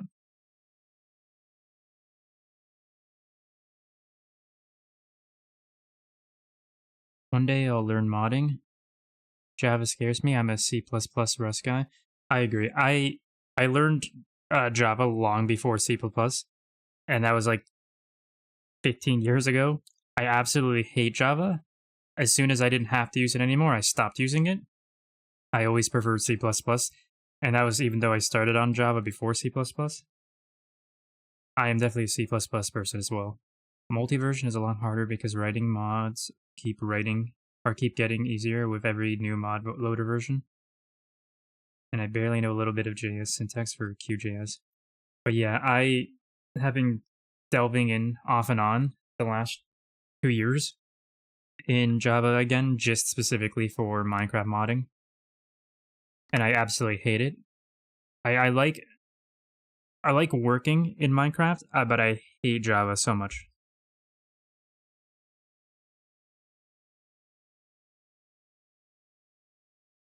There it is.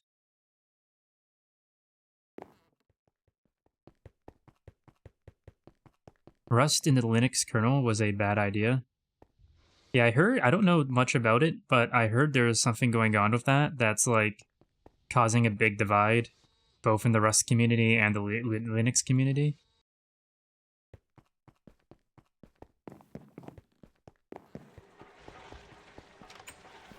If I'm held at gunpoint to write JS, I'll tell them to pull the trigger.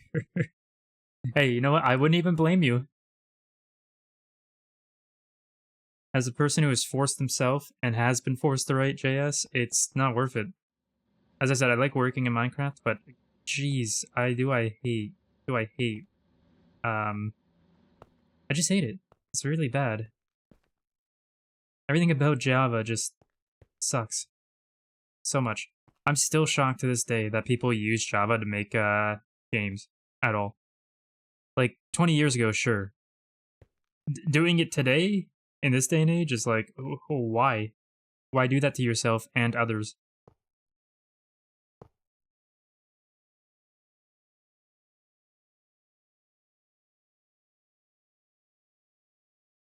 I mean, using Cube.js is easier than making an entire mod in MC Creator.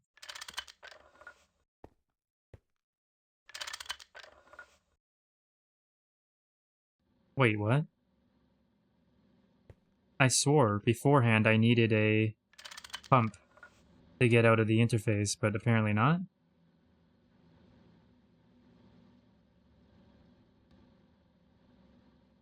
Yeah, I do. Okay, that's what I thought. I'm just seeing things.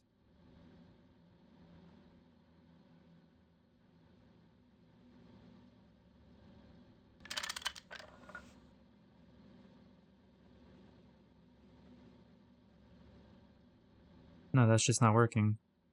What the heck?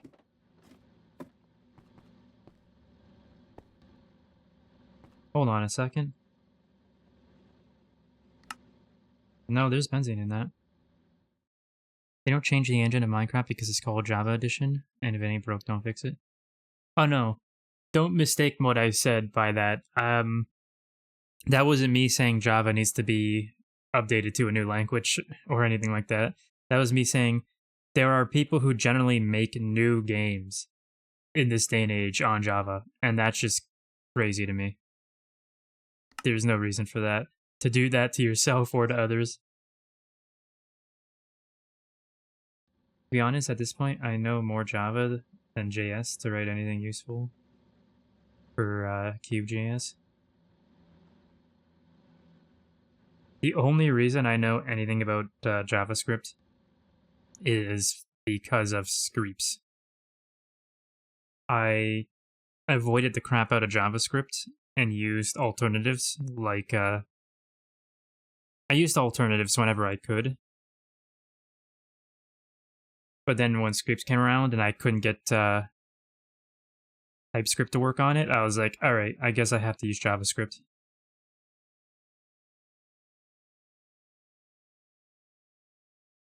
I don't know why this ain't working. Oh, because it needs to be import, right? Right? I thought it was. I thought I did set that. Whoops.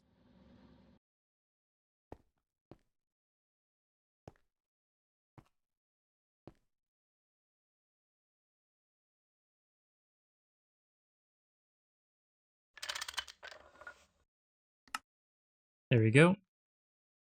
Clean. Oh, look how clean all this is. Oh, yeah.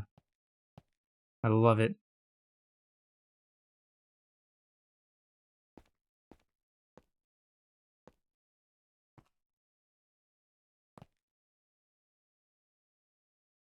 I once learned web dev in both Java and JSTS. Mm-hmm.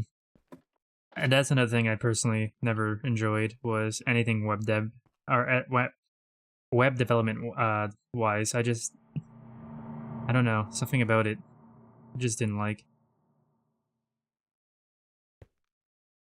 Like for me, the draw for programming was always game dev, but I do not mind getting into software here and there, even if I don't do it often. But like web dev, just eh. Is TypeScript just JS plus? Yep, yep. And he's right, basically. It takes out a lot of, let's just say, BS that you have to deal with in JS.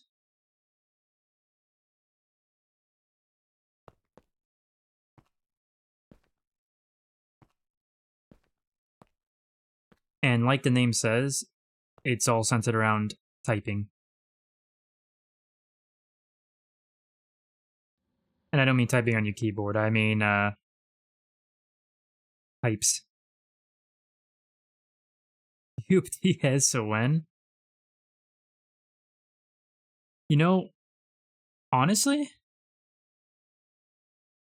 I feel like that might already be possible if someone found the right TS to JS compiler. They can just write Cube.js stuff in TS and have it recompiled into JS.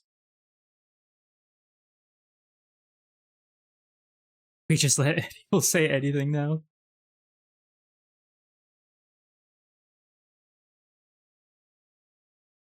Okay, what's my next step here?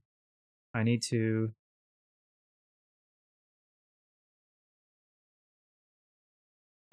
Oh wait, this isn't right.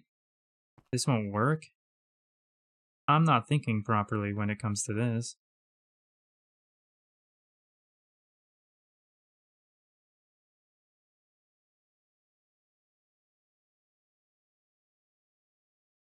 The thing is, TypeScript doesn't have a good compiler for Java.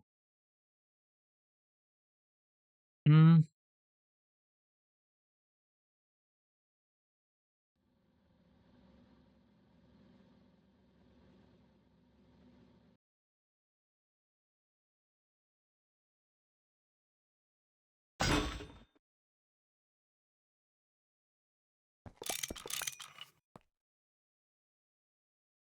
Did not think this through properly. I forgot I need to pull from that. Actually, no, that's fine. I can do that. Be the change you want in the world. It's hilarious you should say that, because I was literally thinking about that exact sentence earlier today.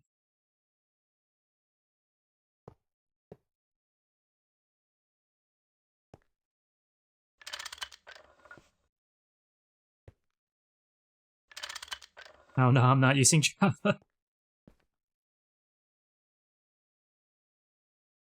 Understandable. No one blames you.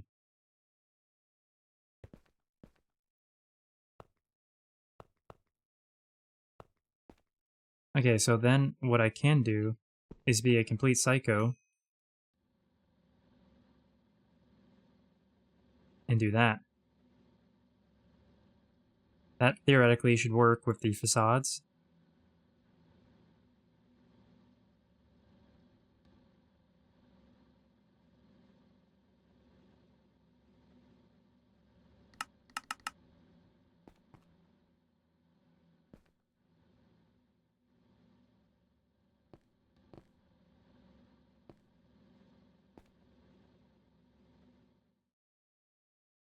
That feels like it's going slower than it should be. That's 15 upgrades, and it was going way faster earlier.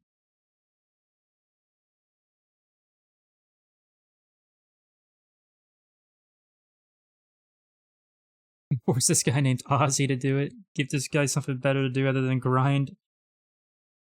Elatro. Ooh, is that super hit, like, card gambling game that came out a while ago? I don't know anything about it, but I think that's what that is.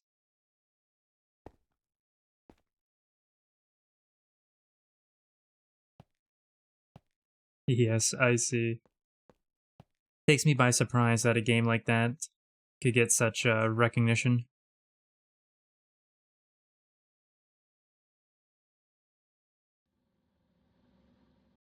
Okay. So now all I need is to hit run and see if it works, and then build some facades.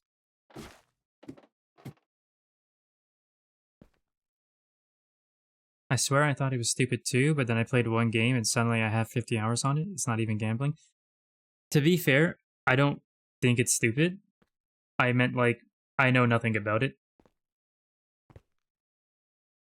And it just surprises me that such a, like, I'm not saying it's a bad game, because I know nothing about it. I just surprised that games like that get such huge recognition.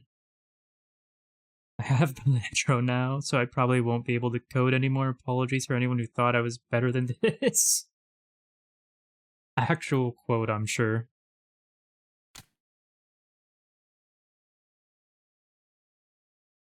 And would you look at that, everyone? It's using 1 amp. In fact, I could upgrade this to EV if I wanted to. Definitely not need it, because, oh boy, is this going to be getting me lots. Wait. 48 seconds. Hold on.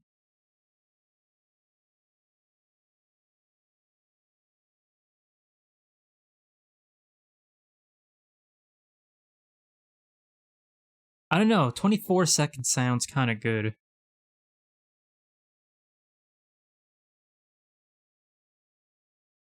I think it's so simple and the sound design is so good. It's literally 50% of the game. That's fair.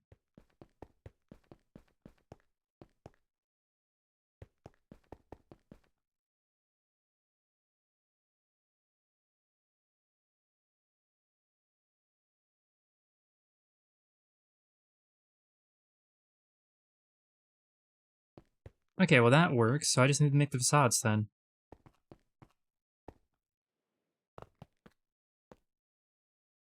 Maybe steal more casings to build the second one? The problem is, I absolutely know for sure, when I come online tomorrow, this is all going to be full. I need to empty these out, because, well, I don't need to empty them, but there's certain things that need to be in different places. For example, specifically, the dusts I'll be processing, like stone and quartz sand, are probably better off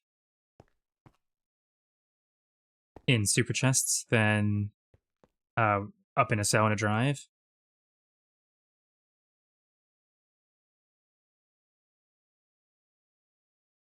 Probably in super chests that are voiding as well, so they never go into a drive, they only go into the super chests.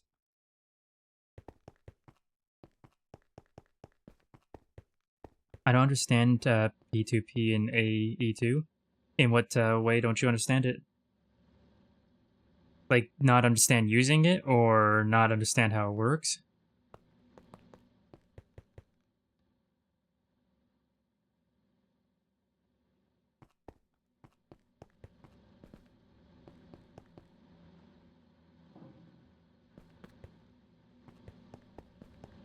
Just how to use it.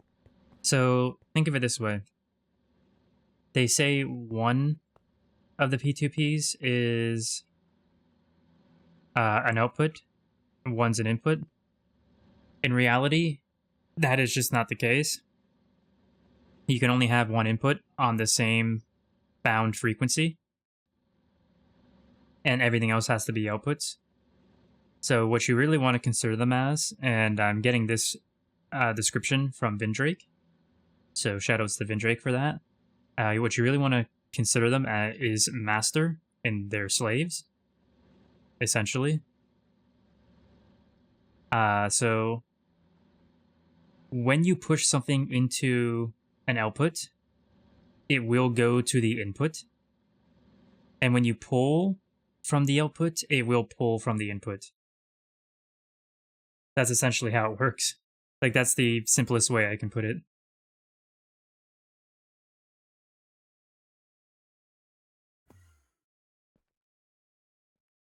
Oh, but yeah, and now how to actually make them work is connecting them to the controller, right? That's probably important to mention, right, Annie? Thanks for covering me there.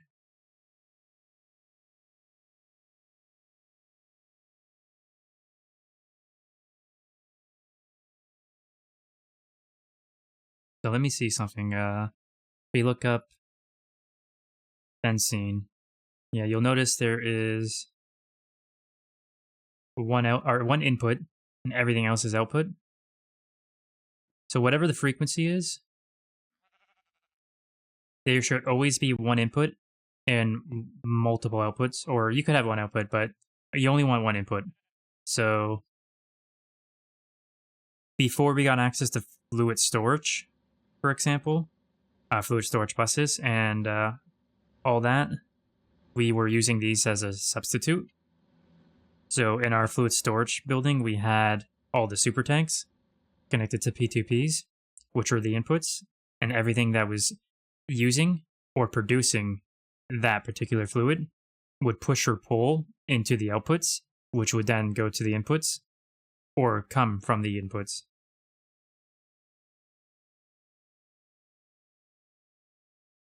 This allows you to carry a total of 32 P2P channels in one normal channel. Yes, that is also something you can do for them. That is also another way to use them, absolutely. Though, now you're making me wonder, if you're not using them to carry channels, are you maxed out at 32? Like, if we had more than 32 benzene outputs, would it be maxed out and wouldn't go to all of them?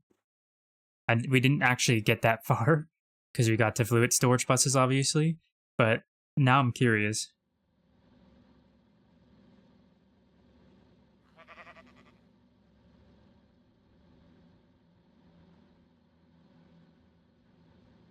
I don't think that matters in that way when you're just using the tunnels themselves and not relying on them to get channels.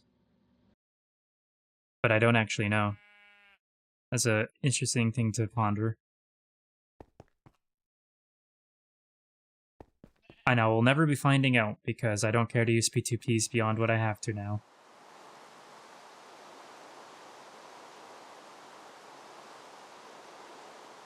So, I need to...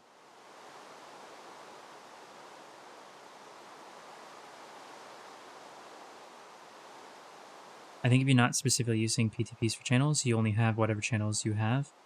That would make sense.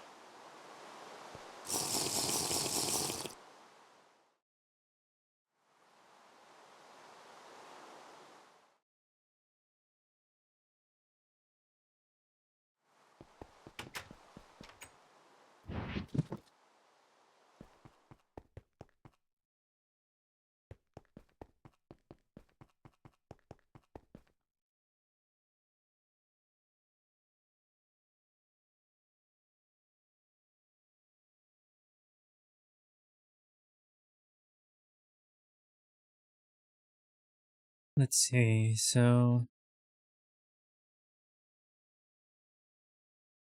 our chemical bath. The molten rubber.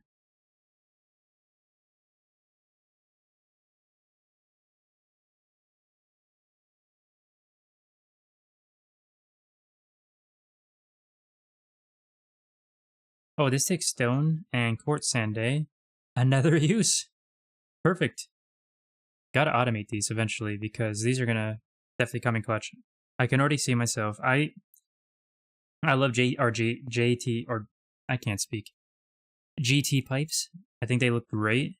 I don't like not having facades on them. I will use them in areas that it makes sense to use them. That don't require the graphical need of a facade. But for other things that I need to be more compact, Ender IO is definitely necessary when you can fit in the fluid pipes and the item pipes in the same space and whatnot. And now these have facades, that's great. AE2 obviously comes in clutch with certain things like that as well. I'll be using a mix of those three going forward a lot, I'm sure. So I'm going to have to want to automate some of that stuff, like the item conduits and the fluid conduits, as well as the binders to save powder here and all that. But that's stuff to do in the future. Right now, I just want to get the conduit facades down.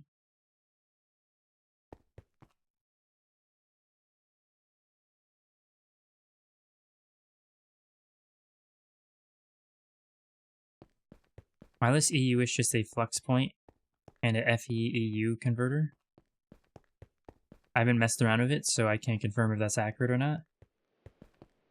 When I have AE2 cables, I just eliminate every other cable type. See, I want to do that. The problem is...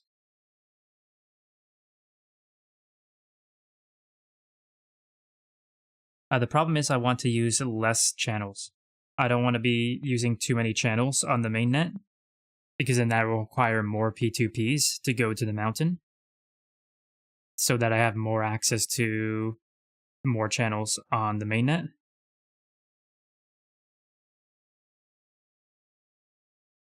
And I'll show you what I mean when I get back to the mountain. So I try to use for example, I try to use, when I have an interface being used, I try to use it to get as much out of that interface as I can, and then I pull from that interface with various, oh, I am subnetting. So I don't know if you noticed, but the orange cables are the mainnet, and the purple cables are my subnet in the mountain. But I want to be able to input certain stuff from the mainnet, which is why I want to limit as much channels as I'm using on the mainnet as possible, so I don't have to do another P2P to get access to the mainnet.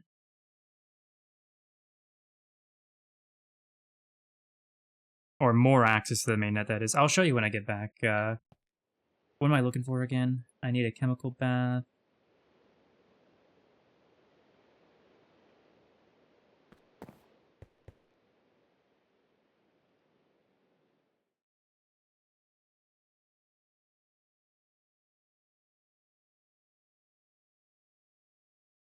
Oh, it's going... Oh, it's going here. Wait, no? It's going up here. Why? It's awkward.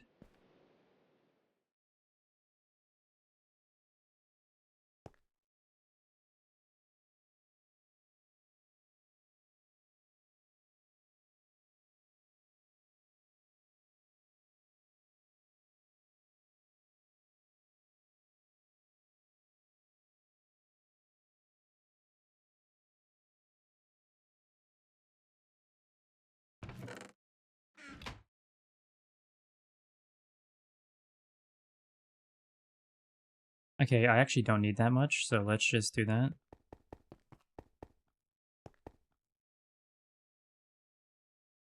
Oh. Something's wrong with the molten rubber. I'm gonna have to go look at that. There's no way it should be that low. What's using so much rubber?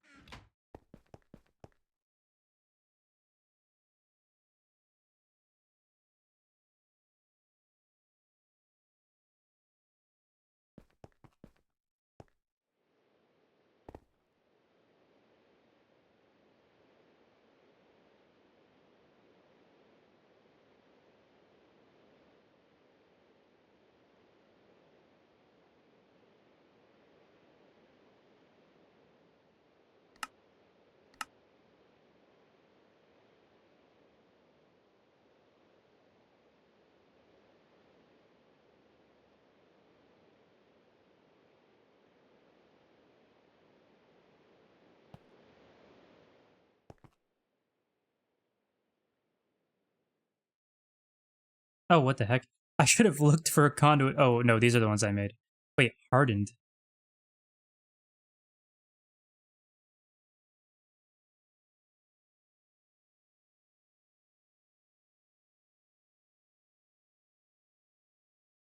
You know what? Yoink. They're mine now. I'm sorry. I'm sorry, but I'm taking these.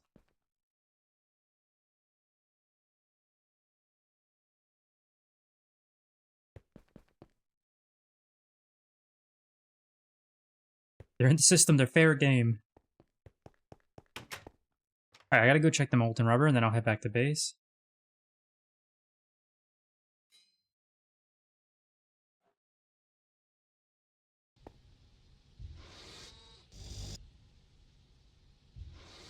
Okay, it is running. So... Huh? Oh my fucking god. I swear to god, if I go downstairs...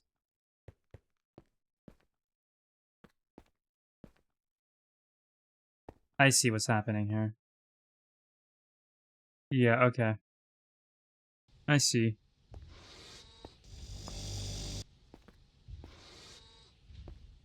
Well...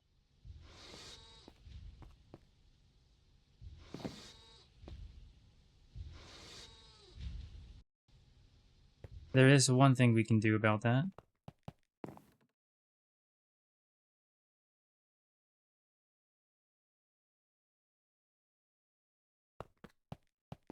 We can't do that, actually, because this is A2 cables and not... never mind. Hardened facades just differs from the fact that they're explosion resistant and they can only be broken by a wrench.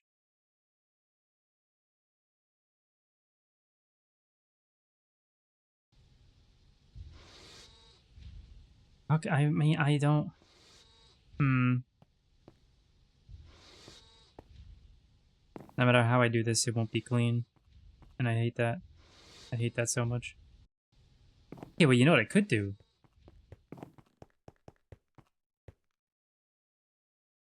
Wait, no, I wasn't trying to make the facades. I was trying to make the painting machine is what I was trying to look at. Oh, right, I forgot about that entirely. But anyway, you know what I could do?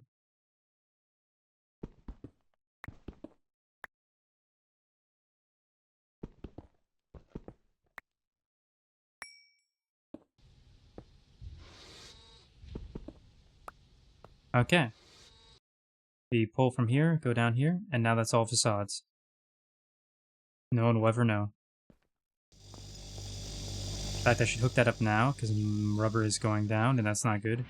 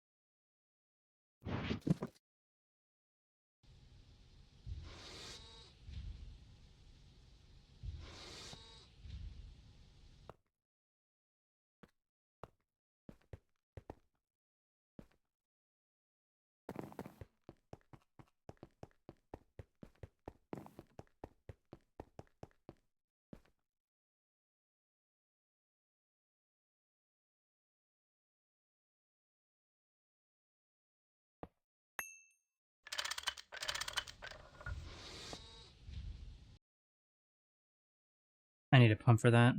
It's the only way that's going to work.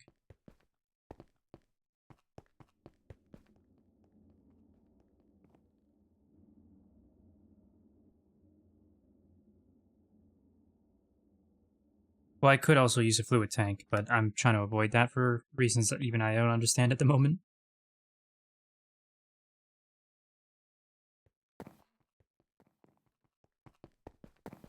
I don't know why I went for an EV one. That was kind of stupid. Should have just used the HV one that was already in there.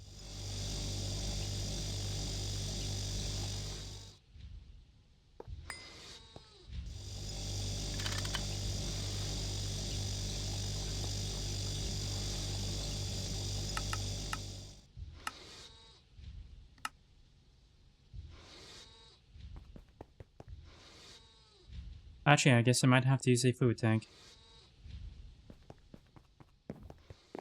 How do I do this one over here?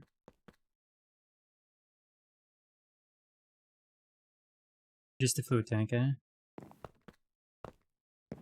So I guess I need that pipe back.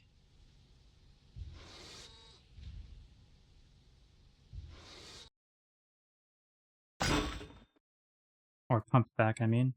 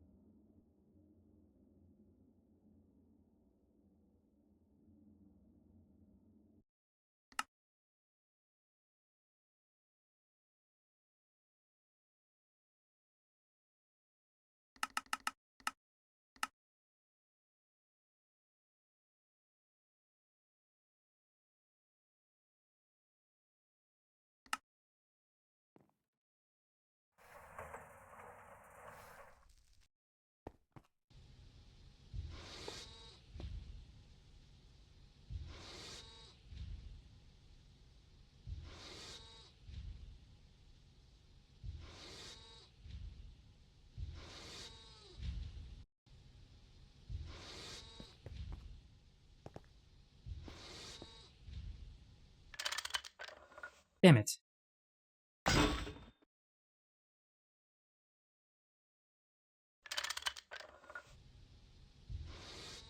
And that's running. Perfect. Now we just need the painting machine. I'm back. I hope you made a clean solution. Welcome back, the amp. Well, we've got a cleaner solution. Fitting it all underground. I mean, we came up with a number of things to do. I'll show you when we get back. It's not done yet, because I need to get facades. There has to be a painting machine somewhere already, because we have the facades. Here it is. Nice. So, how do you use this to paint your facade to the texture you want it?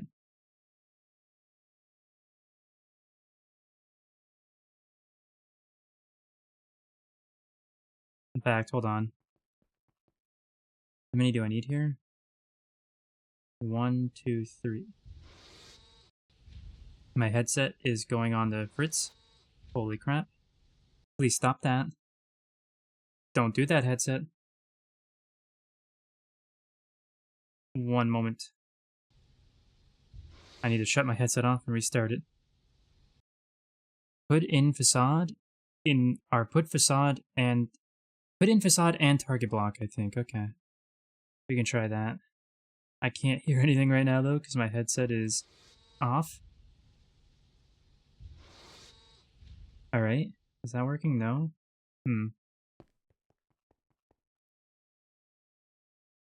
So I can't take the paintbrush out though, so I don't...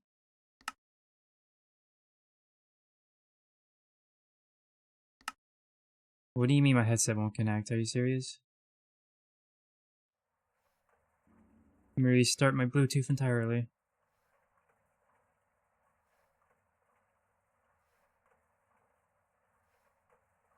Testing? There we go. Alright, sorry about that. So, yeah, I'm not seeing an option unless I can...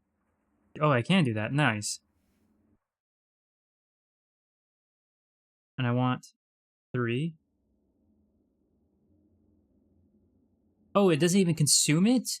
That's crazy cool. I thought it was going to consume it.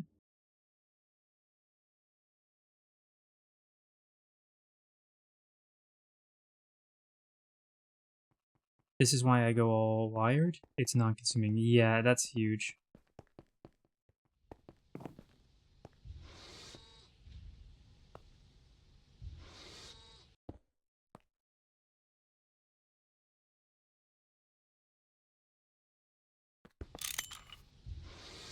Oh, what the heck?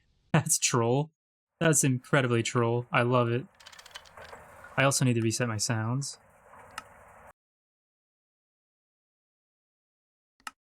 There we go.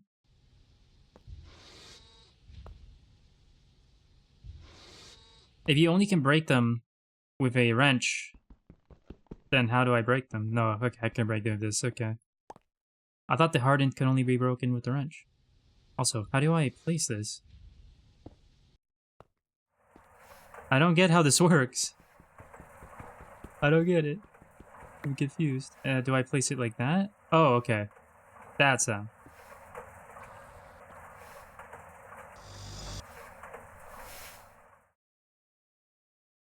I like that. I like that a lot.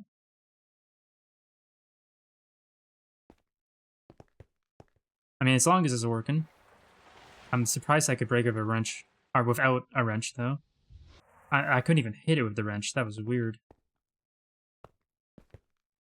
And that does look clean. I like that.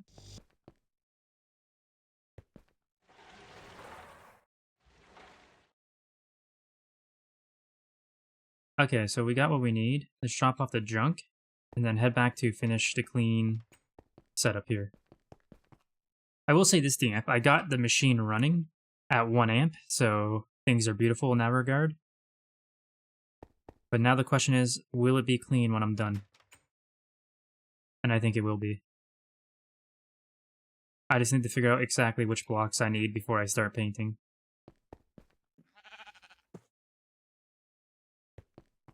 So we ended up doing because Annie let me know that Ender IO has facades. So we ended up doing the input buses on the outsides here, and we're going to do factory block facades to cover it up. And apparently, Ender IO facades actually do connecting textures, whereas AE2 on 1.7 does not do connecting textures. So that's kind of crazy that Ender IO has that going for it more than AE2. But yeah, so this is what we ended up with. And because of the way we moved the energy hatches too, this is a bit cleaner as well, in my opinion.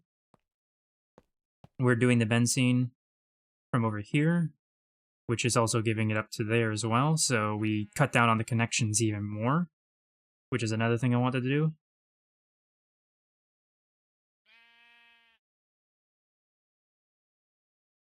So anyway, I need 1, 2, 3, 4 factory blocks and 1 warp 2 block. Alright, we can do that. Anything else? Doesn't look like it.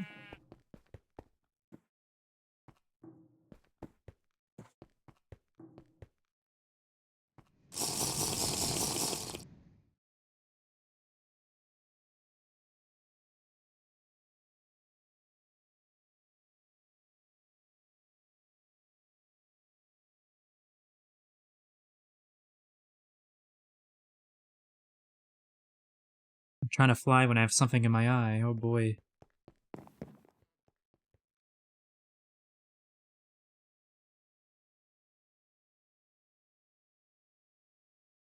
One, two, three, four.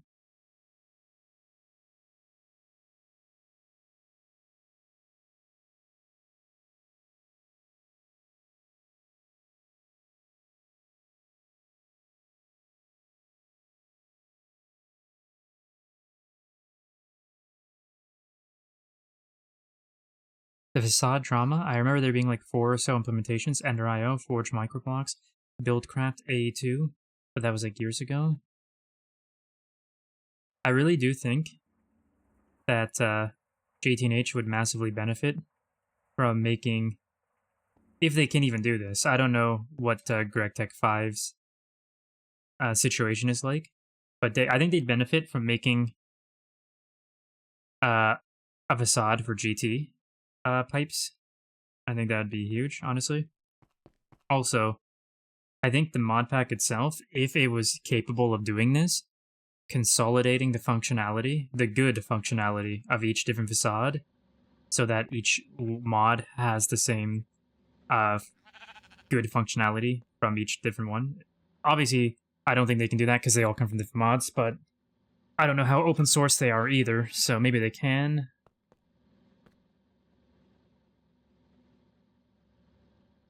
Forge microblocks facades don't even cover blocks good, they poke out. Yeah.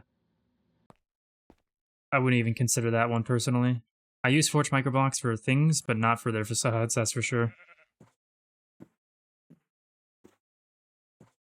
They already have facades and plates, but they don't have the good functionality of, Oh, I see what you're saying. You're saying they could do it. Right, right. Yeah, they definitely could. And someone mentioned, I think, who was it? Was it Diesel or someone else? They mentioned that modern AE2 has connecting textures on their facades. Need the petition to backport that prompto. If you're going to have facades in the game, they have to have connecting textures. If you're going to have decorative microblocks or architecture craft shapes, they need to be connecting textures. Like, I originally tried to use architect crafts slabs to do this, but the moment you did, they didn't do connecting textures anymore, so this looked horrible. So I went to carpenter's blocks. Certain things do certain things, or certain mods do certain things better than other mods do it. They all have their little thing that they're better at, for sure.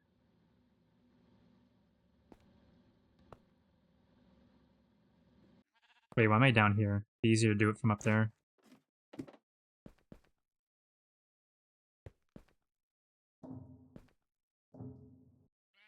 Holy crap, you were right. They are connecting textures. That's huge. Ender IO W right there.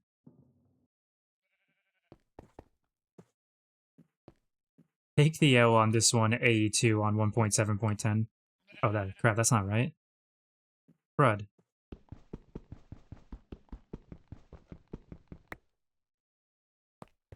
Back to the painting machine.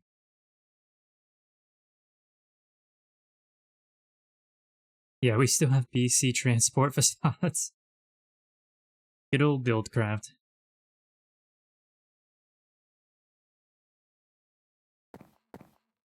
I need to get a painting machine out of my base, honestly.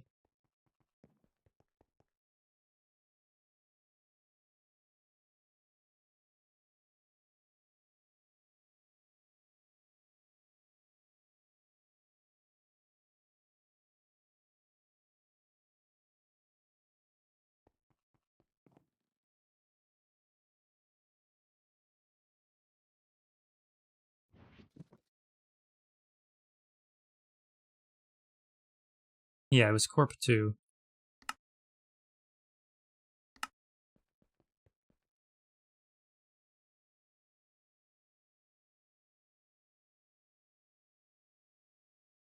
You can repaint a block that's been painted. Another Endo IOW.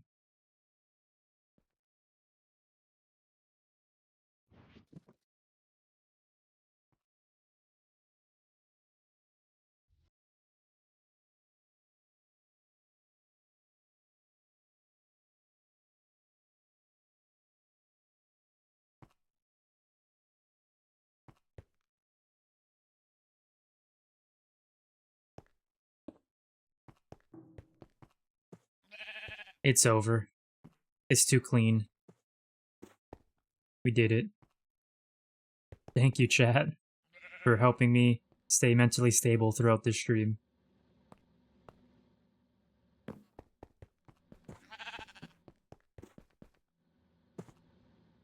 Now, I should check out how much power this is using, so I know how many I can power with this.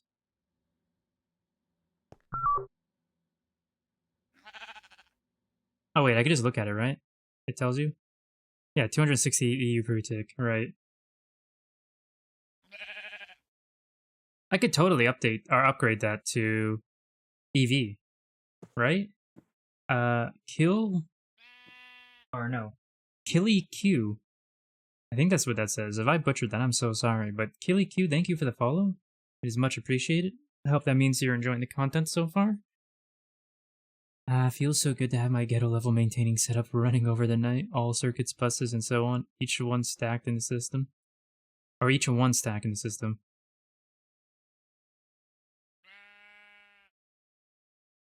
That sounds like a dream to me, honestly.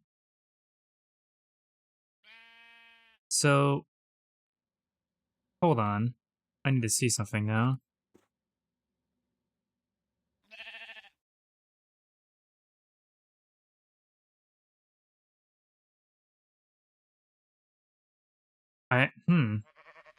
Was my math right before? If I look at... This is doing quartz sand, so let's look at the quartz sand one. 16 EU per tick.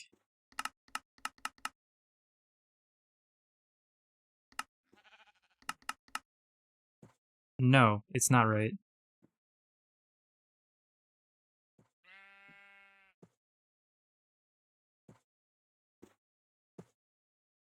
I'm moving my basis so there's no level maintaining happening. Naming it Sakura Sakura Technologies. I see.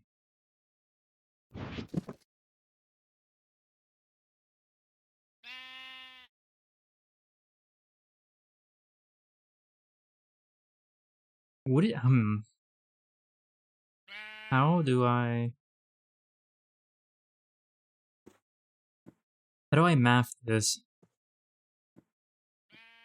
260? Let's see.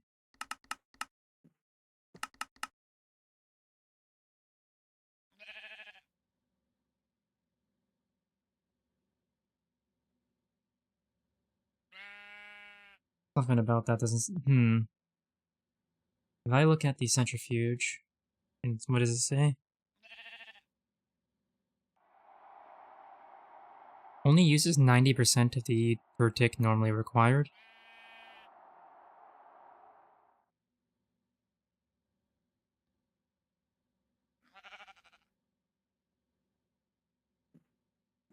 I don't know where this math is coming from.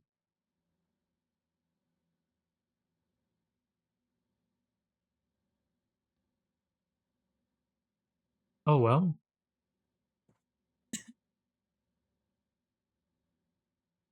All that matters is that I could upgrade this to EV just fine and still have probably tons of power to work with. Oh, I could probably run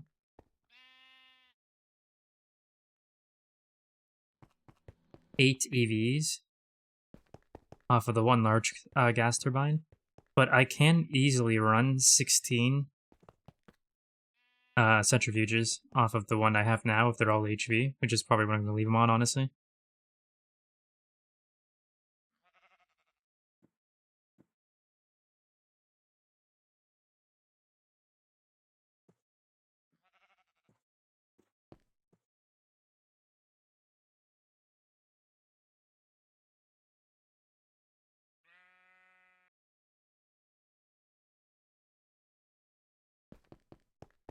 Well, now that this is running, actually, constantly, I can look at this.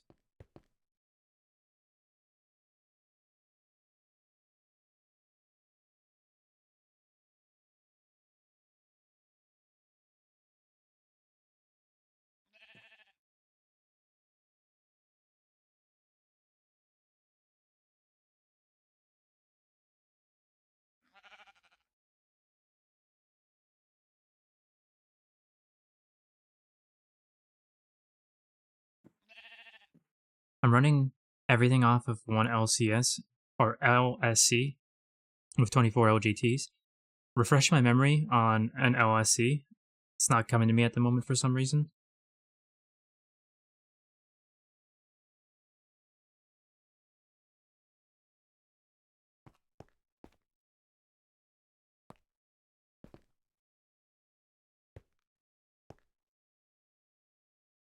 Lapotronic supercapacitor IC.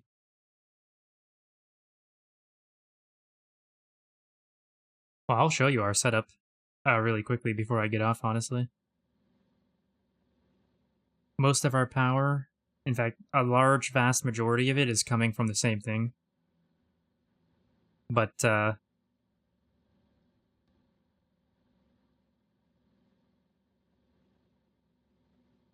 we don't have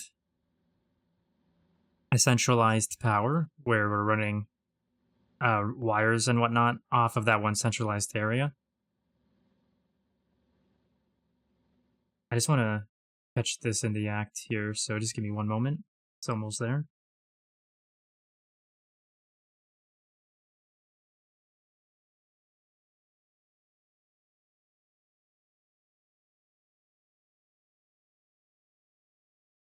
Come on, you're almost there. It does look like you're sourcing out the fuel rather than the power, though. Yes, that's exactly what we're doing. That would be exactly what we're doing.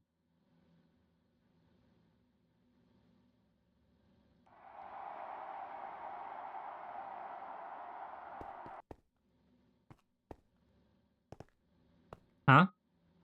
Oh, that did turn on. Why didn't it visually... I heard the machine turn on before this lit up on my screen. That's so weird.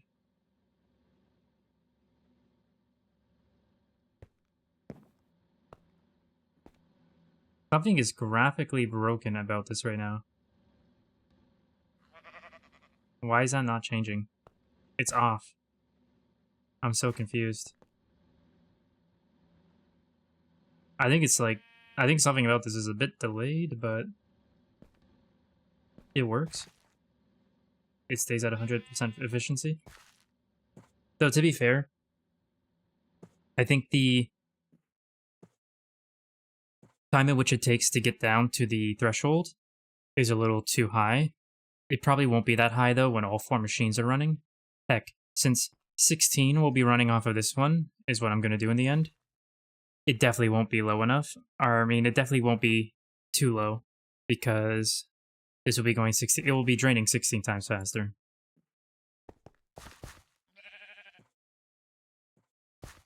Anyway, so yeah, we are sourcing fuel to where we need it. Let me show you here. I guess it's kind of hidden there. So right now we're running off of benzene. So we just send the benzene where we need it and do power generation with the fuel on demand there. A long time ago, as in like a month ago, when we were still in LV and transitioning to NV and didn't have a whole lot of benzene to work with, and a lot of our setups didn't need a lot of power. We had individual coke ovens scattered around that were powering certain setups. We still have some of those setups being powered by those coke ovens as well. And then there's a dedicated 2 pyros that are powering our 4 hand-fed EBFs. So right here, these 2 pyros are powering our hand-fed EBFs right here. Which this is using, instead of the large gas turbines, or turbines, it's using the solid oxide fuel cells. A quad of them as its buffer. That's also powering the vacuum fusers as well.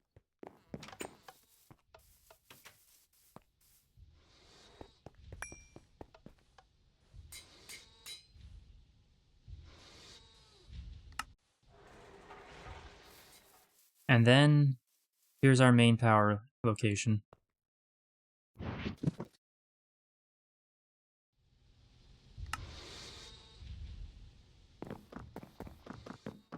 So originally we had 2 pyros and then 4 pyros and then eventually 8 that were doing I don't even remember, charcoal for wood tar, I believe, which was going into the distillation towers down here, which was giving us benzene as our main source, plus a bunch of other stuff, but most of that's being voided at the moment. We care about the benzene. We then upgraded the pyros to work with centrifuges that are getting us nitrogen. So we used nitrogen to upgrade those pyros,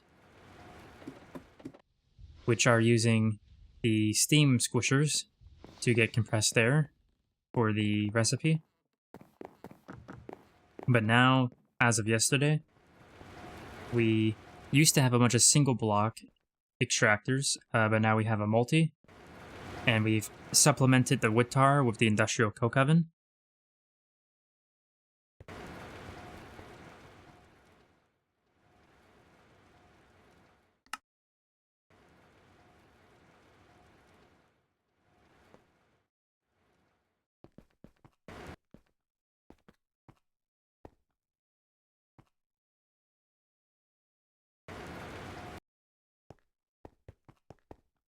What the heck?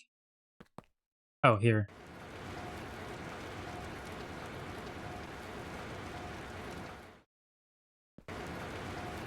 Where's the charcoal going? Right into the extractors, okay. And if there's any left over, I guess it goes in here.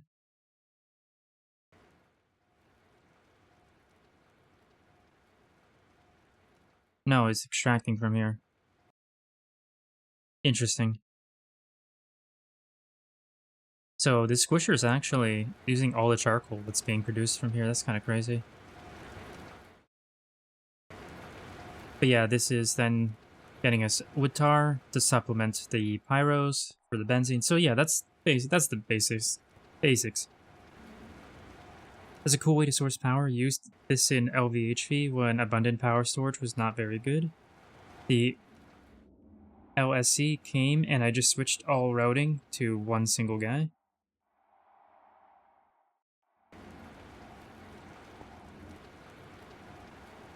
Yeah, the biggest choke point of the benzene line is the LCO.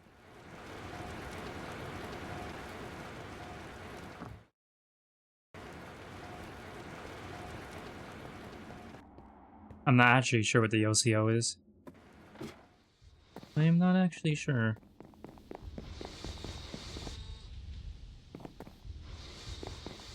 Unless you mean the industrial coke oven.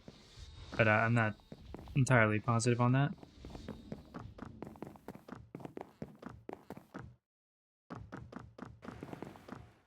But yeah, that is...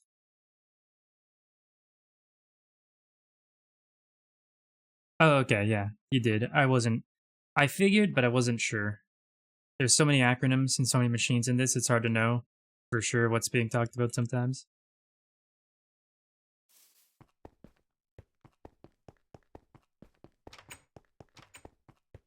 And I don't know what comes next. There's been lots of talks about nukes. We already have a nuke set up somewhere, but beyond that, I don't exactly know what's coming. I do know there's been talk about the LSC as well.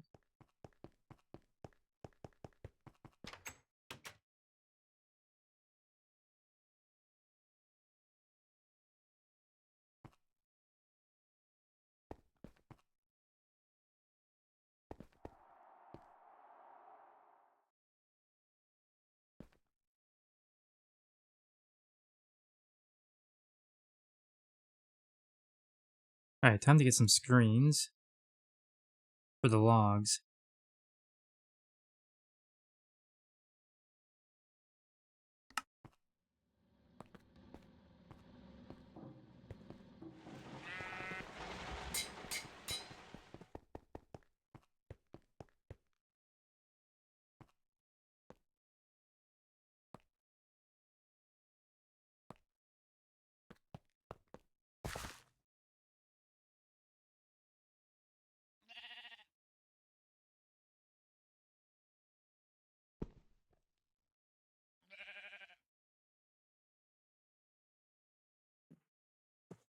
My game crowd? No, it's still up. I'm gonna say.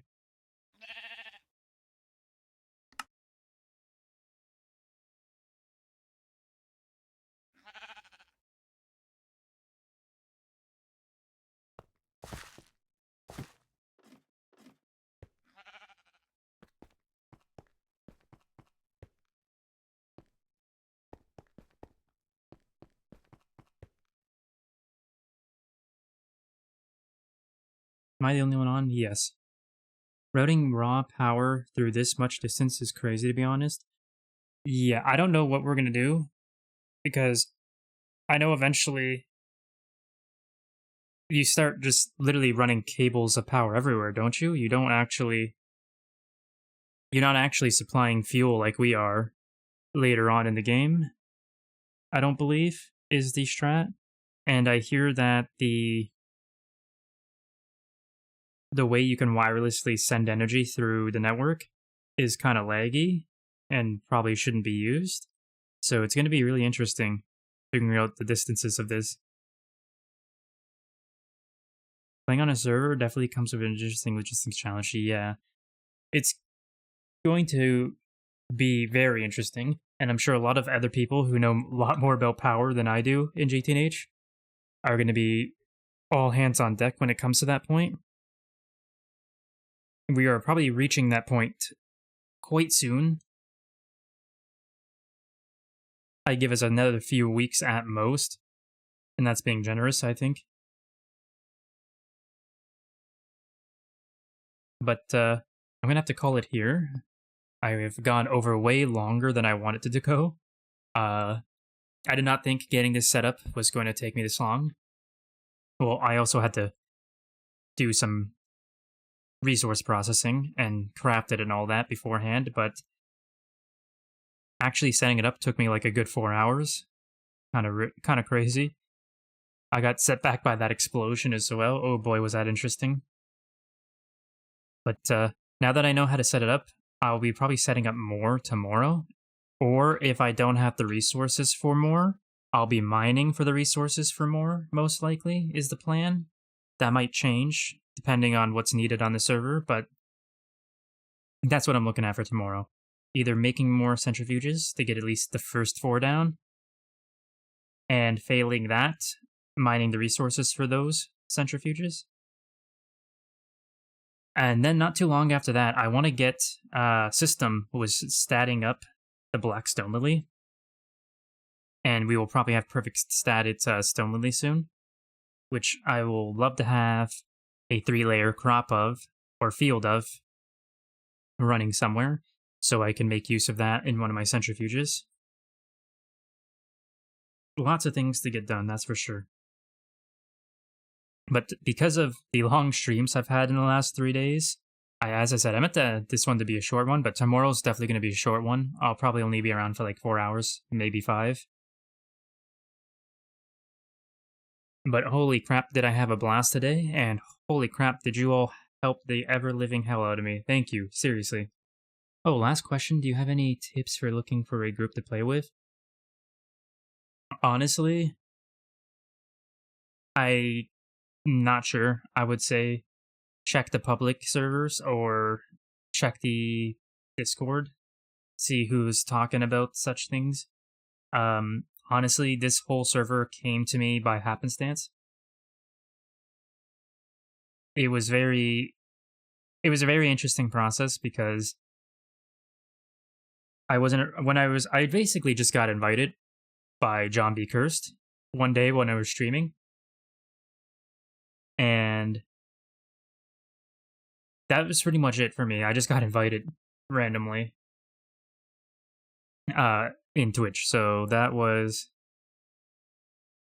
all that happened on my side. But the interesting part was,